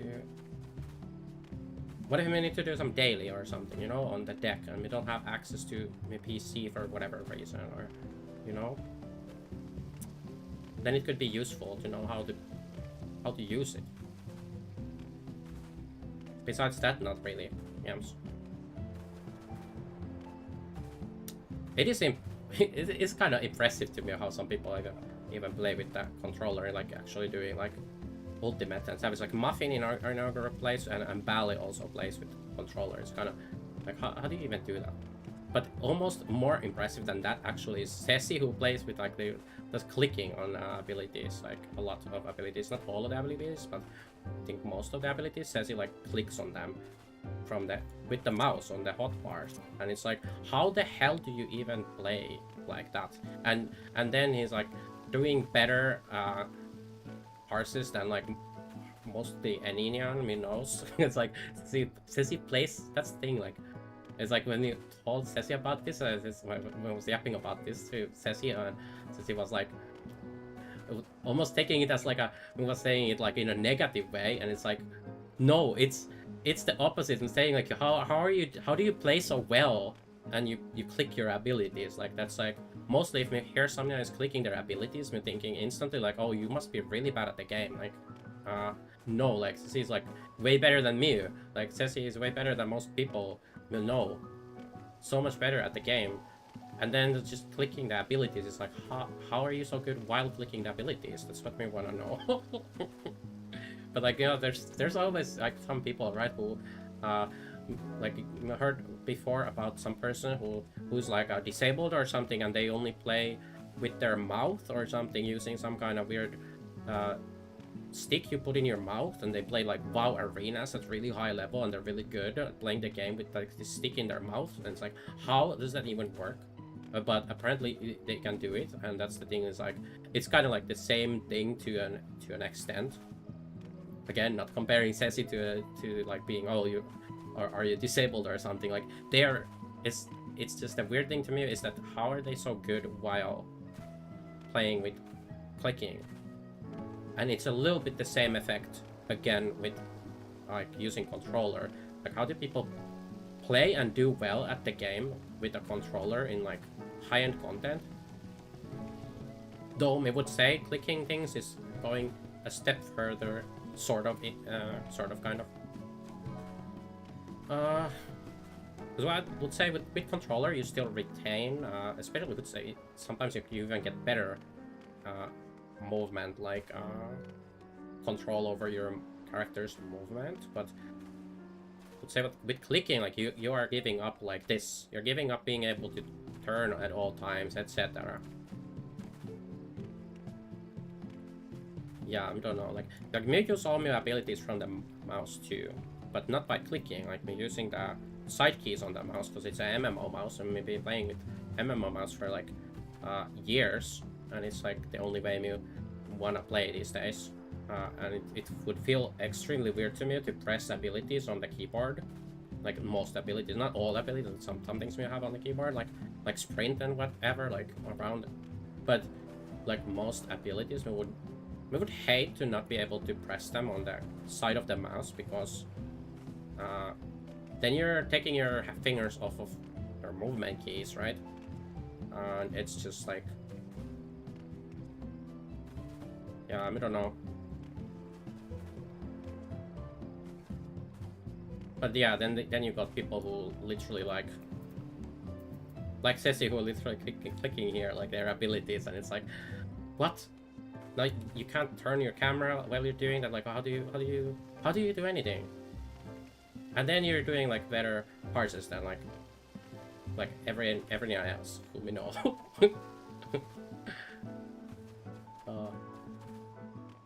Like, we was yapping to Ceci the other day about like, oh, we did look, we did a decent parts on dancer, like now we feel like a real dancer, and then it's like, oh yeah, we got this on Bard, and it's like, but you don't even play Bard. How did you do 99 on Bard? You don't even play it. Never heard of you playing Bard. And then they're clicking their abilities. It's like, okay. Well, some people are just built differently, you know.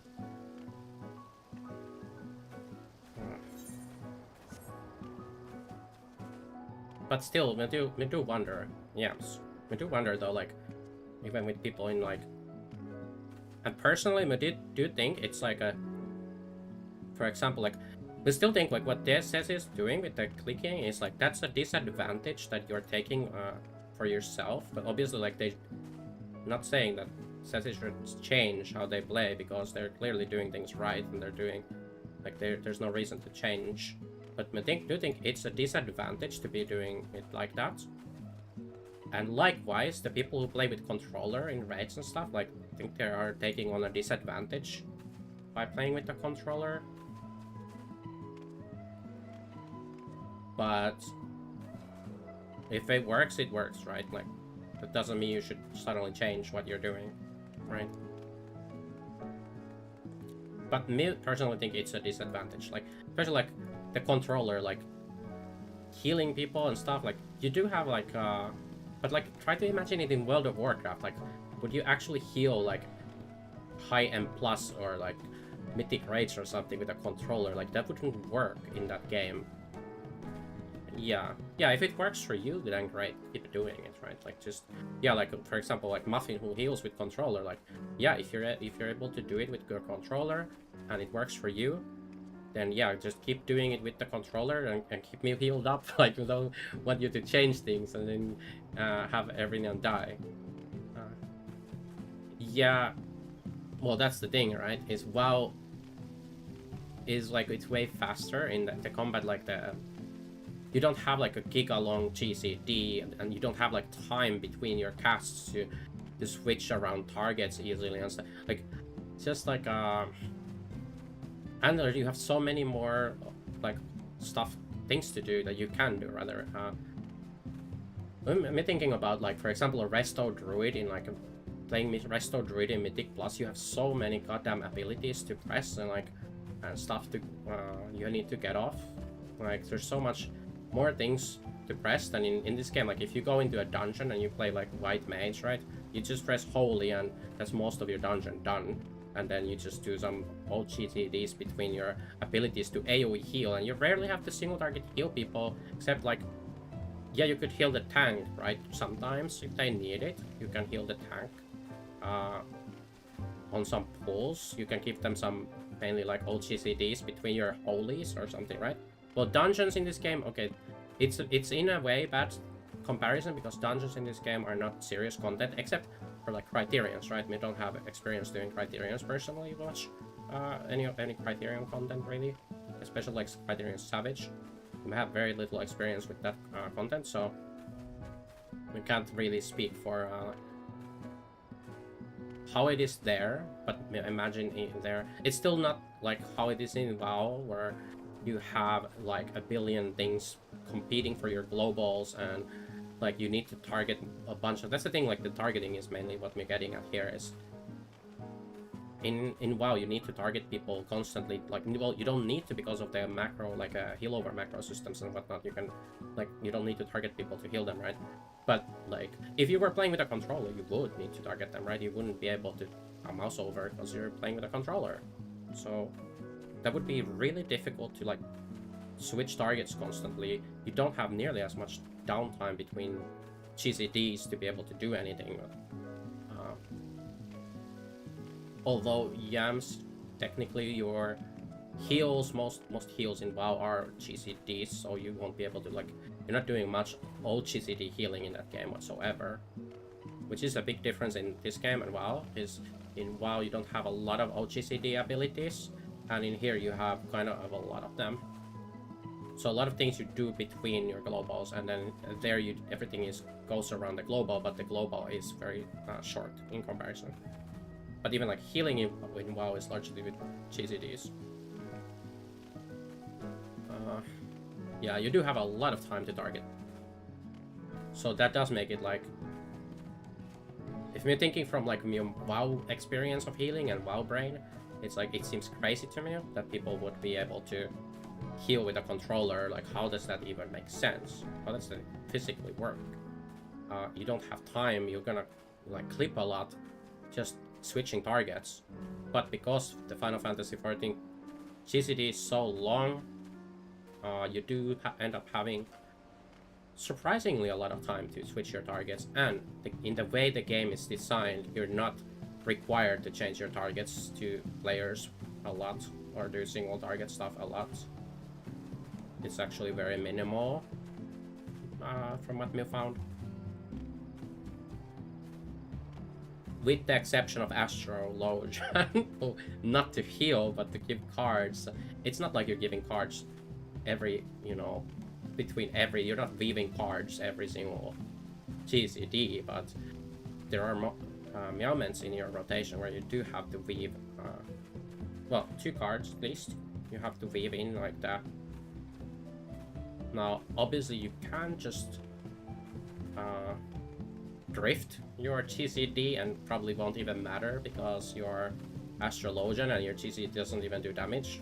So it's kind of, you could say it's whatever, but like, yeah, that's not true, right? You still want to optimize whatever, if you want to end up with not a gray parse, right? You want to be pressing abilities all the time, regardless of what your, because your parse is still gonna get compared to other Astros, and if the other Astros aren't drifting their Malefics or whatever, then they will be, you know, and you are, then you are gonna be at the bottom by just pressing, drifting your GCD and giving, while you give out cards. Although perhaps that's still better than not drifting your GCD and not giving out cards, right? Because you'd be, yeah, you'd still do more than someone who doesn't give out cards. Which is, there are people like that too, right? But you would probably not find them in Savage, really, right? Surely. Perhaps someone who's really new to it might be not giving out cards in Savage content either. But it's very basic. We find that's what we had. Like my experience with Astro was in Endwalker was that it's such a busy healer compared to the others, where you have so much stuff to press and do, weaving all this stuff. I mean, that's kind of why they have their what do you call it again? The casting thing that reduces your GCD by like 3 seconds or something. Whatever it was, like, oh, what am I even yapping about? But like the cast, not Swift cast, which instant cast. Holy Lightspeed, yeah, Lightspeed. That's the Yan.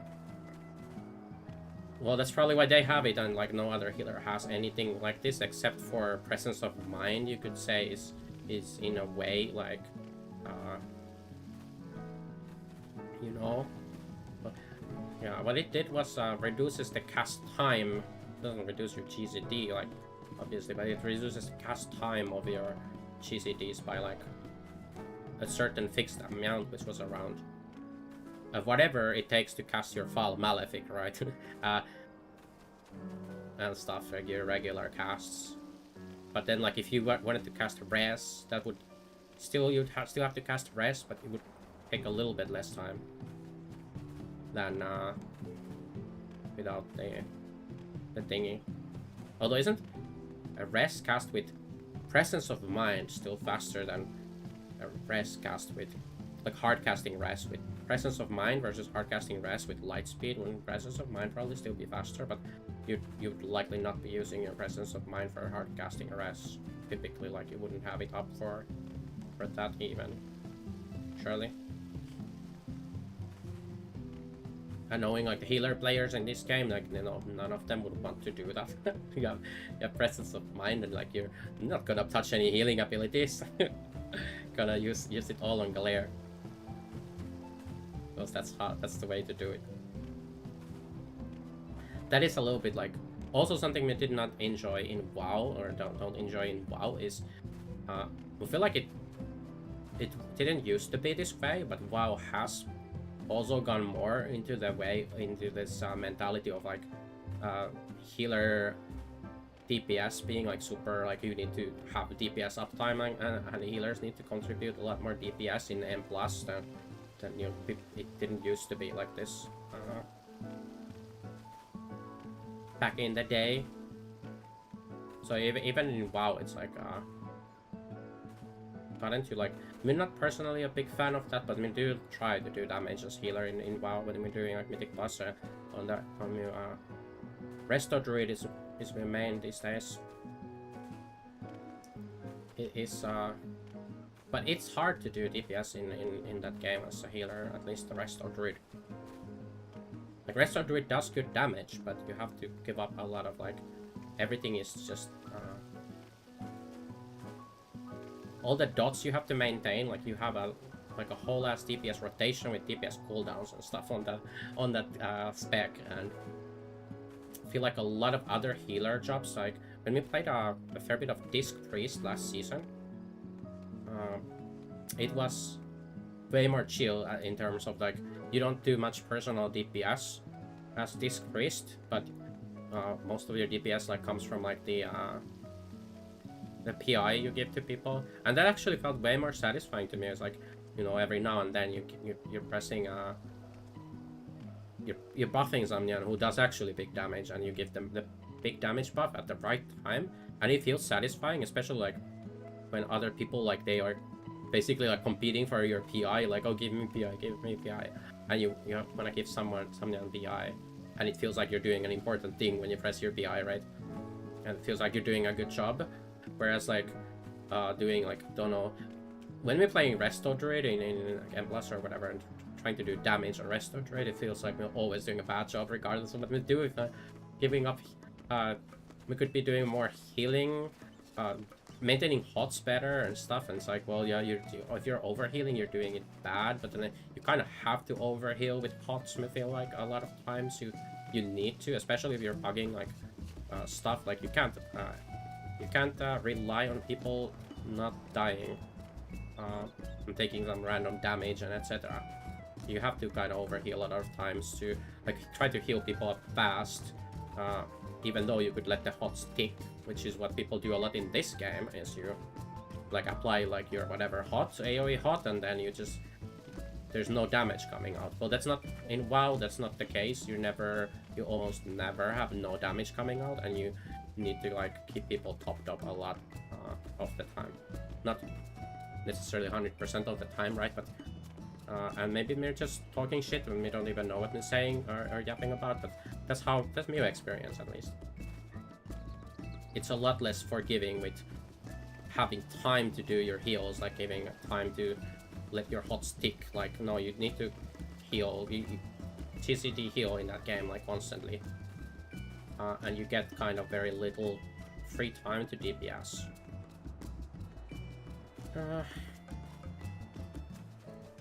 Yeah, that is the thing with the cat form. One thing we really liked with what they did in what's the last expansion? The Dragonflight, where they brought us this new talent stuff and the hero talent. Wait, was hero talents in War Within though? I think hero talents came in War Within. I think so. But at least the talents tree we got in Dragonflight. And we already had this in Dragonflight, was these treants. That Resto Druids got these treants, which heal. And the craziest thing about them, not only are they really strong, like they do really good healing, but they're like one of the only OGCD heals in the game, it feels like. And you can pop them during cat form. It doesn't break your form, and they don't even go on GCD. Like, you can pop them while you're cat weaving your dots and stuff. Just pop some treants up while you're in cat form, and then you don't need to heal as much. Like, you don't need to break out of cat form to apply rage hooves or wild growth or something as much. So that's something we really liked about the treants. However, apparently they're removing the treants now, or I'm not sure what they're doing with the treants, but they're at least removing the ability to cast treants in Midnight, because they're reworking a lot of the classes now, and like the abilities and stuff. They're pruning a lot of abilities again. They're also pruning, apparently they're doing a stat squish again. So there's gonna be another stat squish, and they're pruning abilities like crazy, merging abilities together and stuff. Which perhaps is kind of a good thing, given like where we have gotten. You know what's actually crazy is with the talent tree when they gave us in Dragonflight is you actually have like a... Okay, so in Shadowlands they gave us this borrowed power stuff with the Covenants and the Covenant abilities and stuff.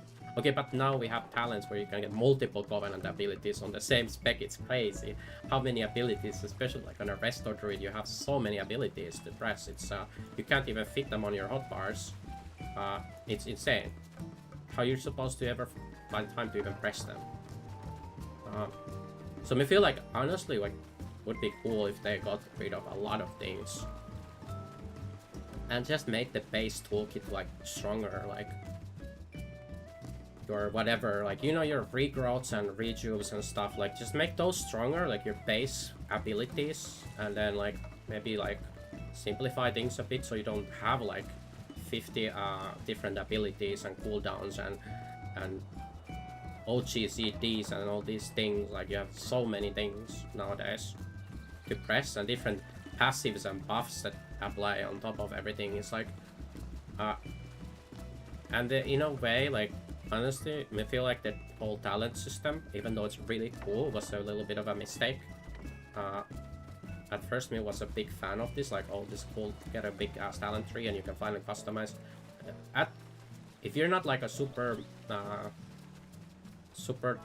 hardcore player, I feel like for most people, you're just gonna copy whatever is on you know, like used to be called sub creation, now it's Archon. You're just gonna copy what the, you know, good players are playing, what's strong. You're just gonna copy that, export it, put it in, and like not even think about your talents much at all. You're barely gonna even read them. That's how we see it as a casual player. You just if you're just doing your Keystone Master Legend, whatever it is called nowadays, 3K is Legend. Like if you're just one of these players like me, then you barely even know what talents you have. You just plop them in and you go and you do some keys, and you don't even need to know a lot of your talents. That's how it is, honestly. And in that sense, I feel like, didn't the whole talent system just turn into like another Reforged thing where we had in Pandaria? But they got rid of the Reforged thing was because it was just another stupid step you had to take when you got new gear. You couldn't equip the gear until you do reforging and stuff.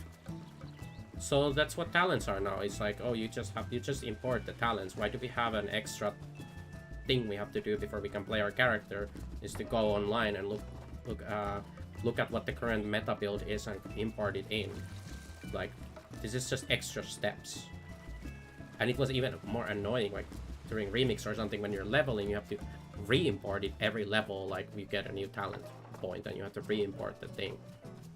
Like, as if you know what you're gonna pick in the tree. You're just gonna import whatever is good, and you don't even really think about it. And like, the only people who are actually making like their own builds or whatever, like making choices, are the people who are actually good at the game. Like, you know, the real gamers, who are not mere, by the way. They're like, they are the people actually like making the meta, who are pushing the highest keys, who really know about the game. And the rest of us, we just copy the build. We copy whatever they do. So I feel like this is a feature just for the top, not even 1% of players, but like the top 0.1% of players to get this fun toolbox to play with different talents. And then we just copy that and like try to get our portal unlocks and our title, whatever. What do we get again? Oh, mount. We get a mount for the 3K these days. Starting with this expansion. In Dragonflight, you didn't get a mount or anything for 3K. You got the best thing at like 2.5 or something. I don't remember, but you got it at like... Oh yeah, the main thing you actually got was portals, right? At plus... Used to be plus 20. If you cleared dungeon at plus 20, you got a portal or a teleport to the dungeon. Which is now plus 10 after the squish, the mythic plus squish. And they added in the new mount recolor at 3K. Which I think is great that there is something for 3K. Because before, at least for a player like me, what we end up doing usually is just play for the rewards, right? Try to get whatever gives me the reward. That's what I'm going for. And if there is nothing after, like, before it was the teleports, we would barely bother. There was like only one season when we played more after getting the dungeon teleports. There was like a single season in Dragonflight when we did 3k. That was like the only time. And there's no reason to do it. It's just like, oh, if you like playing the game, right? But it's kind of like PoV, you know, like, it's like, yeah, we like playing the game, but we're not like playing it potentially enough that we want to keep playing when there's nothing to get. When you're not gonna get anything for your effort and time and stuff, it's like, it's usually when we drop off. It's give me stuff, give me rewards for my effort and time, something like we can collect, or then we're not gonna bother doing it. That's the thing we have with raids and WoW. It's like, why do you even bother doing a lot of the raids? Is you don't even get anything. I feel like in Final Fantasy you do have one reason to do like Savage raids, right? Is they unlock ultimates, and if you don't do Savage, you can't do ultimate until like, well, you could do it later. You can vault or scam, yeah, okay, true. But the vault, well, okay, yeah, the vault does give you better stuff from, like, if you do mythic raids, right, you get better vault stuff than if you did heroic raids. Well, you already cap out with doing just mythic plus. You get the item level there, but you don't get the trinkets. So that's the reason to go raid, right? You want the trinkets, is going raid. But the main reason for me to do raids in WoW has usually been like, oh, there's a curve. You get ahead of the curve, you get a mount, and then you can't get this anymore after this tier. Okay, then we're gonna do it. Otherwise, we're not gonna bother doing the raids, probably. Sometimes for trinkets, to do M+ nowadays, because that's the thing these days is M+, right? But trinkets are nice, that's cool. That is something you don't have in this game, you don't have trinkets. And you don't have talents, and you don't have really any customization whatsoever, besides melts or something, but like, yeah. We don't know. I'm just gapping, really. I don't really know what we're talking about. But you could say, like, even in this game, it's like, why do you even have melts? Like, is there really a point to it? Like, yeah, people can customize their spell speed, skill speed a bit. I guess that's kind of cool. For most people, it's not. It doesn't make any real difference because you're just gonna play what is considered best. You copy the BIS build of what is the best spell speed for you, right? And you go with that. Unless you have like latency regions, right? You might have because of your ping, you want to do less or more or whatever, like different setup. That could be a thing, like if you have a reason to do that. But it feels like even in this game, with the very minimal customization we have for our build, there is they could just remove that, honestly, and like it wouldn't affect like any new. Don't know what's the point of the customization if it's not real. It's just an illusion of choice. We don't know. Melting so annoying for the impact it has. Yeah, we don't know. Like. It is definitely one of those things where, why is this in the game? Like, why do we have to go through this annoying, like, oh, you have to have some spreadsheet open on the other screen to see what to put in your gear. Like, you get a new piece of gear, okay guys, we have to take a break, so we got loot, and now we have to take a break so people can put their melds in, like, look at the spreadsheets and put in the melds that are recommended for you. Because, like nobody actually does melds themselves. Like, you always look at the BIS sheet and you put the things in. And unless you're like a giga gamer and for some you know that you need this certain skill speed that is not recommended for you, then okay, perhaps potentially because of something or other you need to do this. But Like for 99.9% of people, you just copy whatever balance says, and that's it. They say this is the meld set, and then that is the meld set, and there's no, like, there's nothing else to it. And it's just like reforging in Mists of Pandaria. We had this system called reforging, and it was like they removed it literally for this reason. It was because it was completely pointless, stupid feature where you get to customize stats on your gear, but at the end of the day, what you did was you used an add-on, and in the add-on would just like give you the stats to put in your reforge. You have to run it through the basically like simming. We do simming these days too, right? It's SimC, simulation craft, to sim gear and trinkets and stuff, right? But there's a little bit more impactful than I feel like trinkets are still pretty cool part of the game in World of Warcraft, like the way they function and change stuff. But even there, we do largely like see just like people using the same stuff. But feel like trinkets feel exciting. I feel like if you remove trinkets from World of Warcraft, it wouldn't be as exciting. Like loot wouldn't be exciting if it was just like item levels like here.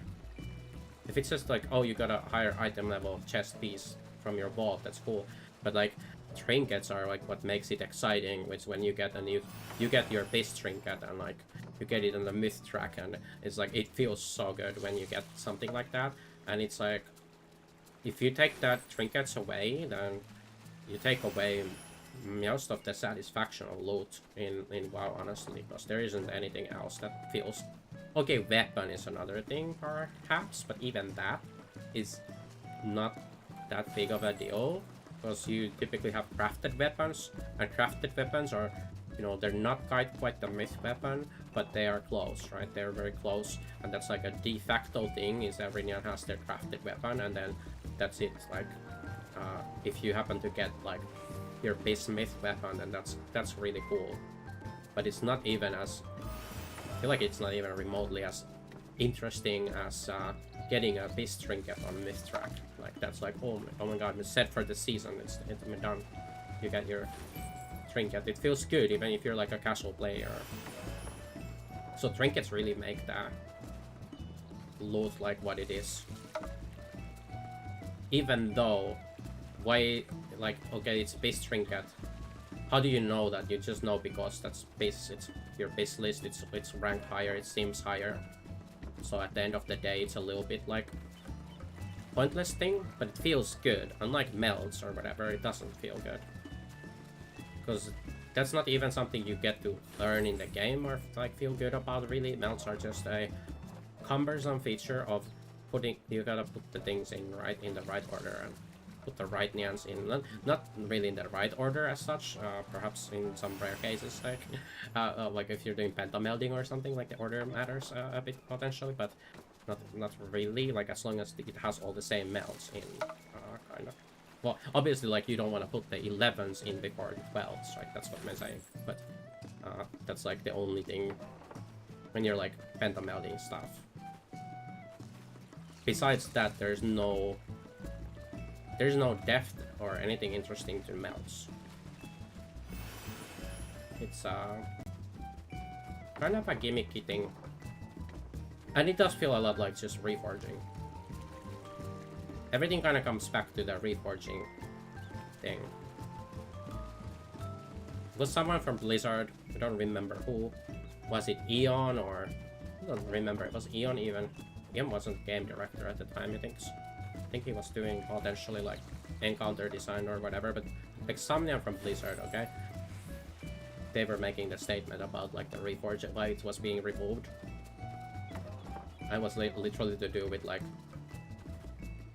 it wasn't interesting. I think they, perhaps it was in BlizzCon or something, but they were yapping about the whole reforge thing being like, the reason was being removed was, it didn't really add any real depth to the gearing.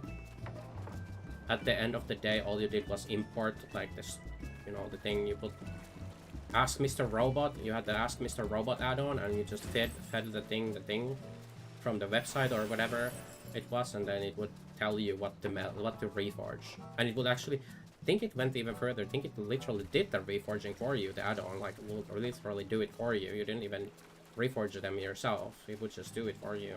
Pretty sure. Back then we had like Ask Mr. Robot add-on would literally do reforges for you. I remember we were doing it in like Siege of Orgrimmar. That was a cool raid. Although, I'm not a fan of WoW raids, to be honest. For the most part, these days. So even though I do like WoW raids being like a real part of the...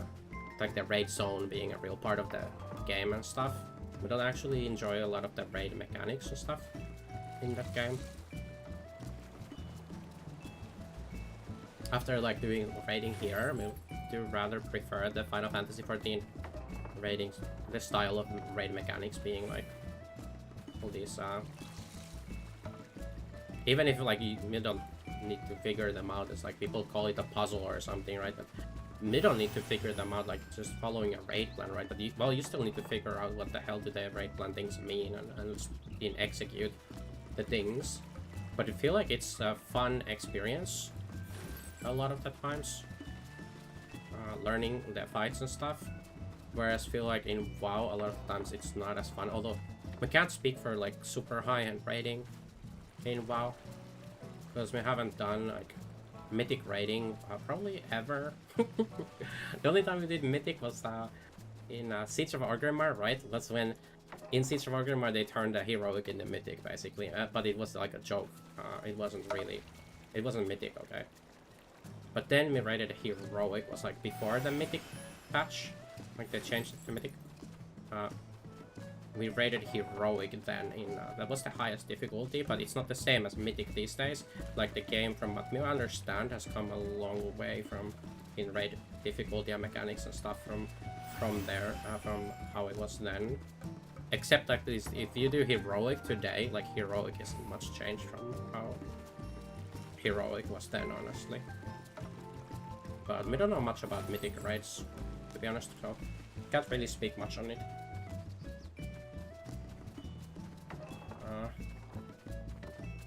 We did a couple bosses on Mythic like last year, was it? Like in Undermine, because my friends needed like some now, and they were like, "Oh, do you wanna come heal Mythic for our casual raid guild?" And we did like a couple bosses on Mythic there. It was a little bit more interesting, but yeah, I don't know. Like, you know, that WoW raids just... mostly they don't have the same thing where you have individual responsibility with all the mechanics. And mostly you just like don't stand in bad stuff, and like, yeah, a lot of the mechanics are like that. And then sometimes you gotta do a little bit of something. But even then, like a lot of people, a lot of times the mechanics are more delegated to certain players in the party who would deal with the mechanic, and then the rest of the party just don't stand in bad stuff and move when this happens, like move together, like stack here and then move together as a stack, and like stuff like that. But imagine it gets a lot worse perhaps for the last Mythic bosses or something, I don't know.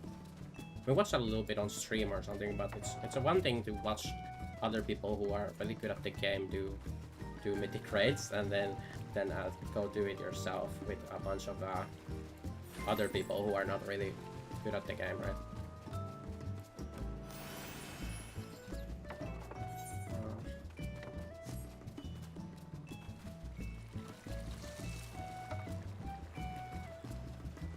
Feels like that's less the case in Mythic, but here we go. Yeah, that's probably, yeah, that's what we're saying. Like, that's probably less the case in Mythic, yeah? We don't know, to be honest, very well. Like what me said, we did a couple bosses. And the thing with WoW is, well, it's always also the case here a bit, right? But it's especially the case in WoW, where the early bosses are like always super easy compared to, like, you look at the end bosses, like you have like oftentimes 9 to 11 or more bosses in a raid. And the first bosses are always like a kind of a joke. On like, even on Mythic, like you can go clear them even with like a like a heroic, like some guild that does heroic, and they can probably kill the first boss of Mythic before they can kill the last boss on heroic. It's like that much of a difference between the last and first boss of a tier. It's absolutely massive, so imagine like at the highest, the last boss, last mythic boss, whatever, is probably really hard and it is mechanically very demanding. And it doesn't really, what they're saying doesn't really translate to that probably. So that would be something we would have to experience myself, is do mythic raids someday, but the chances of that happening are very slim because we don't really enjoy just doing like anything before that point. We don't really enjoy raiding in that game, so we don't know if it would get better doing it like, oh, let's go higher and do mythic. Well, you obviously have to find like a group to do it. Well, they did make it a bit better to be able to hug mythic these days with the day 1 cross-world mythic, because they used to lock it so you couldn't even try to do it cross-world before, until like we're really late into the patch, which probably for a lot of people like is not even that big of a deal, because you would likely not even hit like the point where you would go to the first mythic boss for a while. The dead server, yeah, for sure. And like, and then you got servers like, for example, Argent Dawn, where it's not a dead server for sure, but it's not a raid server. Like people, it's not a very raid. Sure, there's some raid guilds, but it's not like if you wanna have a good chance at finding raid guilds and stuff in on your server, you go to like Silver Moon as Alliance, right? They have a lot of raiders there, whereas Argent Dawn is like very different vibe with not that much raiding going on.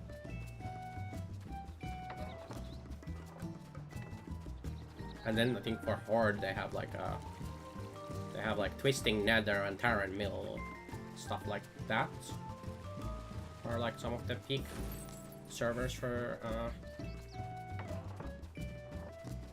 that is nice about in Final Fantasy XIV, even though we have the, you know, Chaos being dead and whatnot, you can go to Light and you can raid there. There's no restrictions, there's no instance lockouts and stuff that prevent you from playing with people if your group doesn't work out or whatever, right? Like the PoG experience is, even though me don't personally do BF, I feel like the PoG experience in this game, if you were to do BF, would be way more. You can more realistically make prog, whereas in like WoW you can't really make a lot of prog doing Mythic with PoGs. Who did we just yap to about this the other day? I was yapping about actually who told me about their experience of doing a Mythic. They were saying about doing Mythic and having this issue, literally this issue with you get locked. You could get locked into the like instance lock ID, and then you are done for the week after like one boss or whatever if the first group disbands, because technically you can go into like, even now after the changes of allowing cross-world, if you're doing it PoG, like the lockout system is really bad because it does make it so like once you kill one boss you're not getting another group. You can't join any other prog group on another boss. You can't. The only thing you can really do is make a group yourself after that one boss. And who's gonna wanna join you? Because they're gonna give up their free kill for the day, for the week. It means, like, you're giving up literally free loot because the first bosses and the first test bosses are like the easiest ones. They are more guaranteed to get you loot and vault, and then you give them up to join like a proc boss later. And lock yourself to their ID is like really bad. Why can't we remember who we was talking to this about? Because it's It couldn't have been Tricks, right? Because Tricks is here sometimes. It couldn't have been Tricks because Tricks was just talking about not playing WoW, right? I think Tricks doesn't... there's not that many people who come here into the stream. Could it have been off stream? That's weird.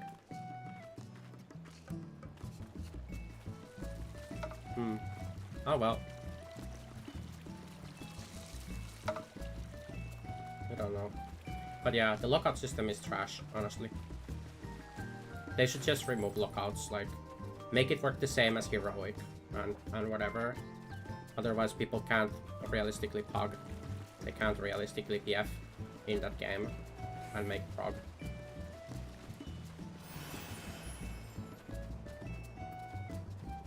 Oh well.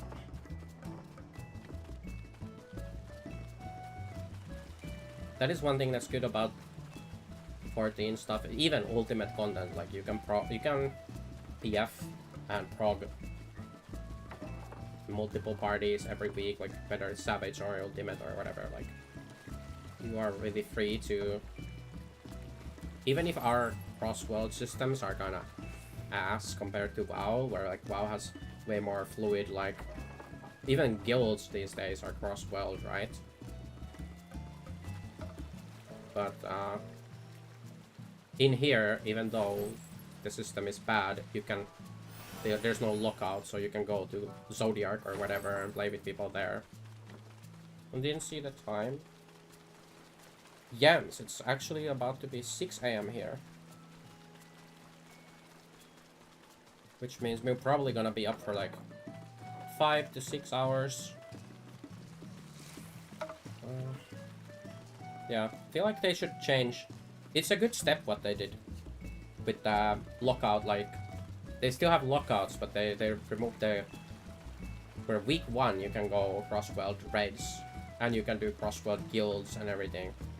That's really good. But if they want to make it POG friendly to be able to actually prog mythic, they need to remove the lockout system. Like we don't know why the game has a lockout system. Like outlook ID system. Why is there a lockout ID? Still, is it to stop like race to world first guilds from split farming mythic or something? I don't know, but perhaps that's like a thing. That's probably like the main reason.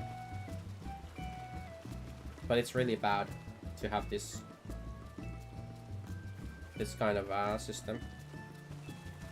Suppose like they do that in this game, right? Is the like the tryhard guilds in Savage? They do like their they do splits with odds. Like they do that in WoW too, right? But only heroics, etc. And then like in Mythic, you can't do that. You can't do split mythics. But in like this game's mythic, well, this game, if you consider this game having a mythic difficulty, it would really be like the ultimate, I suppose, like ultimate raids and stuff. Although like Savage, well, I don't know. It's hard to say. It's for me because we don't have much mythic experience, if any mythic experience.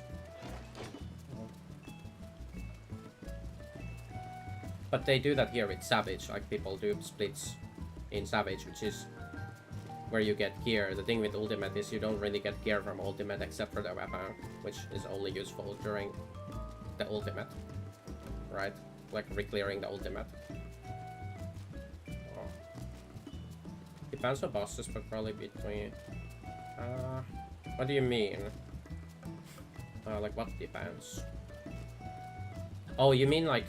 Yeah, like the mythic comparison to mythic difficulty, what we have here, Yams. Okay. Yams. It is probably something like perhaps some Savage fights that are like, well, even Savage, like you could say it's kind of the same thing like Mythic, where like the first boss is being easy, but that's the case in Mythic too, right? It's in Mythic raids, like the first boss is being relatively easy. Is the same as what we have here in Savage. Is you have easy first bosses compared to later bosses. Usually the first boss isn't that difficult, both number-wise and mechanics-wise. They're not like the what was her name? The vampire lady. Isn't like a super mechanically. Like if you compare M9S to M11S, so like M11S is a lot mechanically a lot more challenging fight, with way more going on. But that's how it should be, right? But that is also how it is in Mythic. In WoW, I feel like the first bosses are not super mechanically involved, and perhaps what WoW has more so with its tuning and stuff is numerically stuff can be quite hard. Perhaps the numeric tuning is rougher on like, and you're expected to get gear from the previous difficulties, like heroic gear before you go into mythic or whatnot. I don't know. Like even the race to world first guilds, they get their split farms and stuff from heroic and so forth, right? Before they go into mythic. Like mythic doesn't even release on the same week as heroic.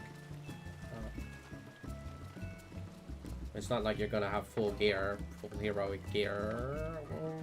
I'm not sure. Because you get crafted gear and then you get heroic split farm gear, and they probably have like their tier pieces together already or something when they go into mythic. We don't know. But it's pretty wild how they clear the content, and from what we heard is their bosses, the last bosses in mythic, are like the first weeks when they're raised to world first guilds, like clear them, they are so much more difficultly like tuned than what they are when most guilds that actually end up clearing mythic will clear, right? Like they get severely nerfed, not even that long into the tier, right? At least that's my understanding. So what they're killing is like a way worse version of the boss, with typically much worse gear. And even then, like the content is pretty hard, right? With good gear and later in the tier. From your understanding, at least.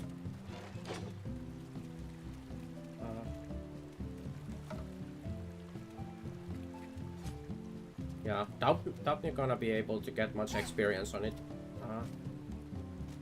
Because it would require too much investment, right, to get into. Like, otherwise it could be cool to try out, like, oh, when I try out doing some mythic prog at some point, and then it's like, well, you have to do so much time investment, everything, and then find like a study group, and then it has to be at a point when there's nothing else going on. That would be like, I don't want to quit my current study in Final Fantasy to join like a WoW mythic static or something, and then like they couldn't have things happening at the same time. It would be like way too involved to try to just get, you know, some experience on the thing. But who knows, maybe in midnight or something, you know, maybe we're gonna quit Final Fantasy 14 and go play World of Warcraft and play just 2 mythic raids and stuff. Who knows? Probably not gonna happen, right? But and don't think we're ever gonna really, well, we don't know ever, but probably not gonna quit this game fully for a very long time, just because of housing and stuff like that. Did you check out the WoW housing though? It's insanely the WoW housing is really good, by the way. Like the system that they have, there's some things that are work in progress there, but like, yeah, you should try it out sometime, because it's really actually good how they allow you to do basically all the things that you can do here with like burning down the house or some illegal plugins that obviously we don't use, because that would be against the TOS, but you know, things that you need these tools, that you can do even more. Like, that's the thing, you can in WoW with the housing system, you can do even more than what like burning down the house lets you do in here. That's crazy. Like, it's just vanilla. You can move stuff and rotate it around however you like upside down and everything. Like, and it's just like just floated anywhere without any glitching anything. It's really good. And the limits seem pretty generous too compared to here. The furnishing limits. Yeah, I spent a little bit of time on it. It's really cool. But there's some limitations right now that we think are gonna get changed. There's some weird stuff, like for example, you can't place your entryway, your like where your door is, your physical door.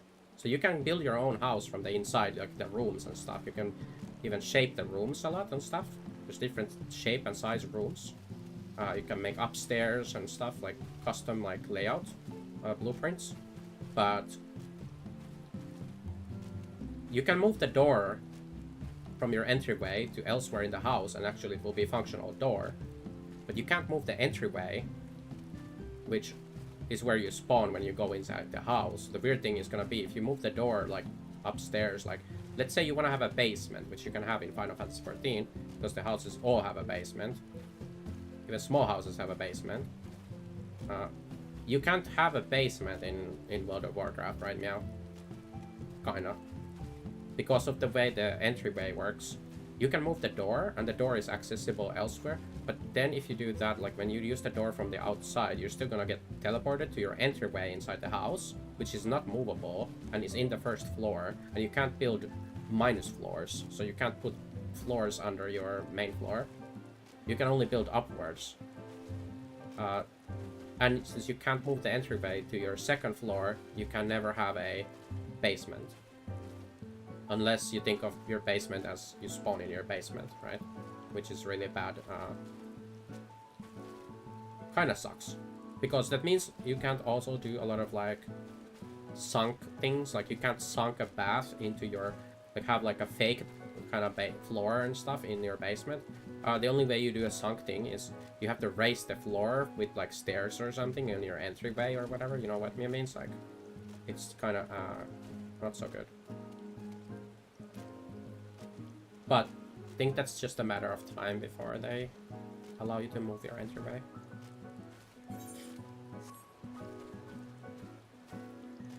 Besides some small things like that, it's really good. It's looking to be really good. But then, is housing ever gonna matter in WoW? Is what we're wondering. Is housing ever gonna be relevant? Because you don't have Penumbra, you don't have Mare or other similar things. So like, is housing ever gonna matter? We wonder if it's gonna, out of very small niche of players, is there ever gonna be yeah, because if you go into your house right now, or like not your house, you go into the neighborhoods, which is really cool by the way how they built the neighborhood system. Yeah, if you go into the neighborhoods, they're all like, there's houses, the people have houses in there, but mostly it's just people, a lot of the houses are the same from the outside. People just chunk whatever crap furniture they have on their yard, like in a line. Most of the houses are like that. You go into the yard, and it's like there's a light well, there's a fell well, there's a moon well, and there's all these wells just next to each other, like just planted there. Like so many of houses are like that, and there's nothing actually like even remotely house-like about them, most of them. And they're just abandoned there, like, oh, people just drop their random wells on the floor of the garden, and that's it. And we wonder, are those houses ever gonna change? People just gonna leave them there to rot, or their random wells? People gonna bother actually ever decorating their houses? Like me, I spent a lot of time decorating my house. It's not done, for sure, but it's looking pretty cozy from both inside and outside already. The plan is to do a lot more. It's actually like one of the only things we was kind of hyped about for me. I'm kind of hyped about WoW is doing more housing stuff in the game, because it seems like it's a really fun thing to get me to potentially actually play the game a bit, to get unlock more furnitures and things, more decorations. Because right now there's no reason to go do old content or anything, or do anything in the game for me. I don't care about doing the mythic raids as such, or getting into it. I don't care about doing almost anything in the game. But the housing is like, oh, how do you get this? We want to put this decoration in the kitchen. Like, where do you get it? Oh, you have to do this quest in this. Like, oh, you get this. How do you get this fence? And then you just start doing content in the game, like old content. Because that's kind of cool, a way to. And there's a lot of people looking for crafters in the trade chat, like looking for a wait, what is it, like a battle for Azeroth, like crafters or tailors and stuff to make them furnishings, which is really funny to see. There's a huge demand for furnishings right now in the game. But yeah, guess my biggest concern about it is gonna be like, is it gonna be completely dead after, you know, the initial hype wears off and nobody even, and you go into the neighborhoods and they're all empty and dead and full of these houses where people don't even bother to put like a presentable enough garden that is not just a pile of junk. Which is especially sad considering how much you can do in that game with customization of the furnishing. Was it during midnight? So I've been asking her. Yes. Well, we might not even see it during midnight yet. Like, really, like, how does it play long term, right? But I could see for myself at least having more reason to do things in the game. There's some decorations. Although it does worry me again about, because the game does so much FOMO stuff, are they gonna have a lot of FOMO decoration stuff? And I'm gonna feel like forced to play the game and stupid events and stuff just to get decor. But at least if there's something to get that we're gonna use instead of mounts and minions that we're never gonna use. Because with this remix stuff done now, it's like we have like over 700 mounts, and we're playing Druid, don't even use any of them, so it's like the game has just, the numbers have gone up so much with all these things. Like, we have so many things to collect and none of them, they're all +1, another +1. It's not much better here in Final Fantasy with mounts and stuff. At least we're not in the 700s, right? Well, that's the thing, that's just me. Yeah, at 700. There's people at well over 1,000 mounts easily. There's so many mounts in that game, it's like crazy. And then yeah, playing Druid is like, you don't even use them. Just use the flight form, like travel form. There's like, suppose that's one thing we wish. There's that one mount we wish we had, was that Anurella's mount from the Amaterasu I was yapping about earlier. Because then we could, with that mount, we could have the flight form, the really cool fire owl flight form. That's something we want to get. But there's no feasible way to get that in the game. And that's one sad thing about WoW as well, is like, you know, in this game we have ultimates, and they have these cool weapons and whatnot, and you can go and get them later without, like, in WoW is like, well, there's no way to really feasibly prog an old raid, and then you can't get the reward anyhow because it's turned into RNG. So like, you don't have a way to sync the content to be able to get the full rewards or something. There's no way to get the mount now, except Giga RNG. And you need that's the thing where it's already Giga RNG by being like a 2%, like 1 to 2% drop chance. But then you also need other people to help you clear the raid at this point in time, because it's not old enough content to be easily soloable. So then you're also rolling against other players. So you're just completely fucked. Because me have this experience already from farming Invincible, okay, for years. I had hundreds of attempts on Invincible and never got the mount until the event. that it basically told me to never even bother trying for these things, honestly. Like, then again, there were other amounts we got really quickly, but that's kind of the nature of RNG. But because how bad it can be, it's like not worth trying until it's at least until they make it soloable, like legacy content or whatever. They they get this legacy buff where you just suddenly become super strong in this old raid, and Dragonflight isn't there yet for a legacy flag or whatever. However that system works, we don't know honestly.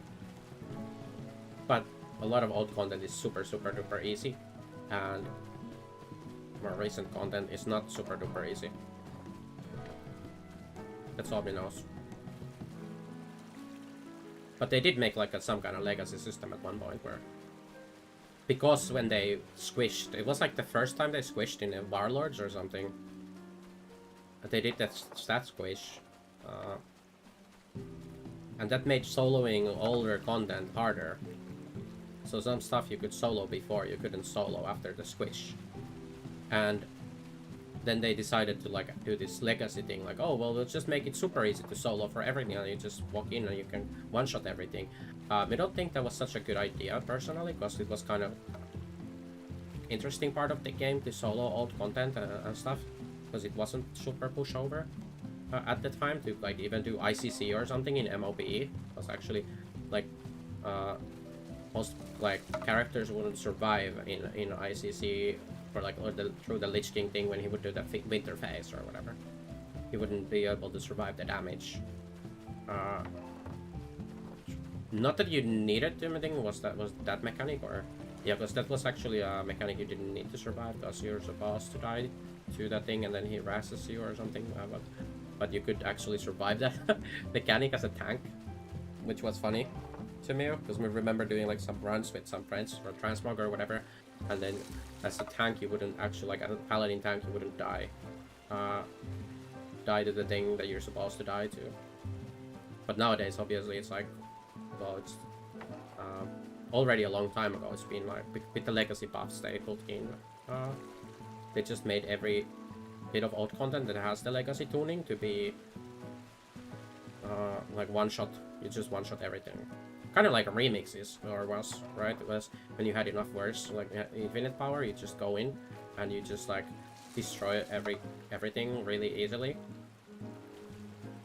Like the mythic raids, you could even like solo mostly those. We didn't reach like the, I don't know how much infinite power you got, but we didn't reach like the 999 verse or something, but we did get like 750 or something, methinks.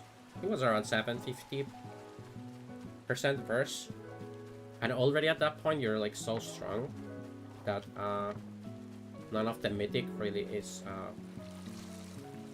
doing anything, or like you are just you just turn into a immortal god already. But imagine at 999% verse max power, you're like, yeah, at that point you're probably like, because me remember me was doing, there was one night there was like a reset because of my weird sleep schedules. I was going to do like a, it was Tomb of Sargeras mythic just before reset. It was 30 minutes before reset, and I was like, okay, there's no groups up and nothing, so okay, I'm gonna try solo. I mean, nearly soloed the thing at that point. We didn't have as much worse then, but it wasn't too bad already. So imagine you're at a 999, it would be like really quite easy to do. The only thing we had an issue with really is on was it like, heck, what was the last boss in there? Was it Kill Jaden? Yams.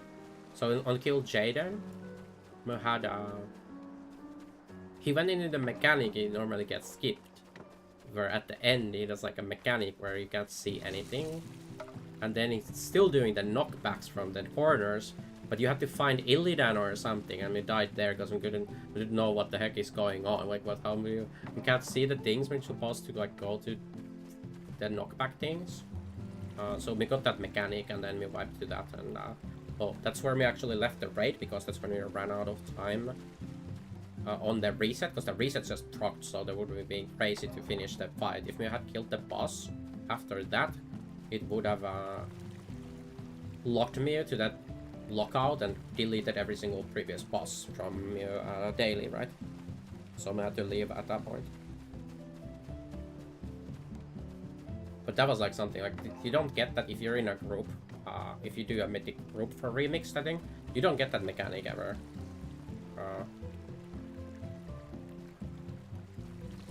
You don't ever have to deal with the actual mechanic of that. You just you kill the boss before, like as soon as he lands, like Jaden lands on the platform after he comes back, right? It's basically when you kill him. Was he like vulnerable when he comes back immediately, or was something he goes in the middle of the platform and then you can kill him? At least. Oh my god, my throat is like so dry or sore or something, like from yapping so much. I haven't drunk anything. Trix did redeem that hydrate and think we took like one sip out of my coffee. This coffee we made during our break on the raid, and didn't finish the coffee still.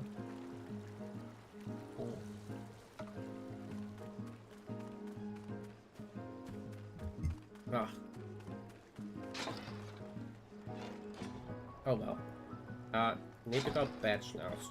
Okay, you have to be soon for works, what the hell? Why are you still here? You need to be up soon. Okay. Yeah, we should probably stop here anyway also. It was really nice having someone to yap to.